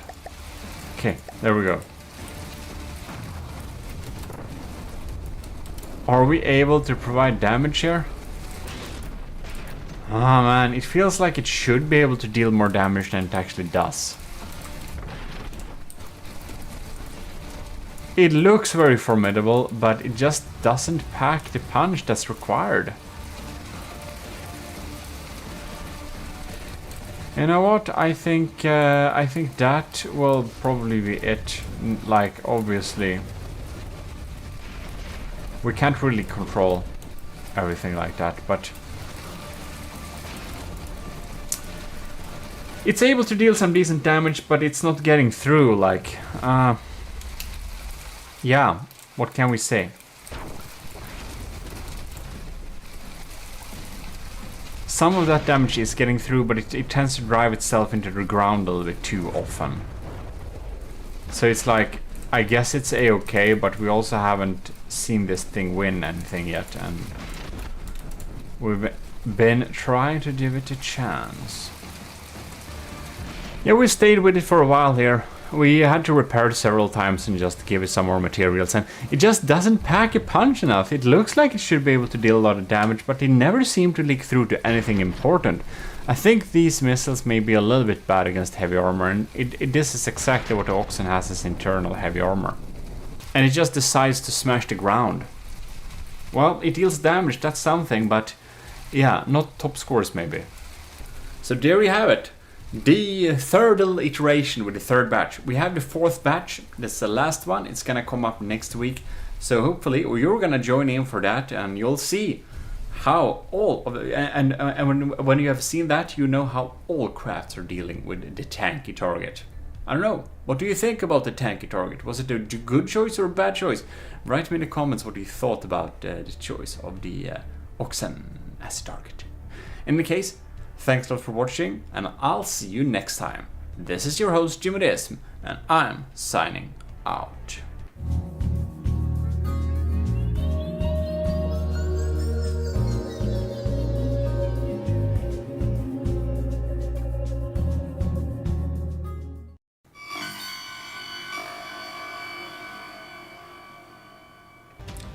Welcome back, commissioned officers and enlisted in the army of GMODISM. And other GMODists. If you're just a GMODist, you should enlist or become a commissioned officer. About commissioned officers, I will just say a huge thanks to our supporters from Lieutenant and above in the army of GMODism, which is of course not the enlisted, the commissioned officers. This is not the great scorebook with all the scores. It's actually here, but I will pretend it is here, because then it looks much cooler.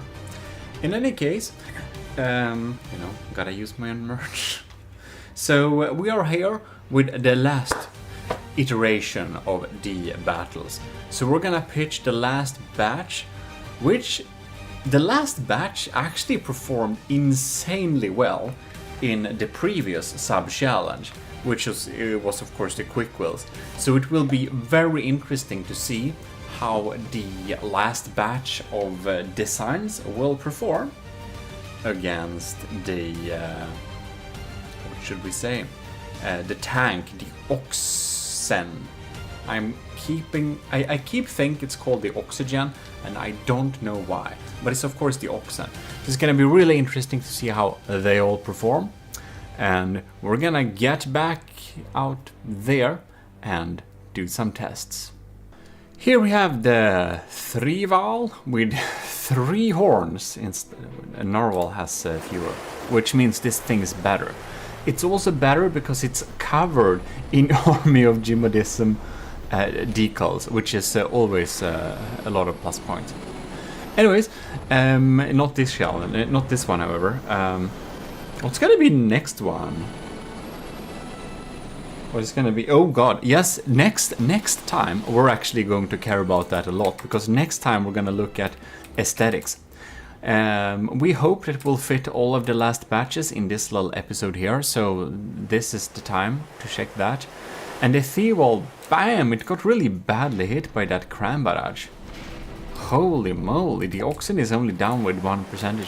Like, this is a pretty meaty design. I would have expected this to not get completely devastated. I guess that was a really unlucky hits for it. Well, we need to restart this one. There we are. Another run. So hopefully the missiles will aim in there. Alright. We're just gonna hope that the crams won't annihilate us. I'm gonna see how these missiles do. We got our diff gun hits there. What? That didn't do much damage. And that's only surface level blocks. Interesting. And I believe we got pretty badly hit by these crams here. That's not great. Alright.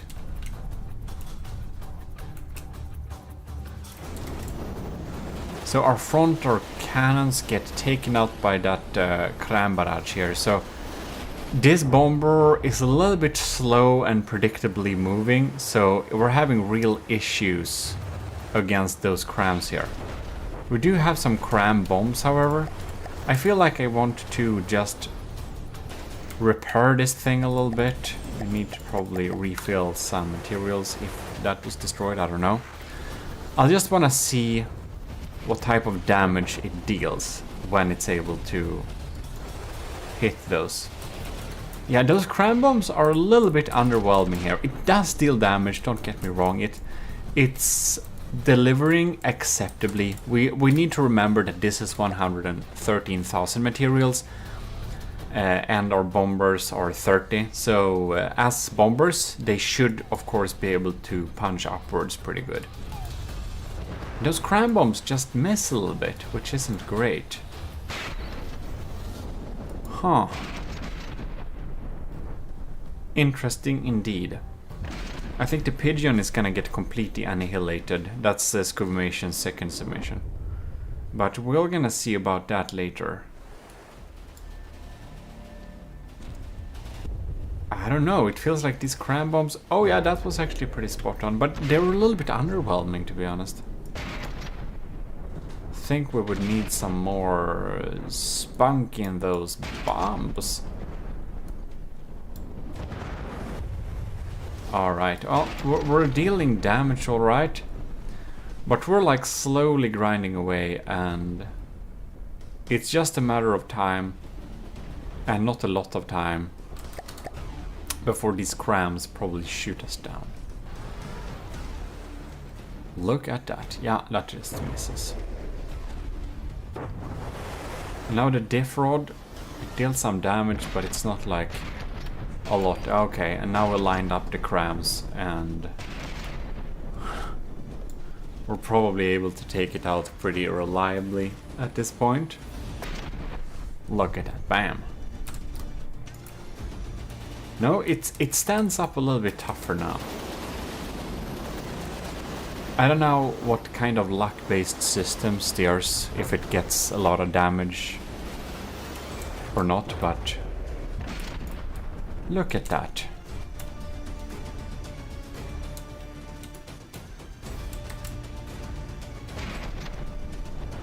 Look at that.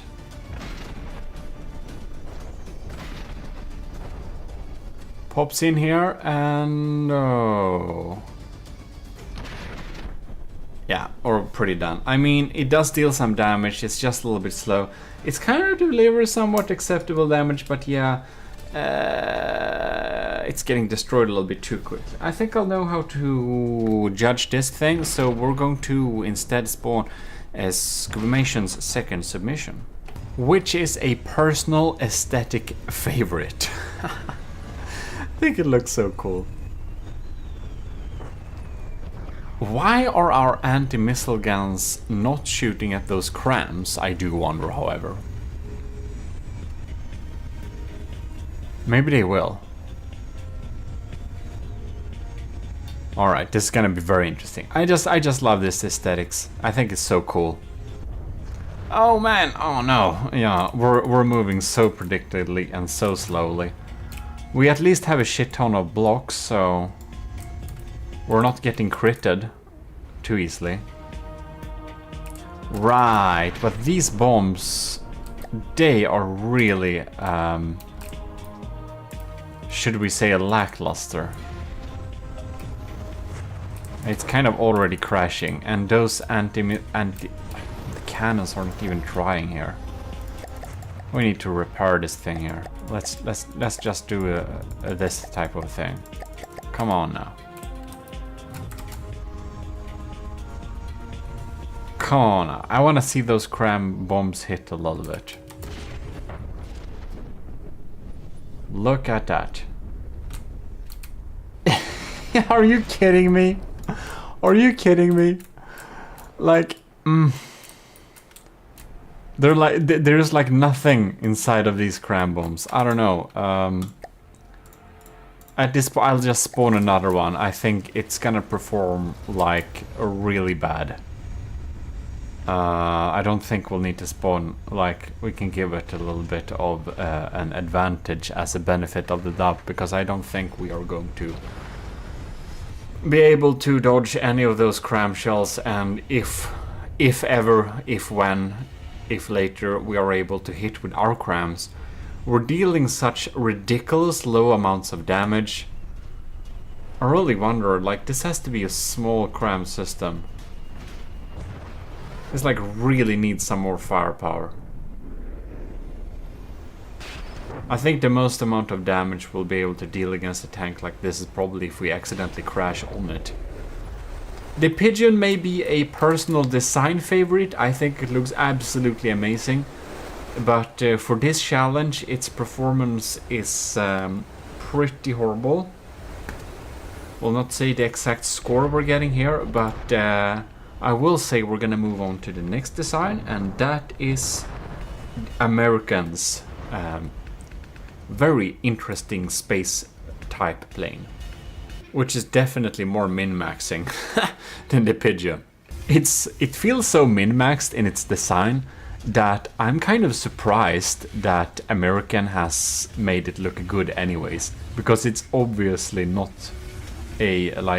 it's not looking like a real world thing. It's looking like its own thing, and it's set up to perform. And yeah, and it still looks pretty cool, which is nice. Anyways, not bison, thank you. Oxen. Here we go. And we're moving in erratic ways. And you can see cram shots are far, far away.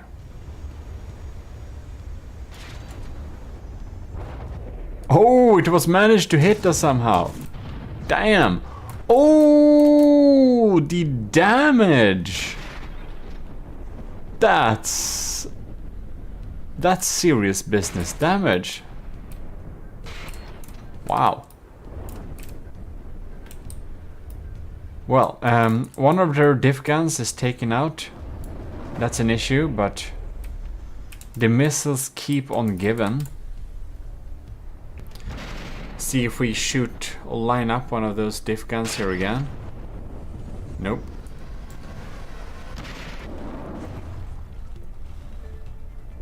Saw that. We just EMP'd this turret out. So its weapon controller was not EMP protected. So this turret will not ever be bothered again. So that's basically disabled. That's good. Good stuff. Oh, no. Well, thanks to its erratic movement, the cram shell seems to not hit it much at all, which is good. However, it is kind of compromised, it's damaged, so it still does damage here, but I'm going to restart the bath just in order to check it a little bit when it's in full capacity. I feel this will be a little bit too draggy otherwise, but it's performing great. Alright, we're closing in to the oxen again. Missiles are popping in there.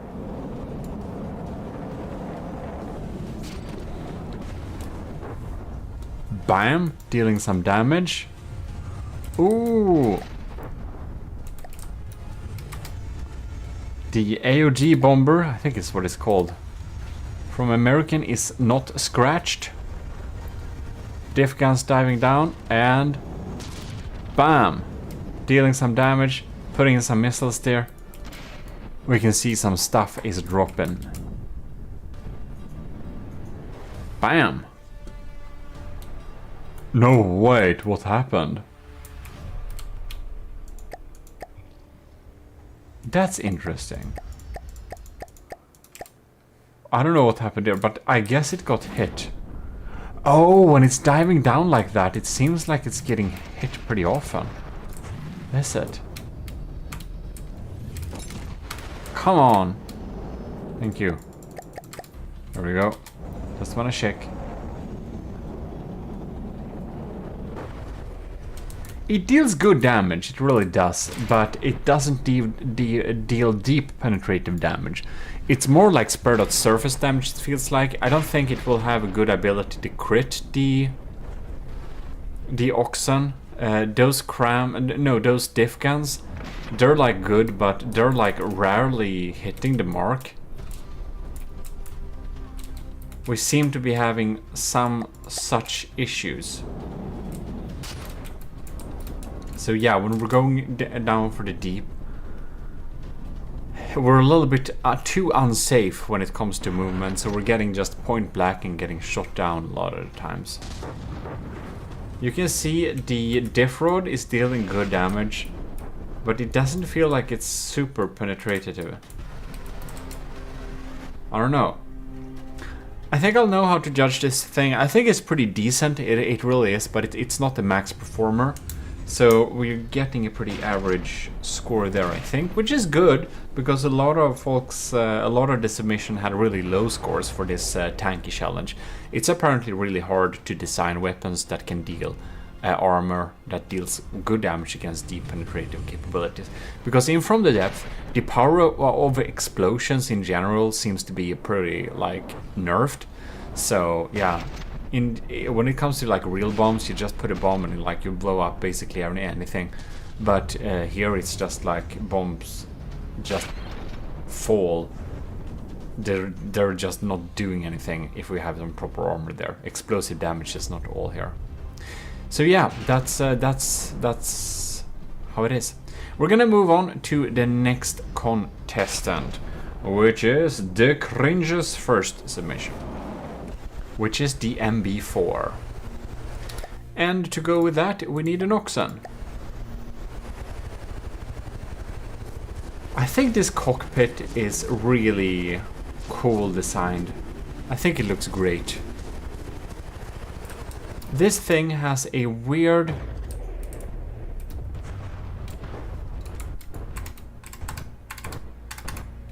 Actually, thank you. I think it's heat. Nah, that's hash. Or is it? No, that's a high explosive head. It has a tiny high explosive blaster. I think. Oh, we got scratched by the crams there. We're trying to bomb it. Oh, that's just sad. Oh no! About sad. I don't know exactly what happened. I suppose we actually got hit.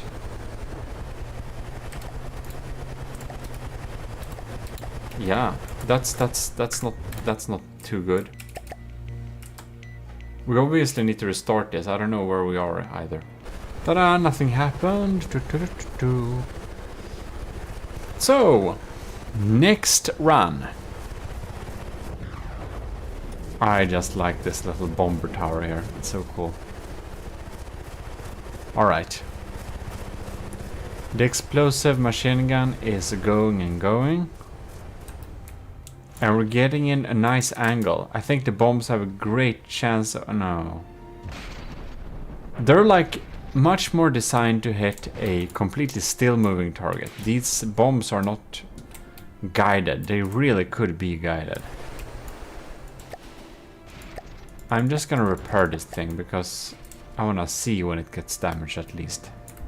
To know if it does that to itself and it's like just staying too much in the same predictable movement for the crams to hit them.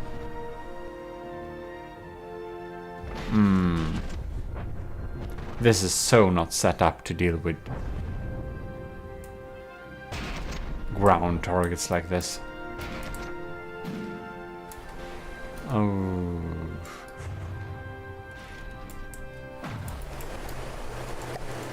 I think we have some pretty light armor in this thing.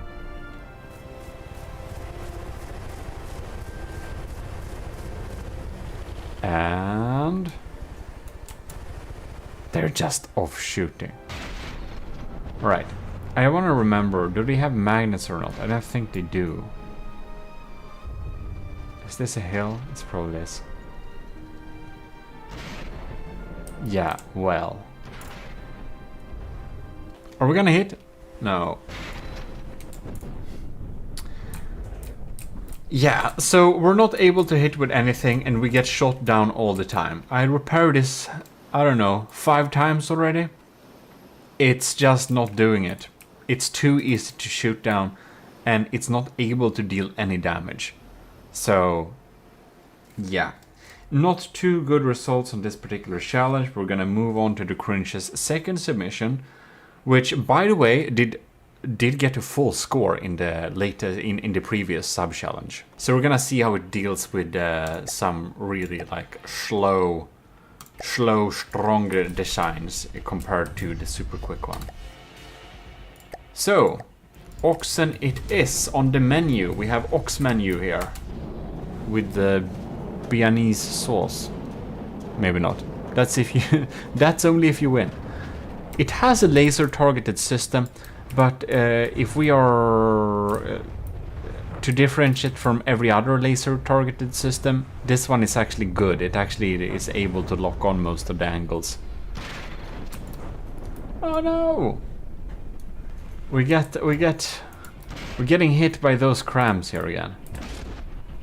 We're just circling around there. We won't ever, like... We're just gonna help it out a little bit. The missiles are there, they're spawning in, coming into a swarm. And it's that... I mean, it's not doing a lot of damage, it isn't. But it's doing some damage. So, I mean, it's doing something. If it was not getting hit, it would be able to take this thing out. Which is good. Alright. We got hit again. Right. Putting on some small misses there. We're really doing surface level damage here. We have such a similar issue here. If this was heat missiles, maybe it is, I don't remember. We're just getting killed every time. We lost the materials too. I mean, I just want to see here. Yeah, that actually is heat missiles, isn't it?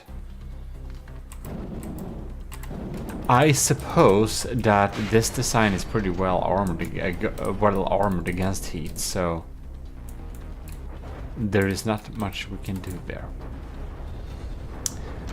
Yeah, well, in any case, I do think I know enough to be able to leave a little score on this. It certainly did better than the first submission. This is the MB5, yes. Which means we are here with the last design for this batch of the tank tests for the 4th iteration.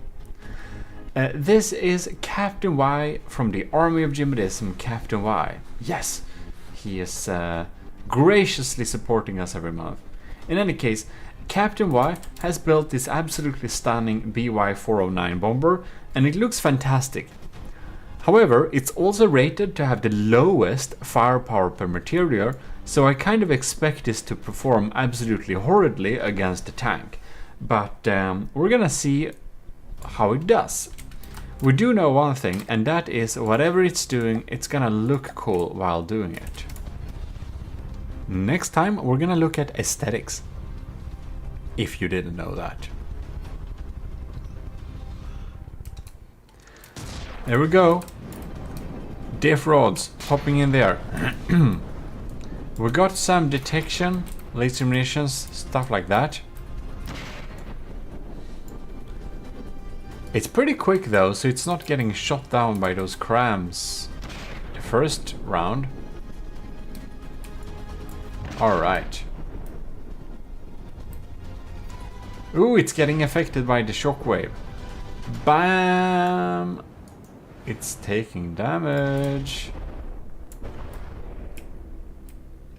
Nope.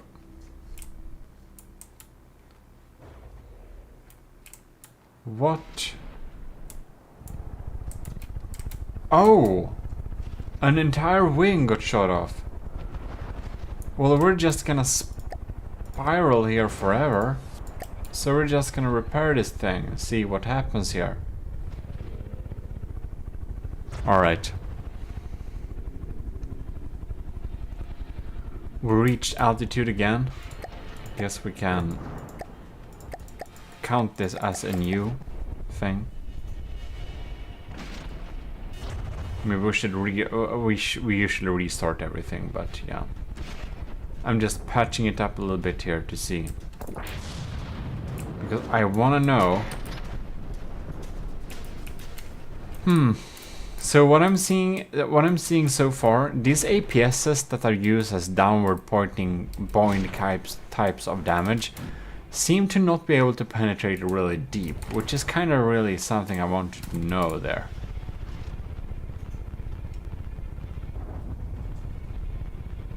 Who knows? Bam. Like, it sounds really scary, but you can see it doesn't take out a lot of blocks. We don't have a payload of some kind, it seems like. And it is getting hit most of the time too. Well, I just respawn the lot of it. I'm just gonna make sure that I don't hold any weapons. Okay, good. Now I can stay here.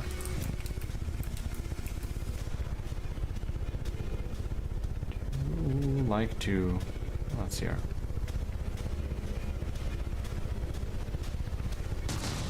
Bam. That's some weapon controllers and stuff like that. I don't think it's able to penetrate right through though.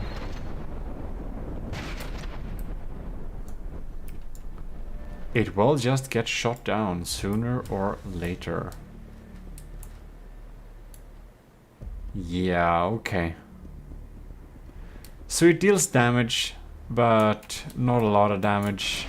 It's probably not able to shoot through any important things. The heavy armor seems to protect against this bomber design well enough. Indeed. We're going in for another round here. Didn't fire, but it got fired on. Oh no. That's a weapon controller. I guess one of the crams will be completely permanently offline now. Right.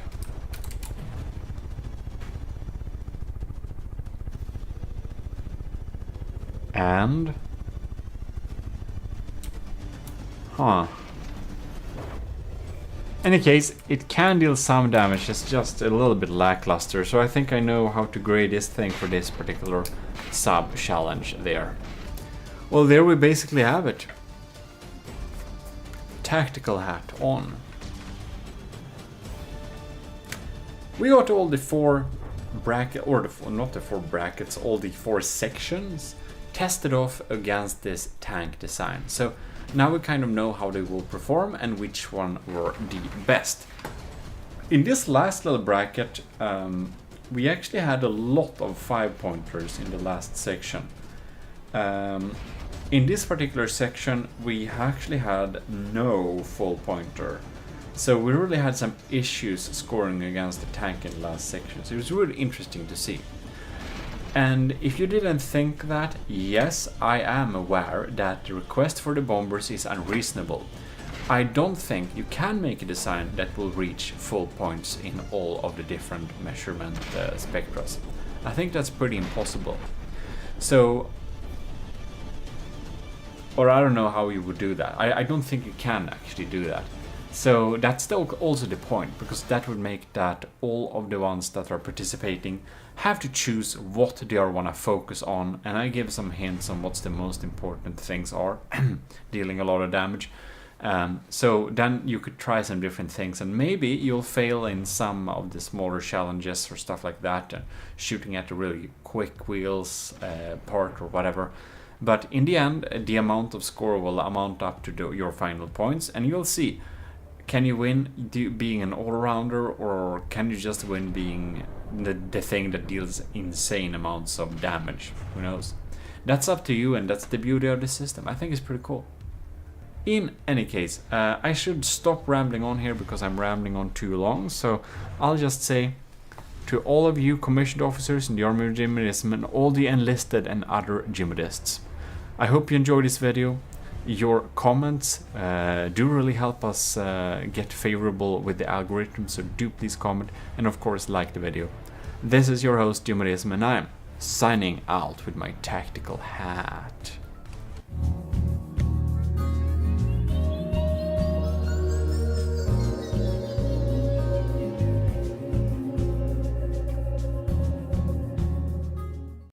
We're finally back with the AOG trials, where we will be checking out the bombers against a various mix of foes. So let's get into it.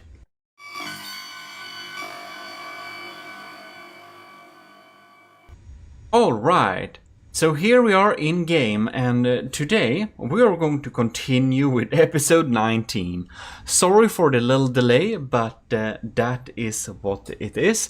And now we are going to basically continue with testing the survivability of each of the designs.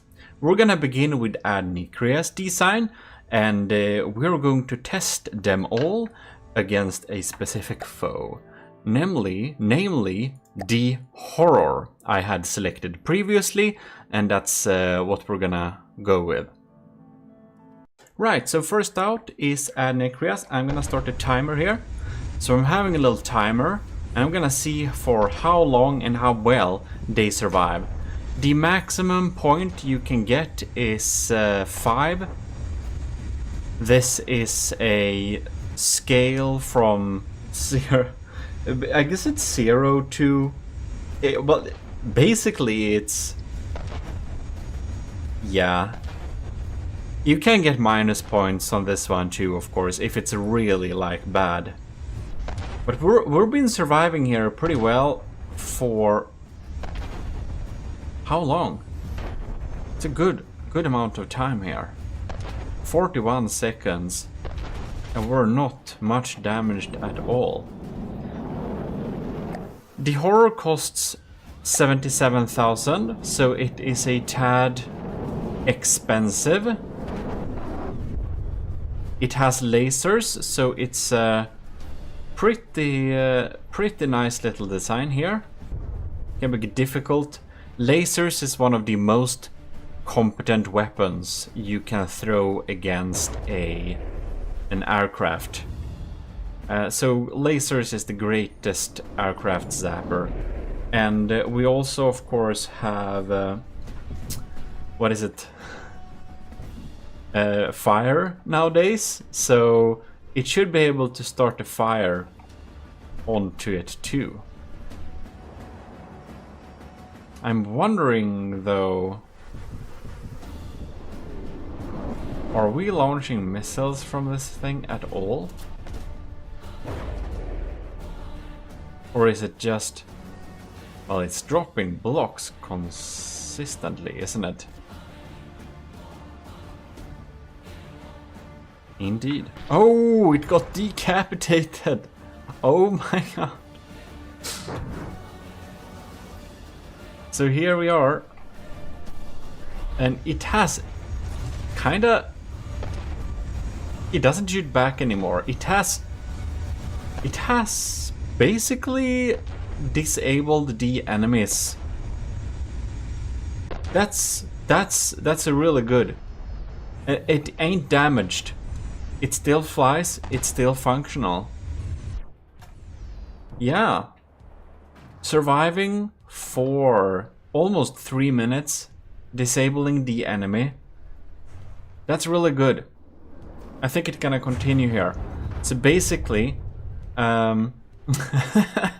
maybe it's a little bit unfair here, but of course, the first ship going up, first plane going up, always kind of sets the benchmark a little bit. So obviously, this is max points. This is 5 points. We survived this thing. We even disabled it. We survived for 3 minutes. That's great. Now it even dies. Fantastic. Next up, we have the absolutely stunning Manta War from Kobrax. So let us indeed spawn in the horror. And we shall see how it does. Look at it. Now this will probably catch fire since it is kinda flammable. Ooh. I believe that is some critical hits there.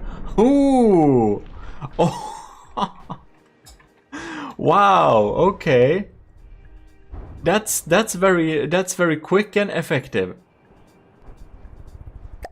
Just want to make sure. Well, taking out the enemy is a really good way to survive, isn't it? Well, let's see. I'm not. Oh no.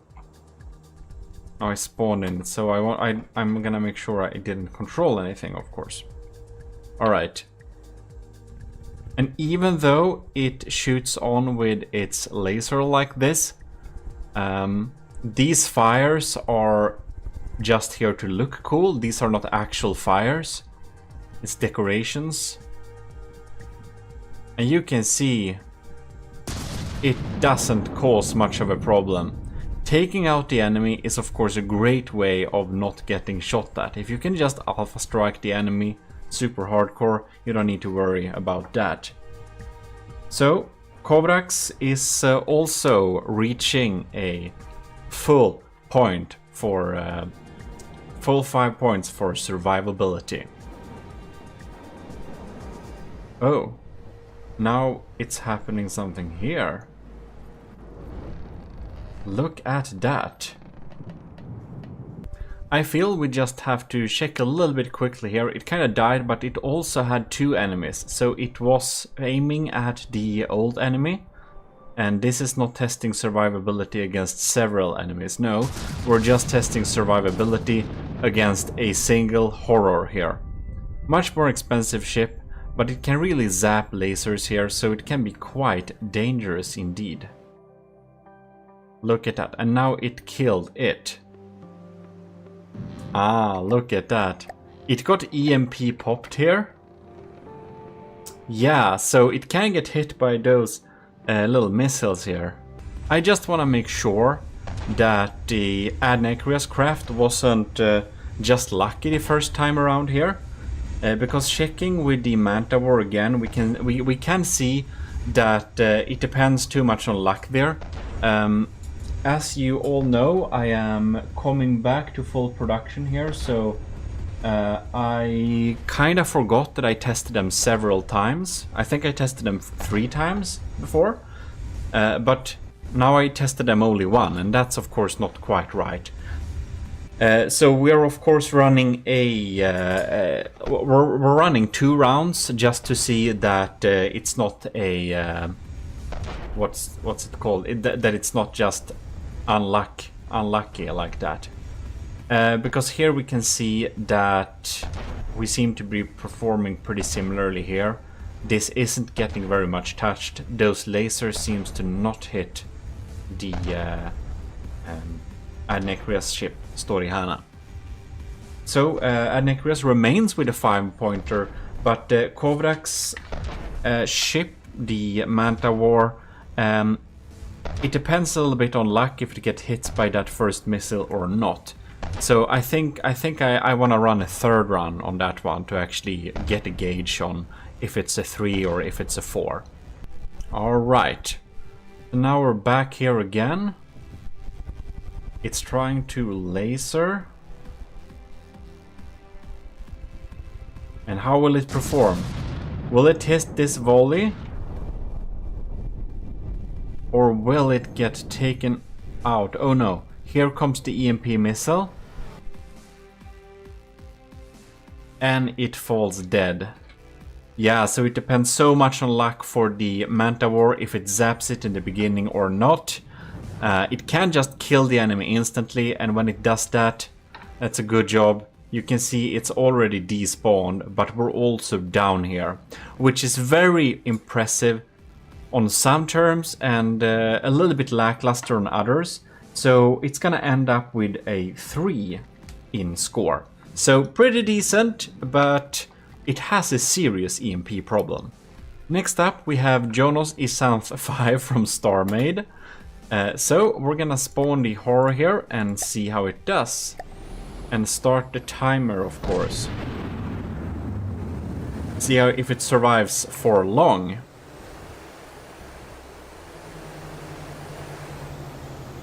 It gets sapped here. It has pretty good health. I think this is the one challenge where the Isanth actually has a decent chance of not getting especially bad points. It's not well armed, but it is decently armored. It has some thick alloy and metal there. It's just sitting there, so it's very easy for the horror to use those lasers. Kinda surprises me that those lock-on missiles don't hit very well. Or doesn't shoot very often, rather. Well, this is going a bit slow. Alright, so here we can see it's still sitting here. We're shooting at the Isanth. It ain't dead yet. It has some decent armor, to be honest. So, yeah. It won't shoot back very much. But, yeah. Here we are. It's been 2 minutes now. Well, it still sits here. It has lost a lot of blocks by now, but it is in no way dead or anything. So it can take 3 minutes, but it's starting to really fall apart. So we're gonna do a little rerun here and see how well it fares. Here we have. Horror spawned some 2,000 meters away. We'll see how it does this time.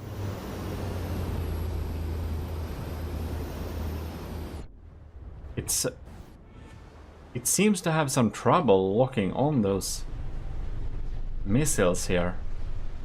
Don't know. Or they already fired. Oh, there they are. I think. Well, it's just getting hammered standing around here. It doesn't do a very good job at taking out the horror here, which isn't what we're measuring, but it's slowly getting grinded down. It has some pretty good health, so the final score for the Isanth 5 is indeed a 4. We shall be moving on to the next thing, which is Jonos' real submission, the AOG bomber. So let's pop in a horror here and see how well it can survive getting laced like that. And also getting some EMP missiles potentially shot at it.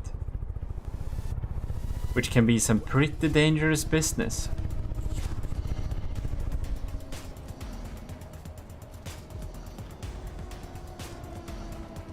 It's diving down. Well, that's a pretty effective way to deal damage. Alright.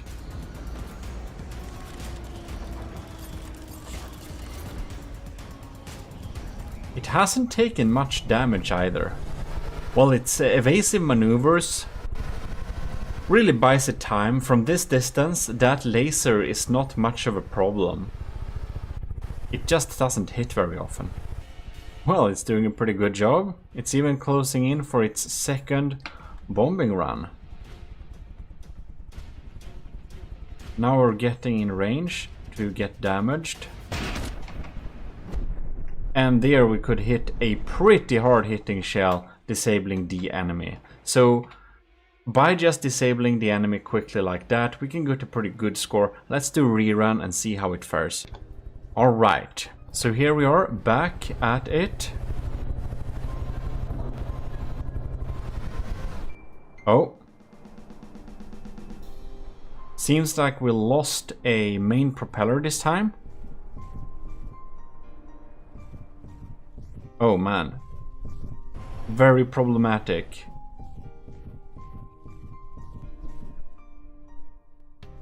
Yeah. That's just the first 30 seconds. So it did a great run, the first one, and a horrible run the second time around here. Well, I think I'll need a third look at it. Third look, here we go. Can it survive? Those propellers are pretty exposed. So it has a similar outlook like the Kovraks. If it's lucky to take out the enemy pretty well the first time around like that, it's a serious thing. But if it gets a little bit unlucky and gets shot by one of those EMP missiles possibly, or just something else, it just tends to kinda die a little bit. And here we can see we get missiles popping in. Oh, it survived that pretty well though.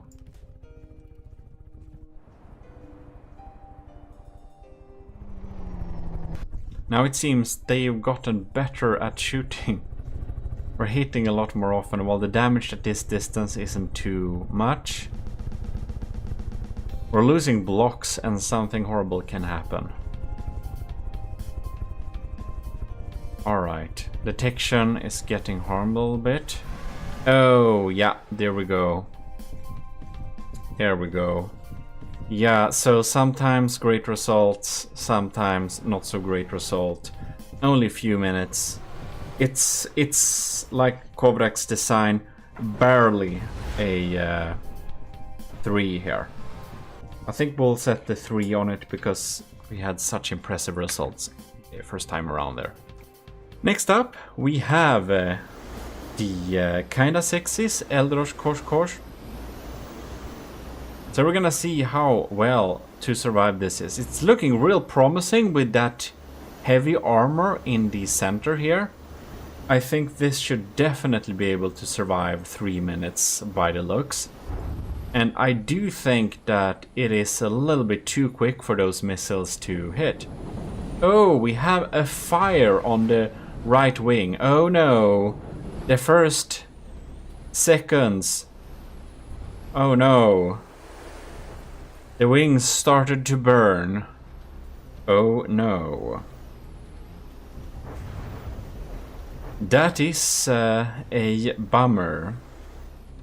Indeed. We are kinda trying to fly around here, but we are clearly in a seriously damaged state. While we can do some damage to the enemy, yeah, we're just gonna fall down and die here. No, no, no. Not very successful. Let's try that again. Alright. We have the horror in the horizon, trying to snipe our friend, which is trying to go pretty quickly here. And the laser is trying to target it. Not too easy. Oh no. I wonder if we have a fire on the wings again there. Not sure how far away fires are rendered. Missiles are popping down here. Not very well. Didn't cause enough damage, I believe. Those missiles trying to rain down here. Well, it's been a minute now in this battle, so it's looking better, or is it? It seems to have lost control.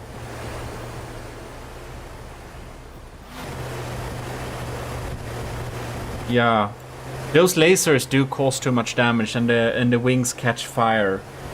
Yeah, it doesn't die instantly, but yeah, it seems to not doing a too good job here. If we'll just repair this thing, you can see it's just instantly starting fires again, doesn't it? Well, well. To everyone's defense, of course, the game kind of added a lot of stuff, including fire and stuff like that, which wasn't even announced when the builders built on their projects. So it couldn't really dodge all this.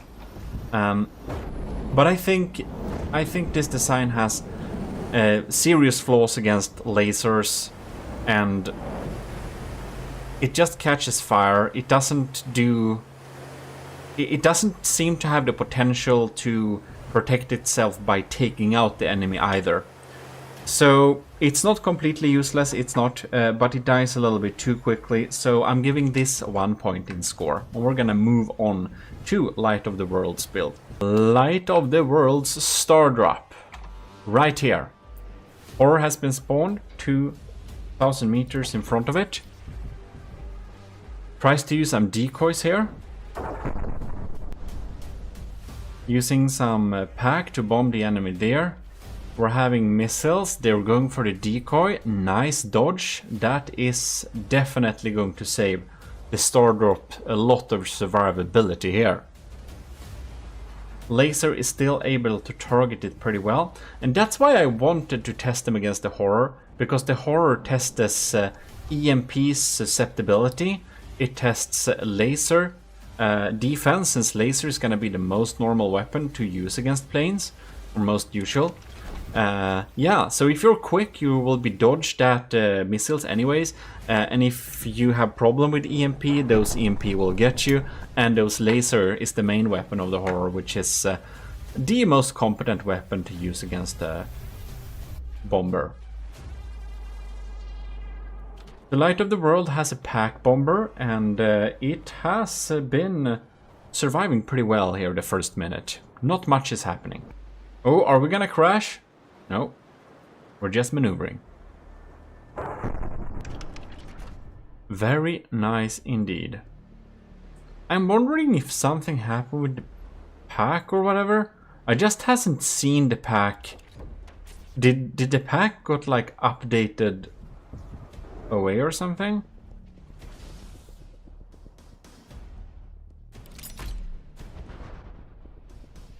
Huh.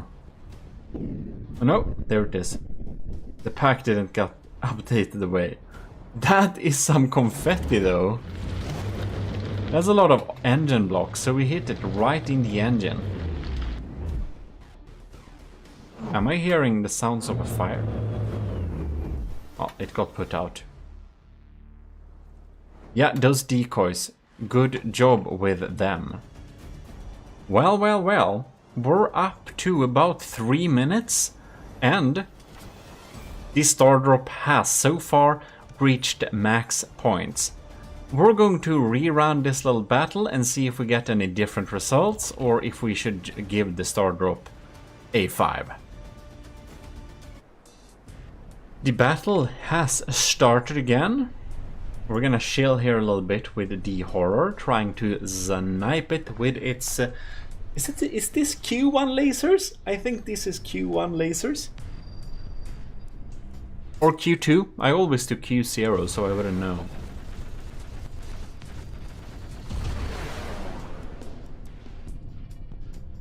Wow. Ooh. That's some confetti. Is that a proper decapitation? Haha, it is. That's a good job. A good job from the star drop there. Headshotting. Headshotting the horror.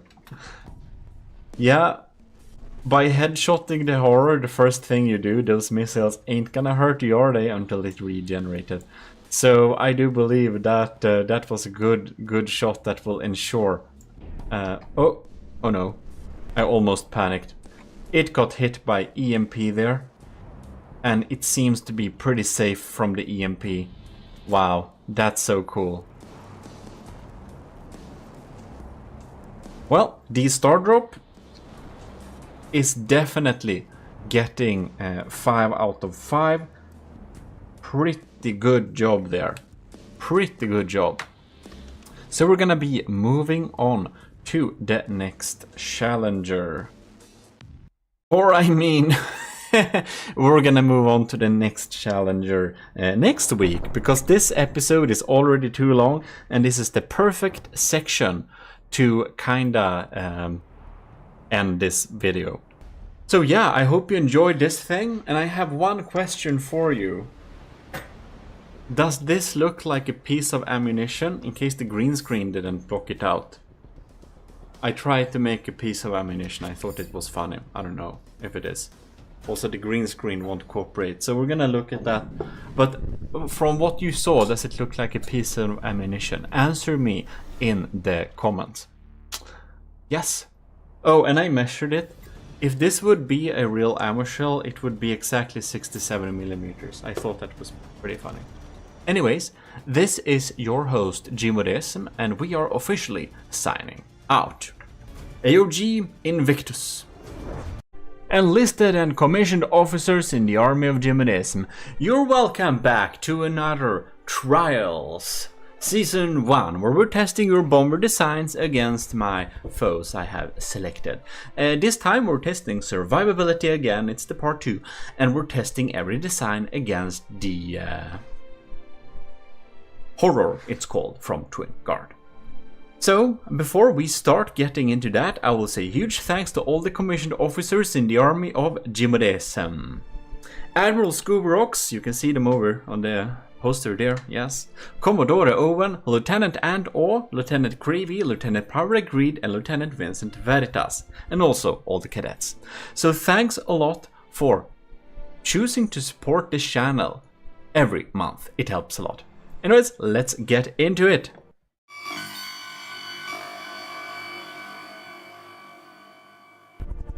Here you can see the Hummingbird from Netrameira. So we're gonna test the Hummingbird against the Horror. Here we go. Hummingbird launch. And I did a little sad miss here recently.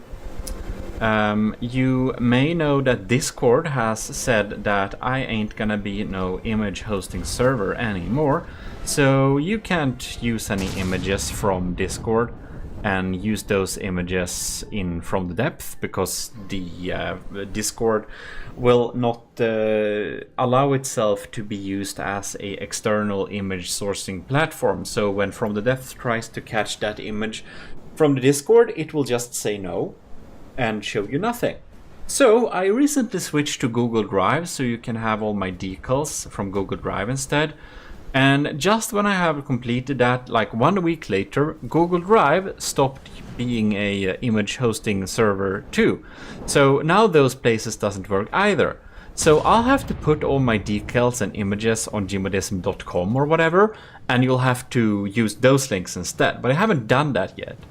But that means for the remainder of the AOG trial season 1, all the beautiful decals you have put in with logos from the army of GMODISM and stuff like that will not be present, unfortunately. So yeah, very sorry. Yeah. That was what I wanted to say about that. Back to the hummingbird here. We have done a pretty good job of not dying. Look at that armor. We even have some anti-hash armor with some poles. Not the best of the best anti-hash armor, but pretty darn good enough. We got some cool VLMs with... Oh my god, do you have 2 turning thrusters on it? These are agile. Didn't quite reach. Or it was the lambs. So the hummingbird is doing a pretty good job. It ain't dead yet. And me talking for very long does actually amount to about 3 minutes, I think, pretty soon. So it seems we're doing a pretty good job at surviving, but you can see we are getting through here a little bit. But as for the first run, I think the hummingbird has done a great job of not dying. So I think that's pretty impressive. We're of course gonna do a rerun and see that it wasn't a fluke. Man, those lambs are really saving the horror here. Look at that, poor thing. Well, I think it's really good results that first round. Let's do it again. All right. Test number 2. Laser is lacing in there, but we're having some pretty thick armor on this bomber. Indeed. Nice. Ooh, that's a pretty nasty hit there. Look at that. Wow! It just killed it straight off. Well, that's a good second run, man. Alright, Netrameras, the hummingbird gets a clear 5 out of 5 there. Let's move on. Here you can see Nilden's Invader and the clear spot where the AOG logo would have been if it didn't, you know. Sad story, but what can we do? Okay. This is Nilden's second submission. This is called the Invader, right? Of course, Space Invaders. I forgot the timer, so I had 5 seconds to the time I see, but you don't see it, so it doesn't matter too much. Right, we have some missiles popping in there. That's EMP, I believe. God, those missiles always miss.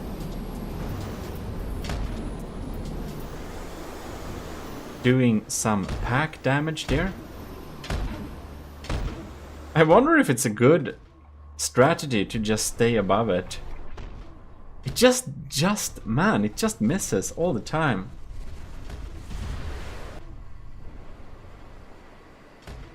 It seems to have some trouble targeting here.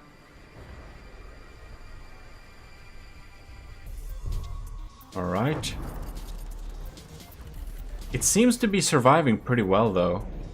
For some reason, these missiles have a real hard time hitting it. Yeah.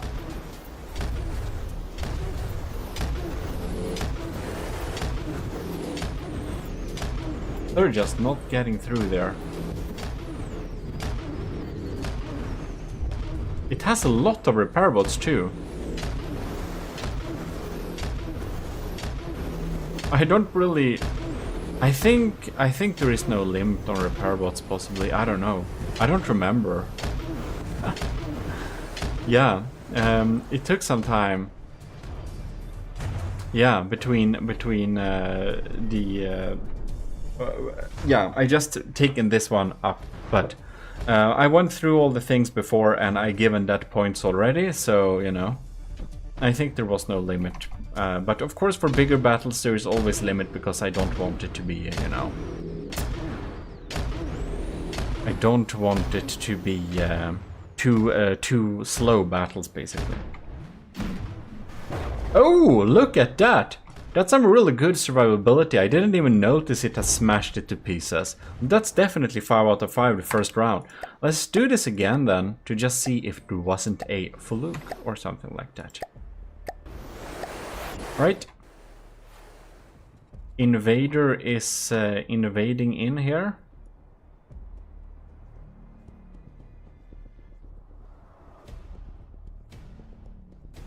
Pretty good. They're really digging through here. Oh, and there we got some EMP. I think we have some good... it's like 2 meters, it's like 2 layers of alloy here. That's why it has so good survivability, and it regenerates itself. So, yeah, I do think the Invader is a really good... It can really survive that light laser damage and stuff like that. And ooh, we're just hovering above it like this, so...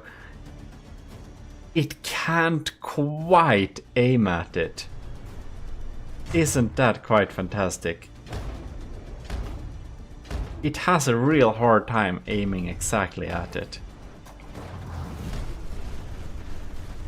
That is pretty cool.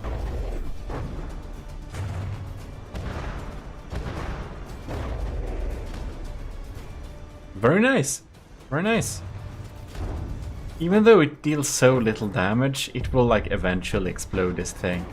And it just isn't grinded down. That's really good. Very good indeed. That's... Unless something very crazy happens right now, this is definitely 5 out of 5. That's pretty cool. No! Oh no, it actually hit its pack system. Oh, now it came back. Oh well. Well, we can confirm the Horde just can't kill this thing very easily, so the Invader has 5 out of 5. Let's move on to the next one.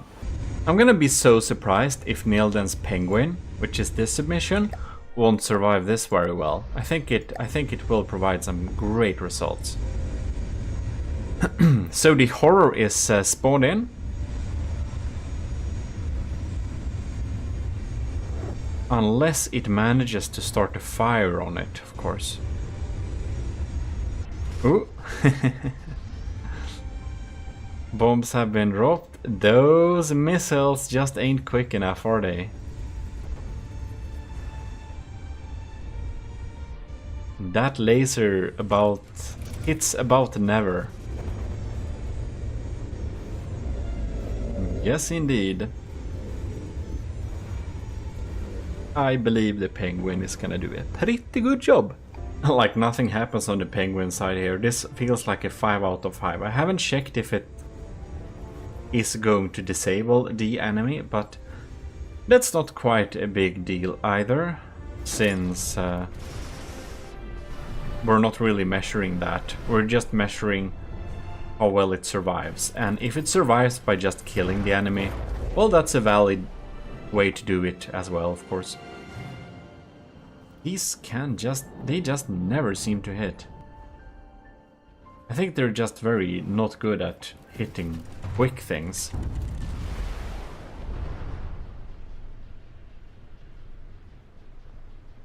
Well, we of course need to have a rerun just to make sure the Horror doesn't get some lucky hit with some EMP missiles or whatever.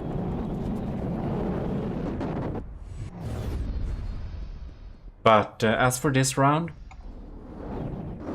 we have survived now for about 3 minutes and it doesn't even seem to be scratched. Here we go. New round. New possibilities. Or ways to die, who knows. Man, what is... I almost thought the Penguin is gonna go low there. Dropping some bombs and yeeting away. Trying to get hit by lasers. Missiles that won't ever hit. Look, the cockpit kinda died, but now it's back. Oh, looks like this thing is kinda disabled. We did some pretty lucky damage to it. Huh. That's nice. Right, so no. Its detection was kinda taken out. That explains it. But yeah, it won't turn the tide of anything. The penguin is definitely a 5 out of 5. It is confirmed. So let us now check at Nilden's third submissions. You know, the next trials, I'm only gonna allow one submission. Because this series is so long and so many episodes, which I hope you think is a good thing, but maybe you don't. Just because we have so many submissions since, you know, Jonah has 2, Nilden has 3, Sean Reed has 4, Scumation has 2, The Cringe has 2, you know? Anyways, let's move on. Next up, we of course have Nilden's submission, the B8 bomber, which I think is the proper bomber. This is the one with the cool bomb cam. I think we need to watch this bomb cam because it's so cool. It kinda seems like it's locked. Well, maybe that's a good thing, but whatever. Or no, I don't think we were there either. Anyways, it's kinda hovering very much above. Those decoys are doing a pretty good job. That's smart. Those missiles are really... Oh, man. Oh, wow. Alright. We're gonna do a rerun. That's a 5 out of 5. Alright. Round 2. Laser is trying to laser. But we have some pretty thick blocks on the bottom here, so we are decently safe from incoming fire. Ish, maybe.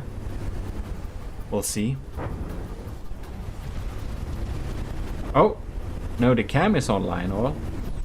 Look at that. Isn't that so cool? Man, did it just kill it again? Not quite, but it's... Oh, lord, this is a lot of burning here. So, none of these bombers have incendiary weapons on them. But what they do have is the ability to destroy... Oh my god, that's a lot of damage! That's a clear 5 out of 5. Nilden's 3 submissions all got 5 out of 5 in survivability. That's some pretty cool stuff. It's a good job. Anyways, none of the bombers here have incendiary weapons, but as you might know, when you destroy a fuel tank or whatever, it's gonna cause, like, a fire. Next up, we have Ovo's White Phosphorus Bomber. So let's pop in a horror here and see what's happening. And this one is just so quick. I think it's gonna die if it gets hit, but I don't think it will get hit. You can see here, we're doing a pretty good job of just evading. Look at that. It doesn't even have a chance, does it? Woo. He's just so quick.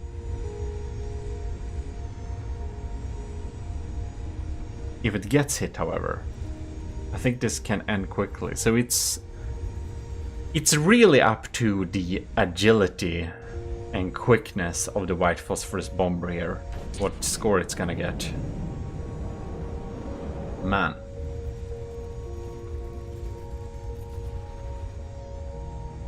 Yeah, it seems... Oh! We fired, okay. I think we got hit, maybe. Maybe not. We didn't quite damage it, but man. Like, one wonders, how quick is this thing? Really fast.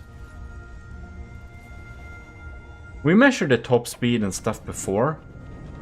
I don't know if it was possibly under the efficiency or whatever. I don't remember what category. Watch the series. The series is online. You can just go and watch the previous episodes. If you haven't watched that, if you're new to the channel, I do recommend it. The entire series. It's nice. Some nice entertainment. Well, it's just so quick. It just doesn't really get hit very often at all. So we're gonna test this again, of course, but right now it's definitely a 5 out of 5 in survivability. Most planes have been much more survivable than I would have assumed. Alright, round 2.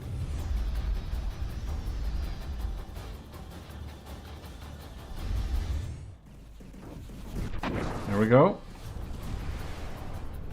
We're trying to use those lasers, those missiles, not hitting them. Look at that. Sometime, here and there, the laser does score a hit, but it's not very often. And it's not often enough, that's for sure. It just doesn't know where to target. It's just too quick, man. Those lasers hit here and there, but man, this is a great design to evade. I was worried that like it would get hit by a laser one time and it would just insta-die, but that hasn't happened.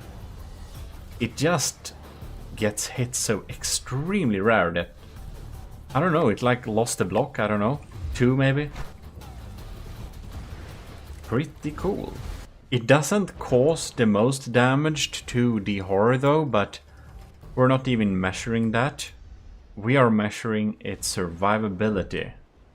And while it might not be the one that takes out the horror the quickest, man, it does indeed just stay alive and stay alive and stay alive. Staying alive, it does really well. And now we have reached a time limit where we can safely say that it's definitely a 5 out of 5 here. Right, so last for this little video we have Pizza Summoner's AS Sardalk. This beautiful little cram bomber. The horror is spawned and we're trying to evade it. Right, we're popping in here. We're staying pretty far away though.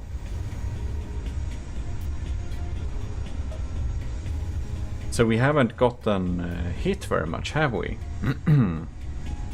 Oh, now we're getting some hits there. Do you remember this thing? It kind of locks on and stuff. But we didn't shoot there. Oh, what?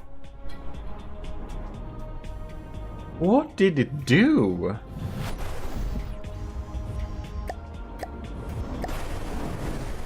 What happened here? Well,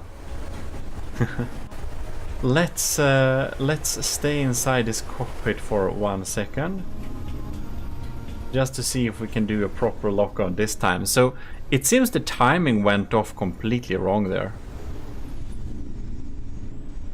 All right, target locked. There we go. It did its firing round there. Very nice. That's the art we like to see from it. Alright, here we are. I kind of lost them. It was so far away. Alright, so the timer is running. Blocks are popping down there. Missiles are missing out there. The horror is kind of damaged. The Sardalk is a bit damaged too though.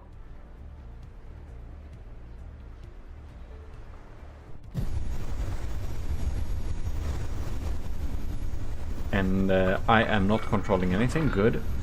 We're locking target. Oh. I just love that locking on sequence. It's so cool. Alright. It is down to 94%. So it's losing some blocks here and there. Not the biggest deal, but we'll see. We're not up to 3 minutes yet. Right, it's coming down for a dive. And when it's getting that close, it kind of gets... Oh, and those missiles just turned around. I don't know what the missiles are trying to do. So weird. They are just so weird. And we have some EMP missile or whatever there. They seem to not reach it. Let's see the health of this one here. It seems to be pretty decent. We're still very functional. We're dealing damage. Yeah, we're not dead yet. So definitely 5 out of 5 the first round. It survives 3 minutes here. So we're gonna do another test round, of course. Alright, so here we go. Pizza Summoner Sardalk is getting shot at by lasers. The missiles missed there. Some of the missiles seem to... No, did they? No, they missed too. They're popping in here after it, but oh, that's just a lot of frags, but no damage dealt. Seems to be hitting pretty consequently there.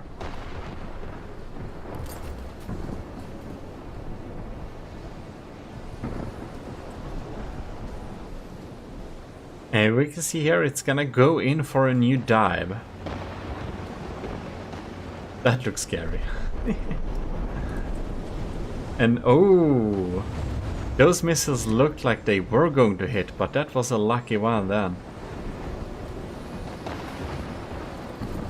And oh, the EMP missiles pops in after it, and no, maybe it wasn't that missile, but it was quick, so quick they couldn't catch him. All right. It seems to be surviving pretty well this time around as well. So it actually looks like everyone on this little test, everyone during this rundown of the survivability actually gets 5 points here, because we are closing in on 3 minutes for the second round here, and Pizza Summoner is completely functional and survived and hasn't gotten any hit or problem with that EMP or laser either. So that's great. Very nice. Well, well, well. Very nice indeed. So 5 out of 5 for all the contestants in the well, second section. We're gonna be back next week with the third section.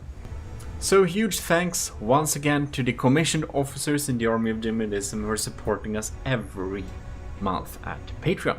If you want to join the Army of GMODISM, you can do so too by joining the commissioned officers there, or you can just join the Army of GMODISM on Discord for free, without benefits of course, but if you want to be in Army of GMODISM and participate in our little challenges and stuff like that, you need to join the Army of GMODISM.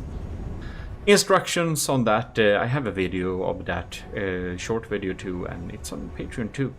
If you want to see the instructions to just you self-assign Matrus 3rd class, that's it. And then you get the green nice Discord name, isn't that cool? In military green, of course. In any case, this is your host GMODISM, and well, Lord High Admiral Eric it is, and I'm signing out. Well, hello, this is Sneaky GMODISM, and we need to get back into the trials before our enemies detect us, because we need to be very quick with deciding which bombers we need, because we need to be able to bomb the enemies, doesn't we?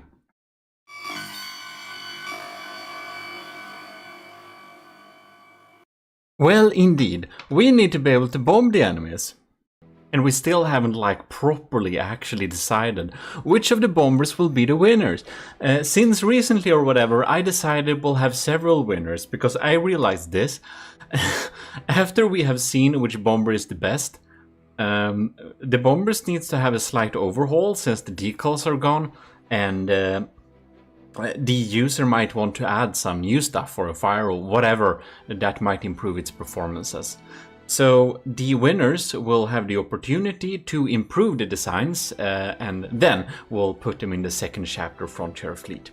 Anyways, this is the third round, basically the third section of this challenge. So we're gonna jump in here and, as the previous episode, test the bombers against the Twin Guards Horror. Next out, or first out rather, is Russia's bomber here, AOG bomber from Russia. Butterfly Wasp it's called, against the Horror as usual. So we're gonna see how it fares against those lasers and those ENP things. Ooh, I do not think we are very strong against lasers here. We have already started a small fire in the ship. Who knows? We'll see what will happen. And those missed. Alright. We shall see indeed what's happening here, but we are getting some damage dealt from these lasers indeed. Also, who no more fires? We're burning just a little bit. Alright, we got some damage on the side there. Those missiles are a little bit sad here on the right side. Okay.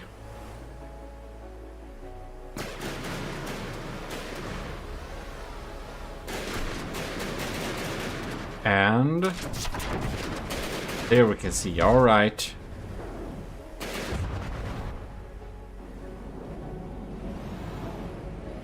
Missiles popping in here. Are they gonna hit? I'm not sure they will. Possibly not. No? It seems to be quick enough. This is a darn quick one. Also, one thing I do want to say is huge thanks to all the commissioned officers in the army of GMODIST, namely Admiral Scooberox, Commodore Owen, our lieutenants Antor, Cravey, Parbagurid and Vincent Veritas. You're supporting us every month and it helps a lot. What won't help is more lasers to this thing, because we kinda died. Alright, it did not survive 3 minutes, that is for sure. We're gonna do a rerun for this battle, or this thing, and we're gonna see what's up. Whoops. Forgetting the VSAD. And this looks not completely disabled, so yeah, it didn't seem like it almost killed it either. Alright. Here we are at the Horror. Loading those shots. Anyways, supporting me every month on Patreon. Huge thanks for that to all the commissioned officer. It really helps a lot. And if you want to support the channel but you don't like Patreon or whatever, you can join the ministry on GMODIST on Fourth Wall. We also have just YouTube memberships, which is the ECCLESIARCHY of GMODIST. You can just below beside the subscription button if you want to support the channel that way. And if you do support the channel that way, you will get early access to videos. Basically, you can see them whenever I upload them instead for when I schedule them. Sometimes that means you have access to a lot of videos before anyone else, and sometimes that means you basically see them the same schedule as anyone else. It depends how many I had time to schedule and make beforehand.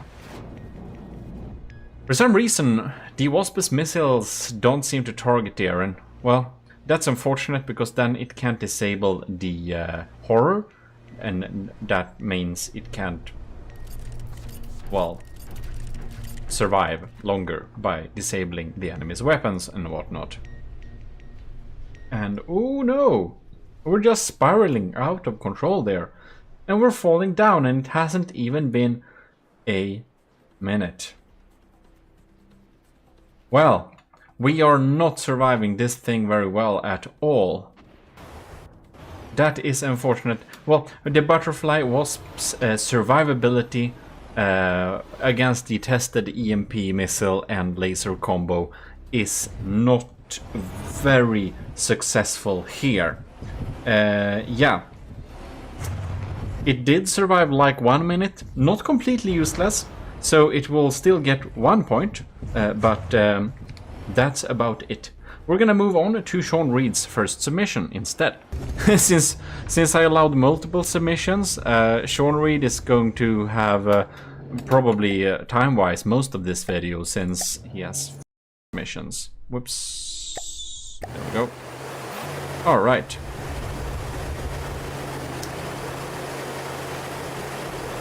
And there we go. Up in the air. Getting targeted by some lasers. Oh, I need to reset the timer. Anyways, I'll add 10 seconds. Oh no! Oh no! We caught fire! Oh no! I don't know if the fire or the EMP got us, but man, that just died. Well, I think we'll need to try that again. Alright, Daggery, let's go. Horror spawn. Alright. Okay, let's tune in here. What's happening up here? Oh! Oh no, it caught fire! Oh, the rubber is so flammable! Oh no! Did we get hit by some EMP thing? It just dies, man. Oh no, Rel, it dies. No. It just automatically. It just dies. It just dies. This is. This has some not very good survivability things. Okay. We'll just see that one time more. So it gets like zapped with a laser, right? And then it starts to burn.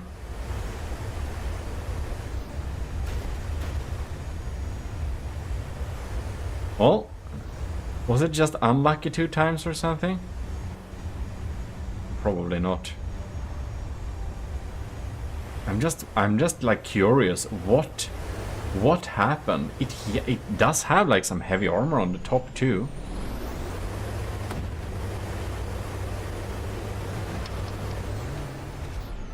Oh, and now it drops bombs too.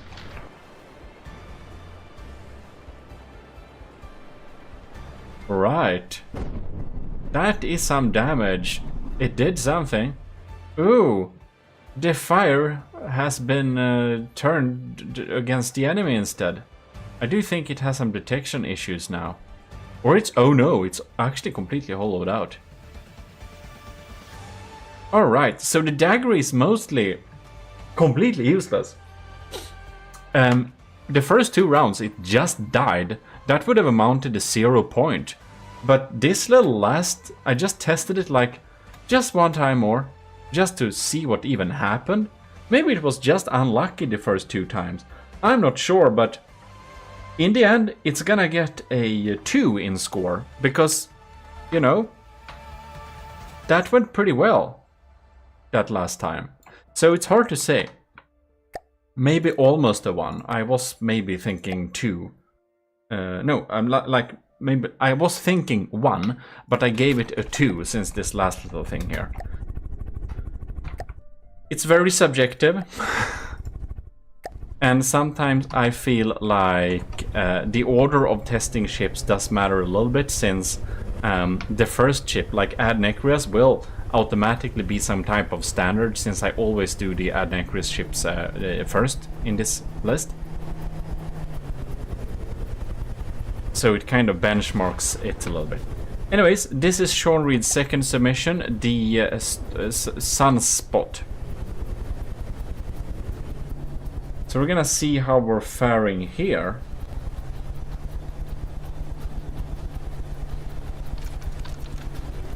Alright. It doesn't get hit by the lasers much, does it? I don't know why. We are getting hit by some other stuff, however.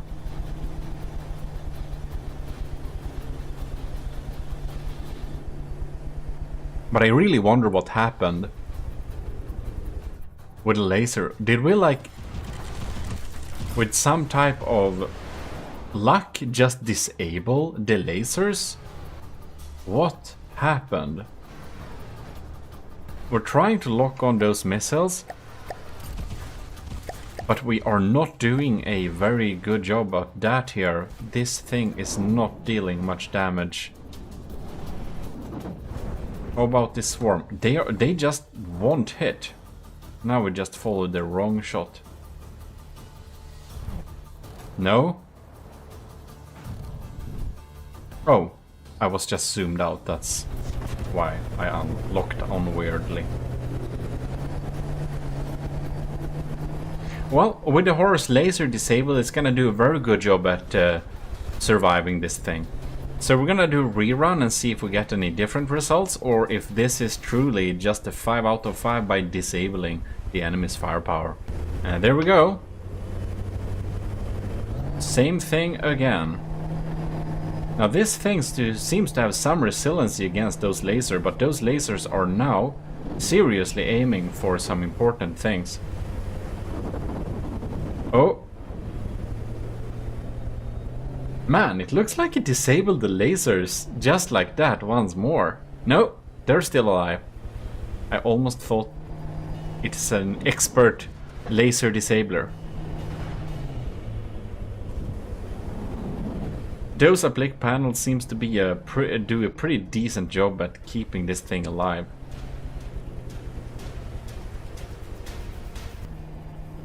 Still alive and well.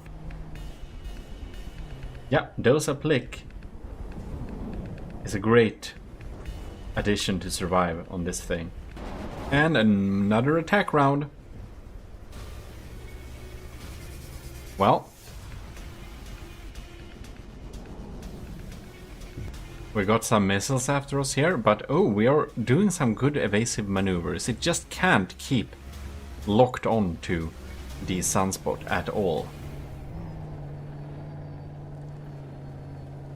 While it doesn't usually seem to be able to take out the horror very easily to just not die, it does have some great survivability. And after several minutes, it's not much damaged, like at all.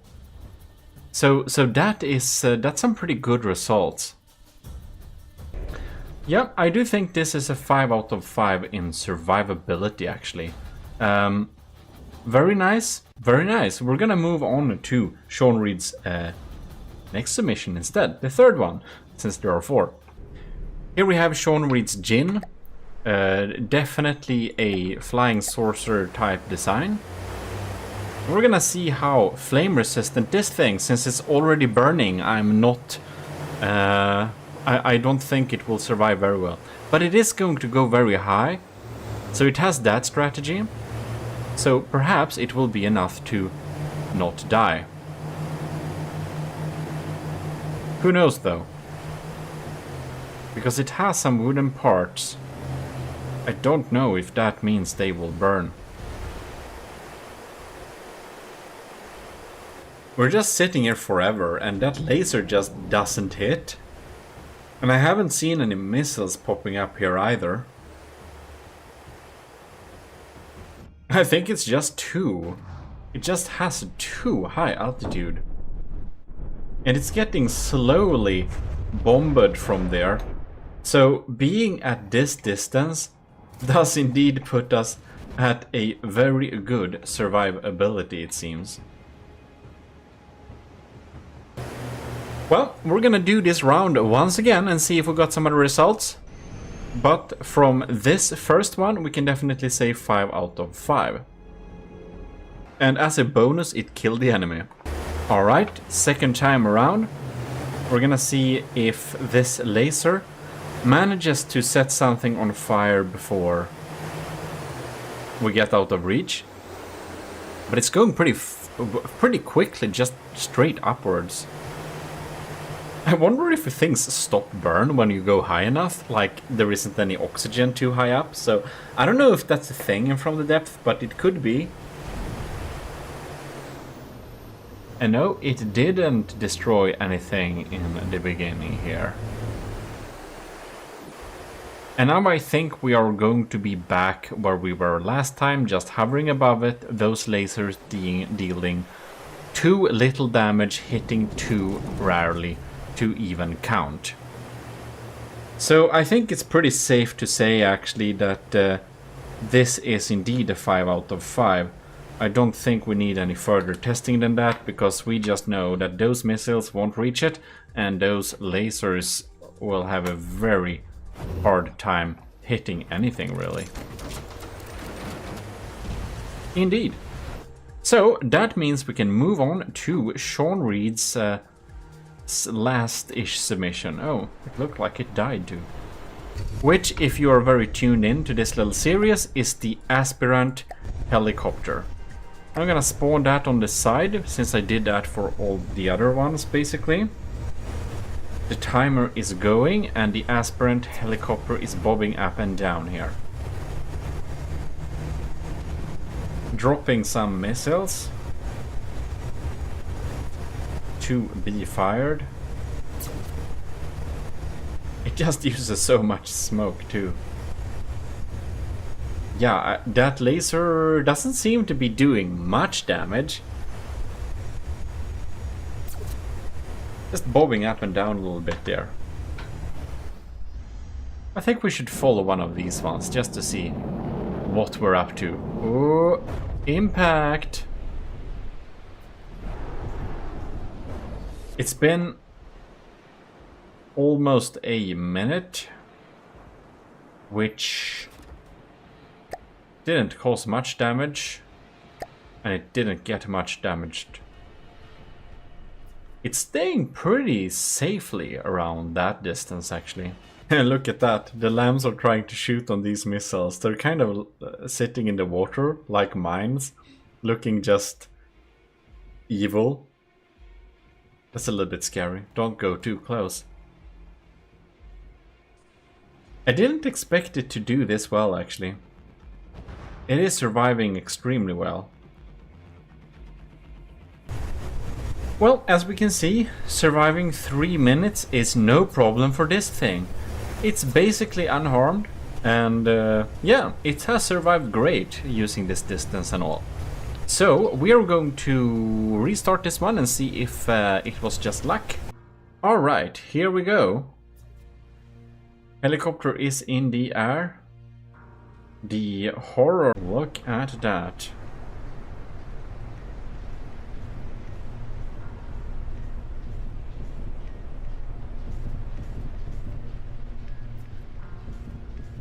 No,